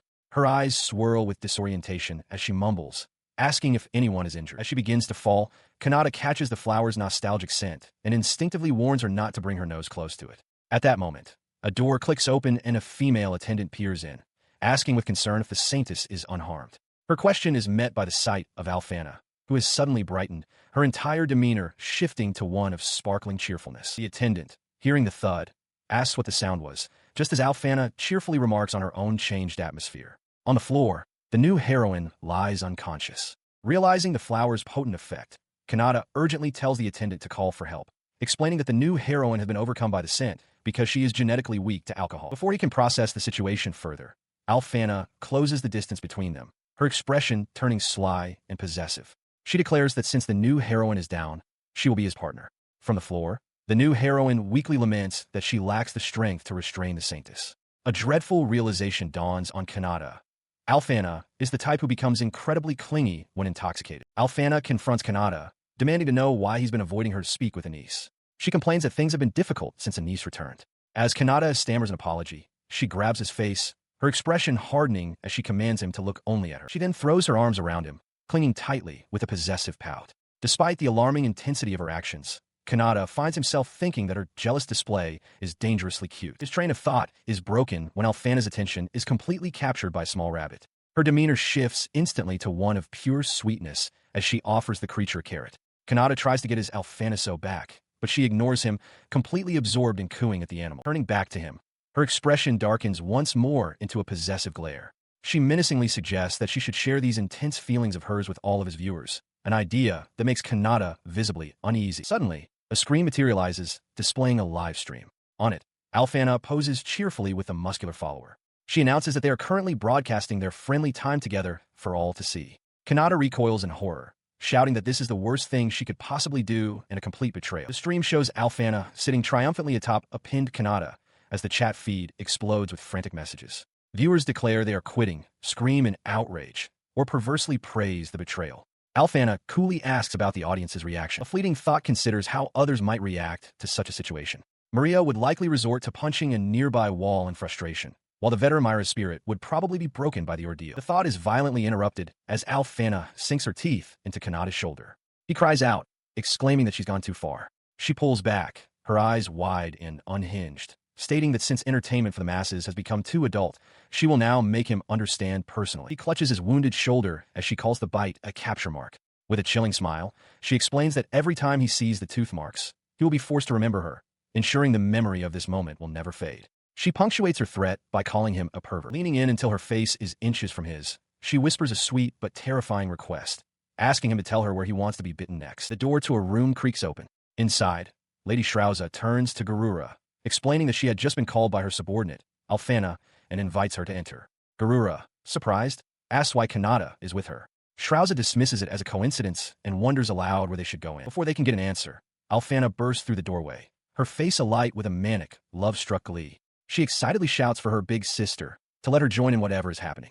In the next instant, she tackles Kanata to the ground, overwhelming him completely. The sound of the doors swinging open startles Shrauza and Garura, whose silhouettes freeze in shock at the chaotic scene unfolding before them. With the intervention of the two older demons, the situation is eventually brought under control. Kanata lies on the floor, utterly spent and covered in fluffy, dandelion-like objects, while Alfana sits primly nearby, claiming to remember nothing. He protests that no matter how one looks at it, he was clearly the one who was assaulted. The following day, Alfana was absent from the academy, reportedly suffering from a hangover. On a clear, sunny day off from school, Kanata decides on his plan. With newfound energy, he declares that he will be recruiting recommendations for a new book. He makes his way to the school library, a place he considers a refuge. Inside, a student librarian with short, light-toned hair is engrossed in a book, seemingly annoyed by his presence. As he approaches, Kanata muses on the school's strange hybrid system of high school and university classes, which leaves him with odd pockets of free time. He calls out to her, addressing her as Tsutsuri-senpai. She looks up from her book as he explains the situation. A large crowd of students has gathered, all wanting to read the book he recently featured on his stream. The group buzzes with anticipation behind him. Tsutsuri informs him that the book he mentioned has just been stocked. She holds up a copy, noting that this is the 5th time in a month this has happened. Flustered, Kanata asks if he can now exercise his right of gratitude, curious about the book's contents. In response, she tells him she has a favor to ask. An event is scheduled for the upcoming weekend, but her sister, who is supposed to participate, has urgent business. Tsutsuri asks Kanata to help her sister in her place, framing it as a part-time job to compensate for his lack of brains. He agrees immediately, giving a confident thumbs up. The idea of an event in the capital city seems like perfect material for his next stream. Visibly relieved, Tsutsuri exclaims that she will hold him to his word. On the morning of the event, Kanata walks through the city streets with a male friend. He finds himself wondering what kind of help Tsutsuri's sister will actually need. His friend, noticing his apprehension, offers him a small pouch for good measure. Kanata takes it, questioning if he will really need to use it. A young woman with long, dark twin tails approaches them and introduces herself as Tsutsu, Tsutsuri's younger sister. As she bows politely, Kanata's friend whispers about how cute she is. Tsutsu then offers to guide them, and the three set off together. She arrived with Kanata at the chaotic venue, a room filled with overturned chairs and unpacked boxes. With a nervous energy, she clasped her hands together and explained the nature of her part-time job. She needed his help selling her creations at her booth. Kanata, looking around at the disarray, recalled a previous conversation about someone wanting to publish a book, the pieces of the puzzle clicking into place with dawning horror. Her attention then shifted, and she asked Kanata what he was selling. In response, he held up a book for her to inspect. The cover was striking, featuring an orc and a human character under the title, "Don't Lose to an Orc. The Ultimate Reconciliation Stream, 90 Minutes." She became flustered, explaining that while it was embarrassing to show her work to others, it was a dream of hers to publish a book at least once.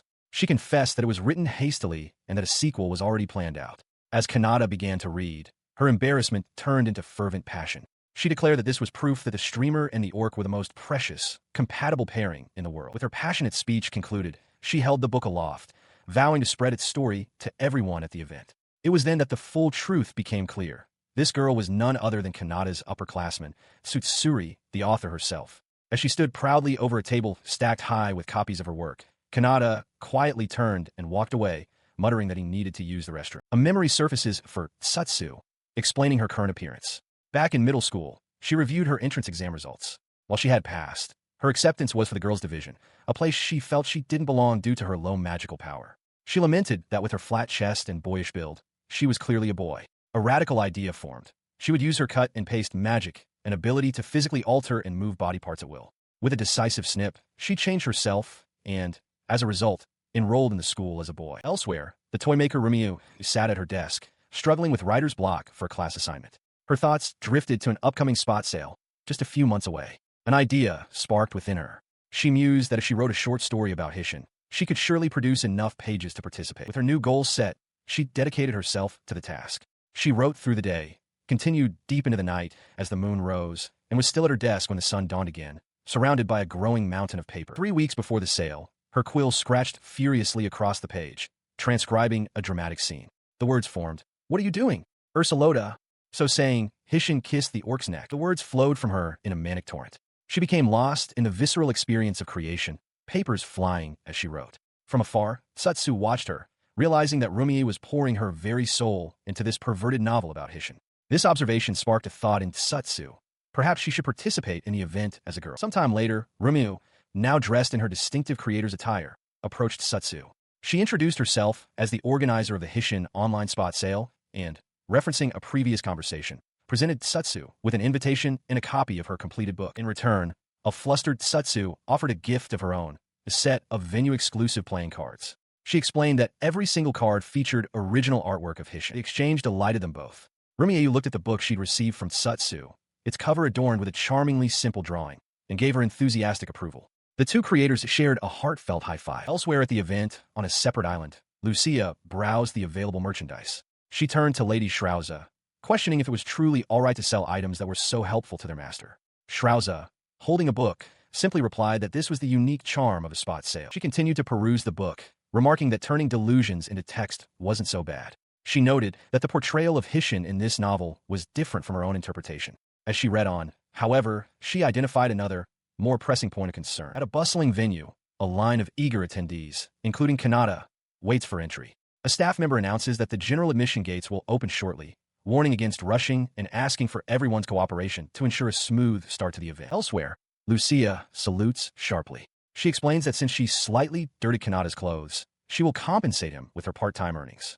Secretly, she thinks it's a great excuse to get involved, clutching the borrowed shirt to her face and inhaling deeply, completely unbeknownst to Kanata. Once inside the crowded hall, Kanata wanders between the numerous booths, looking for potential material for his stream. He walks with a hand on his hip, surveying the lively scene with a thoughtful expression. Suddenly, the full scope of the event hits him. The grand Hishin-only fan gathering is in full swing. He sees Rumie proudly displaying her fan novel and merchandise, Satsu watching him shyly from the crowd, and Lucia enthusiastically promoting her work.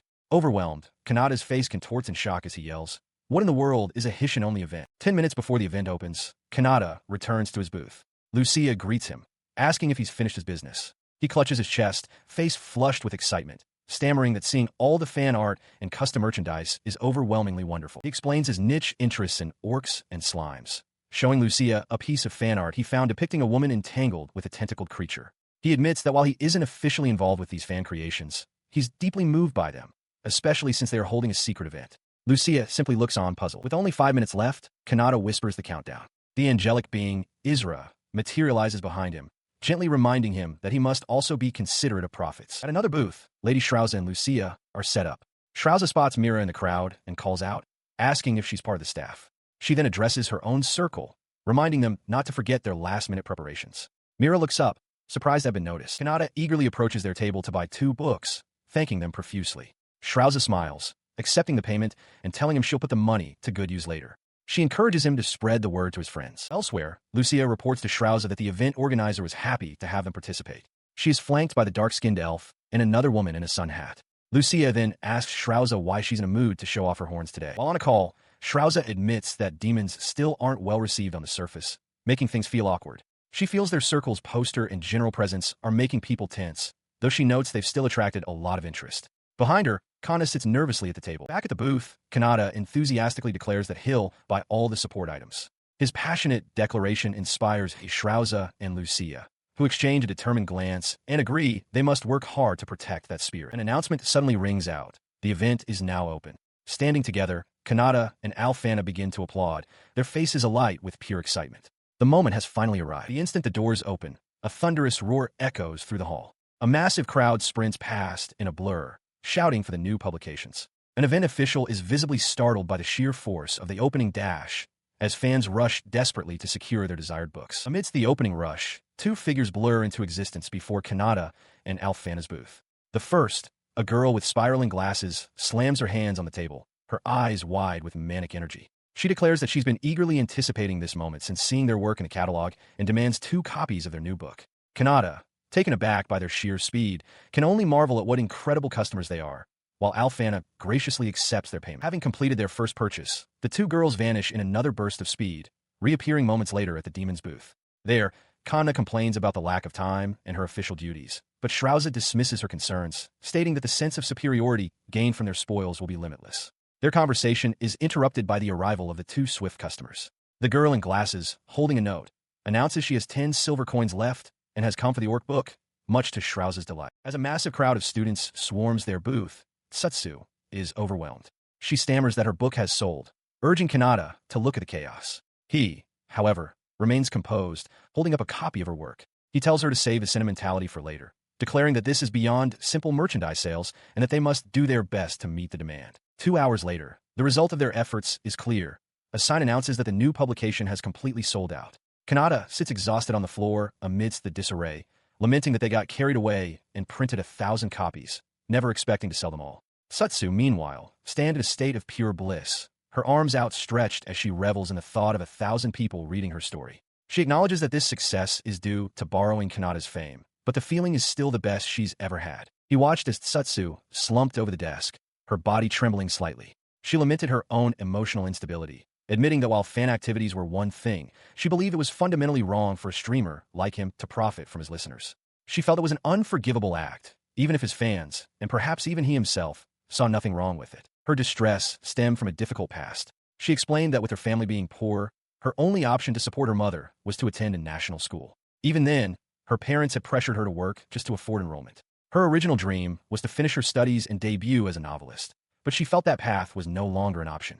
Now, she believes the only way to atone for her perceived sin is to win the Newcomer's Award, a goal that would legitimize her efforts. As she spoke, Kanata listened intently, a new understanding of his senior's motivations dawning on him. He firmly grips Satsu's shoulder, interrupting her. He declares that he intends to either return the money he's earned or donate it to a charitable organization. He reflects on his own situation, thinking of how indebted he is to his upperclassman, Tsutsuri, and how his earnest feelings are all he truly has to offer at the moment. With his decision made, Kanata turns to leave. Behind the counter, Rumieyu announces that sales are finished for the day, adding that Satsu's wages will be handled by her brother and that she's free to go. The declaration leaves Satsu stunned. She cries out that this was all for her own selfish benefit and apologizes profusely for getting a fan involved. As he walks away, Kanata overhears her, a gentle smile on his face as he thinks about what a kind sister she is to work so hard for her family. As he walked through the area, Myra's surprised voice called out his name. He recognized her immediately, thinking it a coincidence as she explained she had been working as a salesgirl.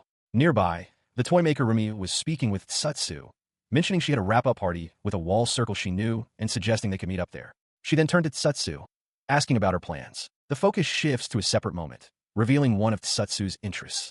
She enthusiastically offers a booklet received from a friend for proselytizing, as she puts it. The cover features a succubus, prompting the thought that after orcs, this was the next fascination, and noting a striking resemblance to the demon Lucia. She scurries away, calling out a cheerful farewell. Mira acknowledges her departure as Kanata waves goodbye to the retreating figure. As she disappears, Kanata turns his attention to Rumiyu, calling her over to help. After they exchange pleasantries, he quietly passes the book to Mira. He explains that he has no interest in such novels and asks her to return it to Satsu by way of her older sister. Elsewhere, the toy maker Ryu pores over a book titled Succubus Main Volume, her face flushed with concentration. She decides to read it to pass the time, but a flicker of doubt crosses her mind as she considers the possibility of misinterpreting its contents. As she reads, Satsu paces anxiously nearby, flipping through the pages of her own book. At that same event, the Demon Tribe's booth is utterly deserted. Hours have ticked by since the opening, but aside from their own members, not a single person has visited. Lady Shrauza stands forlornly behind the display table, flanked by a bored Lucia and Kikiki, lamenting that no one has come. Her subordinates report on the dire situation. Kikiki notes that the person cosplaying as the streamer Hysin fled in terror upon seeing them. Lucia chimes in, lamenting that even their attempts to appeal to human tastes with disguises are failing. Kikiki speculates that their demonic aura is simply too overwhelming for humans to acclimate to. She then turns to her leader with urgency, declaring that this situation is simply unacceptable for Lady Shrauza. The criticism strikes a nerve. Slumped in her chair, Shrauza reflects on her true purpose. She wasn't here simply to sell her fan-written novels. There was a deeper reason for her presence. She listened as her subordinates debated their purpose. Lucia, holding a book depicting a demon and a human joining hands, questioned their current approach. To achieve a peaceful world, she argued, perhaps they should be present in their true forms. Kikiki, however, expressed a different sentiment. She acknowledged that she understands Shrauza is searching for something and recalled how, in the past, her leader had always been hurt while trying to build relations with humans. Despite this, Kikiki affirmed her desire to continue following her. The debate was cut short when Lucia, exasperated, shouted that at this rate, they would end the day with 0 customers. Rumiyu holds up a book, her face a mask of profound shock and awe. Through her spiral lens glasses, her eyes are wide with disbelief as she declares it a masterpiece, a designated cultural treasure of the highest order. Overwhelmed, she turns to a flustered Mira, expressing immense gratitude for the supreme reading experience. She announces that because of this book, she must join the circle. Elsewhere, Rushaya and Lucia excitedly chatter about the story, remarking how the cover featuring a succubus belied the surprisingly dramatic love comedy within, especially a certain scene in the middle. As other readers eagerly exchange copies, Rumiyu clenches her fist with conviction, proclaiming that she will apply to join directly. At the headquarters of the fan circle, a demon girl named Rushaya is overcome with emotion. She declares that it would be lawless not to offer a proper price to the creator of such a divine work. Her eyes sparkle as she revises her plan aloud, deciding that 1 copy is not enough. She must secure 3 for the top contributors. With her hands clasped, she offers a heartfelt and winking thank you, her enthusiasm filling the room. Into this fervent atmosphere steps Rumiyu. She approaches the reception desk, where Rushaya is now seated. The demon girl looks up and politely asks the toy maker, "Excuse me, but aren't you scared of me, a demon?" Rumiyu, flustered, shakes her head in response. Internally, she admits to being completely bewildered upon arriving, especially after the realization hit her. The book's subject was the very same girl she recognized as the streamer's exclusive maid. She grips the demon's hands tightly, her expression alight with fervent passion. She explains that this book is what connected them, a vessel for the passion in her soul and proof of her love for Heizen-sama's exhibitions. This, she declares, is the mark of their shared camaraderie, offering her deepest thanks to Heizen-sama for making this meeting possible. The demon, Rushaya, is overwhelmed by the declaration, her cheeks flushing as she wipes away a tear of joy. She stammers, admitting she feels a bit cheeky and embarrassed, but ultimately, she is incredibly happy. Behind her, Lady Shrauza watches the scene unfold, reflecting inwardly that it was worth it for them to persevere without giving up.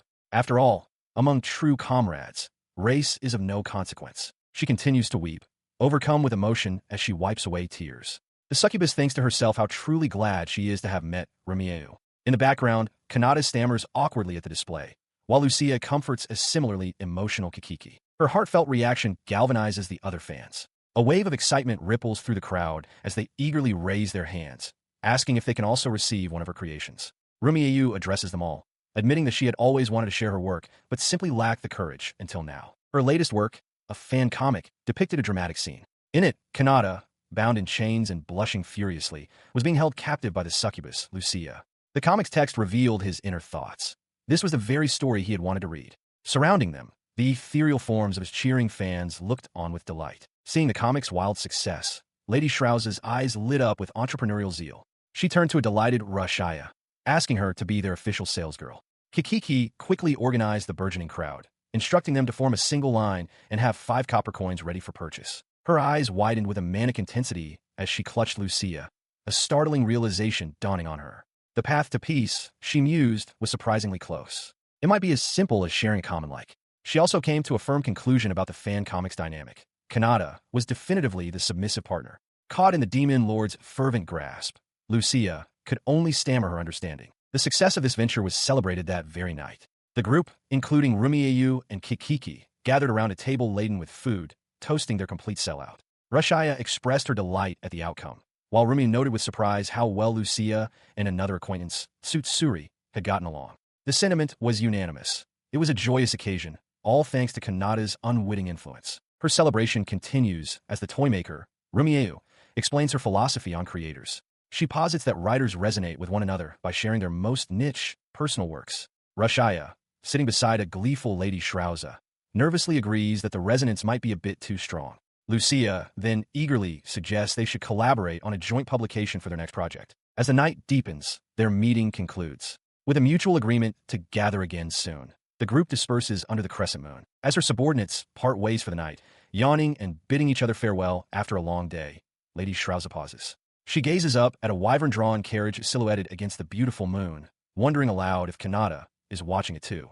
On the ground nearby, a device confirms there will be no stream today, only a long-awaited rest. Her thoughts drift to the carriage's passenger, a flicker of hope that it might be Kanata himself. Elsewhere, in a nearby building, Kanata stands by a window, his gaze directed downwards, lost in quiet contemplation. Meanwhile, the assassin Mira leaped across the city's rooftops. As she soared through the night air, she found herself preoccupied with her new role as a bodyguard. She wryly noted her tendency for internal monologues, acknowledging that the day's strange events had prompted this late-night excursion. Later, resting indoors, she spoke into what seemed to be a communication device. She clarified that she didn't possess hell ears and playfully urged the listener to move closer, though she confessed that their reaction was intimidating. At that same moment, elsewhere in the city, Kanata sat alone, his resolve hardening. His decision was now firm. He clenches his fist, his resolve hardening. Tomorrow, he declares, he will stream as a woman. Elsewhere, the assassin Mira is shown in stark shadow, her thoughts unreadable. In the background, a memory or vision of her past self appears, a younger girl effortlessly slicing through a thick tree stump with a single, clean stroke of her blade. Kanata awakens with a start, finding himself in an unfamiliar, rocky wasteland. His arms and legs are bound tightly with rope, rendering him immobile. Before him stands the young assassin, Mira, who calmly greets him with "Good morning, Master Kanata." She informs him that they are in a wasteland near Randall Park. Kanata, disoriented and alarmed, demands to know where he is and why he cannot move. He shouts her name, demanding to know if she is responsible for his predicament. Mira, perched on a rock above him, ignores the question. She stares intently at the severed rope in her hand, a profound confusion clouding her expression. A single thought echoes in her mind. Why? Why did I do this to him? Her hand twitches, a small, involuntary sign of her inner turmoil. The assassin sits perched above him, the severed end of a rope landing near his bound form.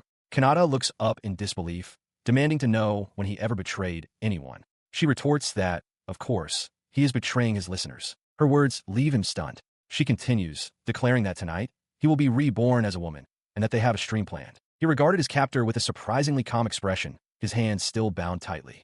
To be blunt, he began, I'm finding it hard to take this conversation seriously. Mira, however, was not amused. She took a step forward, dismissing his query. We can discuss my information sources later. What's important now is whether your statement was a joke or not. Where is it? She demanded, her voice sharp with urgency. Her question was not directed at him. The scene shifted to reveal another captive, a terrified young woman with blonde hair, her eyes wide with fear as she too was bound. Kanata could only watch in shock as Mira addressed her new subject. What Kanata-sama thinks is irrelevant, she declared. We are. A figure clad in a dark cloak and a beaked mask muses on the nature of a streamer's life. They consider that no matter how many legends and miracles Kanata has created, his heart could still be broken by the harsh judgment of his audience.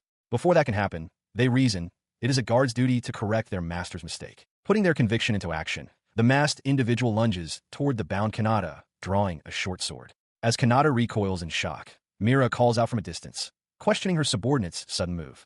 The figure ignores her, declaring that they will now stop Kanata's mistake by force. The masked figure, however, does not strike with the saw-like blade. Kanata, kneeling on the ground, believes his end has come, his own sword lying just out of reach. To his bewilderment, Crow asks to borrow the sword, instructing him to get ready for the next attack. Kanata questions if this is some kind of joke, but Crow simply holds up a gnarled tree branch, declaring it sufficient for their purpose. Before Kanata can fully comprehend the bizarre challenge, Crow offers a condition. If Kanata wins, they will acknowledge his transformation into a woman. But if he loses, the sentence is cut short as Crow lunges forward, not with a weapon, but with a brutal kick that sends Kanata flying backward. As he tumbles through the air, Crow declares that he will be forcibly taken to the capital and placed under constant surveillance. The masked figure moves with blinding speed, forcing Kanata onto the defensive. The young streamer finds the situation utterly impossible, a game he cannot win. Mira watches in astonishment, wondering how he can possibly counter such an assault with a mere stick. A memory flashes through Kanata's mind.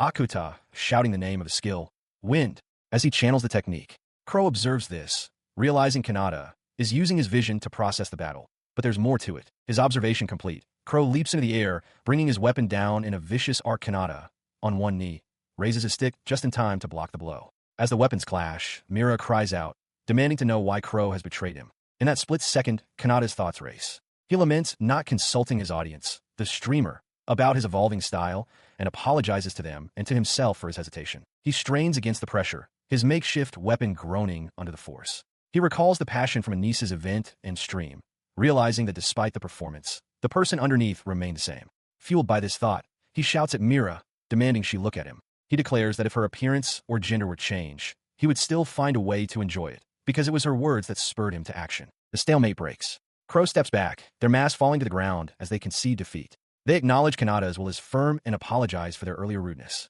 As Mira sheathes her blade, the stick Kanata wielded finally splinters, its fragments held together only by the lingering wisps of wind magic. The masked figure reached up and, with a soft click, unfastened their disguise.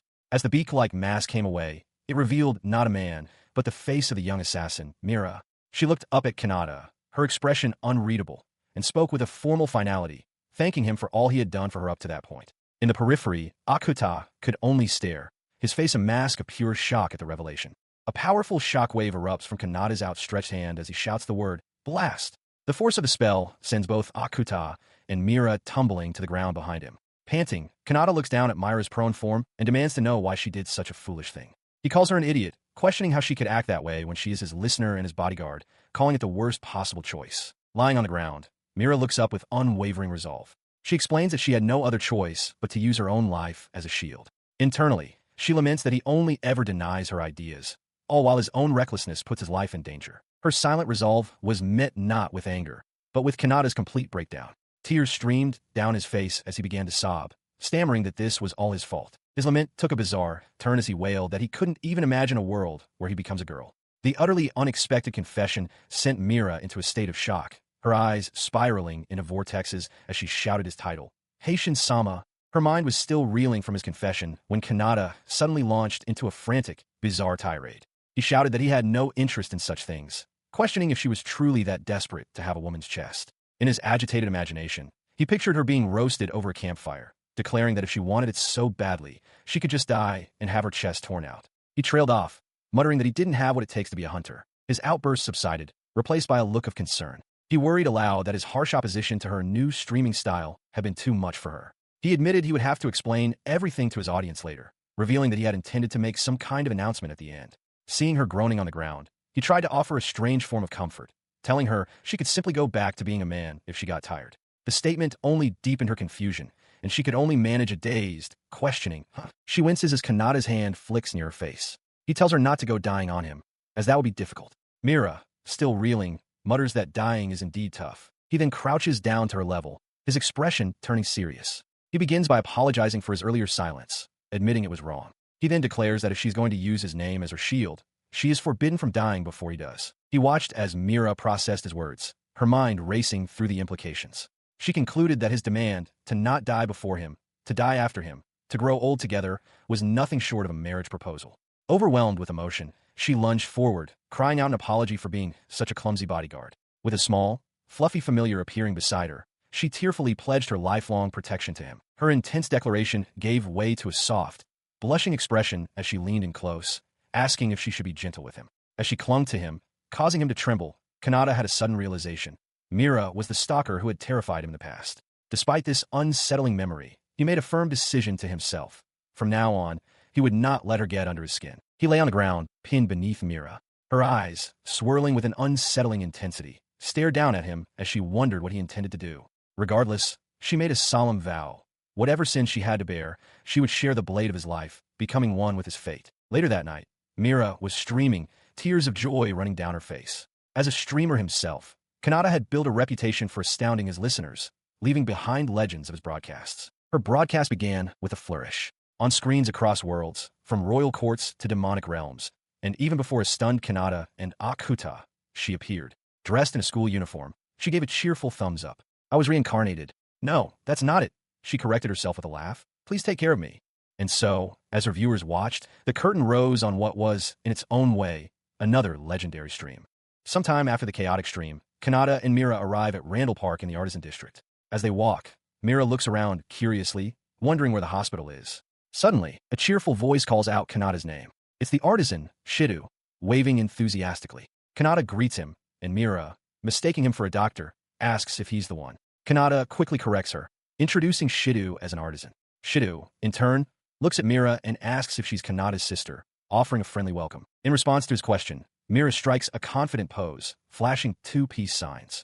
She proudly declares that she is not his sister, but his lifelong honorary bodyguard. In the background, a mortified Kanata pleads with Shidu to just ignore her, while the artisan simply looks on, utterly bewildered. Her new charge's business with the artisan was proving stranger than anticipated. The craftsman himself, Shidu, was still trying to process a message he'd received the previous night via express delivery. The letter from Kanata made a baffling request. Tomorrow, I'm coming to your shop. Turn me into a girl. Shido could only stare at the words, completely bewildered by the note. Back in the present, however, the craftsman stifled a yawn, a look of dawning comprehension on his face. "Ah, I see. I get it," he mumbled. With Shida now on the same page, Kanata turned to Mira to finally explain the situation. "The truth is," he stated, "I'm a streamer." The confession hit the young assassin with comical force. Her eyes bulged from their sockets, and her tongue unrolled in a display of utter shock. He questions Shido's priorities, asking if the contents of the letter are more important than the streaming network itself.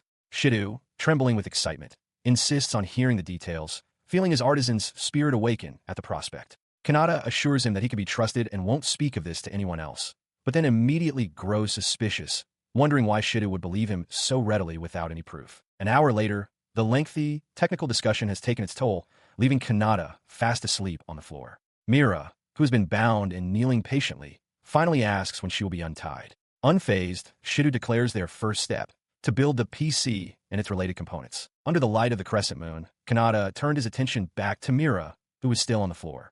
He crouched beside her, holding a small device. "Wake up, guard," he urged, try to rouse her from her slumber. "Take a look at this terminal." Mira, still groggy, mumbled incoherently. Her eyes shot open as the device was thrust before her face. A jolt of surprise ran through her as she stared at the screen, her voice sharp with confusion. "What is this?" The streamer's audience is thrown into confusion. A Cyclops demon, looking flustered, suddenly declares he has a report to make. A young man in a simple tunic turns to address the others, calling for the listener's attention, while a nobleman and a young girl stare at their own devices in disbelief. The cause of the commotion is revealed on the screen of the device. A live broadcast is underway, featuring Kanata, but transformed into a young girl with horns and two-toned hair. He gestures animatedly, exclaiming that this new form is indeed him.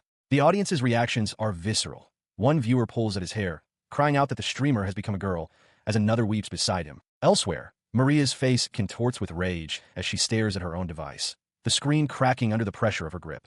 She furiously questions the identity of the woman on the screen, declaring it an absolute lie she refuses to believe. A monstrous, disfigured face manifests in the darkness, questioning if this was some form of cosmetic alteration done without consultation, and asks if it too has been betrayed. Meanwhile, Lady Shrauza closes her eyes, sensing a broken vow. She wonders aloud why Kanata would betray their promise, and with a surge of power, resolves that if this is his choice, then this world must be destroyed. This sentiment, however, is not shared by all. Lady Shrauza and Kana appear together, both looking rather pleased.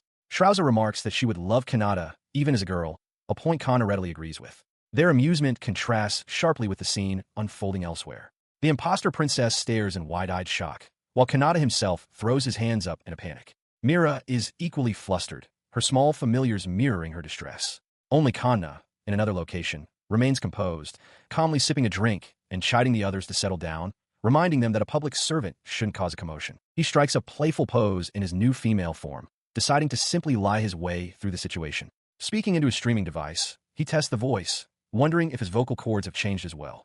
A wave of panic hits him as he silently pleads for the transformation to reverse, but then a new thought emerges. As he considers his new appearance, he realizes that this unexpected change might just have its advantages. Meanwhile, Kana quietly approaches Shido's workshop, wondering where the streamer could be. Inside, Shido is startled by a faint sound, muttering to himself that it's his workshop and people should be quiet. Inside the workshop, Shido stared in confusion at Kanata, who sat at a desk in his usual male form. He questioned how this was possible, wondering if Kanata had somehow reincarnated into a virtual girl. Kanata began to explain the concept of virtual streaming.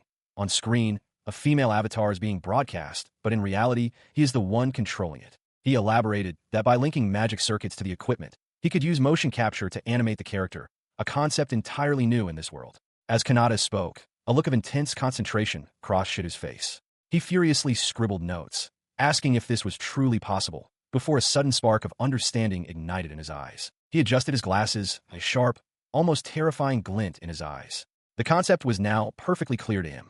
As the stream continued to show the playful, feminine avatar, Shido realized the single most crucial point of this entire endeavor.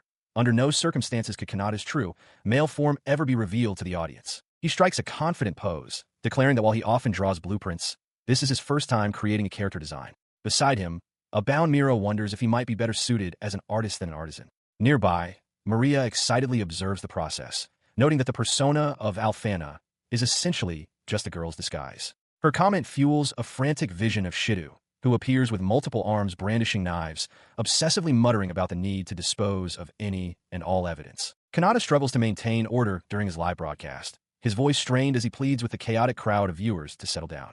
The screen is a blur of skeptical comments, with many demanding the return of their usual streamer and questioning the identity of the cute girl now occupying the frame. He decides to silence the doubters by demonstrating a feat only he could perform, reaching into a shimmering void of storage magic to retrieve specific event items. Across the city, the princess watches the magical display on her own device, her eyes widening as she recognizes the unique signature of his abilities. His plan works perfectly, and as he strikes a confident pose for the audience, the tide of public opinion shifts from suspicion to overwhelming adoration. She clutches her communication device tightly, her face flushed with excitement as she witnesses her hero embrace this new, vibrant persona with such effortless charm. He takes a moment to process the sheer volume of positive feedback, feeling a bit overwhelmed by the intensity of the fans' reactions. While he had always wanted to experiment with a broadcast like this, the reality of being so widely accepted in this form is both exhilarating and slightly terrifying. He reflects on the risks he took, realizing that he had nearly lost sight of his audience in his pursuit of personal fun. The image of the saintly princess serves as a reminder of the high expectations placed upon him, making him wonder if he has truly found the right balance between his own desires and his role as a public figure. He suddenly casts aside his lingering doubts, throwing his arms wide and declaring to the world that he is genuinely enjoying himself. Refusing to lie to his own heart any longer, he embraces the joy of the moment, his infectious enthusiasm radiating through the magical broadcast. His newfound sincerity resonates far beyond the digital screen, touching the lives of ordinary citizens who find themselves inspired by his courage. From the weary blacksmith to the aspiring musician, people across the kingdom feel a surge of motivation to pursue their own happiness and be true to their inner selves. He has become a symbol of liberation, his unconventional performance acting as a catalyst for a wave of positive change throughout the land. The broadcast is no longer just entertainment. It is a powerful message that encourages everyone to break free from societal expectations and live authentically. He continues to captivate his most loyal supporters, with the princess and her friends watching in awe as he shines brighter than ever before. They agree that regardless of his outward appearance or the sound of his voice, the essence of the person they admire remains unchanged and more wonderful than they ever imagined. He remains the subject of intense scrutiny, even among his closest allies, as the young artisan and the stoic assassin watch the broadcast with a mixture of confusion and intrigue. While the craftsman struggles to wrap his head around the logic of the transformation, his companion simply observes, recognizing the profound impact their friend is having on the world. He is drenched in sweat, his eyes wide with a fervor that borders on madness as he declares that every man harbors a secret desire to become a cute girl. Behind him, the young assassin watches with a look of pure revulsion, her face twisted in a silent plea for this conversation to end. Despite the awkwardness, he remains hunched over his desk, a manic grin spreading across his face as he marvels at how his technical skills are finally being used to entertain the world. He whispers a quiet word of thanks to his friend for providing this bizarre but fulfilling opportunity. Meanwhile, the demon lord and the weary worker find themselves utterly captivated by the broadcast, their eyes glued to the screen as the new virtual idol performs. The dark ruler even finds herself salivating at the prospect of training such a delightful creature, while her companion can only watch in stunned silence. The stream itself is a whirlwind of energy, with the pink-haired avatar singing and dancing for an audience that has swelled to over 50,000 concurrent viewers. This debut has sent shockwaves through the world, challenging established values and creating a new kind of entertainment that no one could have predicted. This digital siren song has a profound effect on its viewers, driving them into a frenzy of adoration that transcends the boundary between reality and the virtual world. Even those who know the truth behind the avatar find their hearts racing, unable to resist the charm of the character that has been brought to life. Even the princess, watching from the safety of her own quarters, feels a strange pang in her chest as she clutches a fan dedicated to the new star. The phenomenon is spreading to every corner of society, reaching people who previously had no interest in such broadcasts and leaving them questioning their own feelings. As the night finally draws to a close, the young man behind the avatar collapses in exhaustion, the weight of the successful stream finally catching up to him. However, the ripples of his performance are far from over, as the elf princess stares at her device with a gaze so intense and possessive it suggests that a new, perhaps more dangerous, obsession has been born. Kanata wakes up to a surprising sight, Alfana leaning over him, greeting him with a gentle, sisterly wake-up call. He is momentarily disoriented, wondering when he suddenly gained a sister, as she smiles warmly at him from the edge of the bed. He explains to her that he was simply trying to follow Kana's advice on how to wake up with the energy of a younger sibling. Alfana, looking slightly embarrassed by the misunderstanding, offers a soft apology for the confusion. She admits that while she truly wanted to sleep in, her concern for his well-being after the previous day's broadcast drove her to check on him. Her expression is weary, reflecting the toll of her worries and the lack of rest. Relieved to see him doing well, she announces her intention to focus on her royal duties for the rest of the day. She apologizes for her recent absence, leaving him to reflect on the events following his last stream as she prepares to depart. He suggests they take a stroll through the castle town together, wanting to clear his head and enjoy some fresh air. She accepts the invitation with a bright, joyful smile, happy for the chance to spend time with him outside of her official responsibilities. As they walk, he apologizes for the abruptness of his recent broadcast and promises to consult with his trusted friends before making such sudden moves in the future. She encourages this, urging him to rely on those close to him and offering her unwavering support. She maintains her composed, saintly demeanor, though internally she acknowledges the effort it takes to appear so perfect in front of the one she cares for. Even a saint, it seems, feels the need to put on a brave face and hide her vulnerabilities for love. Later that evening, he decides to take a well-deserved break for his broadcasting duties. With the night ahead of him, he makes his way toward the public baths to relax and unwind after a long day of reflection and royal company. His peaceful walk is suddenly interrupted by a loud commotion. He turns to find a pair of rowdy students engaged in a heated scuffle, their aggressive shouts shattering the evening's quiet and drawing his immediate attention. He walks down the corridor, lost in thought about the strange allure of Haikeo, when a chilling presence manifests behind him. A hand reaches out, and a voice dripping with mock sweetness calls his name, sending a jolt of terror through him as he is suddenly yanked backward into the shadows. He is pinned firmly against the cold stone wall, silenced by a finger to her lips as she warns him to stay quiet so they aren't discovered. Despite his muffled protests, she begins to knead and pull at his cheeks with a mischievous intensity, her eyes narrowing as she complains that the entire town seems more captivated by the girl on the screen than by her own presence today.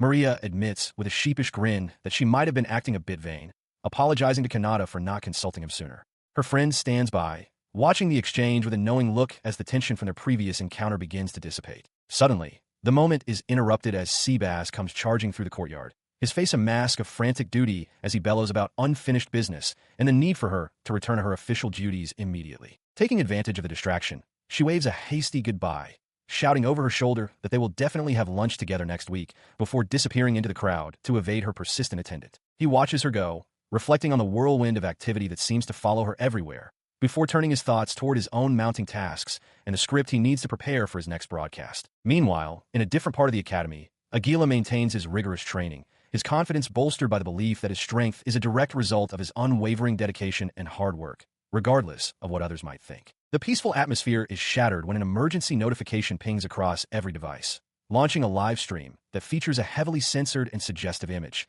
instantly grabbing the attention of everyone connected to the network. She stares at her own device in absolute horror, her face flushing a deep crimson as she realizes the scandalous nature of the broadcast currently captivating the entire student body, desperately trying to shield the screen from prying eyes. Around her, the reaction is instantaneous and chaotic, with students clamoring for details and demanding confirmation of the shocking rumors being fueled by the stream, their excitement reaching a fever pitch as they discuss the potential fallout. The digital firestorm reaches even the most distant corners, catching Mira off guard while Kana observes the unfolding drama with a skeptical but intrigued expression, both realizing that this broadcast will have far-reaching consequences for everyone involved. Because of this sudden upheaval, the entire academy is plunged into a state of frenzied speculation, the mysterious broadcast having successfully hijacked the attention of everyone in its wake and leaving them desperate for the next revelation. The screen erupts with a chaotic flood of comments, the digital crowd roaring with excitement over the recent broadcast. Amidst the frenzy, a figure with a knowing smirk watches the reaction,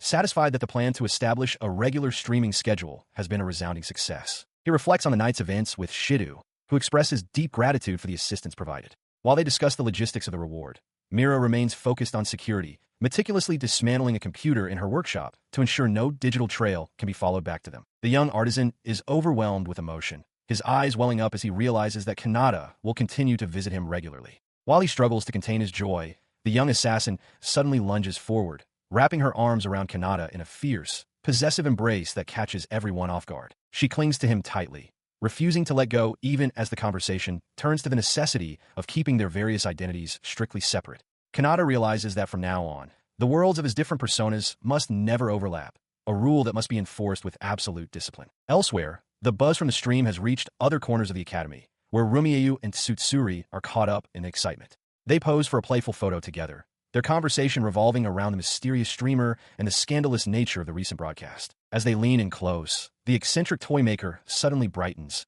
a realization striking her. She mentions to her companion that there was something important she had forgotten to tell her the previous day, her eyes wide with the urgency of her newfound memory. The young streamer leans in, a mischievous glint in his eye as he reveals a secret that leaves his companion frozen in shock. He mentions having spotted her at the recent doujinshi sale in the royal capital, catching her completely off guard with the knowledge of her secret hobby. He continues with a cheerful grin, urging her to keep up her creative work despite her obvious distress. She, meanwhile, is a whirlwind of frantic energy, her fingers flying across her keyboard as she tries to process the exposure and the fact that her secret is out. The flustered creator feels the realization hit her like a physical blow, her mind racing through the possibilities of what he might have seen. She agonizes over whether he caught a glimpse of her more scandalous works, like her slime or Tudor stories, her face burning with a mix of shame and panic. She lets out a soul-shattering wail of embarrassment, begging for the ground to swallow her whole as the weight of her secret being known becomes too much to bear. Unfazed by her dramatic outburst, he simply laughs, expressing his hope that the community of fellow enthusiasts will only continue to grow in the future. This unexpected encounter marks a turning point, heralding the rise of a new kind of presence in this world as the Haishikyo phenomenon begins to take root. Alongside his loyal companion, he stands at the forefront of a burgeoning cultural shift, their influence spreading further than they ever imagined through their broadcasts. He engages with his audience, once more, a fan-made book in hand as he shares his thoughts with a digital crowd. The stream of comments from his viewers is a constant, chaotic flow of excitement and support, with many expressing their disbelief and amusement at the content he is reviewing live. Watching from afar, the noblewoman monitors the broadcast with a knowing smile, pleased to see him finding his footing again.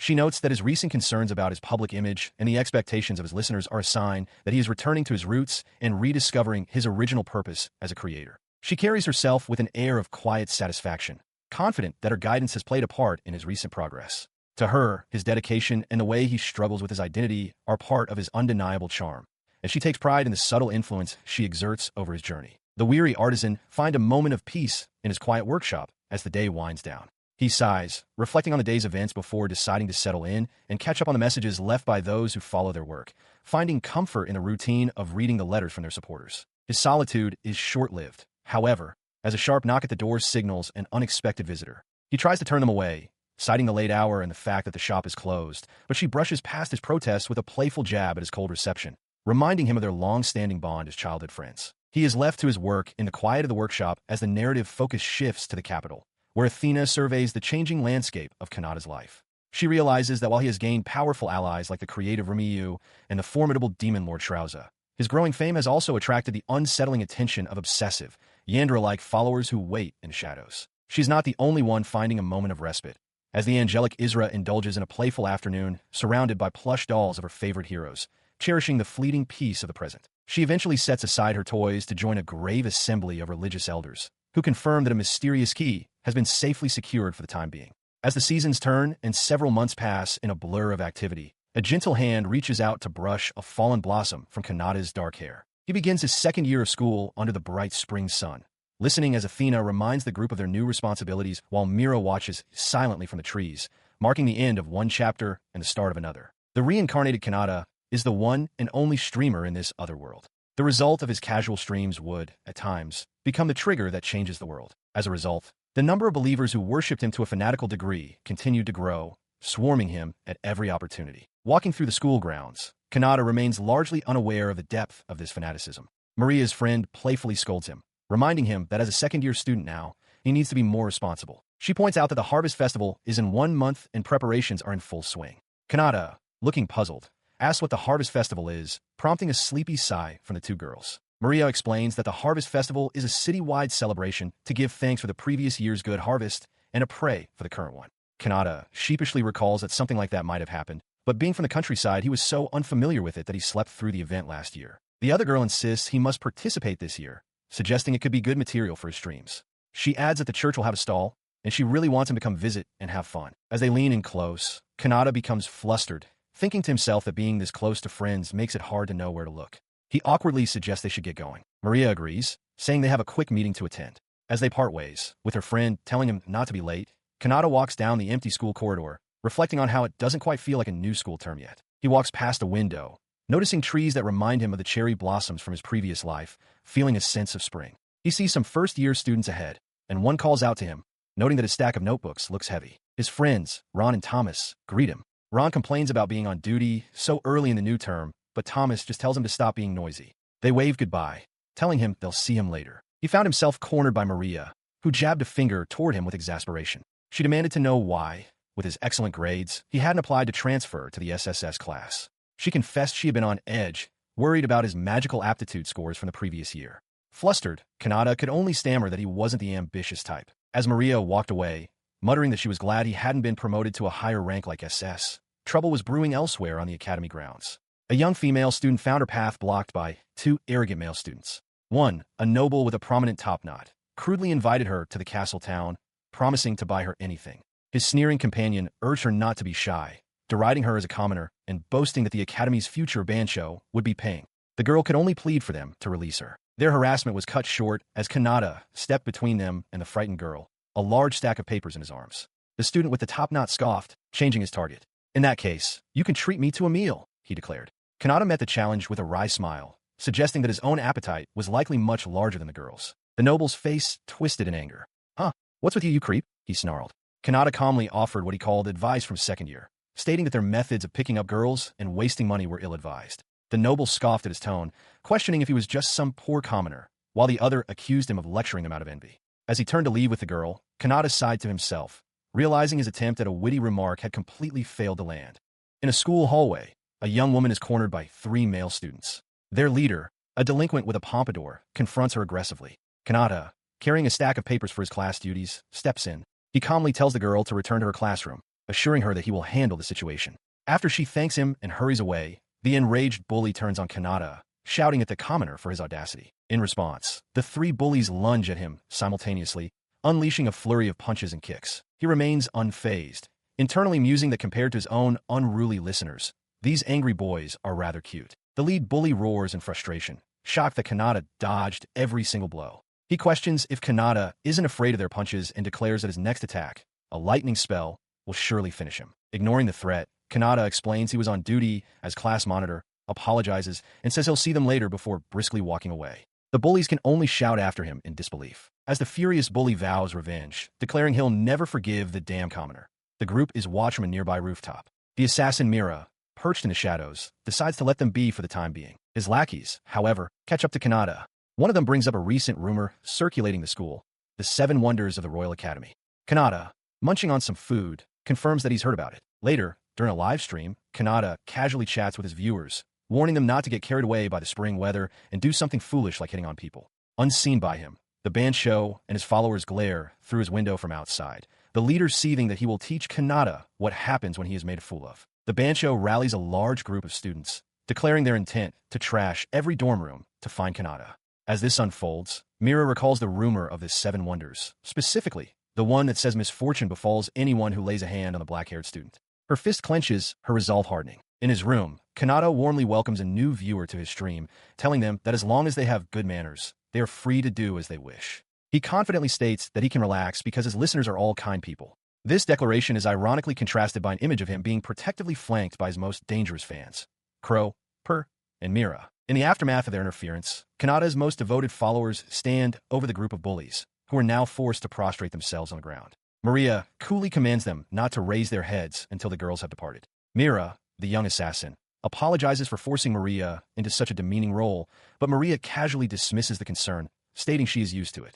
From the ground, one of the terrified students offers a profuse apology. From the bully's perspective, the girls' silhouettes loom with a terrifying presence. Though he cannot make out their faces, he feels an overwhelming pressure, a palpable anger that he recognizes is on par with that of a band show, a powerful gang leader. The scene shifts, illustrating the shared, twisted philosophy of Kanata's fans. Each embodies a different facet of possessiveness. Per as jealousy, Anise as arrogance, a succubus as wrath, and Lisa as sloth. Their collective belief is clear and absolute. Only they possess the right to inflict harm upon him. Any outsider who dares to hurt their beloved streamer has committed an unforgivable sin. This dark pantheon continues with Athena representing greed and Kanna as gluttony. They see it as the sole privilege of his one true wife. Their immediate business with the bullies concluded, the group's focus shifts. Maria announces it is time to leave, noting that if they hurry, they can still make it in time for the real-time event, the Banshu's impending assault on Kanata's dormitory. Group of defeated students lies scattered on the ground. One despairs, suggesting they should just live quietly until graduation. Their leader, a young man with a pompadour, pushes himself up from the dirt, refusing to accept defeat. He scoffs at the idea of being scared off so easily and vows that they will regroup and get their revenge. As he speaks, the world around them bleaches into a pure white void. The angelic figure, Isra, appears above them. She muses aloud about them wasting their manifestation gauge on such a thing, then declares that she wants them to be utterly grateful for this luxury. The defeated leader looks up in confusion, wondering where his boss went. She floats serenely amidst a shower of white feathers, addressing the defiant students as shameless benefactors. Isra calmly instructs them to abandon violence and place their faith in Haishin. Composure suddenly shatters. With a crazed look, Isra lunges towards the student leader, pointing accusingly. She demands to know what he just said, calling her a cosplay woman. The students are stunned as she furiously repeats her command. Didn't you hear me? Believe in Haishin. This strange event becomes immortalized as the second of the Academy's 7 mysteries. It is said that a goddess resides within the school, granting blessings. Meanwhile, another mystery is born in Kanata's streaming room. As Maria stumbles, Anise and celebrate wildly, with Anise shouting that she will grant blessings every second. This chaos becomes known as the third mystery, the cry of a phantom beast in the schoolyard at night. In the midst of it all, Kanata wonders aloud what he would do if he got a girlfriend, prompting a friend to ask why he assumes he's unpopular. Per suggests they get some Haishin manju buns. The very next day, the same group of delinquents is seen diligently cleaning the school grounds. As Kanata walks by with Maria and Athena, the students pause their work to politely greet him. Good morning, senpai. Then line up and bow deeply in perfect unison. Their leader offers a profuse and sincere apology for their behavior the previous day. This incident becomes the fourth of the 7 mysteries. Students who engage in discrimination are found the next day to have completely changed, reflecting on their actions as if they were different people. Continuing on their way, Kanata remarks on how well the students are getting along and praises their diligence. He then points toward a nearby area, noting that the only place left to clean is the courtyard near the SSS class. But for some reason, no one can ever seem to reach it. This is the 5th mystery, the unreachable courtyard. Within that very courtyard, Maria and Athena are holding a meeting for the Harvest Festival. Athena confirms that the magic to keep people away is working, as their plans are top secret. She then muses about getting some Haishin manju buns. Elsewhere, Kanata and his friend Ron and Thomas are stuck with the tedious task of cleaning duty. As they sweep the dusty floors of the old and used school building, Kanata complains about the pointlessness of their task. Ron reassures him that they only have the bathroom left to clean. Suddenly, a figure leaps out, screaming Kanata and Thomas's names. It is Mira, dressed in a school uniform, playfully posing as the subject of the 6th of the school's 7 mysteries. The ghost of a female student said to haunt the old building. She teases that they let their guard down, startling Kanata,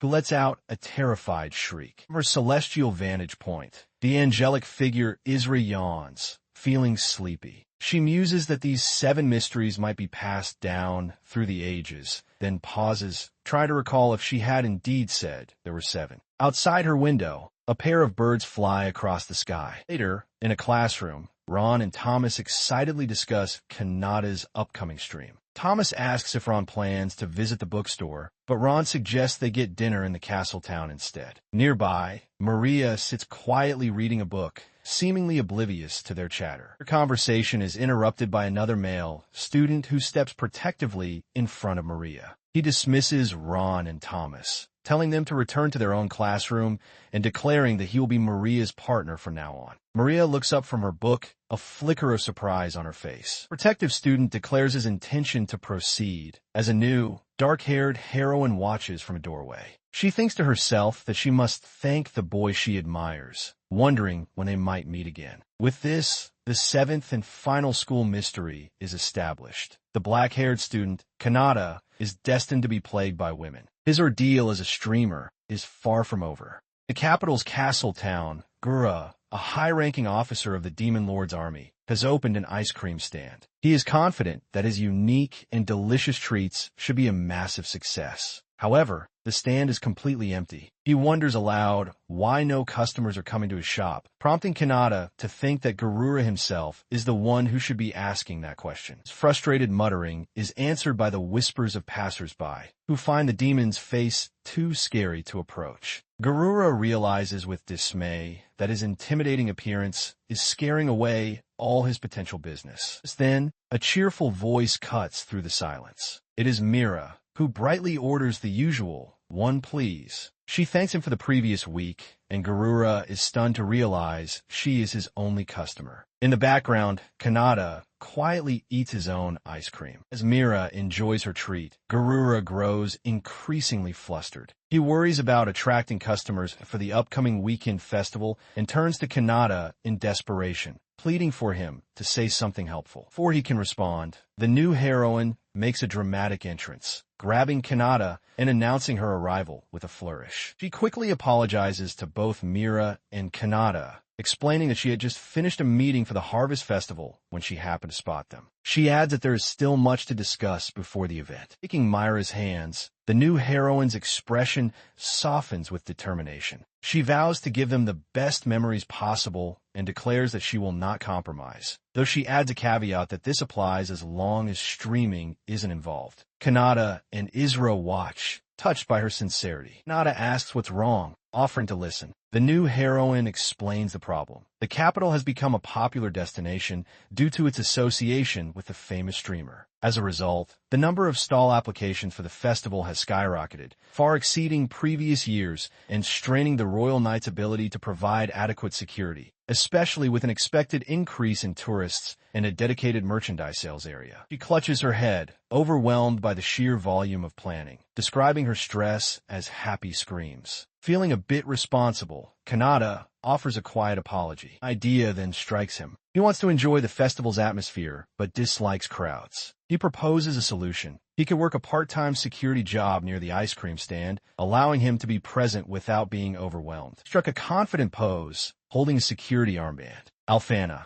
perched playfully on a nearby wall, pointed out that this was a rare chance to see Kanata working. The new heroine, peeking from behind the same wall, was visibly flustered by the idea, whispering to Alfana about the potential danger. As Alfana asked for their final decision, Kanata simply told them to think it over carefully. The deep blush, the new heroine reluctantly gave her special approval for the plan. Beside her, the elf princess Maria simply shrugged with a sigh, as if to say it couldn't be helped. Delighted, Kanata immediately thanked them and declared his part-time pay would be 5 gold coins. The plan set, Kanata later addressed his audience during a stream, which Kana watched from a room. He announced that while he was going to the capital's Harvest Festival, he would be taking a break from streaming on Saturday and Sunday to focus on the event. He asked any viewers who were also attending to share their impressions with him afterward. Meanwhile, in her own domain, the demon Lord Shrauza was in despair. Clutching a pillow bearing Kanata's image, she wailed that she also wanted to go to the Harvest Festival, but was unable to because of a meeting in the Geika Republic. She admired his thoughtfulness, noting how he was trying to protect both the tourist spots and the attendees. Her thoughts weighed the outcomes. His presence would attract dangerous people, but his absence would cause a drop in participation. The day of the festival finally arrived, filling the streets with a lively, bustling crowd. The air buzzed with excitement as people enjoyed the celebration. Among the attendees, Alfana and the new heroine appeared to be coordinating their efforts, reviewing a document together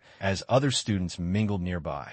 Young assassin, Mira, points to the patch over her eye, explaining to the demon Garura what happened. She tells him she was stung on the eyelid by a bee. Garura looks down at her, remarking that it must have been quite a disaster before trailing off. In response, he thrusts a large, ornate ice cream cone toward her, insisting she eat it to get some nourishment. Mira looks up, startled, and asks if it is really for her. She hesitantly accepts the treat, offering a quiet word of thanks. From his stall, the vendor notes that it is a special item. Watching from a short distance, Garura's sister, Anise, observes the scene. She muses that despite his intimidating face, her brother can be quite kind. Garura himself flushes with embarrassment, exclaiming that this is precisely why he acts the way he does. Gently pats Myra's head, telling her that the townspeople will surely notice her kindness soon. Nearby, Kanata witnesses the interaction and has a sudden realization. The demon is one of his stream's most dedicated viewers. He recognizes him as a top regular. A moment later, a muscular man with long, light hair approaches Kanata, greeting him enthusiastically. He explains he's at the Imperial Academy Festival on a job with his mistress, a niece, but is currently on a break to make a pilgrimage to the holy sites of his favorite streamer. Kanata is moved by this unexpected encounter with another devoted fan. Muscular Man introduces himself as FaZe and shakes hands with Garura,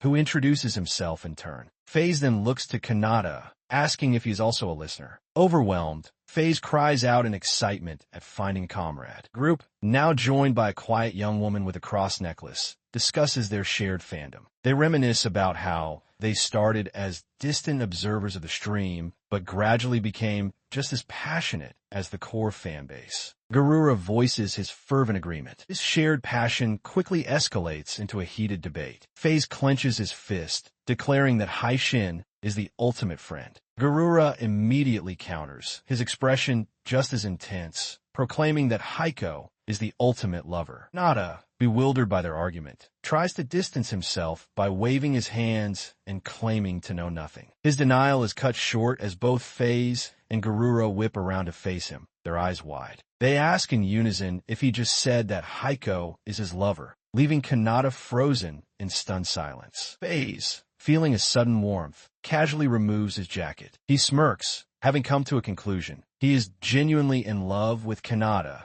completely unaware of the streamer's true identity. Garura watches, pondering that this situation might be for FaZe's own good. Seeing this, Garura attempts to reason with FaZe, suggesting he wake up before he regrets it. He concedes that Haiko is amusing, but argues that FaZe's romantic feelings are a significant leap in logic. Kanata, desperate for any support, nods in vigorous agreement. This enrages FaZe, whose face darkens. He questions why Garura is trying to talk him down, since Garura should already be aware of the truth, that Haiko and the streamer Haishin are one and the same. Suspicion boils over into a furious outburst. FaZe accuses Garura of also being in love with Haiko and attempting to interfere with his claim. He roars that he refuses to share, declaring that Haiko is his girlfriend and that he will tolerate no rivals. Both Kanata and Garura recoil in shock, with Kanata lamenting the troublesome monster his actions have spawned. Meanwhile, across the festival grounds, Mira observes the peaceful scene from a rooftop, noting that her part-time job for the day is to act as a hired soldier.